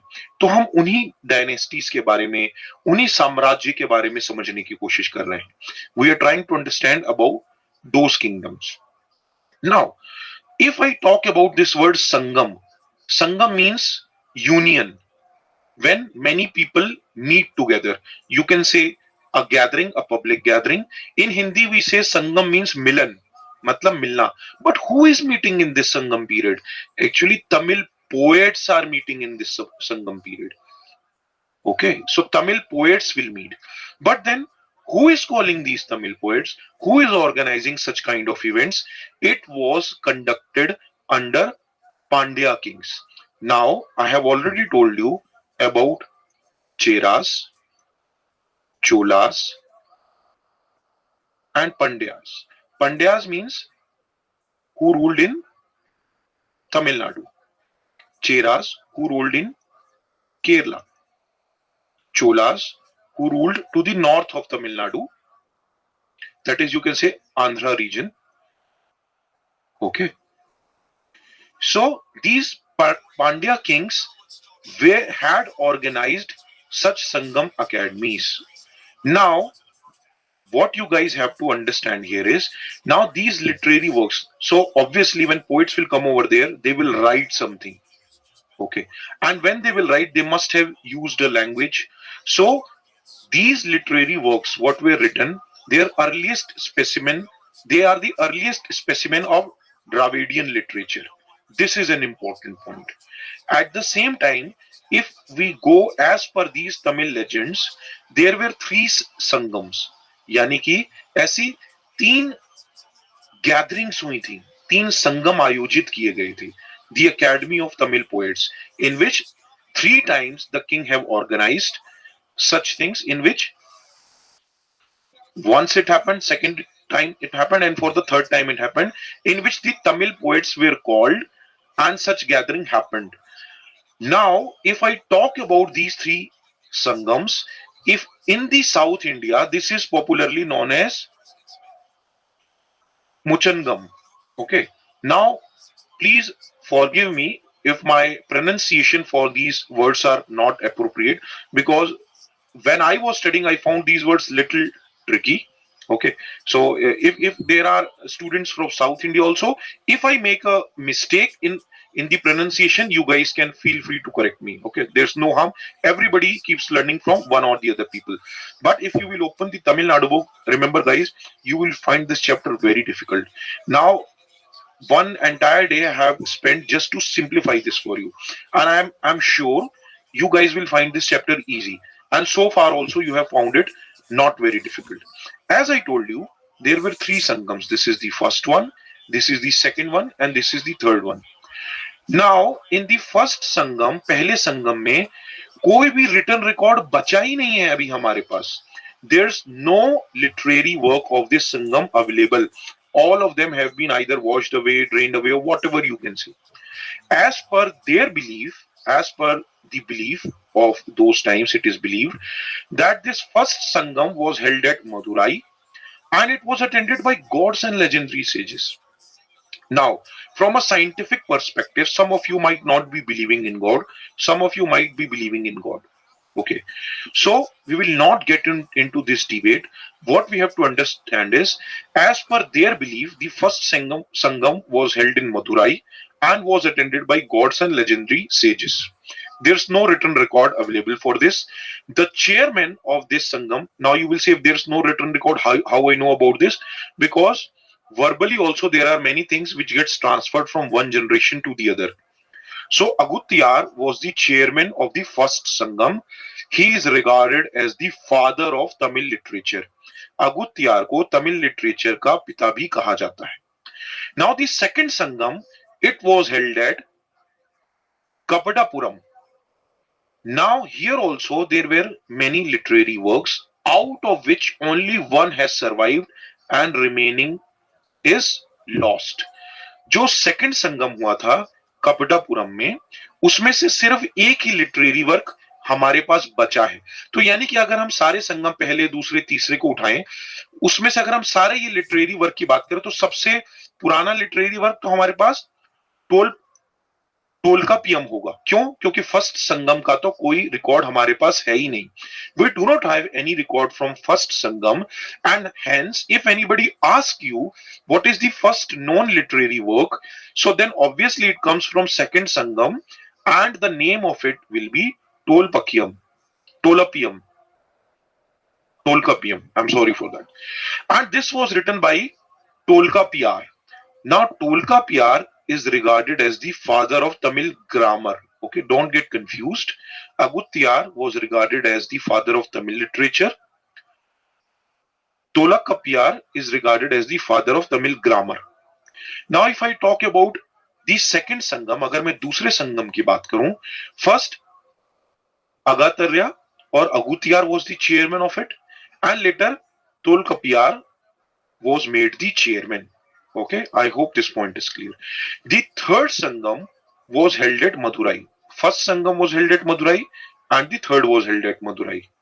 Now, from this Sangam, now see, in the second Sangam, Tolkapiam survived. From the first Sangam, none of the literature works survived. Whereas from the third Sangam, there are various literature which have survived, which has helped us a lot to reconstruct the history, जिसने हमारी मदद की है उस समय के बारे में ज्यादा जानने के लिए. Now, the most important literary work from the third Sangam is Tirukurural, or also known as Kural, or also known as Muppal. Now, this is a book which was written in third Sangam. This is a series of books. One part is Kural, or one part you can say is Tirukural. I will try to read this also. Again, it's a big tongue twister for me. Patinen Kila Kanakku. Okay, so this is an important literary work here. अब ये जो तिरुकुरल कुरल की मैं बात कर रहा हूं, this was written by Tiruvalluvar. This is very important. Tirukural was written by Tiruvalluvar, और इस किताब को, this book is known as the Bible of Tamil Land. So now we have read about these three things, that Agutiyar was known as father of Tamil literature, and Tolpakiyam was written by Tolkapiar, who is known as the father of Tamil grammar, and Tiruvalluvar has written Tirukural, and this book is known as the Bible of Tamil Land. अब ये जो तीसरा संगम था, this third Sangam, the chairman of it was Nakirar. There are other important works also in this third Sangam, Itutugai, Pattu Pattu. So let us try to look little deeper into this Sangam literature. However, I will tell you what is important for you to remember and what are the facts that you don't have to remember. This page is important. See, out of all the literatures, if you ignore the second page also, this first page becomes very, very important. Okay. Now, as I told you, the Sangam literature has various books, or you can say the series of books written under them, and there were two epics also. ये जो Tolkapiam है, this Tolkapiam, this was written during second Sangam. Other books what you see over here, these were written during the third Sangam. Now, one more very important thing.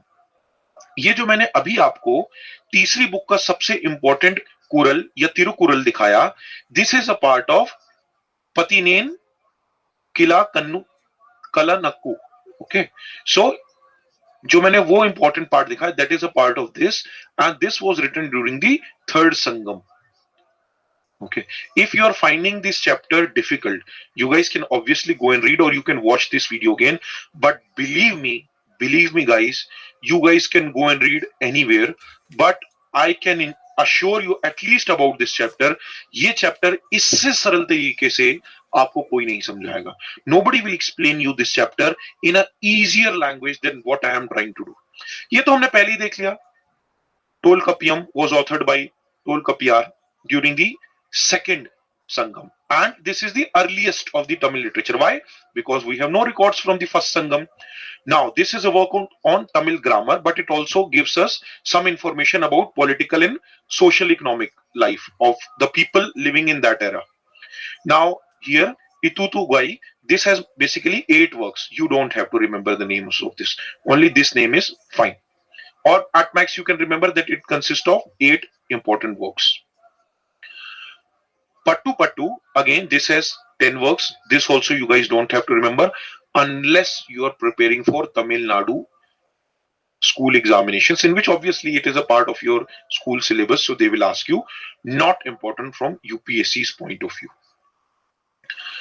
And then again here, Pathinen Kilkanakku, which I told here, which was written down during the third council or the third Sangam. Now here also there are 18 works, out of which Tirukural, which I have already told you, which was written by Tiruvalluvar, is very, very important. Okay, this point becomes important.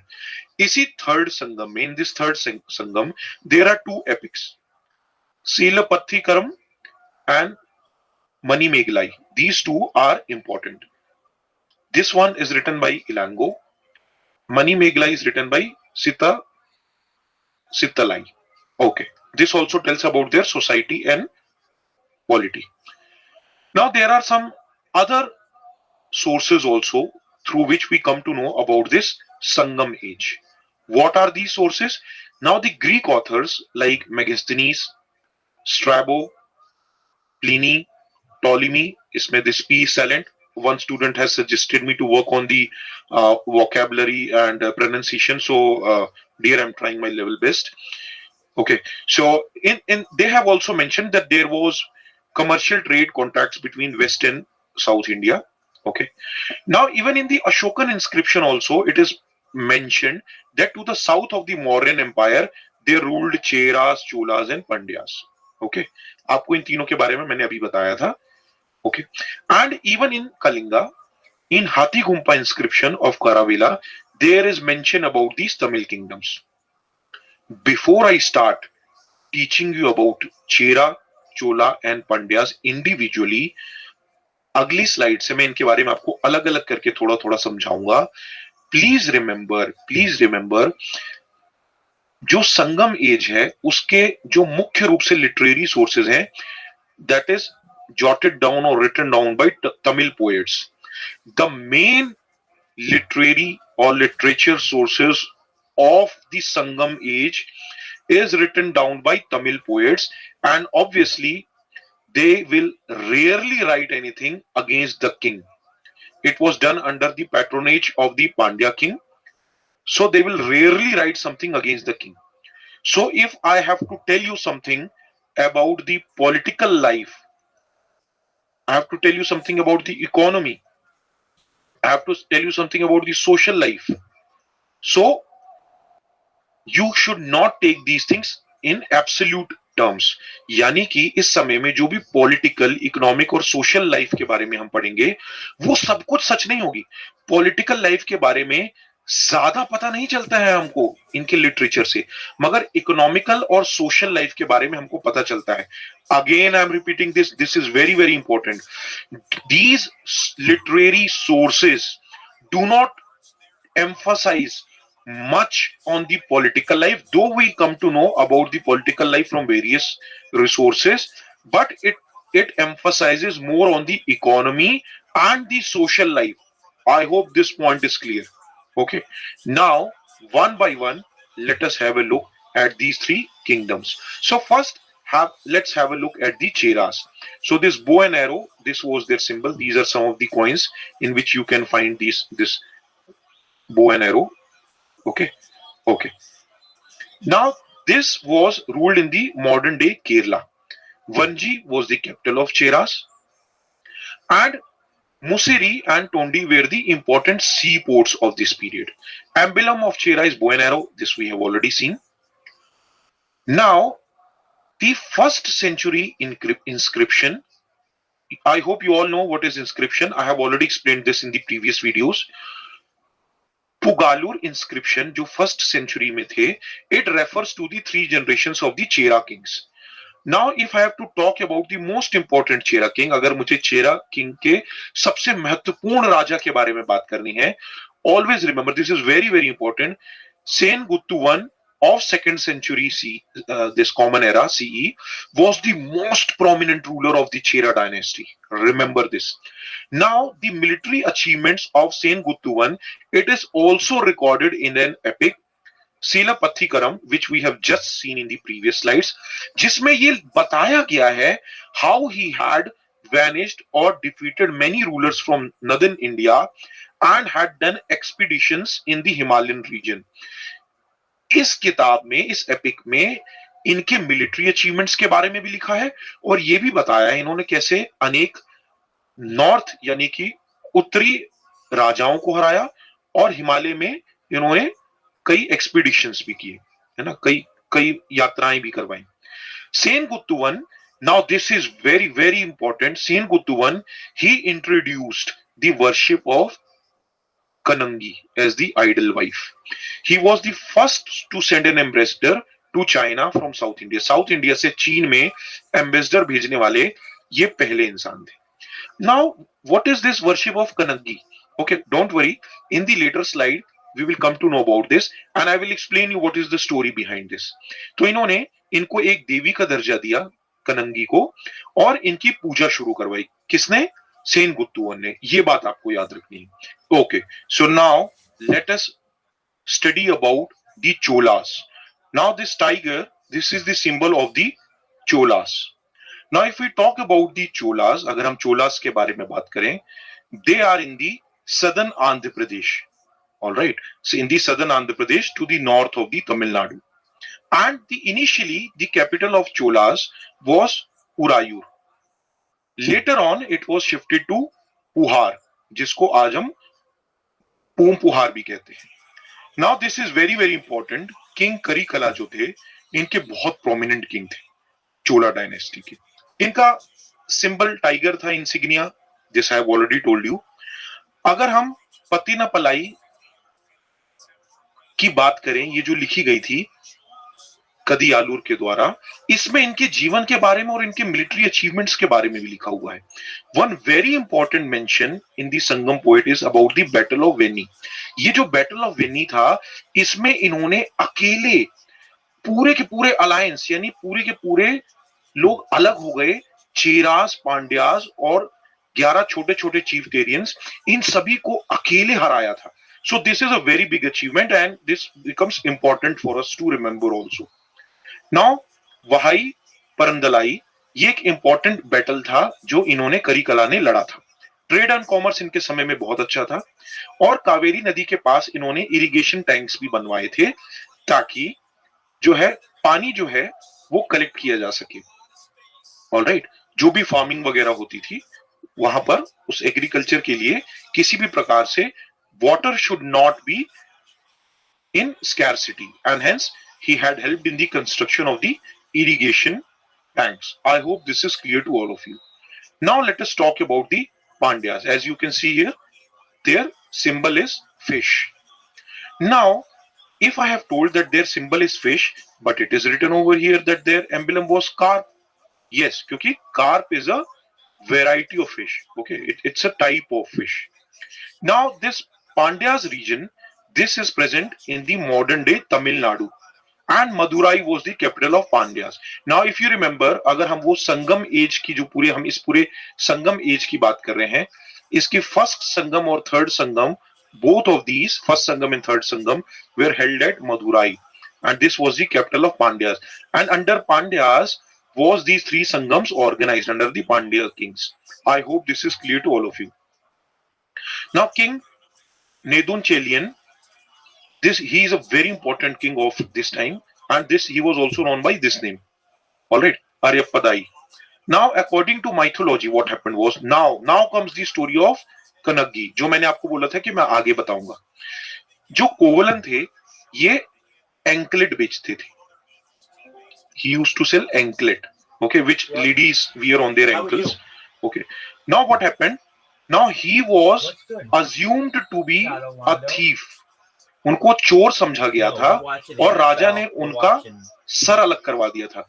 the king had ordered his head to be removed from his body. That means his death sentence was given to him because it was thought that he is a thief and he had stolen the anklet of queen. Later on, when Kovalan's wife Kanagi came to know about this, जब उनको इस बारे में पता चला, she came running to the court of the king and then she proved that the anklet which was with Kovalan had rubies, उसमें rubies थे, whereas the anklet which was with queen, जो queen के पास था, it had pearls, and hence she proved that he was innocent. And she was very furious, she was very angry that she cursed the entire Madurai to be destroyed. Okay, and later on she was worshipped to be the ideal wife, that she is the best, she was the best wife and she was worshipped. Okay, now in this book Madurai Kanadji, which was written by Manguri, here the social economic condition is also mentioned about the Pandyas, in which it is mentioned about the seaport of Kokrai. Now this is an important fact. I hope up till here things are clear. If it is not, I request you guys to watch the video at least twice. Now, मैंने आप लोगों को ये बात बताई थी कि political life जो अभी हम लोग देख रहे थे और ये जो administrative life, you can read this, you should know this, obviously you should know this, but this Sangam literature do not emphasize on the political and administrative setup. Okay, the mostly what it deals with is the social and economic life. You guys have to remember this. You guys will come to know why I am saying this. ठीक है? इस संगम period के दौरान monarchy थी. That means the king's son will become the ruler after his death. This we have already seen, that tiger was the emblem for Cholas. This carp or the fish was for Pandyas and bow and arrow was for Cheras. Now the king was assisted by various officers. राजा के अनेक officers होते थे. अमाइचर ministers को बोलते थे, जो आज हम लोग देखते हैं, home minister, defence minister. Anthanar जो थे वो प्रीस्ट थे. Thuthar were envoys, which is present day you can say the Indian Indian foreign service officers who are working as high ambassadors. And the military commanders were known as senapatis, and spies were known as orar. Okay, this is very easy. Hope this point is clear. The administration was very efficient and they had a regular army under each ruler. Let's say in this kingdom, if they have 2 to 3 rulers also with their different provinces, which was under the main king, under the main monarch. Now remember, they had a regular army. It was also important. क्यों? क्योंकि चोलाज अपनी एक army रखते थे, चेराज अपनी एक army रखते थे, पांड्याज अपनी एक आर्मी रखते थे, because obviously all 3 of them were a competition to each other. I hope this point is clear to all of you. अब स्टेट की अगर मैं मेन इनकम की बात करूं तो revenue, the revenue which was generated from the land, whereas custom duty was also implied. Custom duty क्या होती है? जब विदेश से, when from the foreign some goods come into the India, then a custom duty is levied. Okay, it happens when the trading happens with the foreign nations. All right. Now, one more important thing was the roads and highways were also maintained and they were guarded. Why? To prevent robbery and smuggling. I hope this point is clear. Now let us come to the important part, which is the Sangam society. According to Tolpakiam, we have already seen this literary source. Now there are 5 divisions of the land. Zameen 5 तरीके की होती थी. कुरिंजी यानी पहाड़ी इलाका, the hilly tracts. Mulai, pastoral, where these pastoral people will take their pastures, चरवाहे के लिए ले जाते थे. Marudam, which was an agricultural land. Naidal, which was coastal area, all right, and Palai, which was the desert area. According to them, these were the terms which were used for these kind of lands. Now, according to Tolpakiam, they also refer to 4 castes: Arasar, Anthanar, Vanigar, and Velalu. All right. I hope this is clear to all. It's very simple. Now, important tribes from the Sangam society. The names are written over here. Thodas, Nagas, Vedas, you guys can read this. Okay. Now, what was the status of women during this time? महिलाओं की क्या स्थिति होती थी संगम के समय में? Now, you must understand that women were respected in that time and they were allowed to pursue their intellectual career. Let's say they wanted to become writers, poets, they were allowed to do that. Even they were allowed to choose their life partners. That means love marriage was also prominent in that time.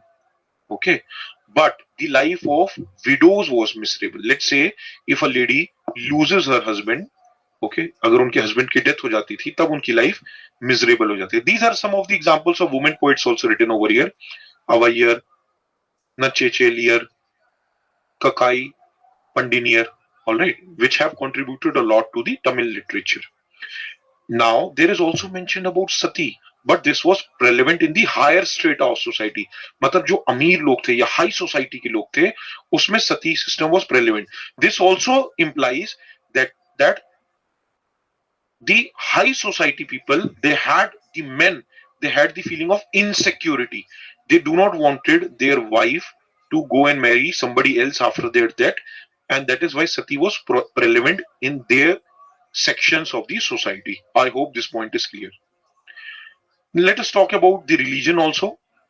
Now Murugan जो हमने शुरुआत में एक देखा था कि वो तीन संगम्स को इस शब्द से हम लोग रिप्रेजेंट कर रहे थे. This is termed as a Tamil god.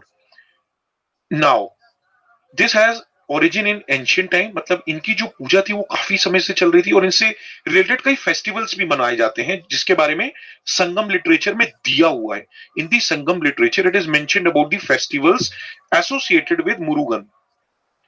One more thing. Now there were other gods also which were worshipped, such as Mayon, Vindan, Varunan, and Koravai. This also becomes important. One more very important thing over here was ये जो hero stone या नदुकाल की जो worship है ये संगम period में significant हो गई थी.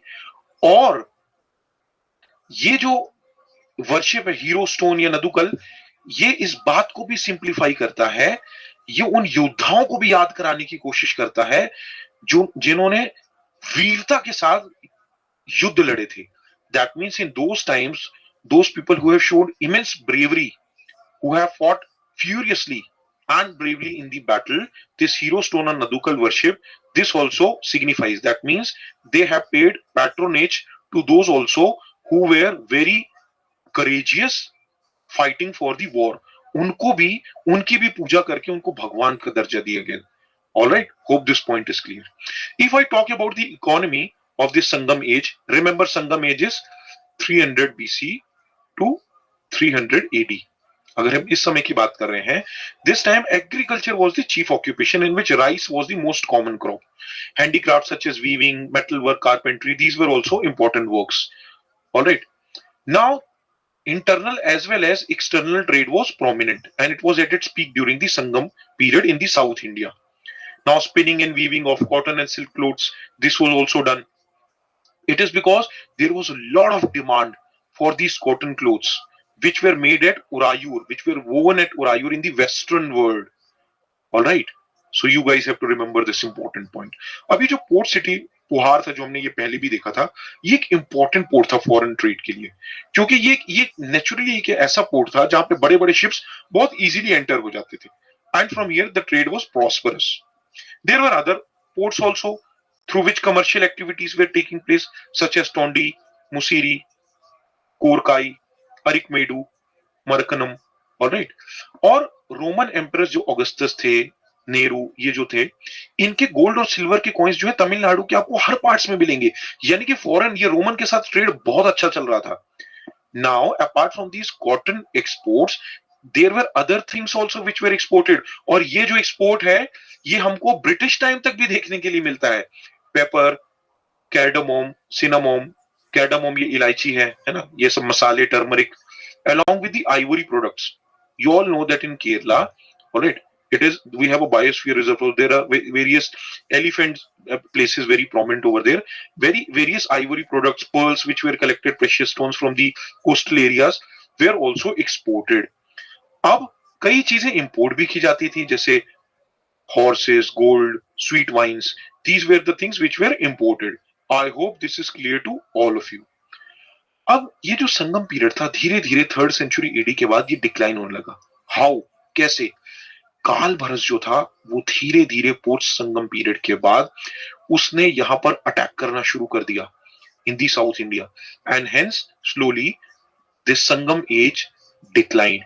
And this is mentioned as a dark age by the Tamil poets. Tamil poet mentioned that once Kalbharat started attacking the South India, this period was referred to as the dark age. Okay, I hope this point is clear. And now let us solve a few MCQ questions. I will put two MCQ questions and one mains questions. Okay, what I request you guys to do is you guys can write these answers, okay, in your notebook, and after that come to the comment section below the video, write your name, and then you can write these answers. How this will help is, now all of you will be able to read each other's answer. It will help you guys to improve. I do not want anybody to make fun of anybody's answer. I will simply remove them from our UPSC Digital Library platform. We expect only absolute serious aspirants who are preparing for examination. If you guys have come here to make fun or do such kind of things, please go and join some academies. All right, I hope this is clear to all of you. Let us start with the question. And if more than 100 students will give the answer, I will explain the mains answer. I will give a model answer in the next video. Okay. Now, this is the question which you have to answer in around 200 words. This question has been asked already in UPSC 2013 mains, though not very useful from the point of view of a connected political history of South India. The Sangam literature portrays the social and economic conditions of its time with remarkable vividness. Comment. Very beautiful question, very interesting question. We have already studied this. 10 marks, 200 words. Let's say, if you want, you can go back, again watch the video once more, revise it, come back here, solve this. All right, hope this point is clear. Now, let us solve the first MCQ question. Okay, anyways, I will tell the answer of the MCQ in the video itself. So you guys just have to write the mains answer in the comment section. Hope this point is clear. Which among the following started the Kanangi worship? ये हमने कनंगी के बारे में पढ़ा था कि इनकी पूजा हुई थी. क्यों? क्योंकि इन्होंने अपने हस्बैंड के लिए कर्ज कर दिया था राजा को, and then the Madurai that declined. Madurai का जो साम्राज्य था वो गिरने लग गया था इनके कर्ज के कारण. So who started this Kanangi worship? Option A, Udayan Jeral, Adigaiman, Senguttuvan, none of the above. You can pause the video, think of the answer, and then you can play it. All right. So the answer is Senguttuvan. If you have any doubt, you can go back and revise the video. This is the second question. Match the following dynasty with their royal insignia. Chera fish, Chola tiger, Pandya bow. It's written whether A is 1, 2, 3, B is 1, 2, 3 or C is 1, 2, 3. A 3 को correspond करता है, 1 को करता है, 2 को करता है. In the same way, you guys have to match this. All right, and you have to tell which is the right answer. You can pause this video and then resume it. All right, so the right answer is 3 to 1. That means the symbol of Chera is bow, for Chola it is tiger, and for Pandya it is fish. I hope this point is clear to all of you. And now we don't have even Facebook. I have already told this in the previous videos. मैंने पिछले videos में बताया था. Now we have only Instagram. We don't have Telegram. Don't ask for this thing. I request all of you to share about our platform to maximum people so that we can help. Also, please do comment and like this video so that our SEO search engine optimization ranking will improve. ताकि हम ज्यादा से ज्यादा लोग जब हम ancient history के बारे में सर्च करें हमारे वीडियोस उनके सामने आए, and hence we will be able to help maximum aspirants. Thank you everybody for watching. God bless you. Hello everyone. Welcome to UPSC Digital Library. Welcome to the complete course on Ancient Indian History.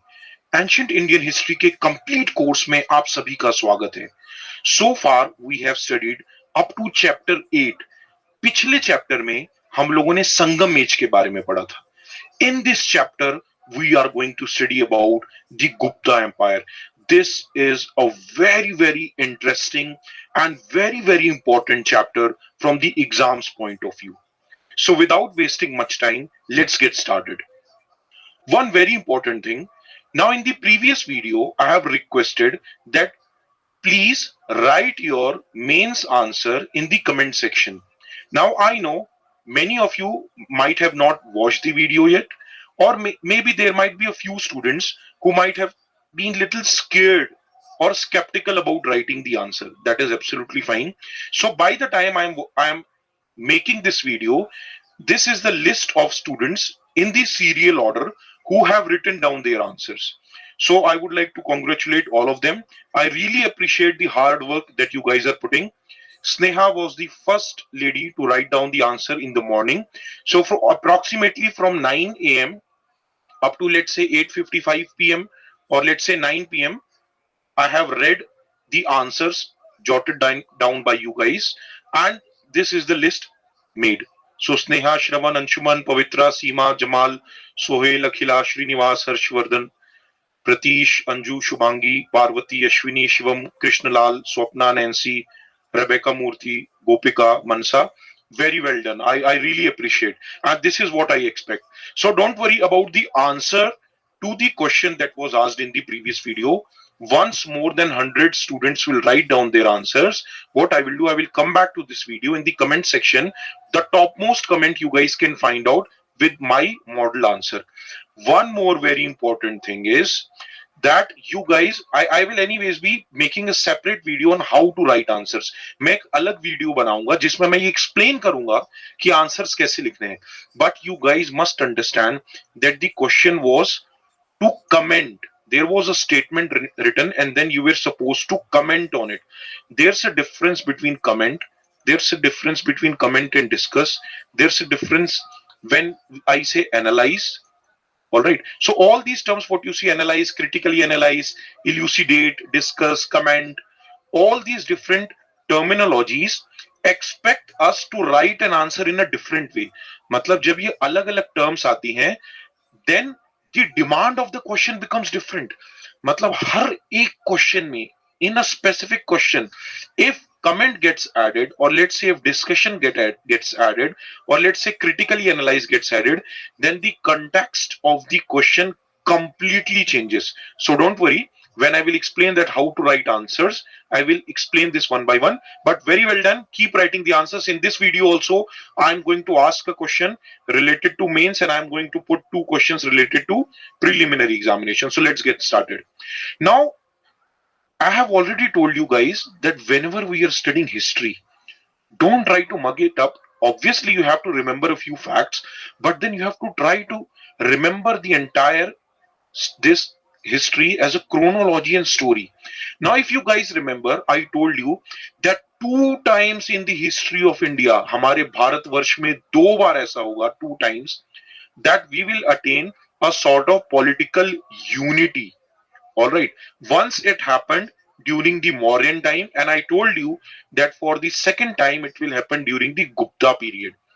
Once it happened during the Mauryan time, and second time it will happen during the Gupta period. And hence now we will study about the Gupta period, the Gupta Empire in this chapter. You can see the vast empire made by the Gupta. Now let us go back to the past. We studied about the Mauryans. We know that from the Ashoka time, he embraced Buddhism and then he was not much focused into his army. And his successors, who were ruling on the eastern and the western side, they were also not very efficient. And hence, if you guys remember, we talked about Pushyamitra Shung, who was also the founder of the Shung dynasty. He took over the Mauryan Empire. And after that, once this dynasty was ended, then the Kanwa dynasty started. All right. And I told you that we do not know much about the Kanwa dynasty. And after Shung dynasty, after some time, we will study about the Gupta period, if you guys remember the previous videos. So let's start about the Gupta Empire now. Now, there are various resources, plenty of evidences through which we can come to know about this Gupta period, through the literary sources, through the books also, through epigraphical resources also. Epigraphical means, I have already discussed this in the previous video, let's say inscriptions, which are embedded on stones or on pillars. All right. And through various numismatic sources also. Now, for those of you who do not know what is numismatic, this means study about coins. So, during the Gupta period, we will see tremendous amount of coins. बहुत सिक्के बनाए जाएंगे पर्याप्त मात्रा में Gupta period में.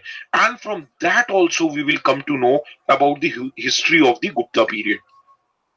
And we also come to know through the Purans which were written down during the Gupta period. Now there are some other literary works also. Apart from that, there was a Chinese traveler, Fahim, who also visited India during the reign of Chandragupta II. Who is this Chandragupta II? Don't worry, we will talk about him. Now he also had put up his valuable comments on the social life, economic life, and the religious conditions of the Gupta period. We will study about Fahim also. All right, so let's continue. Now, apart from these literary sources, now the epigraphical sources which I was just talking, जिस epigraphical sources के बारे में बात कर रहा था, जैसे कि inscriptions. Now, two very important inscriptions are there. One is Mehrauli Iron Pillar, and the other one is Allahabad Pillar. All right, the Mehrauli Iron Pillar. This tells about the achievements of Chandragupta II. All right, in the Tamil Nadu book, it is mentioned Chandragupta I. That is wrong. You have to correct it. Go to your book and you guys can correct it. The right statement is it shows the achievement of Chandragupta II. Now, if I talk about the Allahabad pillar inscription, okay, this Mehrauli iron pillar, this is in Delhi.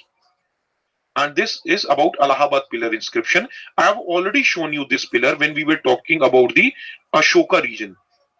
Ashoka range जब हम अशोका के बारे में पढ़ रहे थे तब हम इसके बारे में एक बार देख चुके हैं. Now this Ashoka pillar, though this was established and erected by Ashoka, ये अशोका पिलर ये अशोका के द्वारा खड़ा करवाया गया था, मगर फिर भी this is an important source for the rain of Samudragupta. ये हमको समुद्रगुप्ता के बारे में बहुत इंपॉर्टेंट इंफॉर्मेशन देता है. तो इस पिलर में हमको अशोका के बारे में भी पता चलेगा, समुद्रगुप्ता के बारे में भी पता चलेगा. लेकिन आप याद रखना, predominantly this is important for knowing about Samudragupta. For knowing about Ashoka, we have other important evidences as well. I hope this point is clear to all of you. Apart from these achievements, whatever we see on these pillars, the coins have also played a very important role, because on the coins there are mentions about various legends and figures through which we come to know that what was the status of the kings at those time, and moreover the various titles used by the kings at that time, the sacrifices performed by them are also mentioned in the coins. All right, let's continue. Now this is that Mehrauli pillar which is in Delhi, about which I was talking.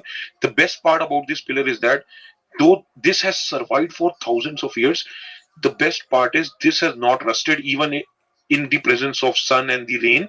This has not rusted even till now. This shows the magnificent work done by the people of those times. Now this is about the Allahabad pillar. Now this is what I was trying to tell you, that even though you will find about the Ashokan inscriptions also, the important part of this Allahabad pillar is about the achievements of Samudragupta. This is very, very important. Remember this, guys. All right. Now let us understand this story, this chronology about this Gupta Empire. Now Chandragupta I was a very important ruler of this dynasty. But remember one thing, that he was not the founder. Who was the founder of Gupta Empire? Shri Gupta. And then his son was Ghatotkacha. Now they were known as Maharajas, but there not much details are mentioned about them to study. All right. So the next ruler was Chandragupta I, and through him we come to know a lot about the Gupta Empire. Now he had done a lot of conquest, means he had done a lot of fights and wars also, but he had also strengthened his position through matrimonial alliance. मतलब विवाह करके भी, जैसे हम लोगों ने Mauryan empires में देखा था, वैसे ही यहाँ पर भी he also married and then he tried to make alliance. He had done alliance with Lichavis also, and then he married Kumar Devi, the princess of that family. All right, this gave him the power and the prestige.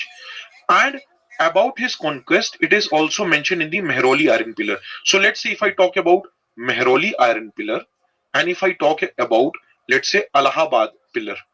So remember one thing, in the Mehrauli Iron Pillar, we are talking about the achievements of Chandragupta II. All right, again, that's what I told you.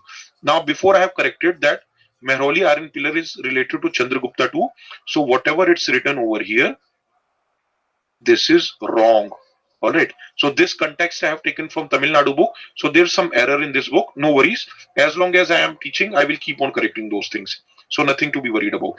Sir, just now you told that Shri Gupta was the founder of Gupta dynasty, but over here you have written that Chandragupta is considered to be the founder of Gupta era. Why is it so? It is because you have to understand there is a difference between dynasty and era. I will tell you. Let's say my name is Abhijit Singh Arora. I'm just giving a hypothetical example. Now, my surname is Arora. I am not a king, not any emperor. All right. So let's say if I start something, okay. So I will be starting a dynasty. Let's say my grandson, great grandson, whatever it is. All right. Now don't take it in terms of comparing between boys and girls. That why you're not talking about granddaughter or great granddaughter, because I'm trying to give you an example in this context.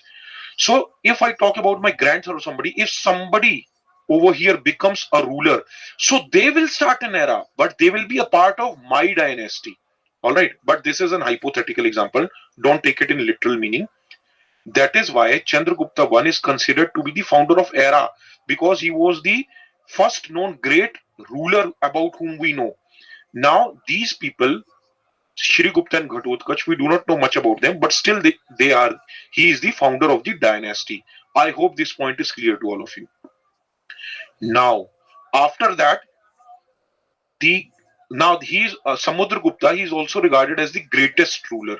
We will come to know about it why. And as I have already told you that in the Allahabad pillar inscription, we come to know about him.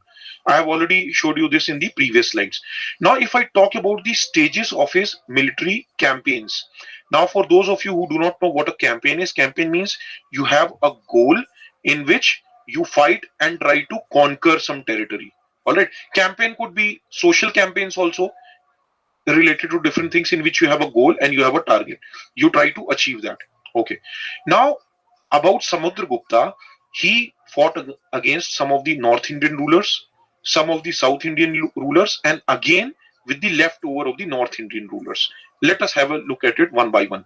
In the first campaign, which was about the North Indian rulers, he defeated Achyuta and Nagsena. All right. This is important. Only this much is absolutely fine for this. Now, understand one thing.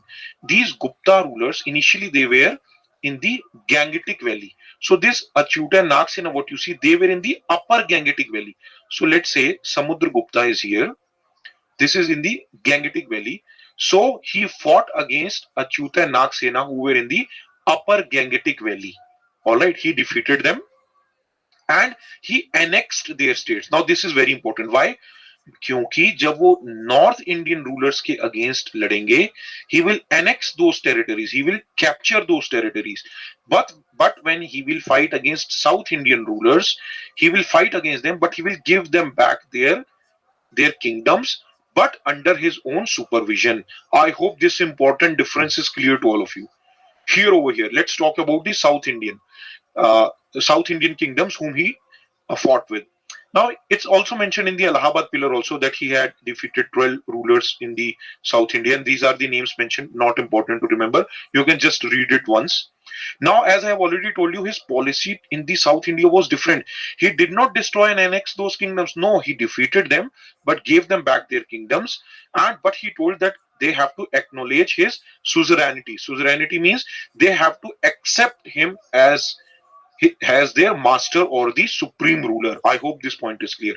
Now, if you guys remember, I told you that his ruling policy was into 3 steps. First, he defeated a few North Indian rulers, then South Indian or Dakshin Pantha rulers, then the remaining North Indian rulers. So these are the names of the 9 North Indian rulers, out of which 2 he already destroyed in the first stage. In the third stage, he defeated the other members also. Now, after his victories, he started performing the Ashwamedh sacrifice. So that means that Brahmanism, again, we can see here in the Gupta period also.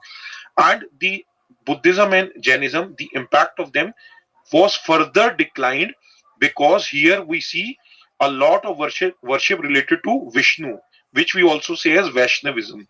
I hope this point is clear. And as he was very visionary, he wanted to conquer a lot of land. He is regarded as the Indian Napoleon. I hope this is clear to all of you. Now, one more important thing here is, if I talk about this Samudragupta, this is nothing but this that third stage again. That this is the same slide here. What I'm trying to tell you is, you can find magnificent gold coins over here, which was produced on a large scale. This shows that it was a very prospering. India was very much prospering. India बहुत फल फूल रहा था. इतने ज्यादा मात्रा में gold coins जो थे वो normal trading के लिए use किए जा रहे थे. I hope this point is clear to all of you. And one very last important point is, on his gold and silver coins, he wrote restorer of the Ashwamedh. That means he was trying to tell to the world that, see, I am a firm believer of Brahmanism. Okay. Now this is nothing, it is just telling about the extent that upper Gangetic Valley also he defeated those North Indian rulers, and then up to central and the southern part also he came. Now up to the Pallava kingdom he had reached in the south, where those rulers have acknowledged his suzerainty. I hope this point is clear. This we have already discussed. Now if I talk about this king, all right, I'm not talking about his empire now, I'm talking about the extent of this king. Now, one very important thing about is that he was very much proficient in music also. And it is not just that he was a great king who was very good in fighting, he was having a lot of interest in art and culture also. He was having a lot of interest in music, in poems and all that. And he was a patron of many poets. मतलब वो कई जो कवि थे उनको बहुत सम्मान करता था. One of them whom he used to praise was Hari Sena. All right, and he is also remarkably very much famous for promoting the Sanskrit literature, obviously because he was promoting Brahmanism, and hence as a result Sanskrit literature को तो बढ़ावा मिल ही रहा था. Vaishnavism को भी बढ़ावा मिल रहा था, ये बात भी हम कर चुके हैं. Now, though he was promoting Vaishnavism a lot, but still he was a liberal king. Why? Because Vasu Bandhu, who was a Buddhist scholar, he patronized him also, and he had some keen interest in knowing about Buddhism also. Though he was a follower of Vaishnavism, he wanted to know about Buddhism as well. Now we studied about Chandragupta 1, then about Samudragupta, and then Samudragupta, after Samudragupta came Chandragupta 2. Samudragupta was succeeded. Many students do not understand this term. Some people, what they start feeling is Samudragupta was succeeded. So what students start feeling is Chandragupta 2 came first and after that came Samudragupta. No. First Chandragupta 1, then Samudragupta, and third Chandragupta 2. Some people, there's a debate going on. They believe that Chandragupta 2, he had an elder brother named Ramagupta. They both fought, and then Chandragupta 2 ruled. Anyways, that is not very important because there's not much historical proof with us. Now, Chandragupta 2 also, he was also a great ruler. He had done a lot of work in terms of diplomacy and warfare. Now, he married Kuber Naga, who was a Naga princess. And one more important thing was, he gave his own daughter Parvati in marriage to the Vakataka prince Rudrasena II. Now, why he did was because this was important for the geographical perspective. This was important from the strategic point of view, because Vaktakas, they occupied a strategic position in the south. Now, in the first chapter, I have already told you that when we study history, geography plays a very important role. And he was the king who realized the importance of geography. There were other kings also who realized that, and then that is why he married his daughter to the Vakataka prince, because he wanted himself to be secured from most of the locations. I hope this point is clear. All right. Now, this is mentioned about the Western, his conquest on the Western India. This is not very important to know.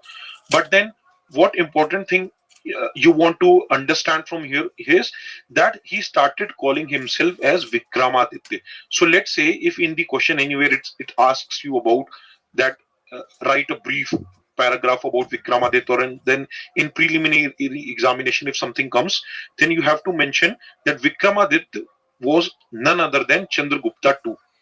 One more important thing was that he was also known as destroyer of Shakas, because whatever Shakas were left over, he fought against them and then destroyed them. On the western side, now he just expanded his boundaries, and these were some of the. This is Baruch. This in the Tamil Nadu book it is written in this way, but this is Baruch. So these are some of the seaports. All right. This I'm talking about the western India. If I talk about this map, this is the eastern side. This West Bengal, what you see, this is this Gujarat side. All right, western side. So this page is about the western India, what I'm talking about.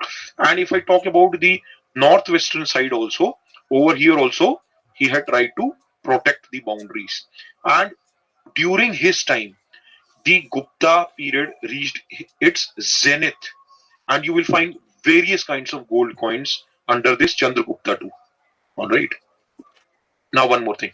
As I told you, like in the previous slide, also you saw we were talking about the western parts which were conquered. हम लोग पश्चिमी shore की बात कर रहे थे. Now he defeated Vangas also. He crossed the Sindh river and then he conquered Bactria. Bactria also we have discussed in the past chapters when we were talking about the post-Mauryans. Those of you, this is in northwestern part. Now, those of you who want to know where is this present Bactria, I don't see this in the map. Now, Bactria is the present day Afghanistan. All right. For those of you who want to relate this with the present time. Okay. Now, in the western Malwa, Gujarat, these all became a part of the Gupta Empire in his time. And he crossed that Hindu Kush up to the Bactria, that is up to Afghanistan. And here also up to eastern Bengal he included. And then the southern part of Narmada river that formed his boundary. I hope this is clear. You already know about Narmada and Tapti river. We have already discussed this in the previous chapters. Okay. Now what happens is Fahim from China visits India. Now he was a monk.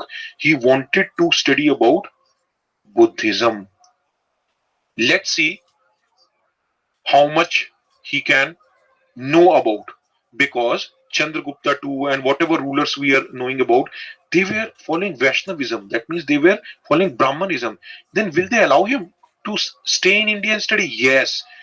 Chandragupta II was liberal and he allowed him to stay for some years in India and study about the Buddhism culture, whatever he want to study. Now, if I talk about Fahim, he came to India through the land route. So this is the path what he followed. Now don't get confused. This Khotan, Kashgar, what you see, these appear to be Indian names, but both these are in China. Gandhara, you already know, this is in northwestern part, and from there he entered Punjab, and then he came to the Gangetic Plains. These are the prominent places where he has visited. Again, just have a reading, not very important. But while going back, he went through the sea route. First he visited Ceylon, and then Java, and then back to China. For those of you who do not know what Ceylon is Sri Lanka. And Java is island. You guys must be aware about this. As I have already told you, he came over here to see the land of Buddha and to collect information about Buddhism. Now, the problem during this time was during Gupta period, Sanskrit was becoming predominant. This Brahmanism was becoming predominant. So he stayed in Pataliputra for 3 years. He studied Sanskrit and then he had copied those texts into his language and then he went back. He gives us a lot of detail about religious, social and economical life of the Gupta Empire. Now, one very important thing is, now you do not have to consider all his statements to be correct. At times he has exaggerated also. Why? Because he was against Brahmanism and was with the Buddhist ideology. So obviously he might exaggerate and tell something also. So we have to be careful when we are reading about this.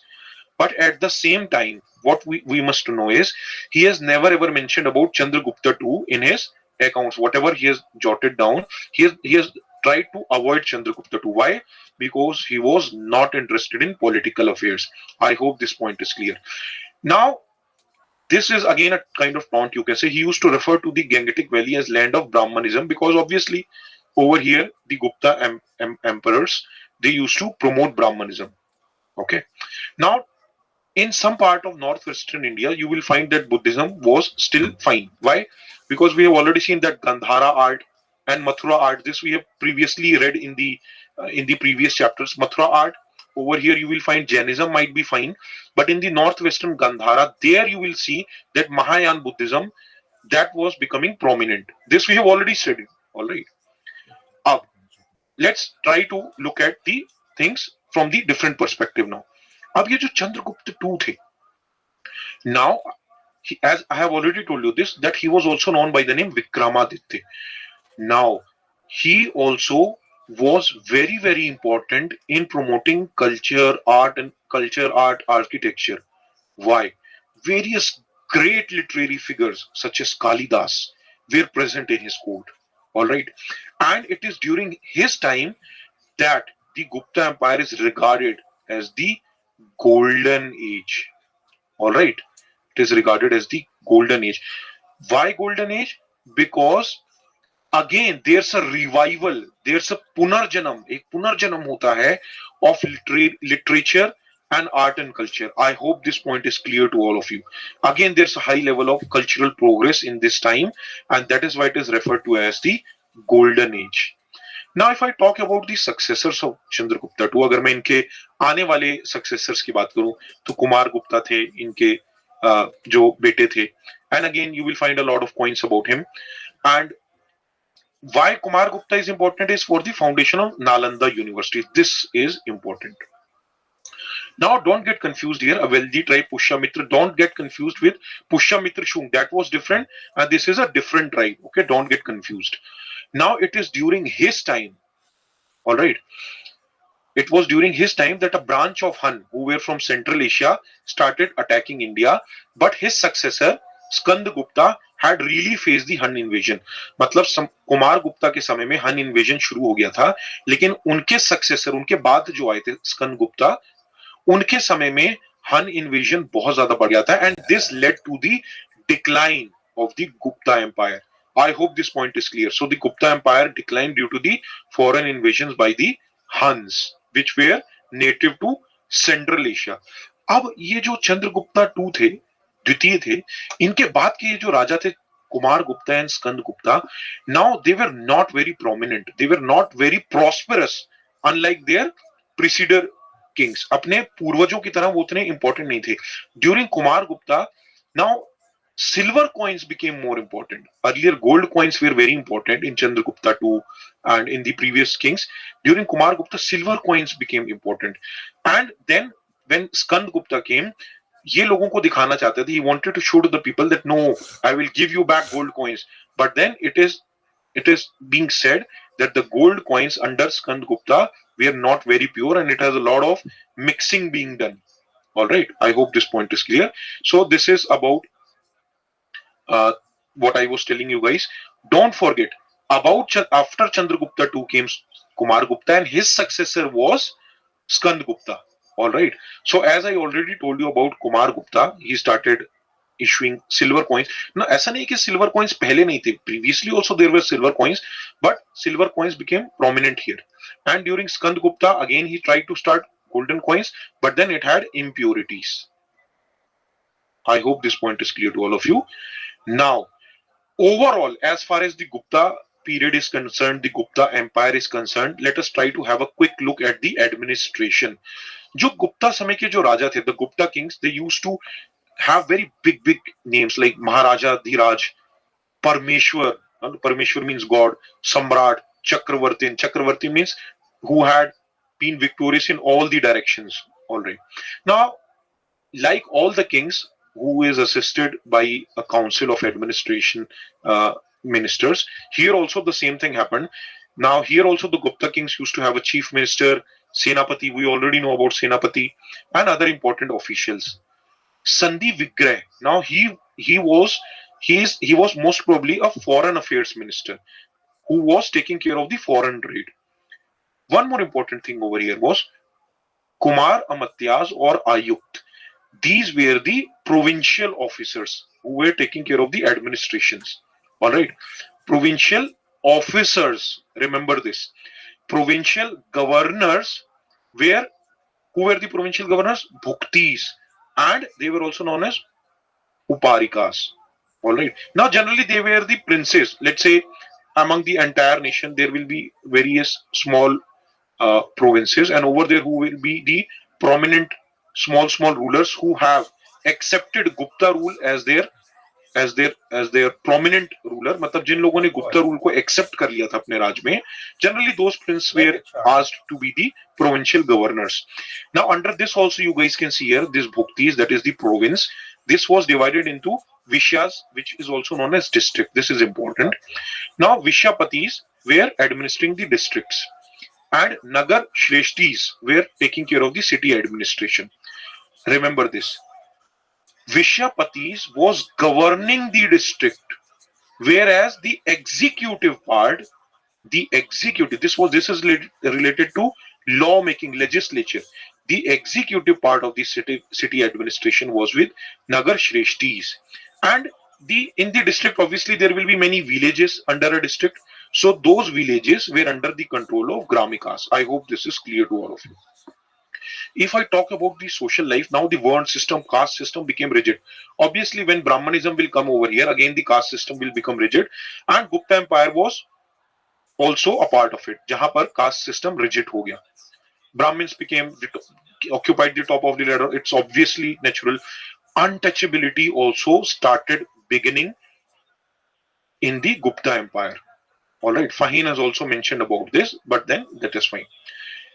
Now, the miserable conditions of Chandalas is mentioned by this Chinese traveler. So this was one of the social sections which was segregated from the society as they were considered to be untouchables. Right, all right. And this is mentioned by Faheen. Now, the women's position also started declining during the Gupta Empire, and it became miserable. And they were even prohibited from studying the religious texts also, and Purans जो थे ये लिखे गए थे Gupta period में. In that it is mentioned that no women should not be allowed to read this religious text, and they were prohibited. And one more important thing over here was, though it was insisted that they should be protected and they should be treated by men. In many books it is written, but then practically that was not happening. Now this Swayamvar, what was practiced before? Swayamvar means, let's say there's a king, and let's say he wants his daughter to be married. So many prince will come over here, and they will have a competition. Who will win will get married to the daughter of this king. Now that was given up, and Manusmriti has suggested, this is also a writing in which it is mentioned that they should try to get their daughters married as early as possible. So we also see a case of child marriage starting during the Gupta Empire. I hope this is also clear. It's quite obvious that Brahmanism started during the Gupta period, and it had two branches, Vaishnavism and Shaivism. This is about Lord Shiva, this is about Lord Vishnu. Most of the Gupta kings, they were Vaishnavites, that means worship of Lord Vishnu. They used to perform Ashwet sacrifice also. This we have already studied. I already told you that Purans were composed during this period. Now, apart from that, Faheen has also told that there was a decline about Buddhism in the Gangetic Valley. I have already told you this. But then Buddhism was still fine in the northwestern part where Mahayana Buddhism was emerging out. All right. But then there were a few Buddhist scholars which were patronized by the Gupta kings. That is not very, very important. If I talk about Jainism, it was prospering in the western and the southern India, not in the Gangetic or the central India. This point should be very, very clear to all of you. Okay. And this great Jain council, it was conducted at Vallabhi, the Vallabhi Council, where this Jain canon means the writing, all right, their sacred book, it was also written by the Shwetambars. Hope this point is clear. Now, very, very important part of this. Many of you students keep complaining to me, what about art and culture? See, understand one thing. Art and culture is not a different subject. It is a part of history. When we are studying history, we will study about this society, we'll study about economy, we'll study about religion. When we'll study about religion, we'll study about some of the monuments, and that is only art and culture. We'll study about their art, dance forms, and all those things. Some of them will be covered as a part of this. Whatever will be left over, we will study it separately.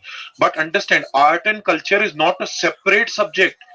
This is because of this coaching marketing style that they have started projecting art and culture as a different subject. Otherwise, art and culture is a part of history. It should be read with the history, and that is what I have also tried.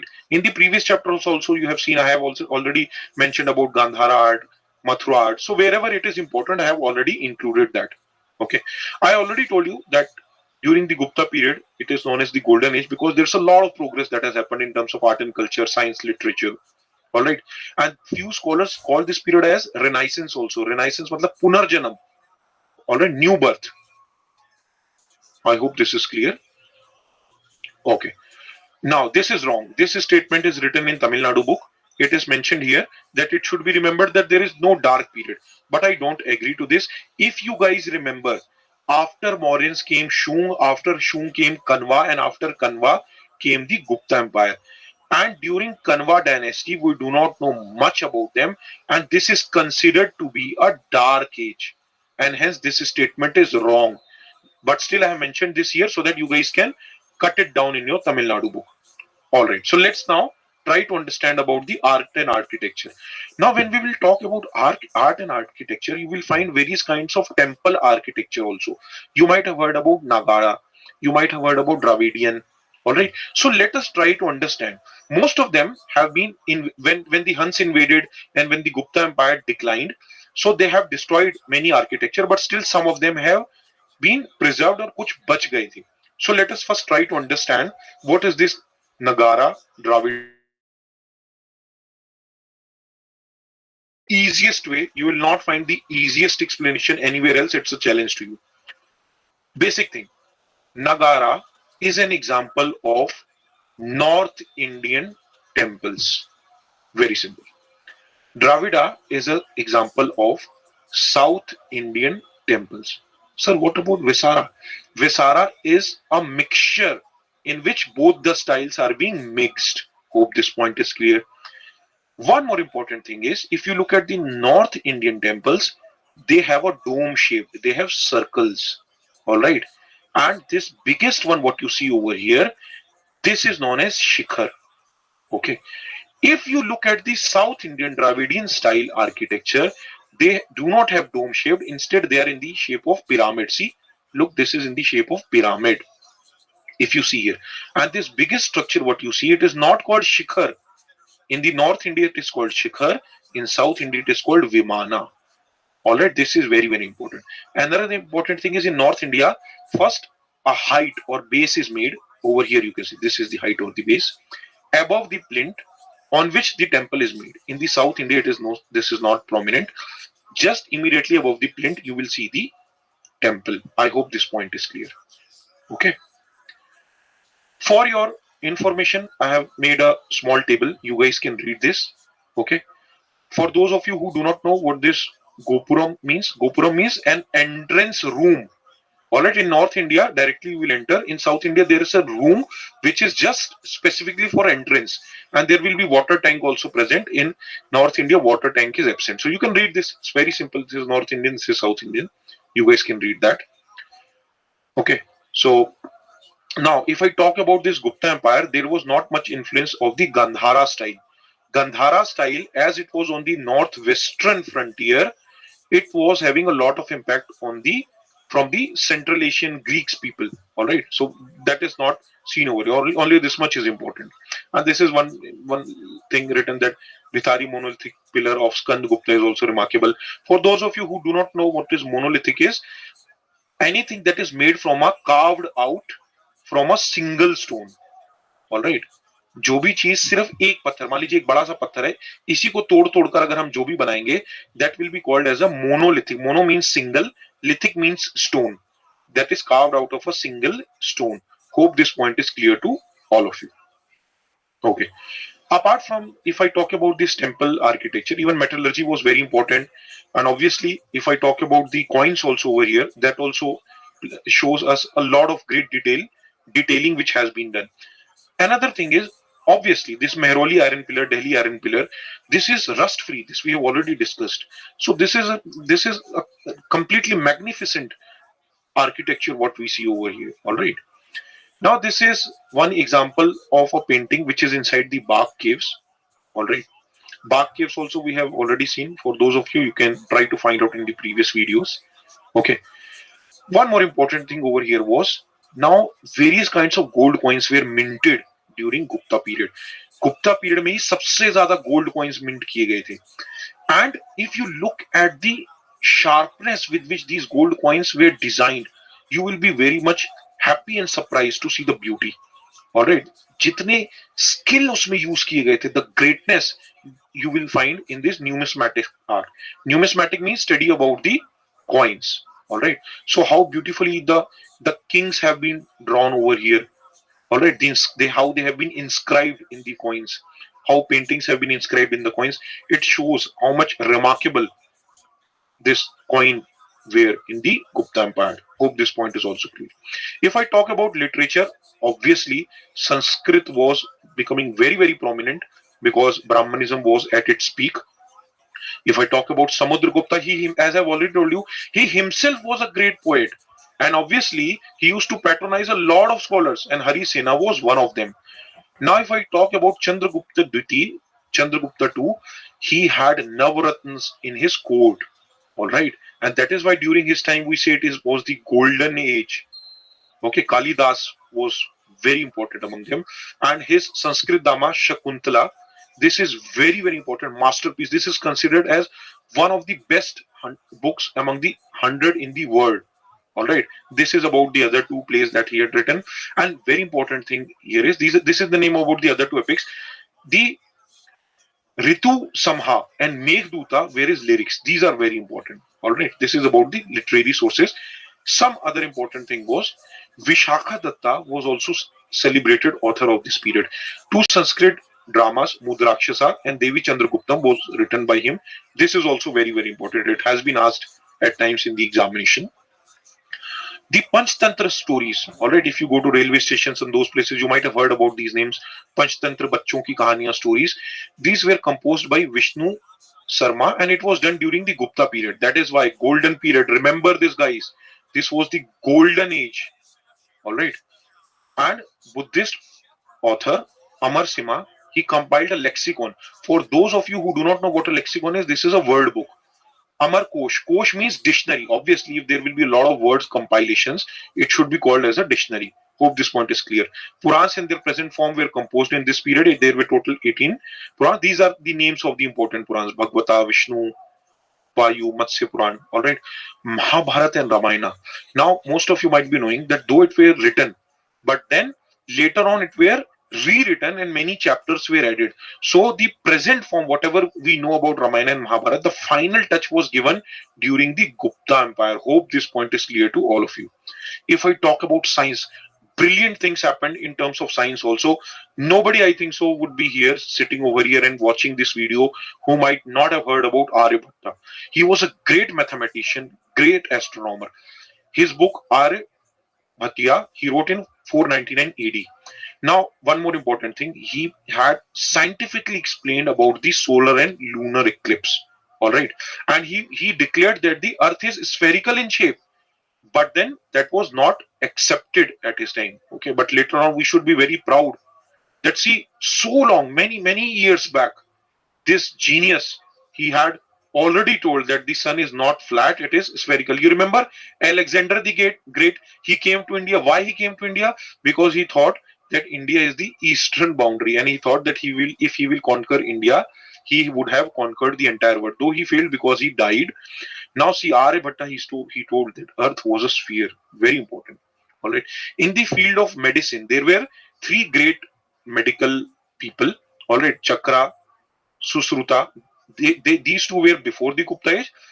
Vagbhata, the third person who worked in the field of medicine, he lived during the Gupta period.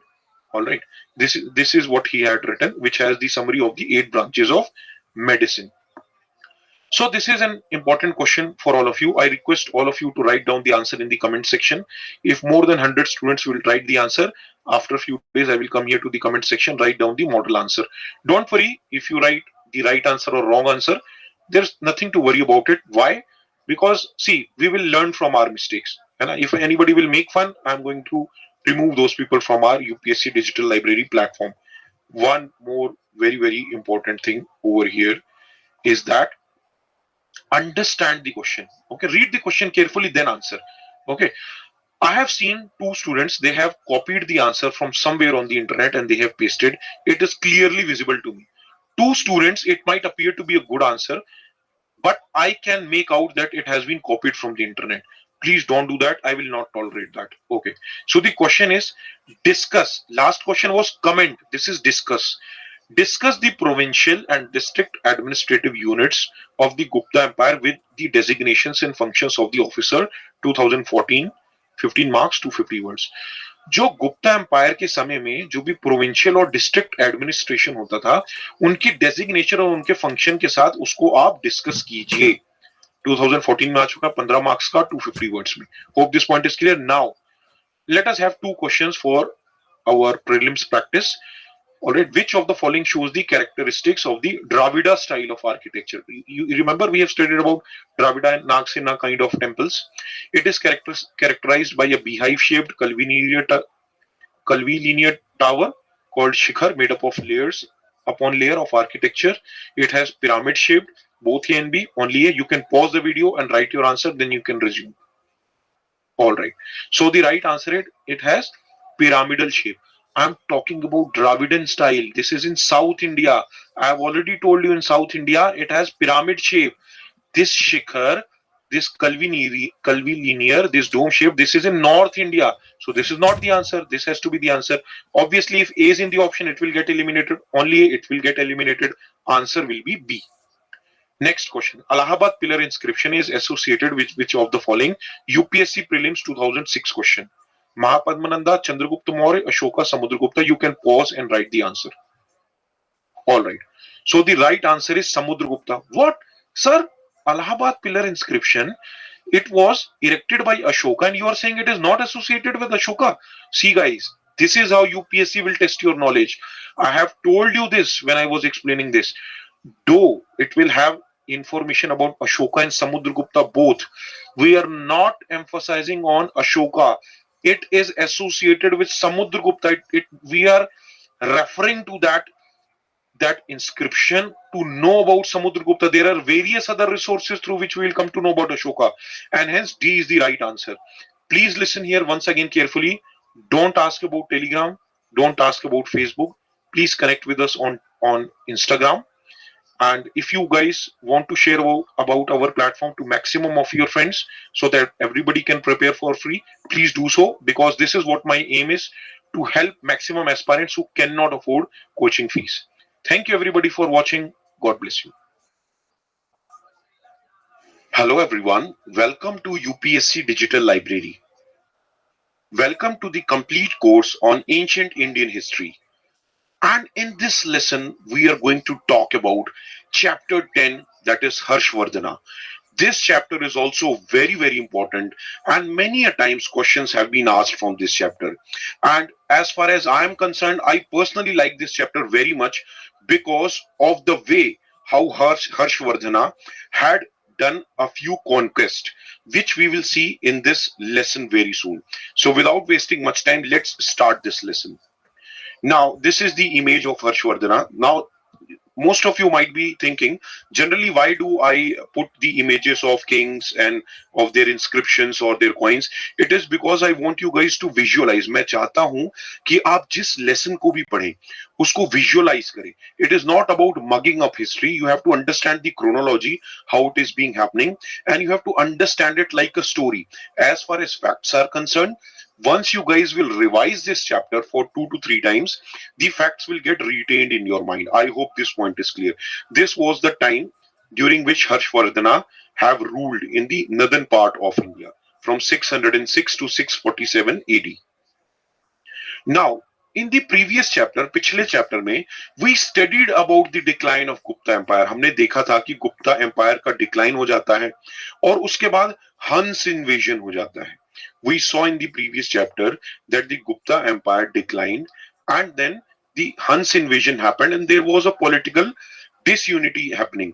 Obviously, हमने ये पहले भी देखा था. We have seen this in the past also. Whenever any big empire will collapse, so what will happen is different regions will start emerging out and start declaring their independence. जो भी अलग-अलग राज्य होंगे एक साम्राज्य के अंदर, whatever different regions were present within a kingdom, all of them will start proclaiming independence and will start having their own empire. एक छोटा सा अपना राज्य वो शुरू कर देंगे रूल करना. Now same thing happened with this era also. What happened was, now over here you guys will understand that how Harshvardhana started ruling, how his father started ruling, and then how it declined. Okay.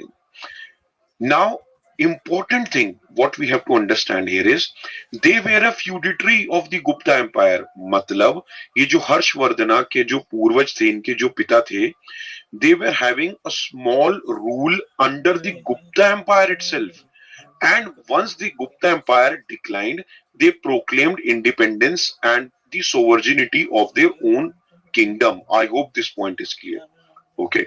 Now let's start understanding how we come to know about Harshavardhana. हमको हर्षवर्धना या हर्षा के बारे में कैसे पता चलता है? हम ये भी समझ लेंगे आगे कि हर्षा के साथ ये वर्धना शब्द का इस्तेमाल क्यों किया जाता है. ये जो हर्षा के बारे में हम पढ़ते हैं, ये इनकी एक biography, it's a biography, Harshacharita, in which it is written about him. It is written by Bana, who was a poet. All right, he was a court poet in the kingdom of Harsha, who has written Harshcharita and described about his entire life. This is one source through which we come to know about his life. Another source is through the travel accounts of Hyung Sang. Now, Hyung Sang is also known as Zhuang Zhang. He came from China, all right, during the 7th century AD, during which he has also stayed here, studied about Buddhism, and also written about the Harshvardhana Empire. So these through these two important sources, we come to know a lot about the Harshvardhana Empire. All right. Now it is not just these two sources. कुछ drama, कुछ place भी लिखे गए थे by Harsha himself, because he was a great patroner of education. वो education system में बहुत believe करते थे. Later on, when we will study about Nalanda University also, you will come to know that how much he has contributed towards the art, literature and architecture of our nation. Ratnavali, Nagananda, Priyadarshika, ये तीनों जो drama थे, all these three dramas were written by Harsha, which also gives us valuable information. Again, like I have told in the past, जैसा कि मैं past में भी बताता हूँ, it is very important to understand that these plays were written by Harsha. At the same time, the Chinese traveler Hyung Sang, as well as the Bana, who was a poet, they will generally not write anything against Harsha. All right, so you have to be careful when you are reading about these texts. Now, apart from these literary sources, we also come to know about Harsha from the inscriptions, जैसे Madhuban plate inscription, Sonpat inscription. These also help us to frame the chronology, the sequence of events in which the Harsha would have ruled. Apart from that, there's an inscription, Banskheda inscription, through which also we come to know about Harsha. And the peculiar thing about the Banskheda inscription is that we find the signature or autograph of Harsha also in that. All right. And one more very, very important inscription is the Aihole inscription. Now, for those of you who have just visited this channel and thinking, what is this inscription all about? So when you will watch the complete course on ancient Indian history, I have already explained what is the meaning of inscription, what is epigraphy. All right, so you guys will understand all these technical terms. In the Aihole inscription also, it is mentioned about the war between Harsha and Pulakeshin II. Who is this Pulakeshin II? Very soon we'll look into it. इन दोनों के युद्ध का जिक्र भी Aihole inscription में दिया हुआ है. Let's continue. So this is about the inscription Banskheda, which I was talking about. All right. So in this inscription, as you can see over here, this is the autograph of Harshvardhana. यहाँ पर हर्षवर्धना के autograph के बारे में यहाँ पर you can see the signature of Harshvardhana. Now, let me clear one point here itself. I know what a few of you will do now, because I'm really very much disappointed with a few students. Now, some of you will, if I would have not said this right now, a few of the students will ping me and say, sir, can you please increase the font size? We cannot read what is written over here. Come on. Anyways, you guys won't be able to understand what is written over here. Right?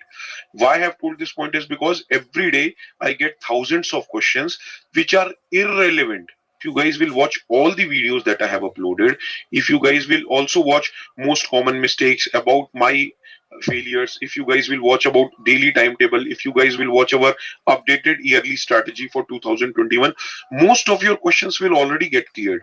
But what you guys will do is guys will directly come and start asking questions, how to start preparing for UPSC, or should I prepare notes or not, or what all subjects will I teach. These all questions have already been covered. So I request you guys to please spend an hour or two in our YouTube channel. Please watch those videos. Most of your questions will automatically get covered. It's a humble request from my side. Now, why I'm telling this is I don't have any problem. I answer most of the questions that are being asked. Okay, but the problem what happens is I get now 1500 plus questions every day. Okay, we have around 8,000 students in Instagram, more than 16,000 students in YouTube. So it becomes difficult for me to answer to each and every student. So if you guys will restrict your questions to the subject, and if you guys will do your homework, it will be easier for me to answer to the serious aspirants. Nahi to I will not be able to answer them, and then they will get disappointed. So please try to follow this. All right. So now let's try to understand the chronology, what happened. Now the founding father of this family was Pushyabhuti. So he was the one who was a feudatory in the Gupta Empire. Yes, it's written here. He was a feudatory of the Gupta Empire. And then he separated from the Gupta Empire and started his own kingdom once the Hans invasion started. Now, they used to call themselves as Vardhanas. That is why his son Harsha has also added Vardhana to his name. I hope this point is clear to you. Now, the most important king of this Pushyabhuti dynasty was Prabhakavardhana. All right, his capital was at Thaneshwar, which is in north of Delhi, and he used to add various titles to his name, such as Maharaja Dhiraja and Parma Bhattaraka. All right, I hope this is clear. Now, this page is very important here. अब जो प्रभाकवर्धना था, उनकी मृत्यु के बाद, after his death, his elder son Rajyavardhana came to the throne, but now he faced a lot of challenges. Now Rajyavardhana's sister, now by the way, Harshvardhana was the younger brother of Rajyavardhana. All right. So what happened was the sister of Rajyavardhana and Harshvardhana, Rajyashri, she was married to Macaulay ruler Grihavarman. Now the important thing what happened over here was, now the ruler of Malwa was Devgupta and Shashanka was ruler of Bengal. What both of them did, Devgupta and Shashanka, they killed Grihavarman. All right, and who was Grihavarman? He was husband of Rajyashri. मतलब राजवर्धना और हर्षवर्धना की जो बहन थी राजश्री, उनके पति, her husband was killed by Shashanka and Devgupta. Now this rose a very big tension. इससे बहुत समस्या खड़ी हो गई. Obviously, if you are a king and your sister's husband is being killed by a few kings, obviously you would try to take a revenge and you would try to sort out the things.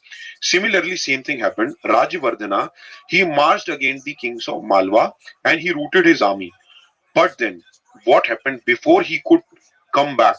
All right, he marched against the Malwa king Devgupta and he fought against him. But when he was coming back, all right, his alliance, Shashanka, he murdered Rajyavardhana. I hope this point is clear. So Rajyavardhana and Harshvardhana, both of them were brothers. Rajyashri was sister, whose husband was Grihavarman. He was killed by Devgupta and Shashanka. It was obvious that Harshvardhana will take over the kingdom. अब इनके पिता की मृत्यु हो चुकी है हर्षवर्धना के, इनके बड़े भाई की भी मृत्यु हो चुकी है क्योंकि इनका मर्डर कर दिया जा चुका है. So now Harshvardhana takes up the throne from his brother. Now, very important thing is he started his rule from Thaneshwar. Now his responsibility first was to help his sister. Once Rajyashri's husband was killed, she went into forest. वो अपने आप को उन्होंने forest में जाकर छिपा लिया था. And it was also important for Harshvardhana to bring back his respect in his kingdom, to take the avenge or the revenge by killing those people who have killed his brothers, all right, and his brother-in-law, obviously. So it was his responsibility. First of all, what he did was he rescued his sister who was in the forest and who was trying to immolate herself. Immolate means she was trying to burn herself. So this is the first thing what he did. देखिए आप इसको एक story की तरह देखिए, एक movie की तरह देखिए, how these scenes are happening and what was the important role what Harshvardhana did to take revenge of his brother-in-law, and how he tried to save his sister. All right. Now, after saving his sister, what he did was he fought against Shashanka and then he drove him out from Kanauj. All right. And just to showcase his military power, he made Kanauj as his new capital. I hope this point is clear. And thus, he established himself as the most powerful ruler of the North India, of the Northern India. Now, he fought against some other rulers also. He fought against Vallabhi ruler also, Dhruv Sena too, and then he defeated him. Now Dhruv Sena too, he became a feudatory to his empire. Now, very important military campaign what he did was against the western Chalukya ruler Pulakesin II, जिसके बारे में मैंने आपको इस chapter के starting में भी बताया था. But then what happened was he was not able to defeat Pulakesin II, and if you guys remember, I told you in the A hole inscription it is mentioned that Pulakesin II defeated Harshvardhana. This was the only defeat he faced during his entire rule, as per the sources what we know. जितने भी sources हमको मालूम है, उसके अनुसार यही एक बड़ी डिफीट थी जिसमें इनको हार का सामना करना पड़ा था पुलकेशिन द्वितीय के द्वारा. Now this is mentioned in the accounts of हुइंग सांग also, जिनके बारे में अभी हम आगे भी देखेंगे, जो एक बुद्धिस्ट मॉन्क थे जो यहाँ पर आए थे बुद्धिज्म के बारे में पढ़ने के लिए. और जो एई होल इंस्क्रिप्शन है जो मैंने आपको अभी बताया, उसमें भी इनके बारे में दिया हुआ है, इनकी इस कैंपेन के बारे में. ठीक है, तो ये south of kingdom Narmada river के साउथ में जाकर इनके अगेंस्ट लड़ने के बाद भी जीत नहीं पाए थे. Alright. Now but what happened was he assumed, alright, Pulakeshin II जो थे, he has mentioned about the defeat of Harsha. उसके बाद Pulkesin II became very very confident and he assumed the title of Parmeshwara. मतलब अपने आप को वो एक भगवान की तरह दिखाने लग गए थे. Alright. Hyung Tisang also confirmed the victory of Pulakesin. So there is no doubt that Pulakesin II defeated Harshvardhana. So Harshvardhana, though he fought against Shashanka, Devbhuti, alright, and you will see later on that he fought against various rulers of Nepal, Kashmir, but then with Pulakesin II, he lost. This is very, very important. All right. Okay. He fought against the rulers of Sindh, who was an independent kingdom that time, and he won against them. He won against the Nepal ruler also, who later on accepted their lordship. मतलब उन्होंने भी हर्ष के rule को accept कर लिया था और उनके अंडर में अपने साम्राज्य को स्वीकार कर लिया था. I hope this point is clear. All right. And in Kashmir also he established his rule, and he maintained cordial relationship with Bhaskara Varman, who was the ruler of Assam. So overall, the entire North India was becoming a part of his kingdom. All right. Now his last military campaign was against the kingdom of Kalinga in Odisha. If you guys remember, Kalinga was also part of the Mauryan Empire, जो हमने पहले पढ़ा था. And Harsha was successful in this campaign also. All right. So we can say that the modern day Rajasthan, Punjab, UP, Bihar, Odisha were under his direct control. So almost the whole of North India was under his control. So these also included Kashmir, Sindh, Vallabhi, Kamarupa. All right. They acknowledged his sovereignty. इनकी leadership को इन्होंने स्वीकार कर लिया था. I hope this point is clear. Now let us understand about what happened that Harsha accepted Buddhism. So you guys must know, आपको ये समझना पड़ेगा कि पहले he was a devotee of Lord Shiva. All right. He followed Brahmanism during his early phases of life. Later on, he started following Hinayan Buddhism. So for those of you who always keep asking about Hinayan and Mahayan Buddhism, understand that the Buddhism was in its original form in which they were following the teachings of Gautam Buddha. All right. There was no such segregation or sections of Buddhism. It is only after the fourth council, remember this, it is only after the fourth council when they decided that now there will be two sections of Buddhism, Hinayan and Mahayan, in which the Hinayan followers, what they did was they continued with the original teachings of Gautam Buddha. And in Mahayan Buddhism, they came up with a new section in which they started following the idol worship. All right. And they started following Sanskrit language and all those things. Hope this point is clear to all of you. Later on, first he was a follower of Lord Shiva, then he started following Hinayan Buddhism, and Huang Sang, who will come to India during the reign of Harshvardhana, he later converts him to Mahayan Buddhism. Obviously, you guys know that in China they follow Mahayan Buddhism.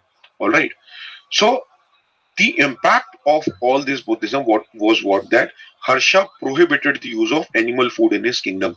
मतलब अगर कोई भी किसी इंसान को मारता था या those people who used to kill the animals for, all right, so he prohibited that and punishment was given to them. All right. He helped in the erection of various stupas. इन्होंने कई stupas बनाने में भी मदद की थी. And he also helped in making of various rest houses. All right. Viharas, what we say, where the travelers who used to travel to his kingdoms were able to rest at different places. Various monasteries were also being erected under his patronage. All right. And every 5 years, he used to have a gathering. He used to have an assembly wherein he used to call the people from all religion sections, those who were scholars of those religion sections, and he used to honor them and give them gifts. This tells us that he was a liberal king. वो एक बहुत ही सहानुभूति वाले राजा थे जो सभी धर्मों का सम्मान करते थे. I hope this point is clear. All right. Now let us try to understand about Kanauj assembly. All right. This is very, very important, in which he will honor Yung Sang, whom we just studied, who converted him to Mahayan Buddhism. All right. So this Kanauj assembly was basically organized. जो ह्यूंग सैंग जो भारत आए थे, जो एक Pilgrim, जो एक यात्रा पर आए थे, धार्मिक यात्रा पे, Pilgrim means who travel for religious purpose. Alright. During the close of his rain, मतलब जब उनका साम्राज्य का अंत होने वाला था, उसी के आसपास जब ह्यूंग सैंग लौटने वाले थे, when he was about to return to China, so this Kanauj assembly was done to honor him. Now, people from all religion sections were invited. It was attended by 20 kings, around 1,000 scholars who came from Nalanda University. We'll also look into slight detail about Nalanda University also. And 3,000 Hinayan Buddhist and Mahayanist, means around 3,000 scholars who were followers of Hinayan and Mahayan, and 3,000 Brahmins and Jain scholars also came. Now, this assembly, this happened for 23 days, where Yung Sang, he was trying to explain about the Mahayan doctrine. But what happened is, now you guys must remember, when various religious scholars will sit together, जब अलग-अलग धर्म के लोग साथ में बैठेंगे, and when Yung Sang tried to tell about the supremacy of his religion, अब इस बात को समझिए, अगर कोई इंसान अलग-अलग धर्म के लोगों के बीच में बैठा और वो अपने ही अपने धर्म का जयकारा करने लगेगा, obviously it will happen, it might lead to some dispute. And that is what happened here also. When Yung Sang was trying to establish its superiority about Mahayan Buddhism over the other religions, violence broke out. Jhagda ho gaya tha. And then, but what happened was, and there was also an attempt on life on Harsha. कुछ लोगों ने हर्षा को मारने की भी कोशिश की थी. Soon this situation was brought under control. इस situation को control किया गया, and the guilty were figured out and they were punished. Finally, on the final day, that is on the 23rd day, Yung Sang was honored with the costly presents and then he went back. I hope this point is clear about Kanauj assembly. One more important thing is about Allahabad conference. All right. So Yung Sang has mentioned about his account, all right, about his conference which was held at Allahabad. Previously, this place was known as Prayag. Later on, it was changed. The name was changed to Allahabad. And recently, you guys must have known that in the present government, they have again changed the name of Allahabad to Prayagraj. All right. All right. Now, This conference was one among the conference जो हर्ष अपने हर 5 साल में करते थे. In this he used to call the scholars of various religions, all right, Hindu, Jainism, Buddhism, and he used to give gifts to all kinds of sections, all right. Now Hyung Sang has mentioned in his text that Harsha was so liberal and so lavish, he had a lot of money, that what he did was, even let's say whenever somebody will ask to offer something to Harsha during these conference, जो हर्षा कपड़े पहने रहते थे, even the clothes and the jewelries what he was wearing, he used to remove them and give them as a donation. All right, but again, as I already told you, that you guys must be very careful, because obviously those scholars who will come over there, they might try to exaggerate the things और बढ़ा चढ़ाकर बता सकते हैं. Hope this point is clear. Now let us try to understand about Harsha's administration. In what way was the administration happening? Now, as you guys know that this complete Vardhana dynasty, all right, they were a feudatories of Gupta. ये Gupta dynasty से ही बने थे, all right, after the Hans invasion. So their administration was also similar like the Gupta Empire. Now in Hyung Sang have given a detailed picture about it, all right. He used to make frequent visits to different parts of his empire, all right, and it is mentioned that the day was too short for him. That means they are trying to say that he used to work for a lot of hours, all right. So this is what they are trying to say. And it is also mentioned that taxation was light. 1/6 of the produce, जो भी production होता था, उसका 1/6 जो था, 1/6 of it, all right. So 1/6, if you guys have to understand, is, let's say total 60 things are produced, so 1/6. So you guys have to divide it by 6. It will come out to 10. So this part out of 60 will go into taxation. Forced labor was rare, all right, and cruel punishments continued.